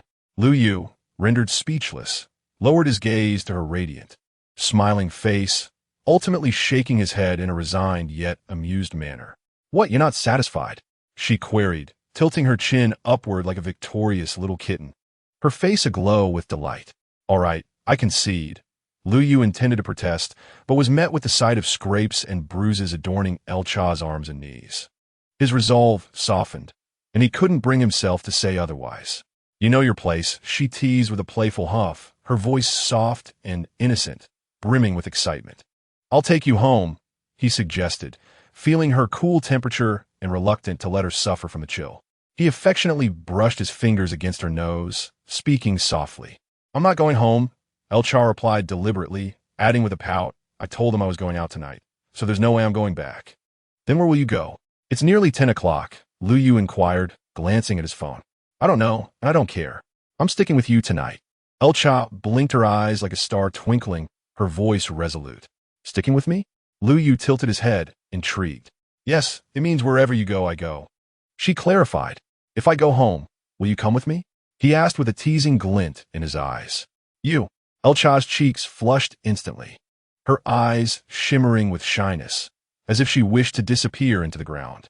But upon reconsidering, she thought, if Lu Yu wasn't afraid, why should she be? With renewed confidence, she lifted her chin defiantly, declaring, as long as you dare to go home, I'll dare to go with you. It's been a while since I've seen Aunt Ding and Uncle Lu. I miss them. With that, she shot him a challenging glance, reminiscent of the way Lu Yu had looked back at her earlier. Under her intense gaze, Lu Yu felt a pang of anxiety. He had yet to disclose the reasons for his breakup with Lu Xinxin to his parents, as he was preparing for a grand revelation.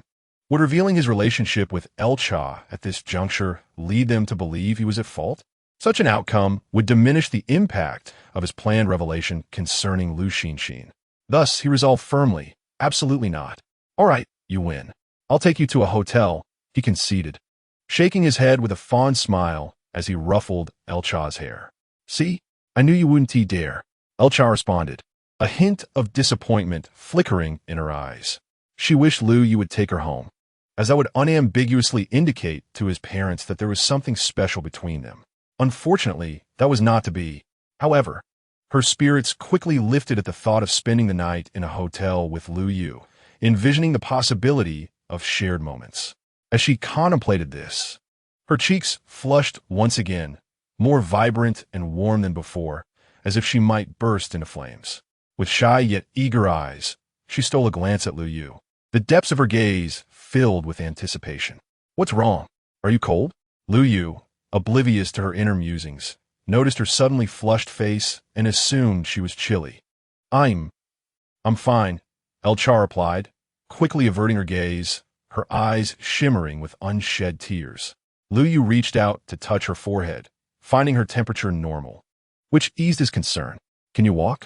He asked, glancing at her scraped elbows and knees. I can walk, just a bit of pain, she replied, feigning a pitiful demeanor, resembling a small kitten as she subtly observed Lu Yu. I'll carry you, Lu Yu declared, bending down. No, don't. El Cha hesitated, yet feigned reluctance as she protested. I'm heavy. Don't carry me. If something happens to you, I'll feel terribly guilty. Listening to her melodramatic tone nearly provoked Lu Yu to walk away in exasperation. Whoever wants to carry can. I'm not dealing with this nonsense. Come on, hop on. He insisted, exasperated. Really? If I get on, you really?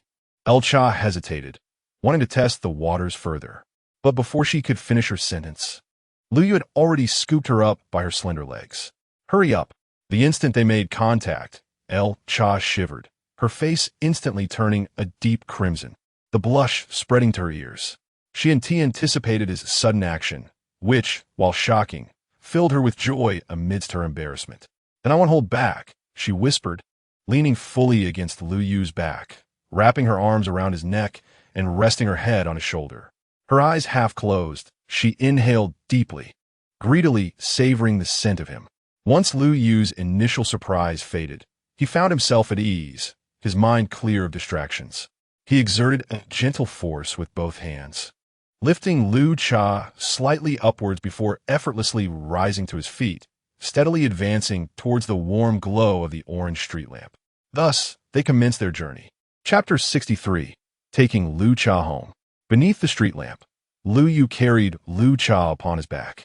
It must be said that ever since he received the system's task reward as a fighter, his physical prowess had significantly improved, enabling him to carry Lu Cha with ease.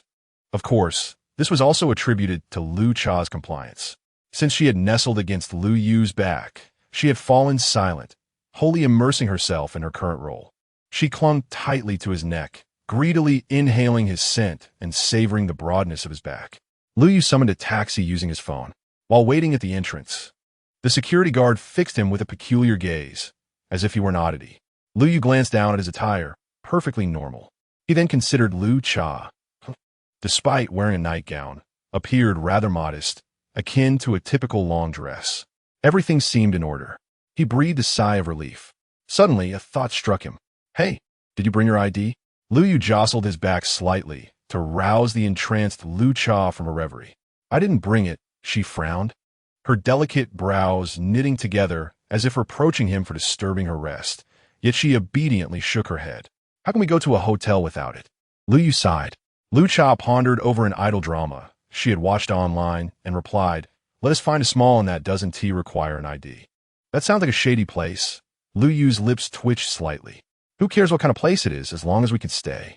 Lu Cha shifted her position on Lu Yu's back to make herself more comfortable, her slender legs dangling in the air, exuding a sense of languor. Aren't you worried about potential danger? Lu Yu retorted. With you around, what is there to fear? Lu Cha replied matter-of-factly. She then opened her beautiful eyes, raised her hands, and teasingly squeaked, are you not going to protect me? Really? Really? Really? I am your official girlfriend, and yet you want to protect me? Oh, how heartbroken I am. Her voice was sweet and innocent, but to Lu Yu, it sounded overly coy, sending shivers down his spine. Could this be her standard in the future? Lu Yu shivered slightly. Lu Cha, can you act normal for once? I am completely normal. What's wrong with me? Lu Cha pouted politely, knowing full well that Lu Yu could not see her expression. Your voice is not normal. Your thoughts are not normal. Lu Yu rolled his eyes, lifting her delicate body slightly. Lu Cha's rosy cheeks flushed a deeper shade of crimson, and she muttered softly, you are being petty. What did you say? Lu Yu feigned ignorance, prompting her for a repeat. You. Lu Cha began to retort, but suddenly gasped, don't move around, I might fall. However, she quickly subdued her tone, no longer daring to provoke Lu Yu with her playful demeanor. Who truly held the reins of the situation now? Lu Yu recalled a line from a film and mimicked the character's voice. You are the one in control. Lu Cha let out a soft, sultry hum. You are the one in control. Her tone was laced with affection. A satisfied smirk graced Lu Yu's lips. Soon, the taxi arrived. Since Lu Cha had forgotten her ID, they could not go to a hotel. Earlier, he had suggested taking Lu Cha home, but her vehement objections had forced him to abandon that idea. Thus, he was left with no choice but to return to his own home. After more than half an hour, he instructed the taxi driver to stop in front of his company. He assisted Lu Cha into his car, grateful that he had not consumed any alcohol. Otherwise, this situation would have been troublesome. Where are you taking me? Lu Cha, seated in the passenger seat, tightened the jacket draped over her shoulders, appearing like an innocent little rabbit, tilting her head and blinking her bright eyes. Lu Yu glanced at her and casually turned on the car's air conditioning, letting the warm air waft out. The smile at Lu Cha's lips blossomed even more. Home, he replied nonchalantly. What? Lu Cha's eyes widened in disbelief. Didn't he want me to take you home? I'm taking you back now. Lu Yu chuckled. This. Lu Cha began to fidget, her cheeks flushing with embarrassment. Her emotions were a tumult of excitement, anxiety, and even trepidation. Had it been daytime or at any other moment, she would have felt nothing but joy.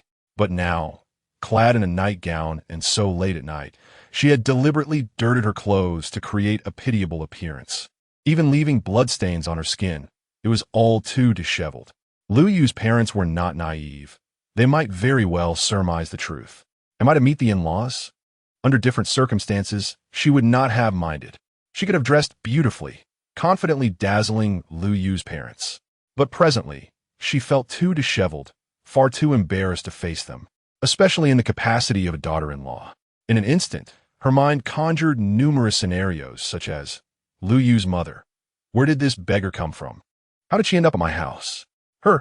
Aunt Ding, it's me, Lu Cha. Lu Yu's mother. You are Lu Cha? Impossible. Lu Cha would never look so plain. The mere thought sent a tremor through her delicate frame. Such a fate was utterly unacceptable. What is wrong? Are you still cold? Lu Yu perceptively noted her shivering and inquired casually. He reached out to feel the air vent. It was warm. If she were cold, that would be rectified shortly as the car's interior warmed up. And no, I'm fine, Lu Cha instinctively replied, yet her mind lingered on Lu Yu's previous words. But doubt crept into her heart regarding the truth of his statement. After a pause, she anxiously asked, Are you really taking me home? Of course, Lu Yu replied matter-of-factly. Well, Lu Cha hesitated, her demeanor becoming timid once more. Lu Yu shot her a knowing glance, suppressing a chuckle. Look at you, always so coy. It's amusing to see you flustered. Feigning innocence, he queried, Is there a problem? No problem, Lu Cha stammered. Lu Yu was astonished to discover that since Lu Cha learned he intended to take her home, her speech not only lacked its usual charm, but was also riddled with stutters. He had never noticed this trait before. His lips curled upward in delight. Finally, Lu Cha could no longer contain herself and hesitantly suggested, Can we not go to your house first? Her tone was one of negotiation. Why not? Lu Yu asked, feigning ignorance. It's too late. It wouldn't be right to disturb Uncle Lu and Aunt Ding. Lu Cha presented her reasoning. Lu Yu deliberately countered. It's only 10 p.m. My parents are still awake. Chapter 64. Hurry up, I'm cold. Lu Yu's casual remark about it being only 10 p.m. left Lu Cha's face flushed crimson. After contemplating, she found a rationale. But it's too late. Lu Yu remarked. Are we not young? Is 10 o'clock considered late? For us young people, the nightlife is just beginning at 10. However, Lu Cha solemnly nodded and responded. For the sake of health, I have been going to bed quite early.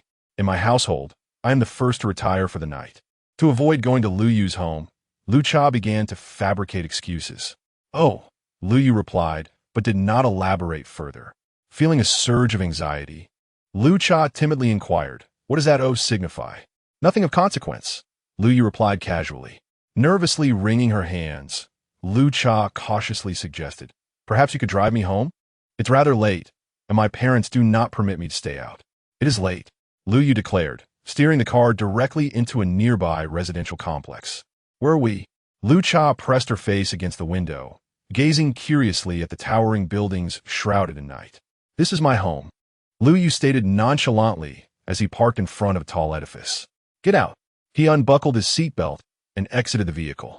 Confused, Lu Cha followed suit. Observing the pristine building, she realized it did not ring any bells. Let us go, Lu Yu said, taking her small hand and leading her inside. Is this truly your home? Lu Cha trailed closely behind, even daring to wrap her arm around his. What do you think? Lu Yu retrieved a set of keys from his pocket, waving them before her eyes. Oh, Lu Cha's initial skepticism began to wane as she gradually accepted the truth. The two ascended in the elevator to the 9th floor. Upon exiting, Lu Yu approached a door not far away and unlocked it with his key. Lu Cha quietly observed the scene from behind. Suddenly, a thought struck her, and her eyes widened in realization. Come in. Lu Yu beckoned as he entered and turned on the lights. Once inside, Lu Cha immediately surveyed the room. The verdict: new. This is the wedding house my parents prepared for me, though regrettably, it will not be used anytime soon. Lu Yu stated calmly as he retrieved a pair of slippers from the shoe rack. Oh, Lu Cha remarked while appraising the new abode. Has the renovation not been completed? Indeed, the living room boasted a sofa but lacked a coffee table, and while there was a TV stand, no television adorned it. The renovations are finished. It's just that the furniture has yet to be fully acquired, Lu Yu clarified. Go on in. You need not change your shoes. Finally stepping inside, Lu Cha began to explore the spacious new home. It's quite large, she commented after a brief survey. In comparison to your house, it pales in significance. Lu Yu, seated on the sofa, was engrossed in his phone, his gaze never lifting. Suddenly, a fragrant breeze wafted in, accompanied by the warmth of a delicate figure who nestled beside him. Lu Yu instinctively wrapped his arms around Lu Cha, reclining against the back of the sofa. Ouch! Lu Cha suddenly let out a gentle exclamation as her injuries brushed against the sofa. Realizing her wounds, Lu Yu hurriedly helped her sit up. How old are you? And you still manage to hurt your arms and knees just walking? He teased, examining her injuries with gentle hands, his attention unwavering. Lu Cha watched him with wide, entranced eyes. Are there any other areas of discomfort? Lu Yu inquired. None, she replied obediently. All right, you should bathe first. I will go downstairs to fetch some medicine. Lu Yu stood, his tone resolute and commanding. Oh, Lu Cha found herself quite fond of his authoritative demeanor and promptly rose to comply. Your clothes are dirty. Toss them in the washing machine after your bath. He glanced at her nightgown. But I want to have anything to wear. Lu Cha blushed, her voice barely above a whisper, her embarrassment palpable. I'll find you one of my pajamas, Lu Yu said after a moment's thought, vanishing into the master bedroom. Though the house was new and the furnishings incomplete, Lu Yu occasionally spent nights there, leaving some of his clothing behind. Moments later, he emerged with a black nightgown and handed it to Lu Cha. Take this. All right, she said, her head bowed as she hurried past him. Lu Yu noticed her ears were flushed crimson. This little girl, he chuckled, turning ahead downstairs to the nearest pharmacy to procure some pain relief for her injuries. Upon his return, Lu Cha had not yet finished bathing.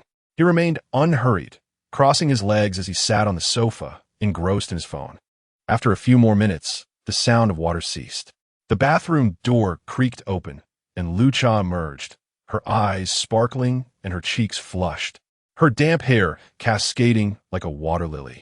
She donned the black nightgown he had given her, which was noticeably oversized, its hem brushing her ankles and leaving only her delicate feet visible. Lu Yu's gaze sharpened, a rush of warmth flooding through him, especially as Lu Cha shyly averted her eyes, peeking at him occasionally, igniting a primal instinct within him. This little girl has blossomed, he mused inwardly, connecting the mischievous childhood friend who always trailed him and caused trouble with the enchanting young woman before him, whose every expression now held a hint of allure.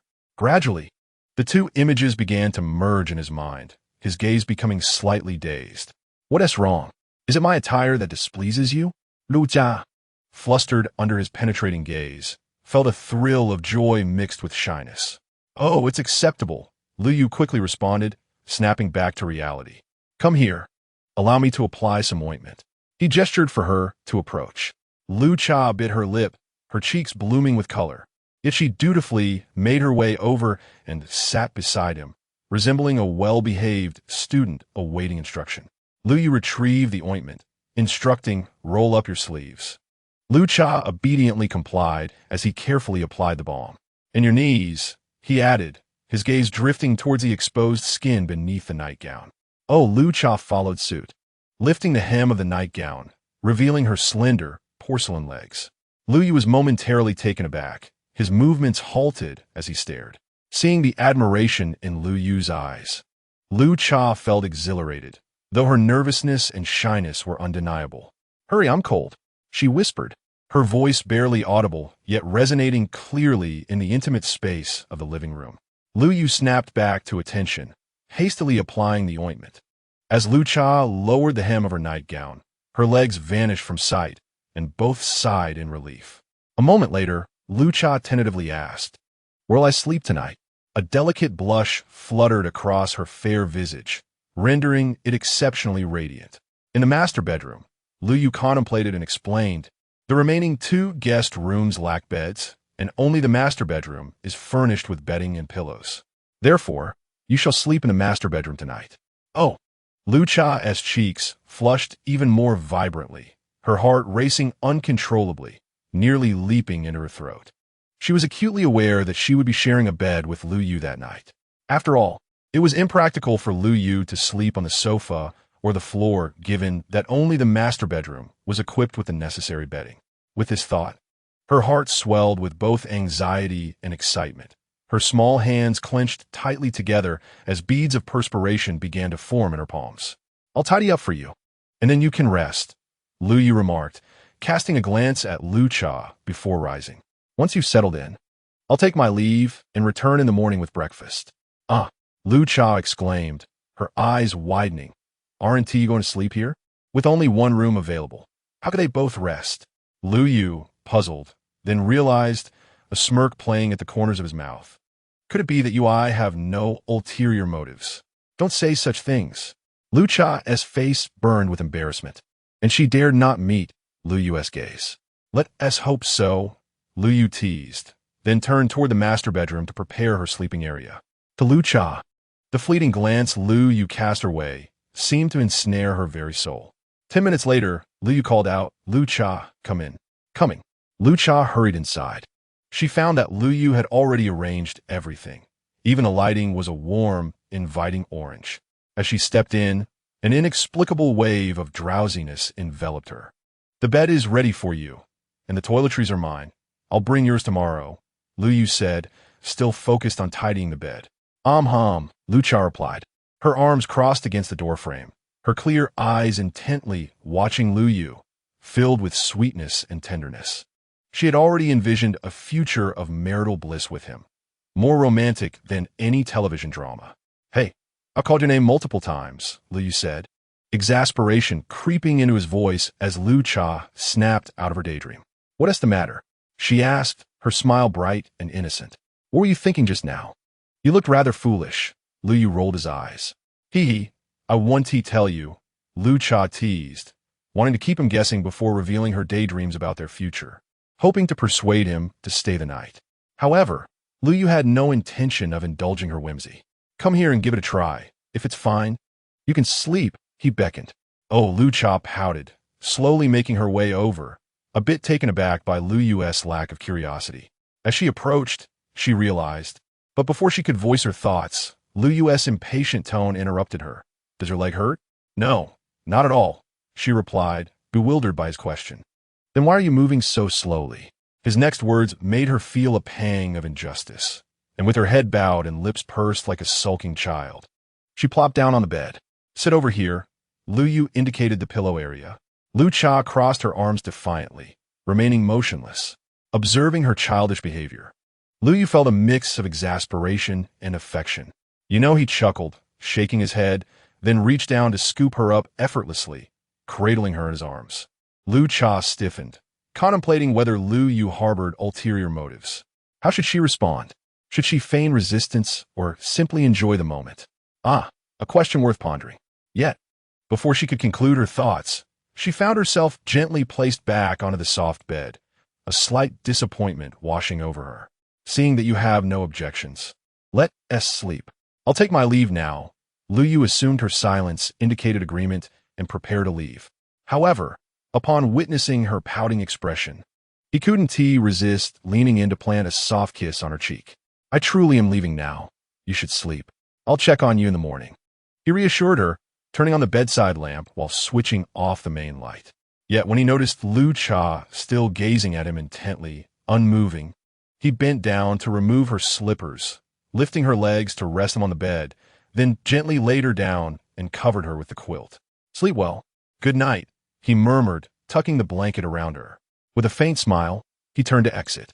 Just as he stepped away, he felt a small hand grasp the hem of his shirt from beneath the covers. "Don't go."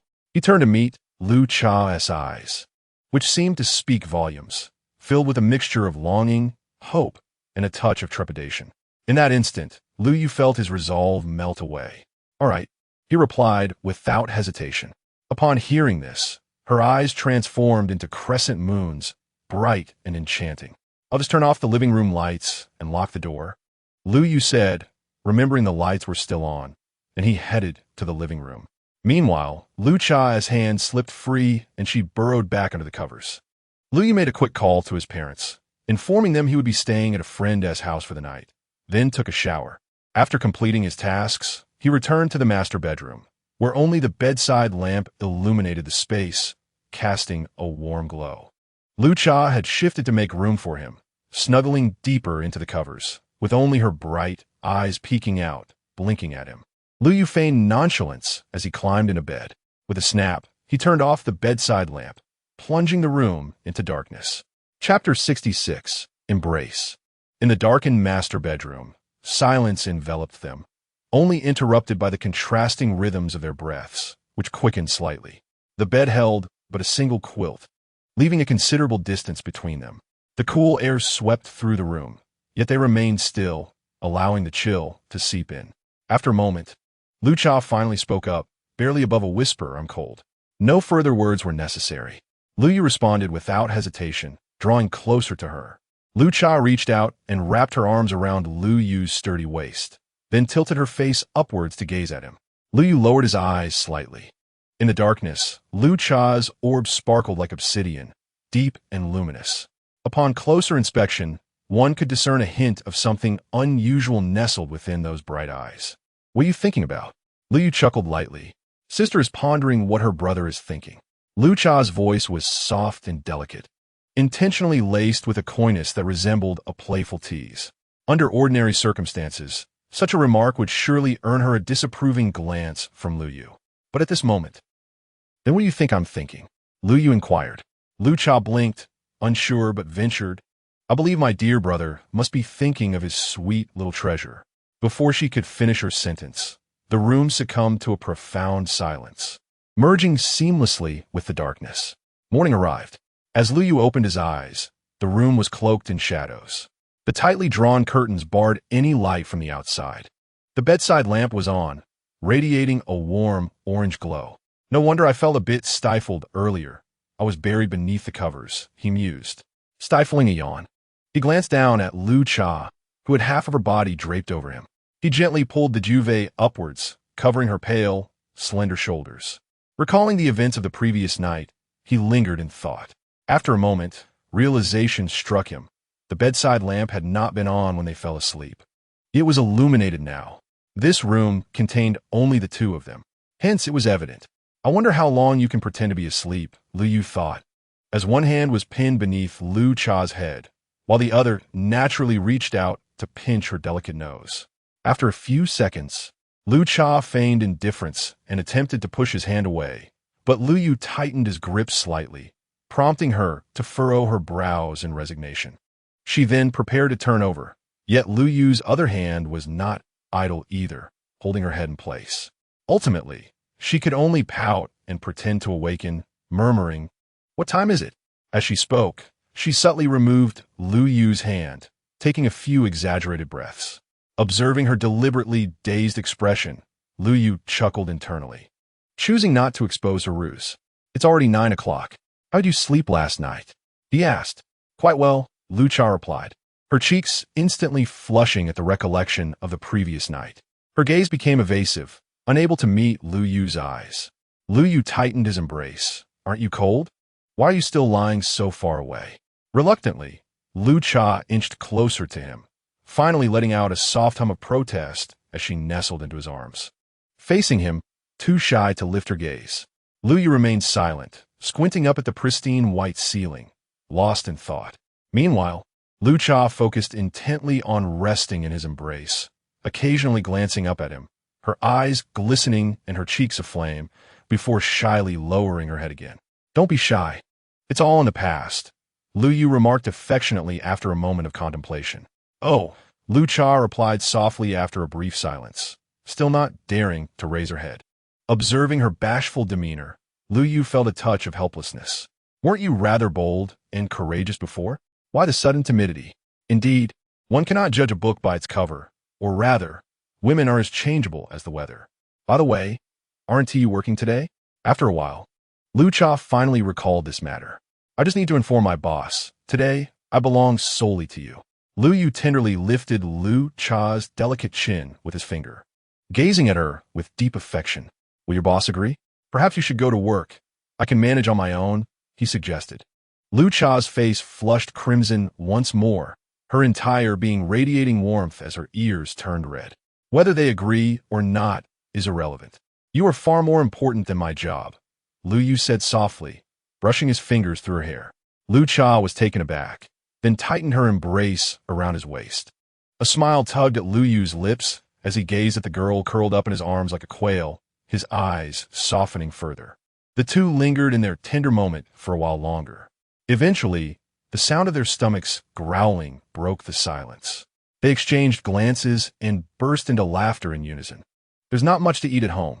How about I take you out for a meal? Lu Yu suggested, gently smoothing Lu Cha's tousled hair.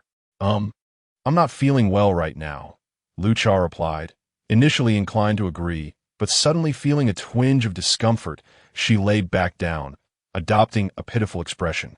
I understand. Lu Yu leaned down and planted a soft kiss on her forehead. I'll go buy something. Just wait for me. Lu Cha nodded obediently, her bright eyes trained on Lu Yu, overflowing with warmth. In fact, if one looked closely, they would notice the subtle shift in her features, a hint of maturity and allure replacing her youthful innocence. Lu Yu smiled as he got out of bed, dressed, and washed up before heading out. He drove to a nearby mall, purchasing a long dress and a jacket, then stocked up on toiletries and breakfast items before returning home. An hour had passed by the time he stepped back into the bedroom. As he entered, he found Lu Cha curled up at the head of the bed, swathed in blankets like a small quail, a sight that evoked sympathy in anyone who beheld her. What's wrong? Lu Yu frowned, hastening over to her side and tossing the dress and jacket onto the bed. Hold me, Lu Cha pouted, looking at him with a pitiful expression as she extended her arms towards him, her voice sweetly coaxing. Such a plea was enough to melt Lu Yu's heart. As soon as he approached, Lu Cha enveloped him in her embrace, oblivious to the blanket slipping away. Lu Yu was momentarily stunned. After a while, he said, All right, it's time to eat. If we don't, breakfast will get cold. He tenderly stroked Lu Cha's silky hair, speaking softly. Lu Cha remained unresponsive. I'll bring breakfast in, Lu Yu announced. You didn't eat? Lu Cha mumbled, her head bowed. Lu Yu affectionately patted her back, his voice gentle. No, I was waiting to enjoy it with you. Then you feed me, Lu Cha replied coyly. Chapter 67. In the script of a devoted admirer.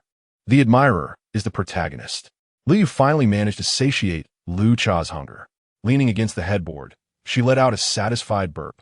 Her eyes filled with affection as they lingered on Lu Yu. You must not have rested well last night. Take some time to recuperate. I'll go request a day off, Lu Yu said while clearing away the remnants of their meal. Are you going to the office? Lu Cha's brow furrowed slightly, unwilling to be separated from him for even a moment. I want to go. I'll just make a call, Lu Yu replied, shaking his head as he grabbed a bag and exited the room. In the living room, he dialed Lin Shiyu's number. Sister Shiyu, I have something to attend to today. Can I take a day off? Of course, no problem, Lin Shiyu responded readily. Thank you, Sister Shiyu, Lu Yu expressed his gratitude. I haven't had the chance to thank you for your help last night. You needn't be so courteous. Lin Shiyu chuckled softly. Well, your girlfriend didn't give you any trouble last night, did she? Not at all, Lu Yu replied with a smile. If your girlfriend has any misunderstandings, I will be more than happy to clarify. Lin Shiyu beamed. There are no misunderstandings, Sister Shiyu. You can rest assured. Lu Yu added, if such fortunate matters arise again, I would gladly assist you. Lin Shiyu paused for a moment, then quickly realized what he meant by fortunate matters, and covered her mouth with a light laugh. That is certainly the case. After exchanging a few more pleasantries, they ended the call. Lu Yu took out the fruits and snacks he had bought from the supermarket earlier and brought them into the master bedroom. Inside, Lu Cha sat with a vacant expression, seemingly lost in thought. Observing her innocent demeanor, Lu Yu felt a pang of reluctance to interrupt and lingered at the doorway for a while. When Lu Cha finally came back to her senses, the first thing she saw was Lu Yu standing in the doorway with a gentle smile directed at her. Her cheeks flushed crimson, and even her ears turned a soft pink.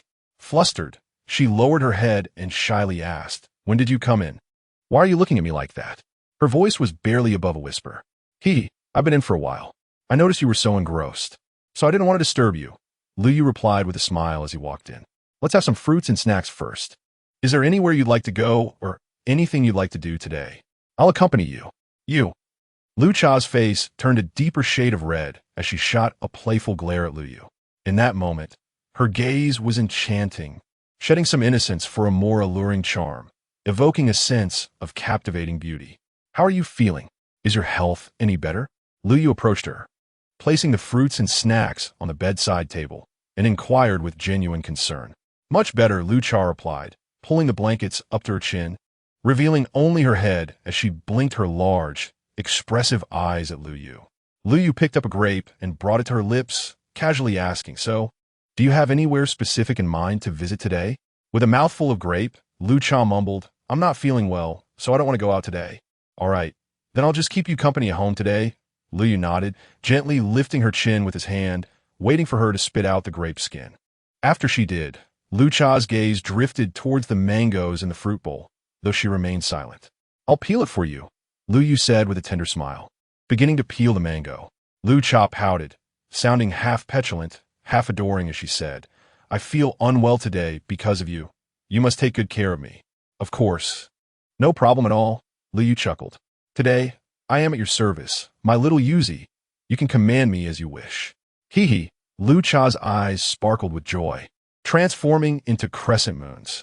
Suddenly, there was a knock at the door. "Come in," Lu Xin called weakly. Zhuo Shuai entered, carrying a bowl of chicken soup. Xin, you haven't eaten much all day.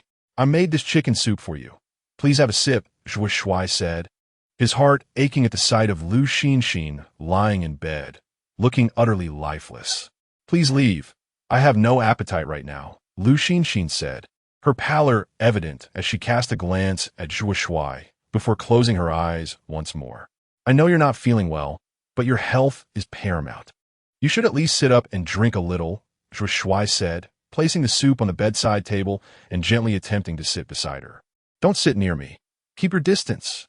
Lu Xin suddenly snapped, startling Zhuo Shuai into retreating a couple of steps, awkwardly staring at her. "In a few days, I will be moving out. I found a new place to rent. I apologize for the disturbance during this time, and I appreciate your care. I will pay you rent," Lu Xin said, pressing her lips tightly together, speaking in a tone that felt almost indifferent. For Zhuo Shuai, her words struck like a knife, piercing through his heart. In the narrative of a devoted admirer, he is the protagonist. In Zhuo Shuai's story, Lu Xin is the leading lady. Yet, he remains the devoted admirer. "It's all right, Xin.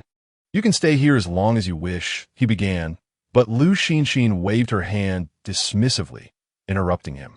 "No, Zhuo Shuai, you have truly been a bother during this time, and my situation with Lu Yu has caused you unnecessary worry."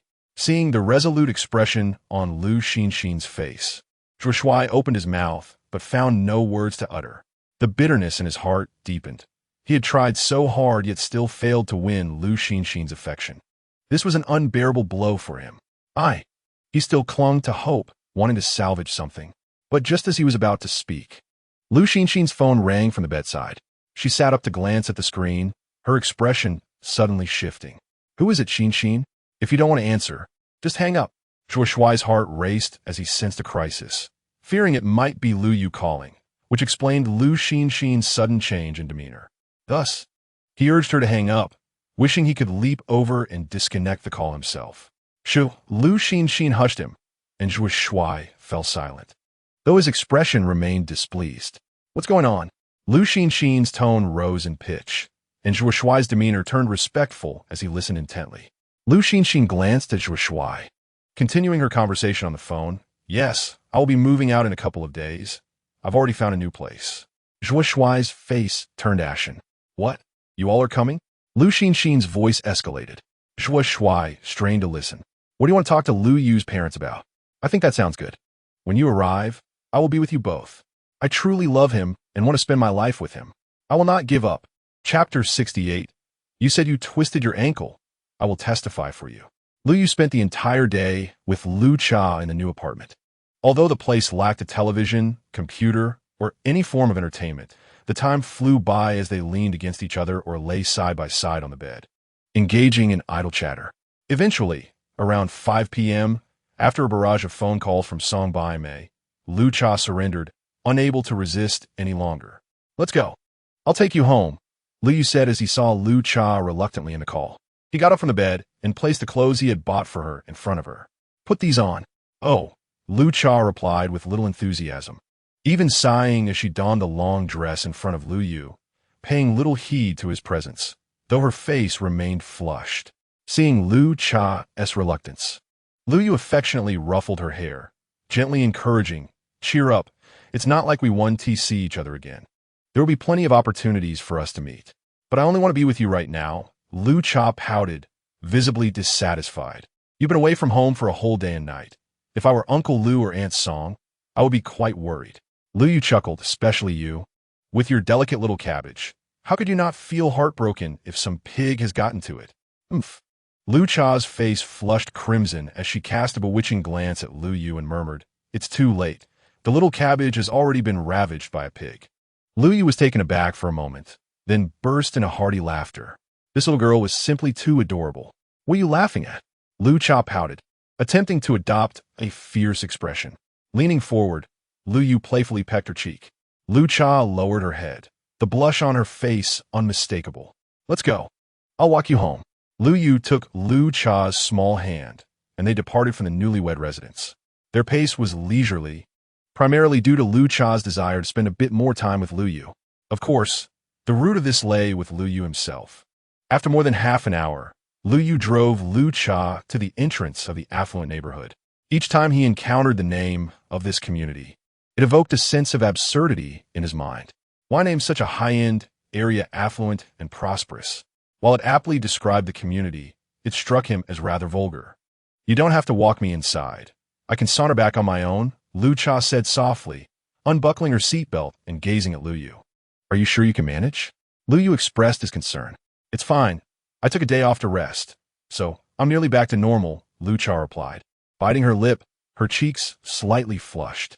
All right then, you can go in. After a moment's contemplation, Lu Yu decided not to press further. Take care, goodbye.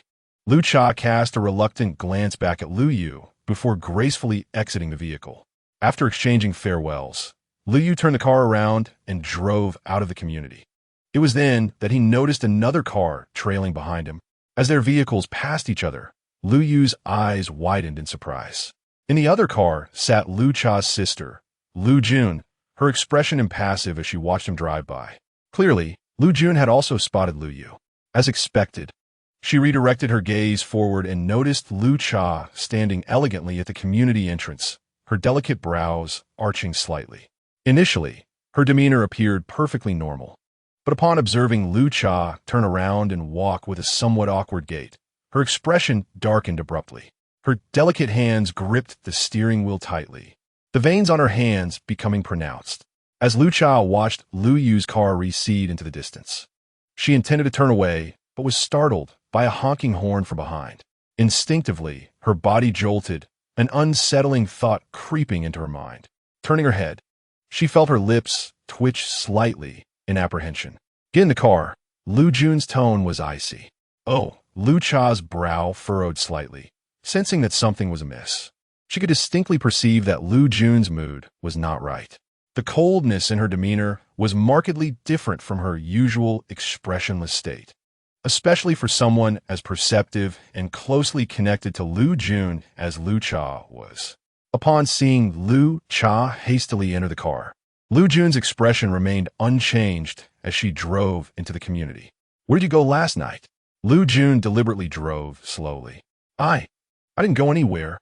Lu Cha stammered, her complexion pale. What were you doing with Lu Yu?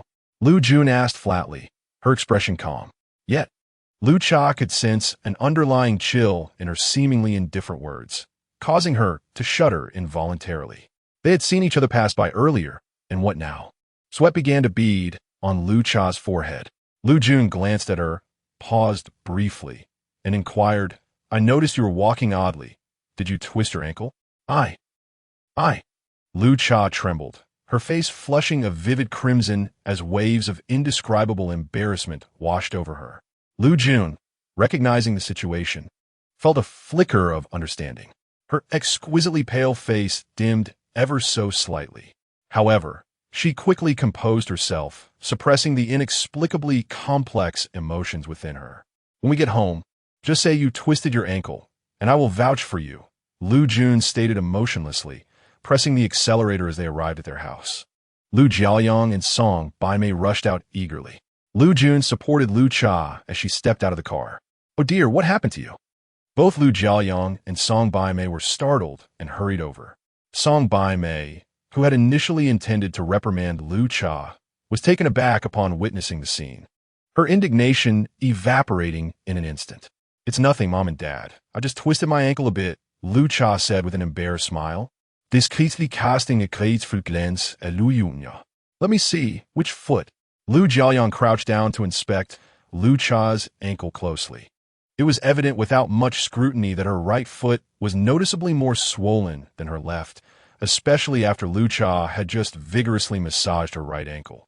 "Quick, we need to go to the hospital," Lu Jiaoyang insisted, ready to arrange a trip to the hospital. "Dad, I'm fine. I just twisted my ankle a little. It will heal in a couple of days," Lu Cha hurriedly interjected. Lu Jun chimed in, "It's just a minor injury. She'll be fine by tomorrow. There's no need to burden the healthcare system. I'll just apply some medicinal oil on it." "All right then." Seeing both his daughters in agreement, Lu Jiaoyang relented. Song Baimei remained silent until this moment before speaking up. "Did you two come back together?" Lu Cha glanced at Lu Jun. "She called me and asked me to pick her up," Lu Jun replied without changing her expression. Yes. Lu Cha nodded vigorously like a chick pecking at grains. "So where were you last night and today?" Song Baimei raised an eyebrow, pressing Lu Cha. "I was out with a friend." Lu Cha recoiled slightly at Song Baimei's fierce demeanor, feeling as if she were facing an irate elephant trembling in her boots. Chapter 69. Did Song Baimei catch on? Hearing Lu Cha's weak, unconvincing voice, Song Baimei pressed on. "Which friend? Do you have their number? Give it to me. I want to call them." Her tone intensified, exuding overwhelming authority. Lu Cha bit her lip and murmured, "Just an old friend." Her confidence dwindling. "I know it's your friend. Which one, though?" Song Baimei's impatience grew. The suspicion in her heart deepened. "Just an old high school classmate." Lu Cha scratched her head, casting a pleading look at Lu Jun, seeking her assistance. Lu Jun kept her head down, feigning ignorance. "You made this mess. You clean it up. Spill it." Song Baimei huffed, her brows knitted together. Lu Cha, startled, said pitifully, "My foot hurts." With that, she looked at Lu Jiaoyang. "Dad, my foot hurts. Let's go home. Lu Jiaoyang, alarmed, immediately offered to support Lu Cha back inside without hesitation. Song Baimei attempted to intervene, but Lu Jiaoyang shot her a stern look, signaling that any discussions could wait. Couldn't she see Lu Cha's ankle was injured? After that, Lu Jiaoyang helped Lu Cha back into the villa. Song Baimei glanced at Lu Jun, who shrugged in response. Following Lu Jiaoyang and her sister back home. "It's just a minor injury. It'll heal soon. No need for such theatrics." Song Baimei had just scrutinized Lu Cha's ankle and discovered that the injury was far from severe.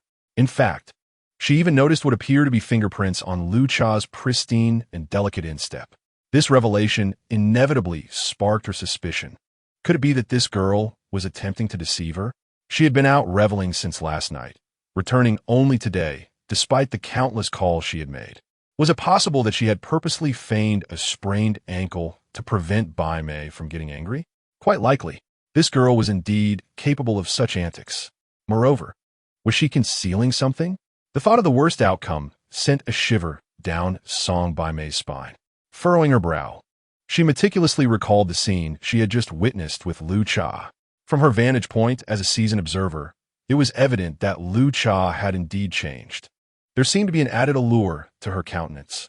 The more Baimei pondered, the more disconcerted she felt, ultimately muttering under her breath, "That wretched girl."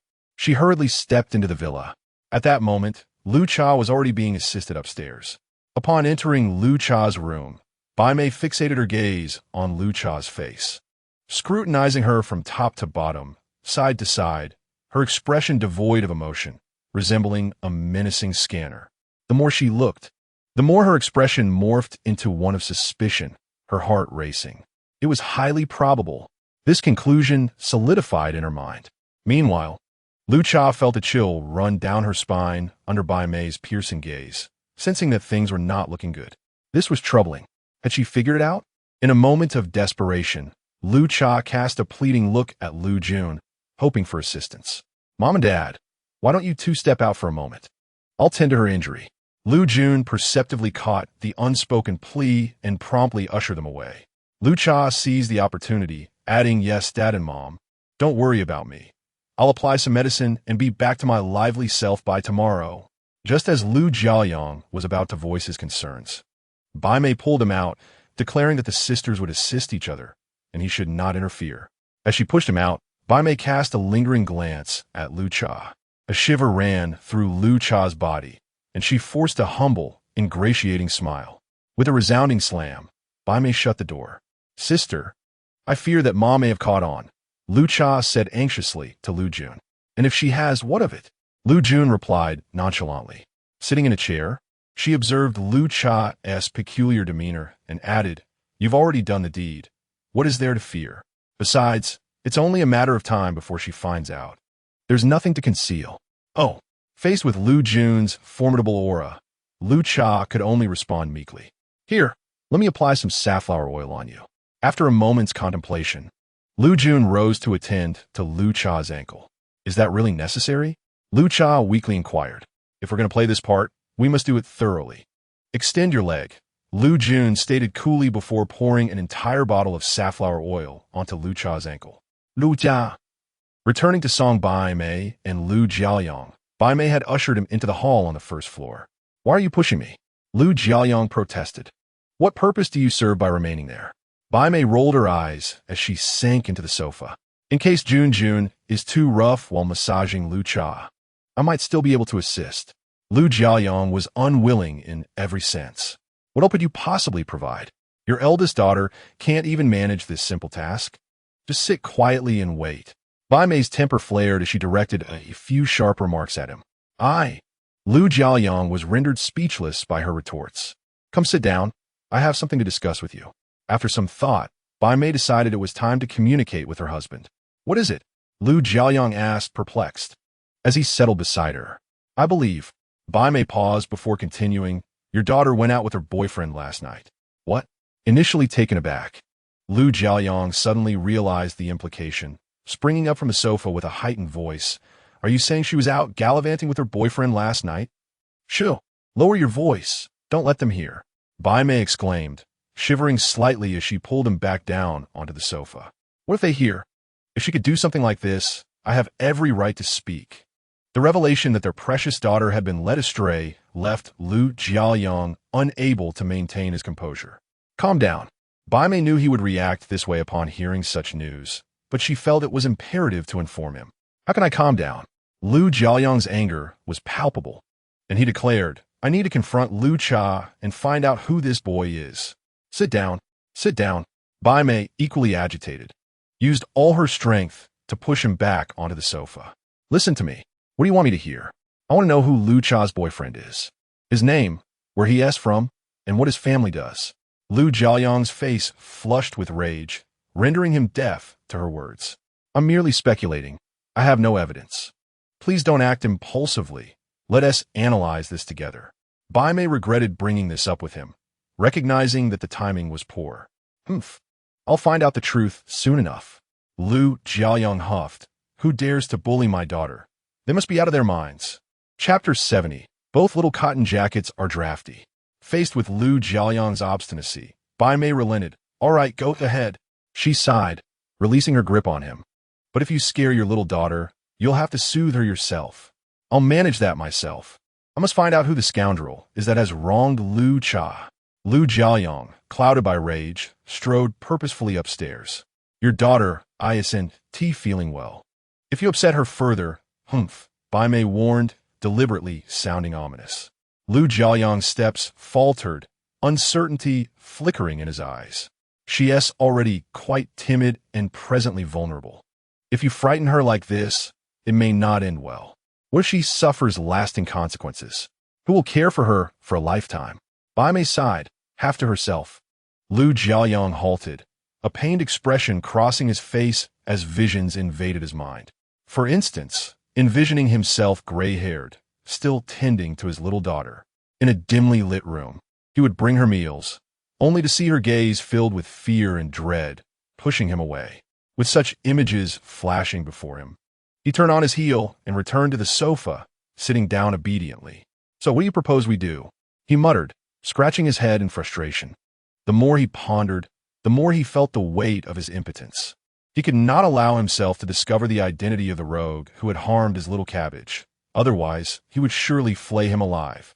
He would also demand to know how the boy's parents had raised him, allowing their child to take advantage of another. It infuriated him. "What are you getting worked up about? Lu Cha is no longer a child.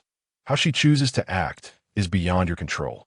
If she were to remain single for her entire life, never seeking a boyfriend or marrying, much like your eldest daughter, would you be able to endure it? Mind your own business. There will surely be a way when the car reaches the mountain. Let's just wait and see." At this moment, Song Bai Mei also calmed down, gradually providing an analysis to El Jiaoyang. How should that scoundrel be dealt with? El Jiaoyang began to regain his composure. But upon recollecting the image of that pig who had taken advantage of his little cabbage, he could not help but feel a surge of anger. "Do you know who he is now?" Song Bai Mei asked, rolling her eyes. "No, I don't know." El Jiaoyang shook his head furiously. "Then that settles it." Song Bai Mei sighed, saying, "If you were to ask now, you probably wouldn't uncover much. It might be better to wait and see. What if we discover it soon enough? For now, let us pretend we know nothing and wait for her to reveal her hand."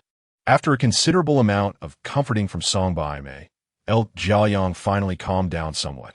However, Song Bai Mei, with a furrowed brow, muttered to herself, "Why do I have the feeling that El Jun knows about this? Could it be a mere illusion? What do you mean by that?" "It's one thing for my youngest daughter to deceive herself, but I never expected my eldest daughter would do the same. Are both of my little cotton jackets leaking? They both returned home together today, and, clearly, El Cha did not twist her ankle, yet she lied to us, while El Jun also assisted her in deceiving us. Don't you think that is suspicious?" Song Bai Mei stroked her chin, her eyes sparkling with a cunning glint as she analyzed the situation like a seasoned detective. With this line of reasoning, El Jiaoyang too began to feel something was amiss. Could it be that both my little cotton jackets are indeed leaking? I increasingly suspect that El Jun is aware of El Cha's matters and is helping her conceal them. Song Bai Mei, resembling a shrewd investigator, continued to muse aloud. Despite El Cha's usual fear of El Jun, the bond between the two sisters remained strong. Since we can't pry anything from El Cha, we might as well inquire with El Jun. I trust you will divulge the information, allowing us to indirectly uncover the identity of that scoundrel. Suddenly, El Jiaoyang clapped his thigh, his face alight with excitement, as if he had found a brilliant plan. Hee. But soon, Song Bai Mei doused his enthusiasm with cold water. "If you can't get anything from El Cha, what makes you think you can extract information from El Jun? Stop dreaming and go wash up for bed." It dawned on El Jiaoyang that his eldest daughter was far more resolute than his youngest. Unable to pry answers from the younger, he should not entertain thoughts of extracting them from the elder. In an instant, he felt a profound sense of frustration. "Fine. You take your time to think. I'll go prepare some red date porridge for them." After finishing her analysis, Song Bai Mei rose and headed towards the kitchen. Meanwhile, El Jiaoyang remained lost in his thoughts, unable to extricate himself. Upon hearing Song Bai Mei's words, he instinctively asked, "What do you need red date porridge for?" "To replenish their strength." Song Bai Mei retorted with irritation, casting El Jiaoyang a disdainful glance before turning to enter the kitchen. "Just don't let me find out who that scoundrel is, or I shall not let him off lightly." El Jiaoyang gritted his teeth, feeling as though he might spew blood from rage. Lu Yu drove home. "You actually remember to come back?" As soon as he entered, Ding Shui spoke with a sarcastic tone. Lu Yu then noticed that his parents, Lu Xuehai and Ding Shui, were dining at home. "I'm starving." Lu Yu chuckled. eager to join the dining table. Wash your hands first. Ding Shui snapped, striking Lu Yu's hand and glaring at him. I know. Lu Yu obediently went to the bathroom to wash his hands. Returning to the dining table, Ding Shui had already set out a bowl and chopsticks for him. Wow, shredded pork in garlic sauce and white-cut chicken. These are my favorites. Lu Yu's eyes brightened at the sight of the delicious food on the table. What occasion are we celebrating today to have such a feast? What occasion? Ding Shui shot Lu Yu a look. Lu Yu pondered for a moment while eating, finally shaking his head. I can't think of one. Then that settles it. Ding Shui said, just eat your meal. Was today really? Lu Yu's curiosity was piqued, and he insisted on asking, can't you keep your mouth shut even while eating? Eventually, Ding Shui, overwhelmed by his persistence, relented. There's no occasion today. Oh, Lu Yu was momentarily taken aback, then obediently lowered his head to focus on his meal.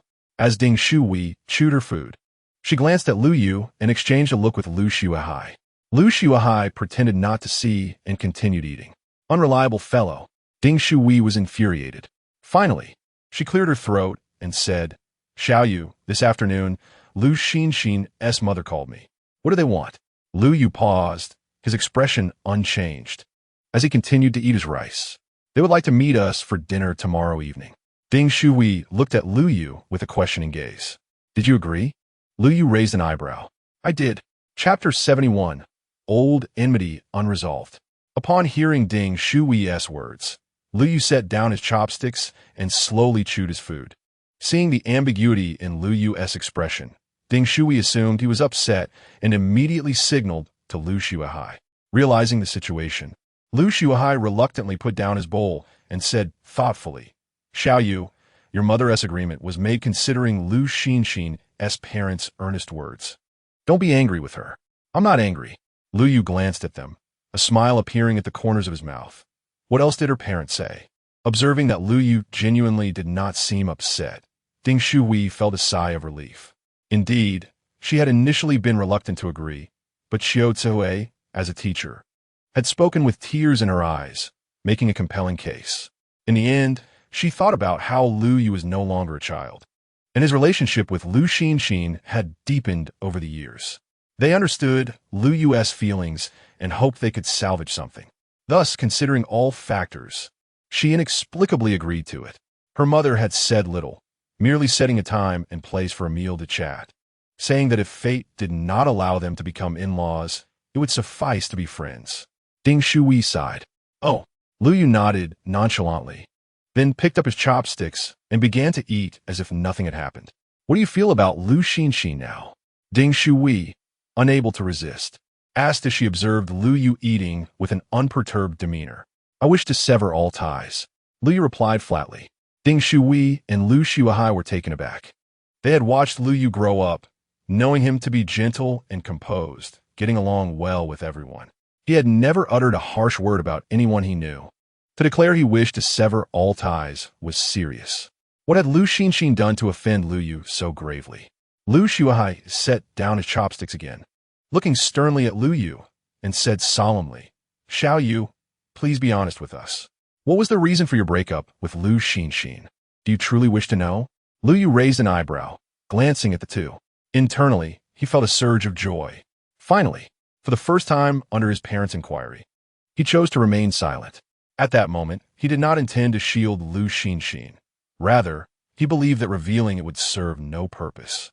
In the fury of the moment, his parents would likely only call to berate Lu Xinxin. This was far less satisfying than the prospect of confronting her in person, even chastising her parents. When one errs, one must face the consequences. Lu Xinxin's transgressions warranted such treatment. Speak quickly, Ding Shui urged, her eyes fixed intently on Lu Yu. After a moment's contemplation, Lu Yu began, I will divulge the truth, but do not let your tempers flare. Lu Xinxin has a remarkably close male friend named Zhuo Shuai. The name is inconsequential, yet the essence lies in their intimate camaraderie. They refer to each other as best friends, often shopping together and even donning matching outfits. The direct catalyst for my breakup with her was her tendency to seek refuge with this male confidant whenever we quarreled.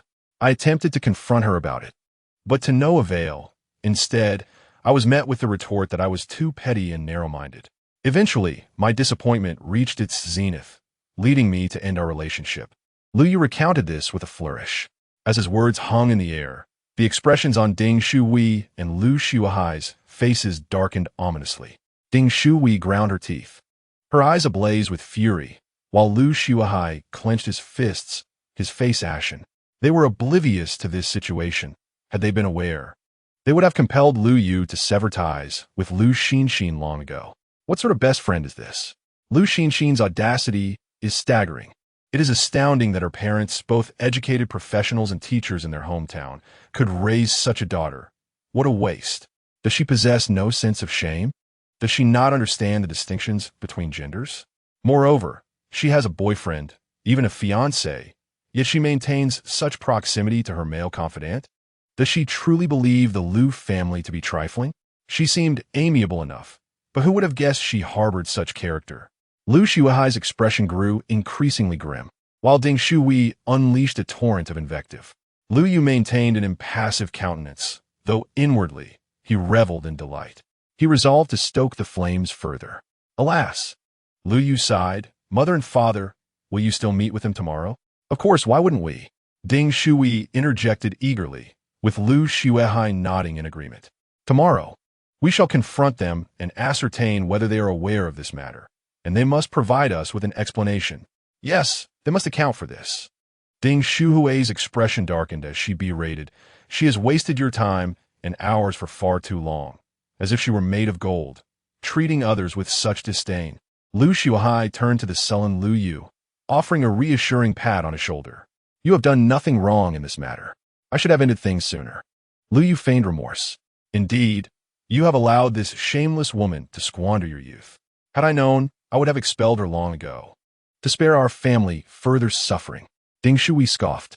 Yet Lu Shuai sighed, acknowledging it is not too late to realize this now. Otherwise, considering her relationship with that male confidant. Father, I understand my mistake. Lu Yu bowed his head, sighing. Lu Shuai patted Lu Yu's shoulder, encouraging as a man. You must possess the fortitude to act. Encountering a bad woman is merely a part of life. Cast her aside and begin anew. That is what a man ought to do. You have acted, and it is not too late. Ultimately, Lu Shuai offered Lu Yu his affirmation. Ding Shuhui also comforted Lu Yu, stating, what you are doing now is commendable, keeping this woman at a distance. It is fortunate that you are not yet married. Otherwise, this situation will be far more complex. Alas, Lu Yu sighed, though he was secretly elated. He eagerly anticipated witnessing his parents unleash their fury the following day. Do not despair. There are plenty of women in the world. I will utilize my connections to find you one in a couple of days. If necessary, I can have Aunt Ding introduce you to potential suitors. She undoubtedly has numerous excellent resources. Ding Shuhui remarked with a hint of pride. Lu Yu awkwardly rubbed his nose. An introduction from Aunt Ding? She was unaware that her daughter had already captured his heart. If she found out, he could only imagine the explosion of emotions from Uncle Lu. The thought alone sent a shiver down his spine. Once this matter resolves, it will be time to bring his relationship with Lu Cha to light. Chapter 72, A Situation of 3 Wins and 1 Loss. After comforting Lu Yu and discussing these matters, Ding Shuhui took a deep breath and declared, this issue requires an explanation, both morally and rationally. It cannot simply be brushed aside. We are not to be trifled with. Very well, I shall accompany you tomorrow. Observing that the atmosphere had reached a boiling point, Lu Yu refrained from further embellishing the situation, wary of igniting more conflict. Since they were to meet Lu Xinxin's family in the evening, Lu Yu dutifully attended work during the day. Upon arrival, he was summoned by Lin Xiyu. Have a seat. Lin Xiyu, seated behind her desk, looked at him with a smile. Have you had breakfast? On her desk lay breakfast, oil sticks and soy milk, appearing to be a double portion. Did you prepare breakfast just for me? Lu Yu raised an eyebrow, reaching for an oil stick to munch on. In truth, he had already eaten at home, but he wasn't about to refuse this offering. Who prepared it for you? You are quite self-absorbed, Lin Xiyu retorted, though she couldn't help but chuckle at the sight of Lu Yu devouring the oil stick. As she spoke, she pulled out a tissue, leaning forward gracefully to wipe the oil from the corner of his mouth. Lu Yu was momentarily taken aback. Lin Xiyu, seemingly oblivious, continued to smile, saying, "While you are at the company, your every action and word reflects not only yourself but also our firm, and by extension me. After all, I was the one who brought you on board." Lu Yu chuckled, not taking offense. "Don't choke, have some soy milk." Lin Xiyu pushed one of the cups of soy milk toward him, thoughtfully inserting a straw. "Thank you." Lu Yu expressed his gratitude, alternating between munching on the oil stick and sipping the soy milk. "Was your girlfriend upset last night?" Lin Xiyu inquired tentatively. "Not really." Lu Yu shook his head, smiling. "Fortunately, I spent the day with her yesterday. Otherwise, she might have been genuinely upset." Lin Xiyu giggled, covering her mouth. "Perhaps I should give you a couple of days off to properly accompany your girlfriend. Consider it a repayment for the evening I borrowed you, as well as an apology to your girlfriend." "Ha, Sister Xiyu, please do not. You will spoil her," Lu Yu interjected. "If you truly do that, she might insist that I pretend to be your boyfriend to appease her parents, just so I could spend more time with her. Would she really do that?" Lin Xiyu laughed, her mirth infectious. "Based on my understanding of her, she would undoubtedly do that." Lu Yu shook his head with a wry smile. "In that case, it seems I won't be at a loss, as my parents might nag me less." Lin Xiyu, having had her fill of laughter, suddenly fixed her gaze on Lu Yu with an earnest expression, her beautiful eyes sparkling with an extraordinary light. Lu Yu chuckled awkwardly.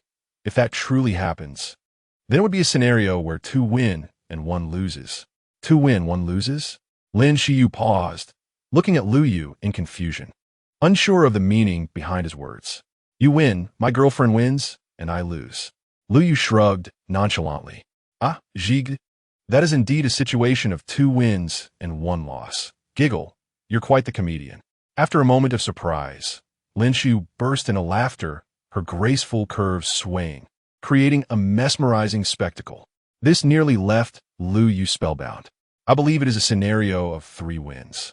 Once Lin Xiyu had calmed her laughter, she mischievously blinked, her eyes glimmering as they fixed on Lu Yu. "Three wins?" Lu Yu inquired, puzzled. "Am I winning too?" "To be precise, it is three wins and one loss." Lin Xiyu suppressed her laughter, her expression turning serious. "How so?" Lu Yu, having abandoned his Youqiao, was intrigued. "I win, your girlfriend wins, my parents win, and you lose." Lin Xiyu spoke with feigned calmness. Yet as soon as her words fell, she couldn't help but break into laughter again. Truly, at 30 years of age, her every gesture and smile exuded an indescribable charm.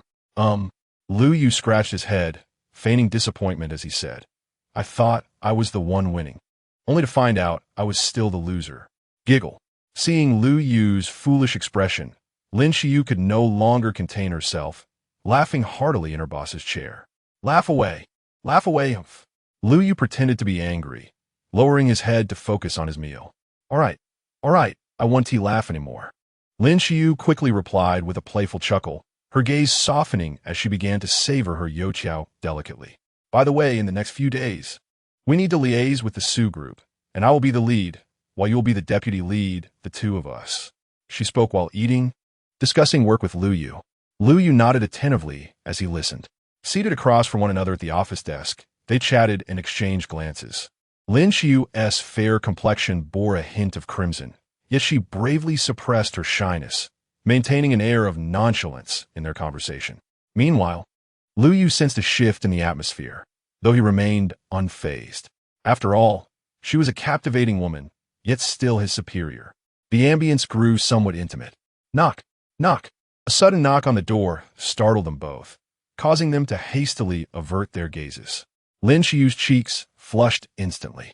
Indeed, when women of this age blush, it possesses a charm far surpassing that of youthful girls. Of course, each has their own merits. Lin Xiyu lowered her head, sipping her soybean milk, before clearing her throat and speaking with calm authority. "Come in." Lu Yu promptly stood up, swallowing the last of his soybean milk and Youqiao. "Do ya? Here, essay document." "Oh, Lu Yu, you're here." Xiao Lian entered, dressed in a professional outfit, and upon noticing Lu Yu, instinctively stuck out her tongue, seemingly wishing to retreat. "Please come in. Do you have something to discuss?" Lin Xiyu lifted her head with a commanding presence, a gentle smile gracing her lips that felt like a refreshing spring breeze. "Xiyu Jia." Why don't you speak with Liu first? My matter isn't urgent. Xiao Yin hurriedly suggested, well aware of Lu Yu's significance in Lin Shiyu's eyes. It wasn't he, just her. Everyone in the company was aware that Lin Shiyu treated Lu Yu differently from others. This was not in a personal or private sense, but rather in a professional capacity. They operated more like partners. To put it bluntly, one could say Lu Yu was Lin Shiyu's confidant. Lu Yu could grasp Lin Shiyu's visions for the company with remarkable clarity, often expanding upon them, rendering her ideas more concrete and illuminating the future direction of the company. This had been validated numerous times in company meetings. It could be said that Lu Yu had truly captivated everyone with his performance. The sight of Lu Yu frequently entering Lin Shiyu's office to discuss work for hours on end had long ceased to raise any eyebrows among the staff. Chapter 73, A Loss but a Blessing. Lin Shiyu remained silent, seemingly contemplating the feasibility of Xiao Yin's words. No worries, I'm done talking with Shiyu Jia. You two chat. Lu Yu smiled, nodded at Lin Shiyu, and then turned to leave the office. Lin Shiyu watched Lu Yu's figure disappear from her view. Before withdrawing her gaze, the unusual shimmer in her eyes gradually fading. Shiyu Jia, here's the situation. Xiao Yin, oblivious to Lin Shiyu's subtle changes, stepped forward to report on her work. Lin Shiyu reigned in her inner turmoil and focused on her tasks. The day passed in a whirlwind of activity. In addition to work-related matters, Lu Yu also had to deal with the persistent presence of the jobless Lu Cha. If he neglected her for too long, she would resort to sending voice messages filled with exaggerated sweetness, even staging dramatic acts. Some might say this clinginess was a sign of love, a sweetness that others might envy. However, for Lu Yu, who was deeply engrossed in his work, it felt more like a burden. For instance, Lu Yu Gij, what are you doing? I'm so bored. Can you take me out to play? If you can't go out, that's all right. I know you're busy and that your work is more important than mine. But all I hope for is that you can chat with me more when you have time, so I don't miss you too much and fall ill from longing. You wouldn't want to see me sick from missing you, would you? If you truly wish to see me unwell, I don't mind falling ill just once for you to see, but you must take good care of yourself. My health is not as important as yours. Such words were excessively saccharine and reminiscent of green tea girl antics. Moreover, they were all conveyed through voice messages delivered in a soft, delicate tone. Listening to it made Lu Yu feel quite uncomfortable. Finally, the workday came to an end. Lu Yu declined his colleague's invitation for dinner and also turned down Lu Cha's date proposal, driving straight to the hotel. Earlier, before finishing work, Ding Shui had already sent in the location for dinner that evening. Thus, he couldn't wait to drive over. He was eager to witness his parents unleash their fury on Lu Xinxin and her parents. After more than half an hour, he arrived at the hotel. Glancing at the neon-lit sign above, Lu Yu let out a sigh of relief. Thankfully, it wasn't the reunited Grand Hotel. Otherwise, he would inevitably recall the dread of being besieged by Lu Cha. Here, Ding Shui waved at Lu Yu. He approached her, finding both Ding Shui and Lu Xuehai already present. Their attire was unremarkable, as usual, but their expressions were oddly stiff, indeed devoid of emotion. Let's go. Ding Shui and Lu Xuehai didn't say much, leading Lu Yu directly into the hotel. Guided by a waiter, they ascended straight to the 7th floor. Upon pushing open the door to the private room, 3 individuals entered the room. Lu Yu cast a glance around and noticed that Lu Xinxin and her parents were present. However, Zhui Shuai was conspicuously absent, leaving Lu Yu somewhat disappointed. It seemed that the anticipated bloodshed would not involve his male confidant after all. Ah, the in-laws have arrived, exclaimed Lu Xinxin's parents, their faces lighting up with joy as they rose to greet the newcomers. Lu Xinxin mirrored their enthusiasm, her attire remarkably elegant, her cheeks radiating warmth and happiness. Her eyes filled with nervous hope as they sought Lu Yu, brimming with unspoken affection. The once somber atmosphere of the private room transformed into one of exuberance. Yet, the icy demeanor of Ding Shui and Lu Xuehai remained unyielding. As they observed Lu Xinxin's radiant smile directed at them, the chill in their gazes became increasingly pronounced. This shameless woman continued to feign innocence before them, as if they were oblivious to her true nature, believing her to be an easy target. They had never anticipated that beneath such a gentle facade lay a multitude of sordid truths. It was indeed a lapse in judgment to consider her for their son's spouse. Thankfully, they had uncovered her hidden, unsavory side before the marriage. A fortunate misstep, indeed. These thoughts flickered through Ding Shuhui and Lu Shuahai's minds, solidifying their resolve. Lu Xinxin still dared to aspire to enter the Lu family's doors. How naive. Ding Shuhui replied with an expressionless demeanor. We are not in-laws, so do not address us as such. Lu Jinxiu and Xiao Zihui exchanged glances, both wearing bittersweet smiles. Lu Xinxin mirrored their expressions, but with an air of melancholy and despondency. Indeed, they were not yet in-laws. It was merely a matter of terminology. Xiao Zuihui, ever the adept communicator, swiftly interjected. Yes, we misspoke earlier, my apologies. Lu Jinxiu added with a beaming smile, please have a seat. Despite the smiles adorning their faces, every gesture and word from the two betrayed an underlying humility. Witnessing this, Lu Xinxin felt a tumult of emotions within her. She recognized that it was her own fault. Had she not been so troublesome, perhaps the dynamics between her parents and Lu Yu's parents would have been reversed today. Uncle and aunt, please come and sit.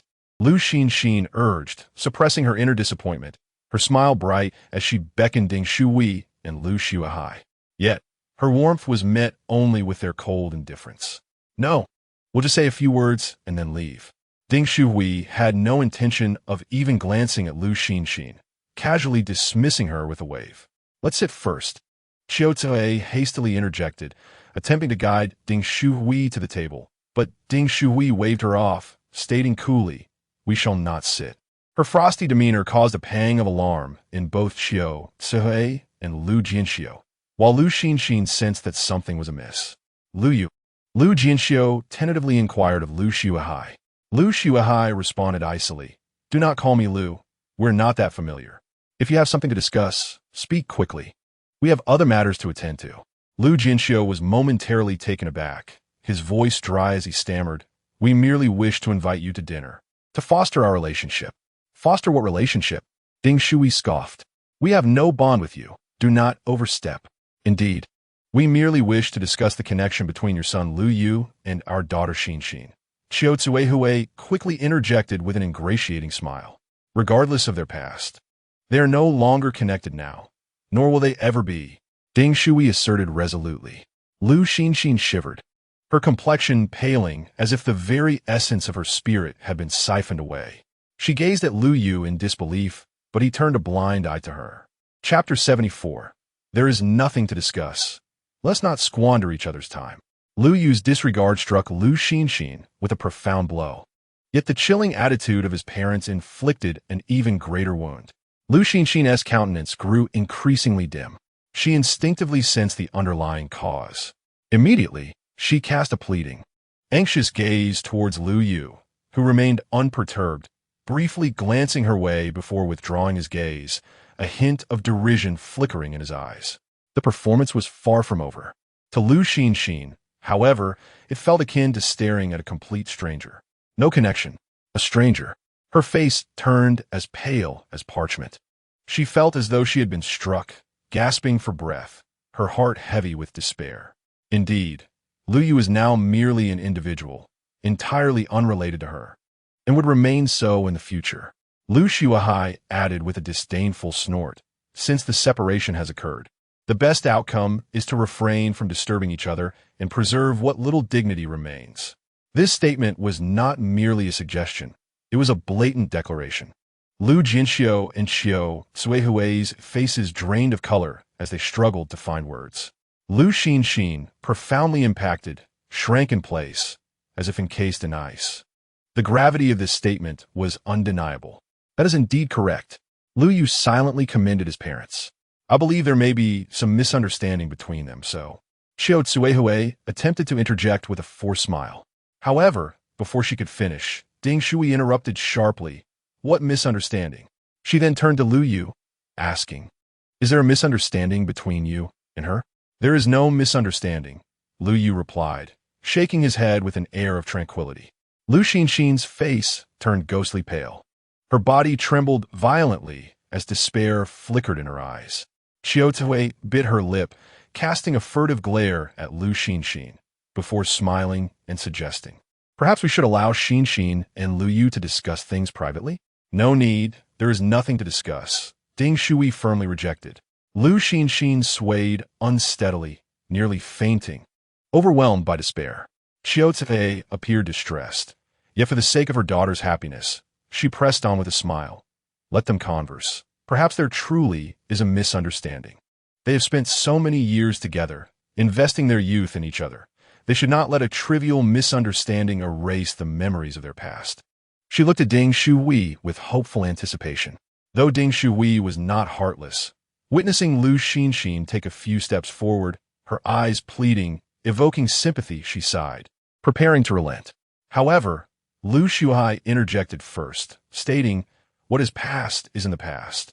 One must look ahead, not remain stagnant, and certainly not retrace old paths. After all, even a rabbit does not graze near its burrow." Upon hearing this, both Ding Shui and Chiu Zuihui fell silent. Lu Jinxiu sighed helplessly before offering a wry smile. "Let them talk. They are adults now, and as parents, we should not interfere too much in their lives." Lu Shuhai was about to retort when Lu Jinxiu interjected, "Even if there are no misunderstandings between them, if they wish to pursue their own happiness, let them find complete reconciliation. Let us draw a perfect conclusion to their years of companionship." Lu Shuhai fell silent. Ding Shui, too, remained quiet, but her gaze shifted towards Lu Yu. Lu Xinxin looked at Lu Yu with eager anticipation, her eyes filled with a palpable plea that seemed ready to spill forth. Anyone who witnessed this could not help but feel their hearts soften. Yet, alas, the person in question was Lu Yu. He offered a faint smile, nonchalantly adjusting his collar, and remarked, "There is nothing left to discuss. Let's not waste each other's time."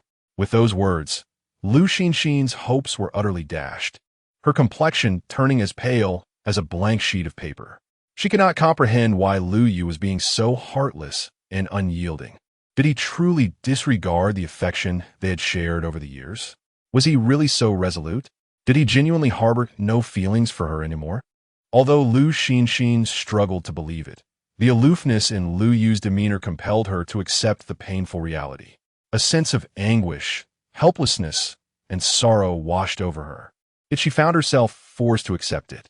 At that moment, she truly regretted her actions, reflecting on how she had managed to provoke Lu Yu. She also lamented her past decisions, such as moving in with her male friend at the slightest disagreement and even deliberately dressing in matching outfits with him, showing no regard for Lu Yu's feelings or dignity as her boyfriend.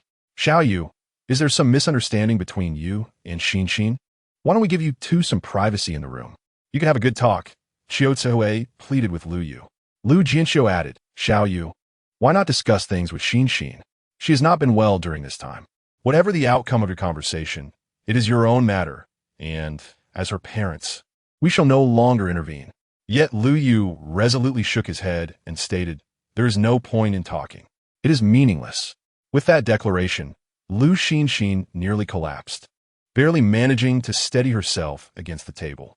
However, in her distress, she inadvertently shattered a cup, the blood from her palm seeping out and instantly staining the table. Xinxin, Lu Jinxiu and Chiu Tzuhui, alarmed, rushed to her side to check on her. "Is it really over for us?"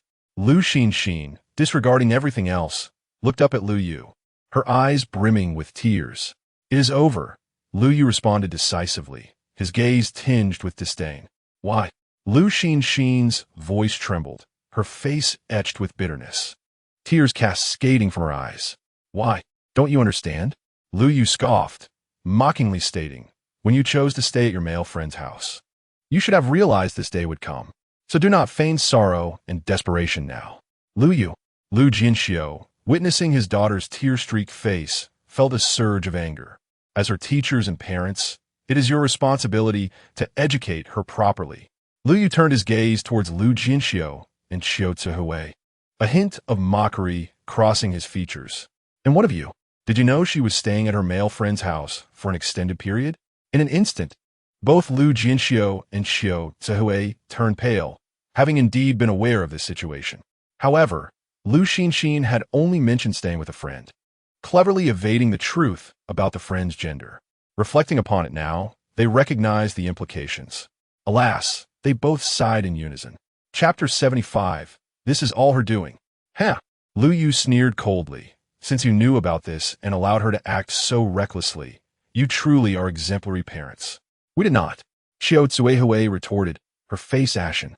Lu Jinxiu started to speak, but faltered, unable to continue. Your rebuttal is rather feeble, don't you think? Ha. Lu Yu laughed mockingly. Lu Yu, do not speak of my parents in such a manner, Lu Xinxin implored, her face as pale as death. You would silence the truth? Lu Yu retorted with a chuckle.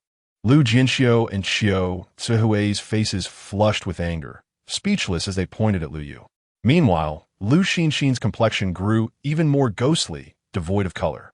The look in her eyes, stained with tears, was filled with desperation and despair.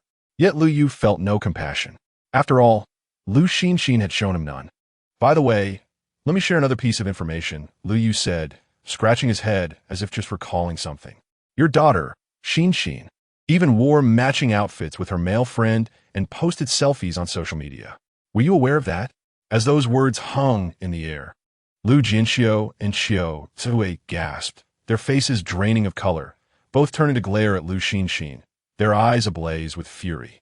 Lu Xinxin bit her lip, her face growing increasingly pale. She looked at Lu Yu with a gaze filled with helplessness, as if asking, why are you treating me this way? Lu Yu's expression remained calm, a cold smile gracing his lips.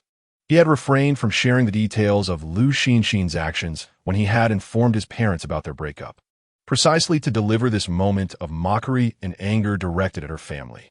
While Lu Xinxin suffered alone, Lu Yu found satisfaction in her family's pain. Furthermore, this revelation would undoubtedly lead Lu Xinxin's parents to criticize her, subjecting her to ongoing pressure and torment, a persistent agony she would likely never forget. Certainly, Lu Xinxin's parents will be unable to erase this from their memories either. For traditional parents like them, as educators, Lu Xinxin's actions were unfathomable and ignited their wrath. The events of that evening would likely haunt their family for a lifetime. Lu Yu relished this thought. For instance, at this very moment, Lu Jinxiu and Xiao Te regarded Lu Xinxin with a gaze that conveyed disbelief, fury, and an almost predatory hunger. I did not wear matching outfits. That was, Lu Xinxin stammered. What else could it be but a matching outfit? Surely you aren't going to refer to it as some professional term, like best friend outfits?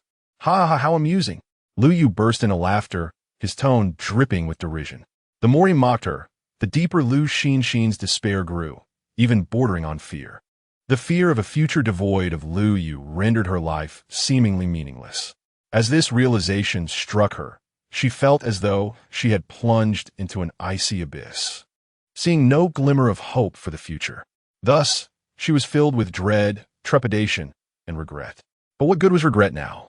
No matter how desperately she pleaded with Lu Yu to stay, even if she were to kneel before him, he would not spare her glance. She knew this all too well. The likelihood of her relationship with Lu Yu being irreparably broken was all too apparent. Yet, each time she reflected upon the dissipated affection she had shared with Lu Yu over the years, a profound sorrow engulfed her at the thought of another girl eventually standing by his side. Could it be salvaged? The thought plagued her, but she knew deep down that it was futile. Lu Jinxiu and Xiao Te withdrew their incredulous and furious gazes from Lu Xinxin and redirected their attention to Lu Yu, their expressions shadowed by sorrow. Lu Yu's resolute demeanor suggested he had been irrevocably wounded by their daughter. Could they still endeavor to unite the two? Empathizing with the situation, they pondered whether, had they been Lu Yu's parents, they would continue to advocate for their son's union with Lu Xinxin after learning of these events. They would not. To them, it was akin to leaping into a pit of fire. Realizing this, their faces darkened in unison. The fate of their daughter and Lu Yu was evidently not destined to continue. They cast another long, deep look at Lu Xinxin. Though her complexion was pale, her demeanor haggard, her eyes filled with infatuation for Lu Yu, radiating despair, they felt no pity or sympathy within their hearts. It was all her doing. She had thoroughly broken Lu Yu's heart and could not blame others. The love Lu Yu had once lavished upon her was palpable and intense. What girl would not envy her for having such a devoted boy.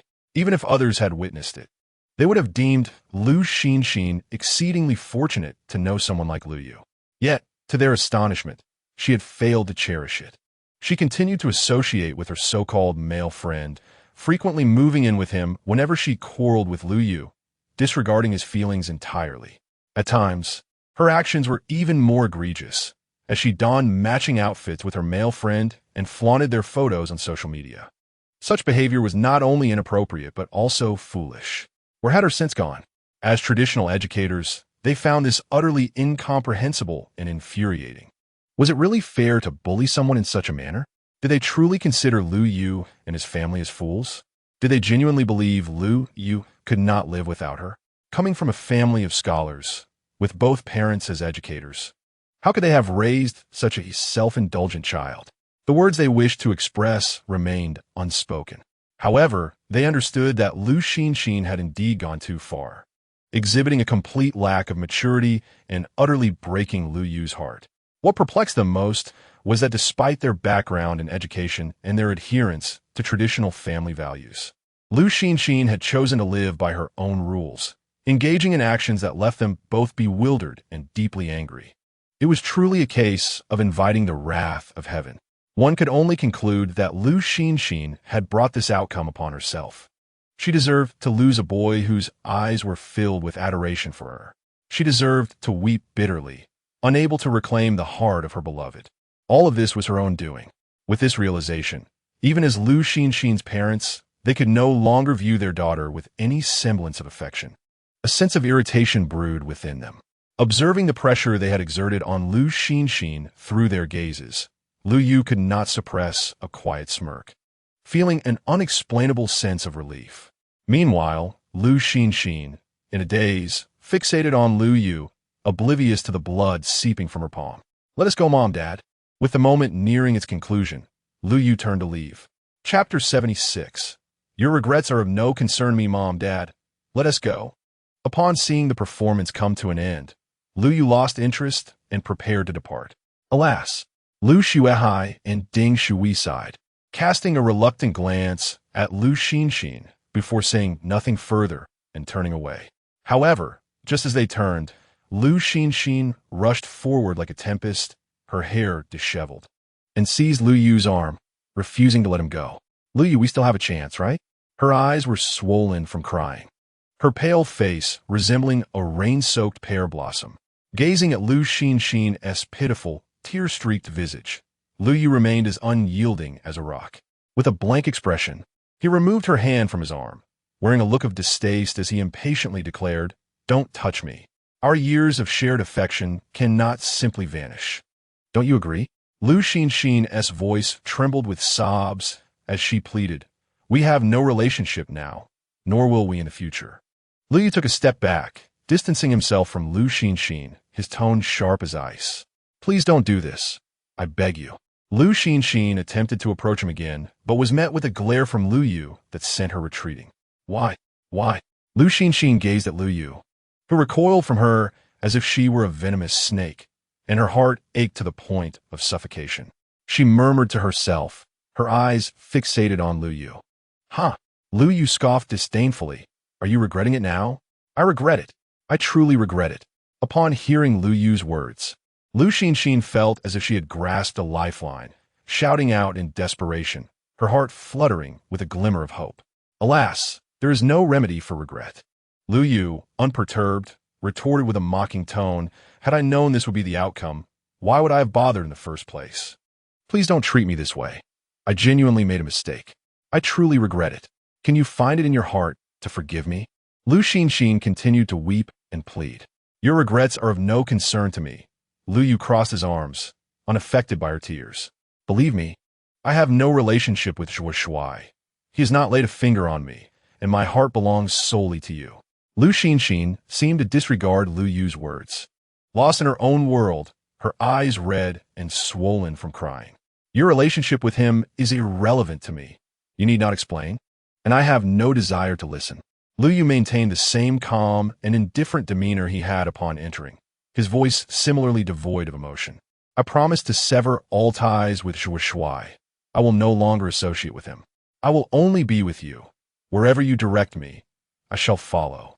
Lu Xinxin stepped closer, her tear-streaked eyes locked onto Lu Yu's impassive face, despair creeping into her heart. Enough of your empty words. I am not interested in hearing it. Lu Yu waved his hand dismissively, interrupting her. I have found a new place to live and moved out from his home. I will no longer contact him. As long as you forgive me. Lu Xinxin, seemingly impervious to Lu Yu's words, adopted an exceedingly humble posture, seeking his forgiveness. Her subservience was heart-wrenching to both her parents and, even more so, to Lu Yu's family, who felt a pang of discomfort watching the scene unfold.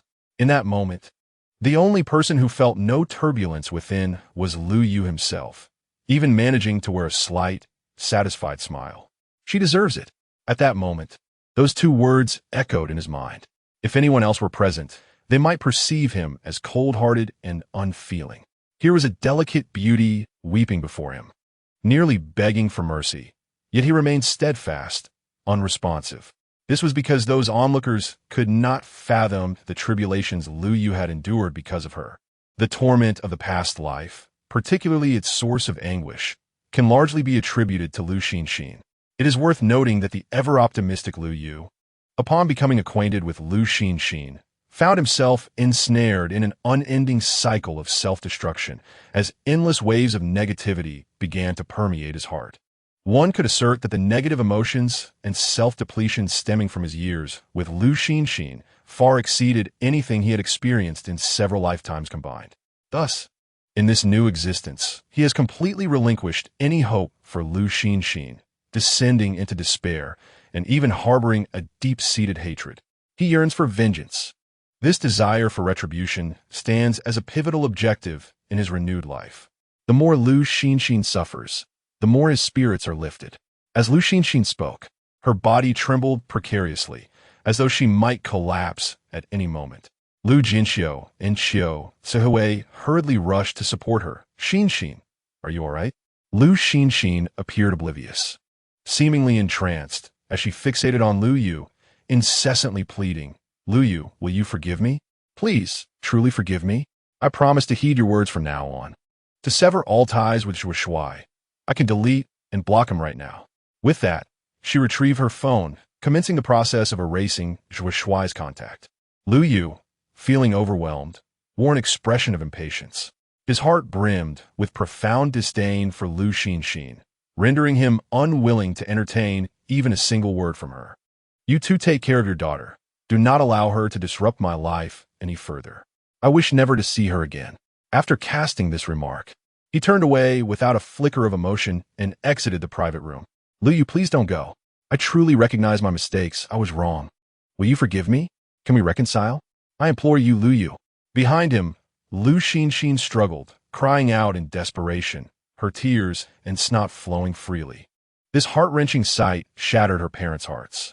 Lu Shuai and Ding Shuhui, witnessing this, could only shake their heads in helpless resignation before following Lu Yu out of the room. Lu Jinxiu and Xiu Tse stood frozen, their eyes clouded with an indescribable gloom, as they felt the weight of their daughter's actions bring them disgrace. Yet, their concern lay not in their own embarrassment, but in their daughter. No matter how much her behavior troubled them, she remained their child, and they could not abandon her.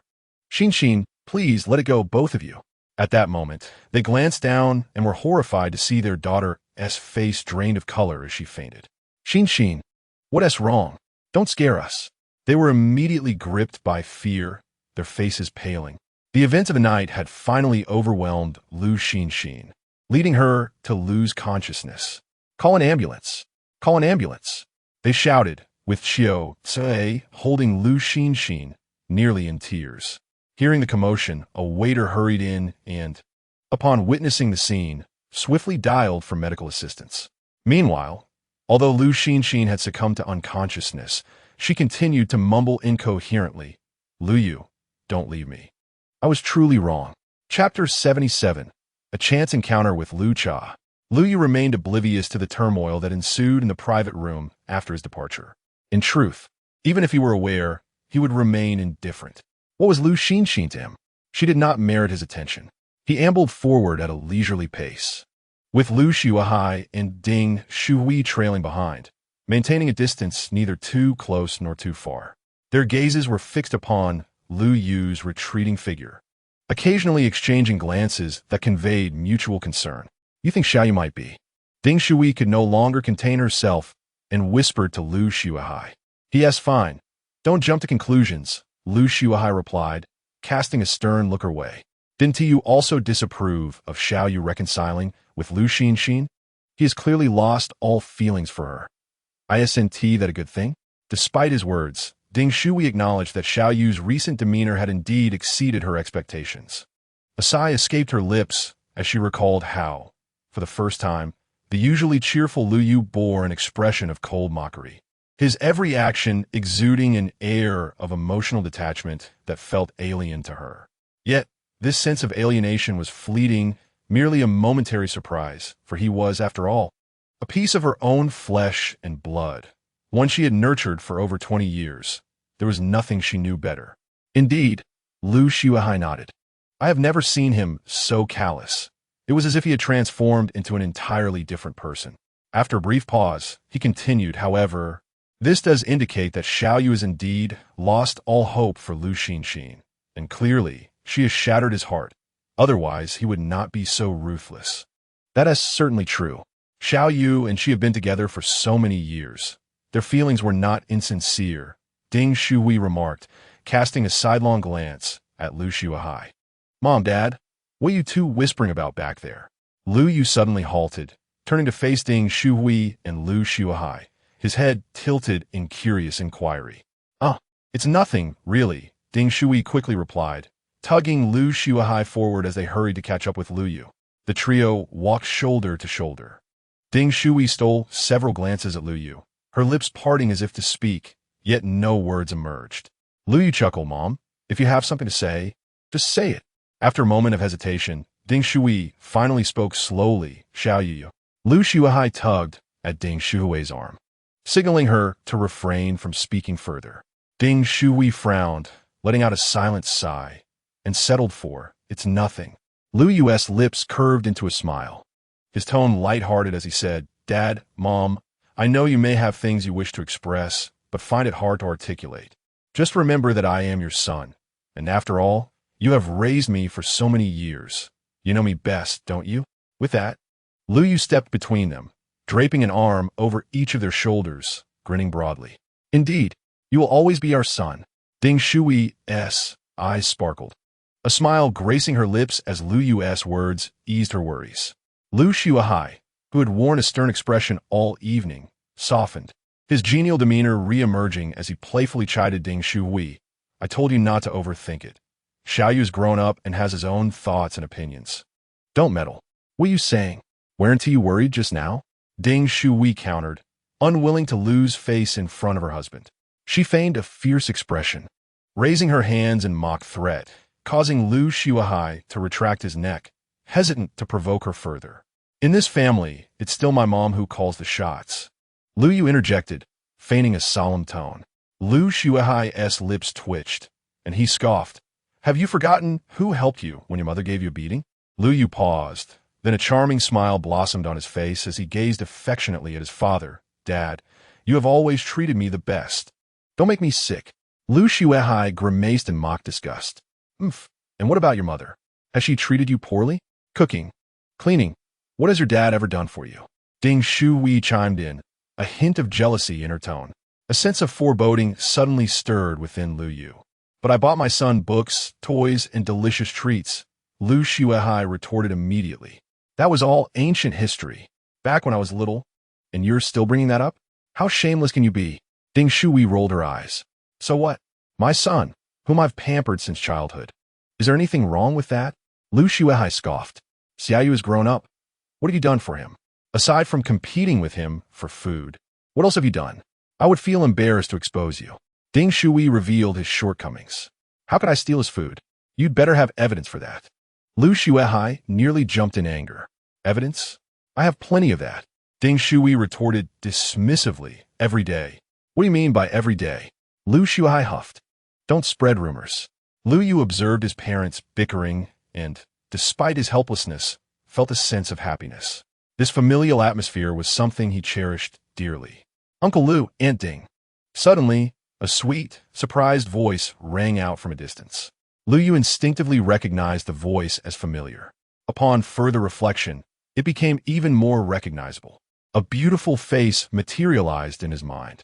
He then looked up and saw the exquisite visage he had envisioned coinciding with the graceful figure before him. Lu Jia, what are you doing here? He exclaimed in shock. Jia Jia. Unlike his stunned reaction, Lu Xuehai and Ding Shui were filled with delight. Especially Ding Shui, whose eyes sparkled as she hurried forward, embracing the rushing Lu Cha. Their intimate demeanor resembled that of a mother and daughter. Aunt Ding, Lu Cha, like a little bird returning to its nest, nestled into Ding Shuhui's arms, her beautiful face radiating happiness. She then rested her head on Ding Shuhui's shoulder, playfully patting her back, her voice sweet and gentle. Uncle Lu, Her charming smile seemed to have an infectious quality, bringing joy to Lu Xuehai as well. Observing Lu Cha in her JK uniform, Lu Yu scratched his head, feeling perplexed. Why am I encountering her again? Hello, Lu Yu. Lu Cha greeted him with a smile, her eyes shimmering with unspoken affection. Hello, Lu Yu replied listlessly, scrutinizing Lu Cha, noticing a hint of enchanting allure at the corners of her eyes. What brings you here? After hugging Lu Cha, Ding Shui, still brimming with surprise, inquired, I just finished playing with an old friend and was about to head home. Lu Cha's cheeks flushed slightly, revealing two adorable dimples as she smiled. We haven't eaten either. Let's have a meal together, Ding Shui said with a beaming smile, refusing to let go of Lu Cha's hand. Having watched Lu Cha grow up, she felt as if she were almost her own daughter. She had long desired to invite her over for dinner, and, seeing her now, the joy in her heart was indescribable. No, that's unnecessary. I just spoke with my mom, and they're already preparing dinner at home, Lu Cha said, her lips curling into a shy smile, her demeanor seemingly coy. Yet, it was evident to everyone that she genuinely wished to dine with Lu Yu's family. Oh, come on, Lu Yu thought as he observed her feigned modesty, shaking his head in resignation. After studying abroad, has she really transformed into this? He pondered. Is there some sort of magic abroad that can turn a caring and gentle childhood friend into a flirt? Since we've met, let's dine together, Lu Xuehai chimed in. Lu Cha hesitated, glancing at Lu Yu. Clearly, she wanted him to make the decision. The corners of Lu Yu's eyes twitched imperceptibly. Both Lu Xuehai and Ding Shui turned their gazes toward him, their eyes conveying a somewhat ominous yet unmistakable meaning, particularly Ding Shui, whose fierce gaze seemed to say, You little rascal, hurry up and invite her to dinner, or I won't let you off the hook. After a brief pause, Lu Yu smiled and said, Dad, Mom, don't insist on keeping her. Uncle Lu and Aunt Song are waiting for her at home. It wouldn't be right to make them wait for no reason. Let's invite her over another time.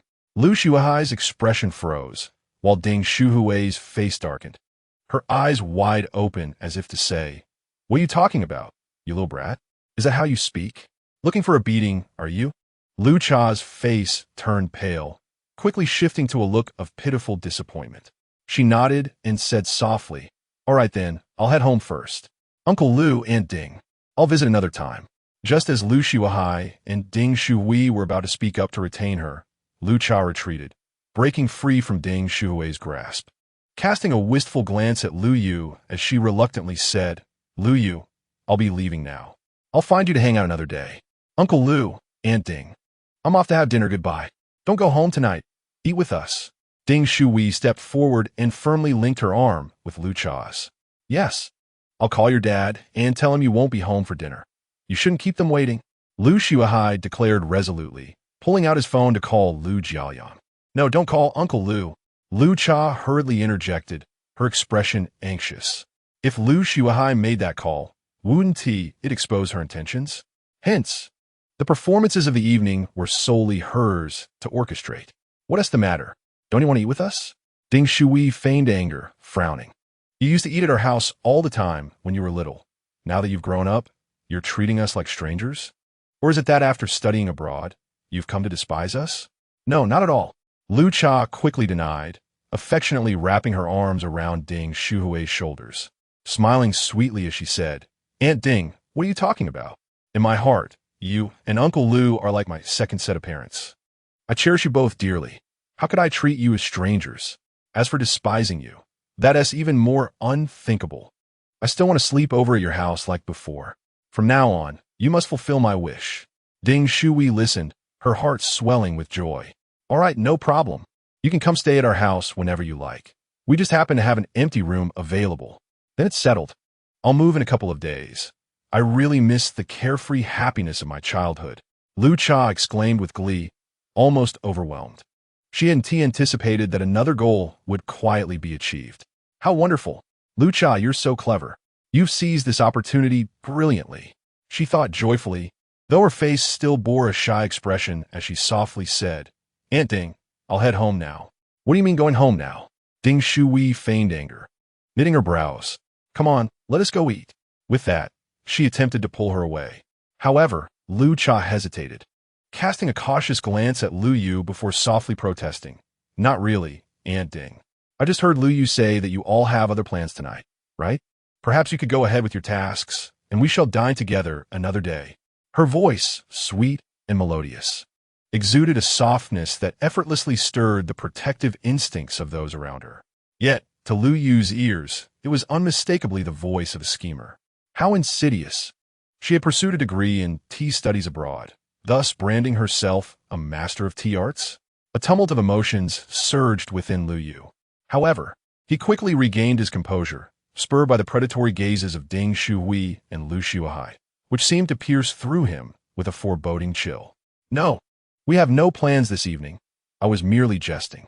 Do join us for dinner, and simply inform your parents. They will undoubtedly consent," Lu Yu swiftly amended, even thumping his chest boastfully as he added, "If your parents disagree, I shall personally call them, and they will acquiesce."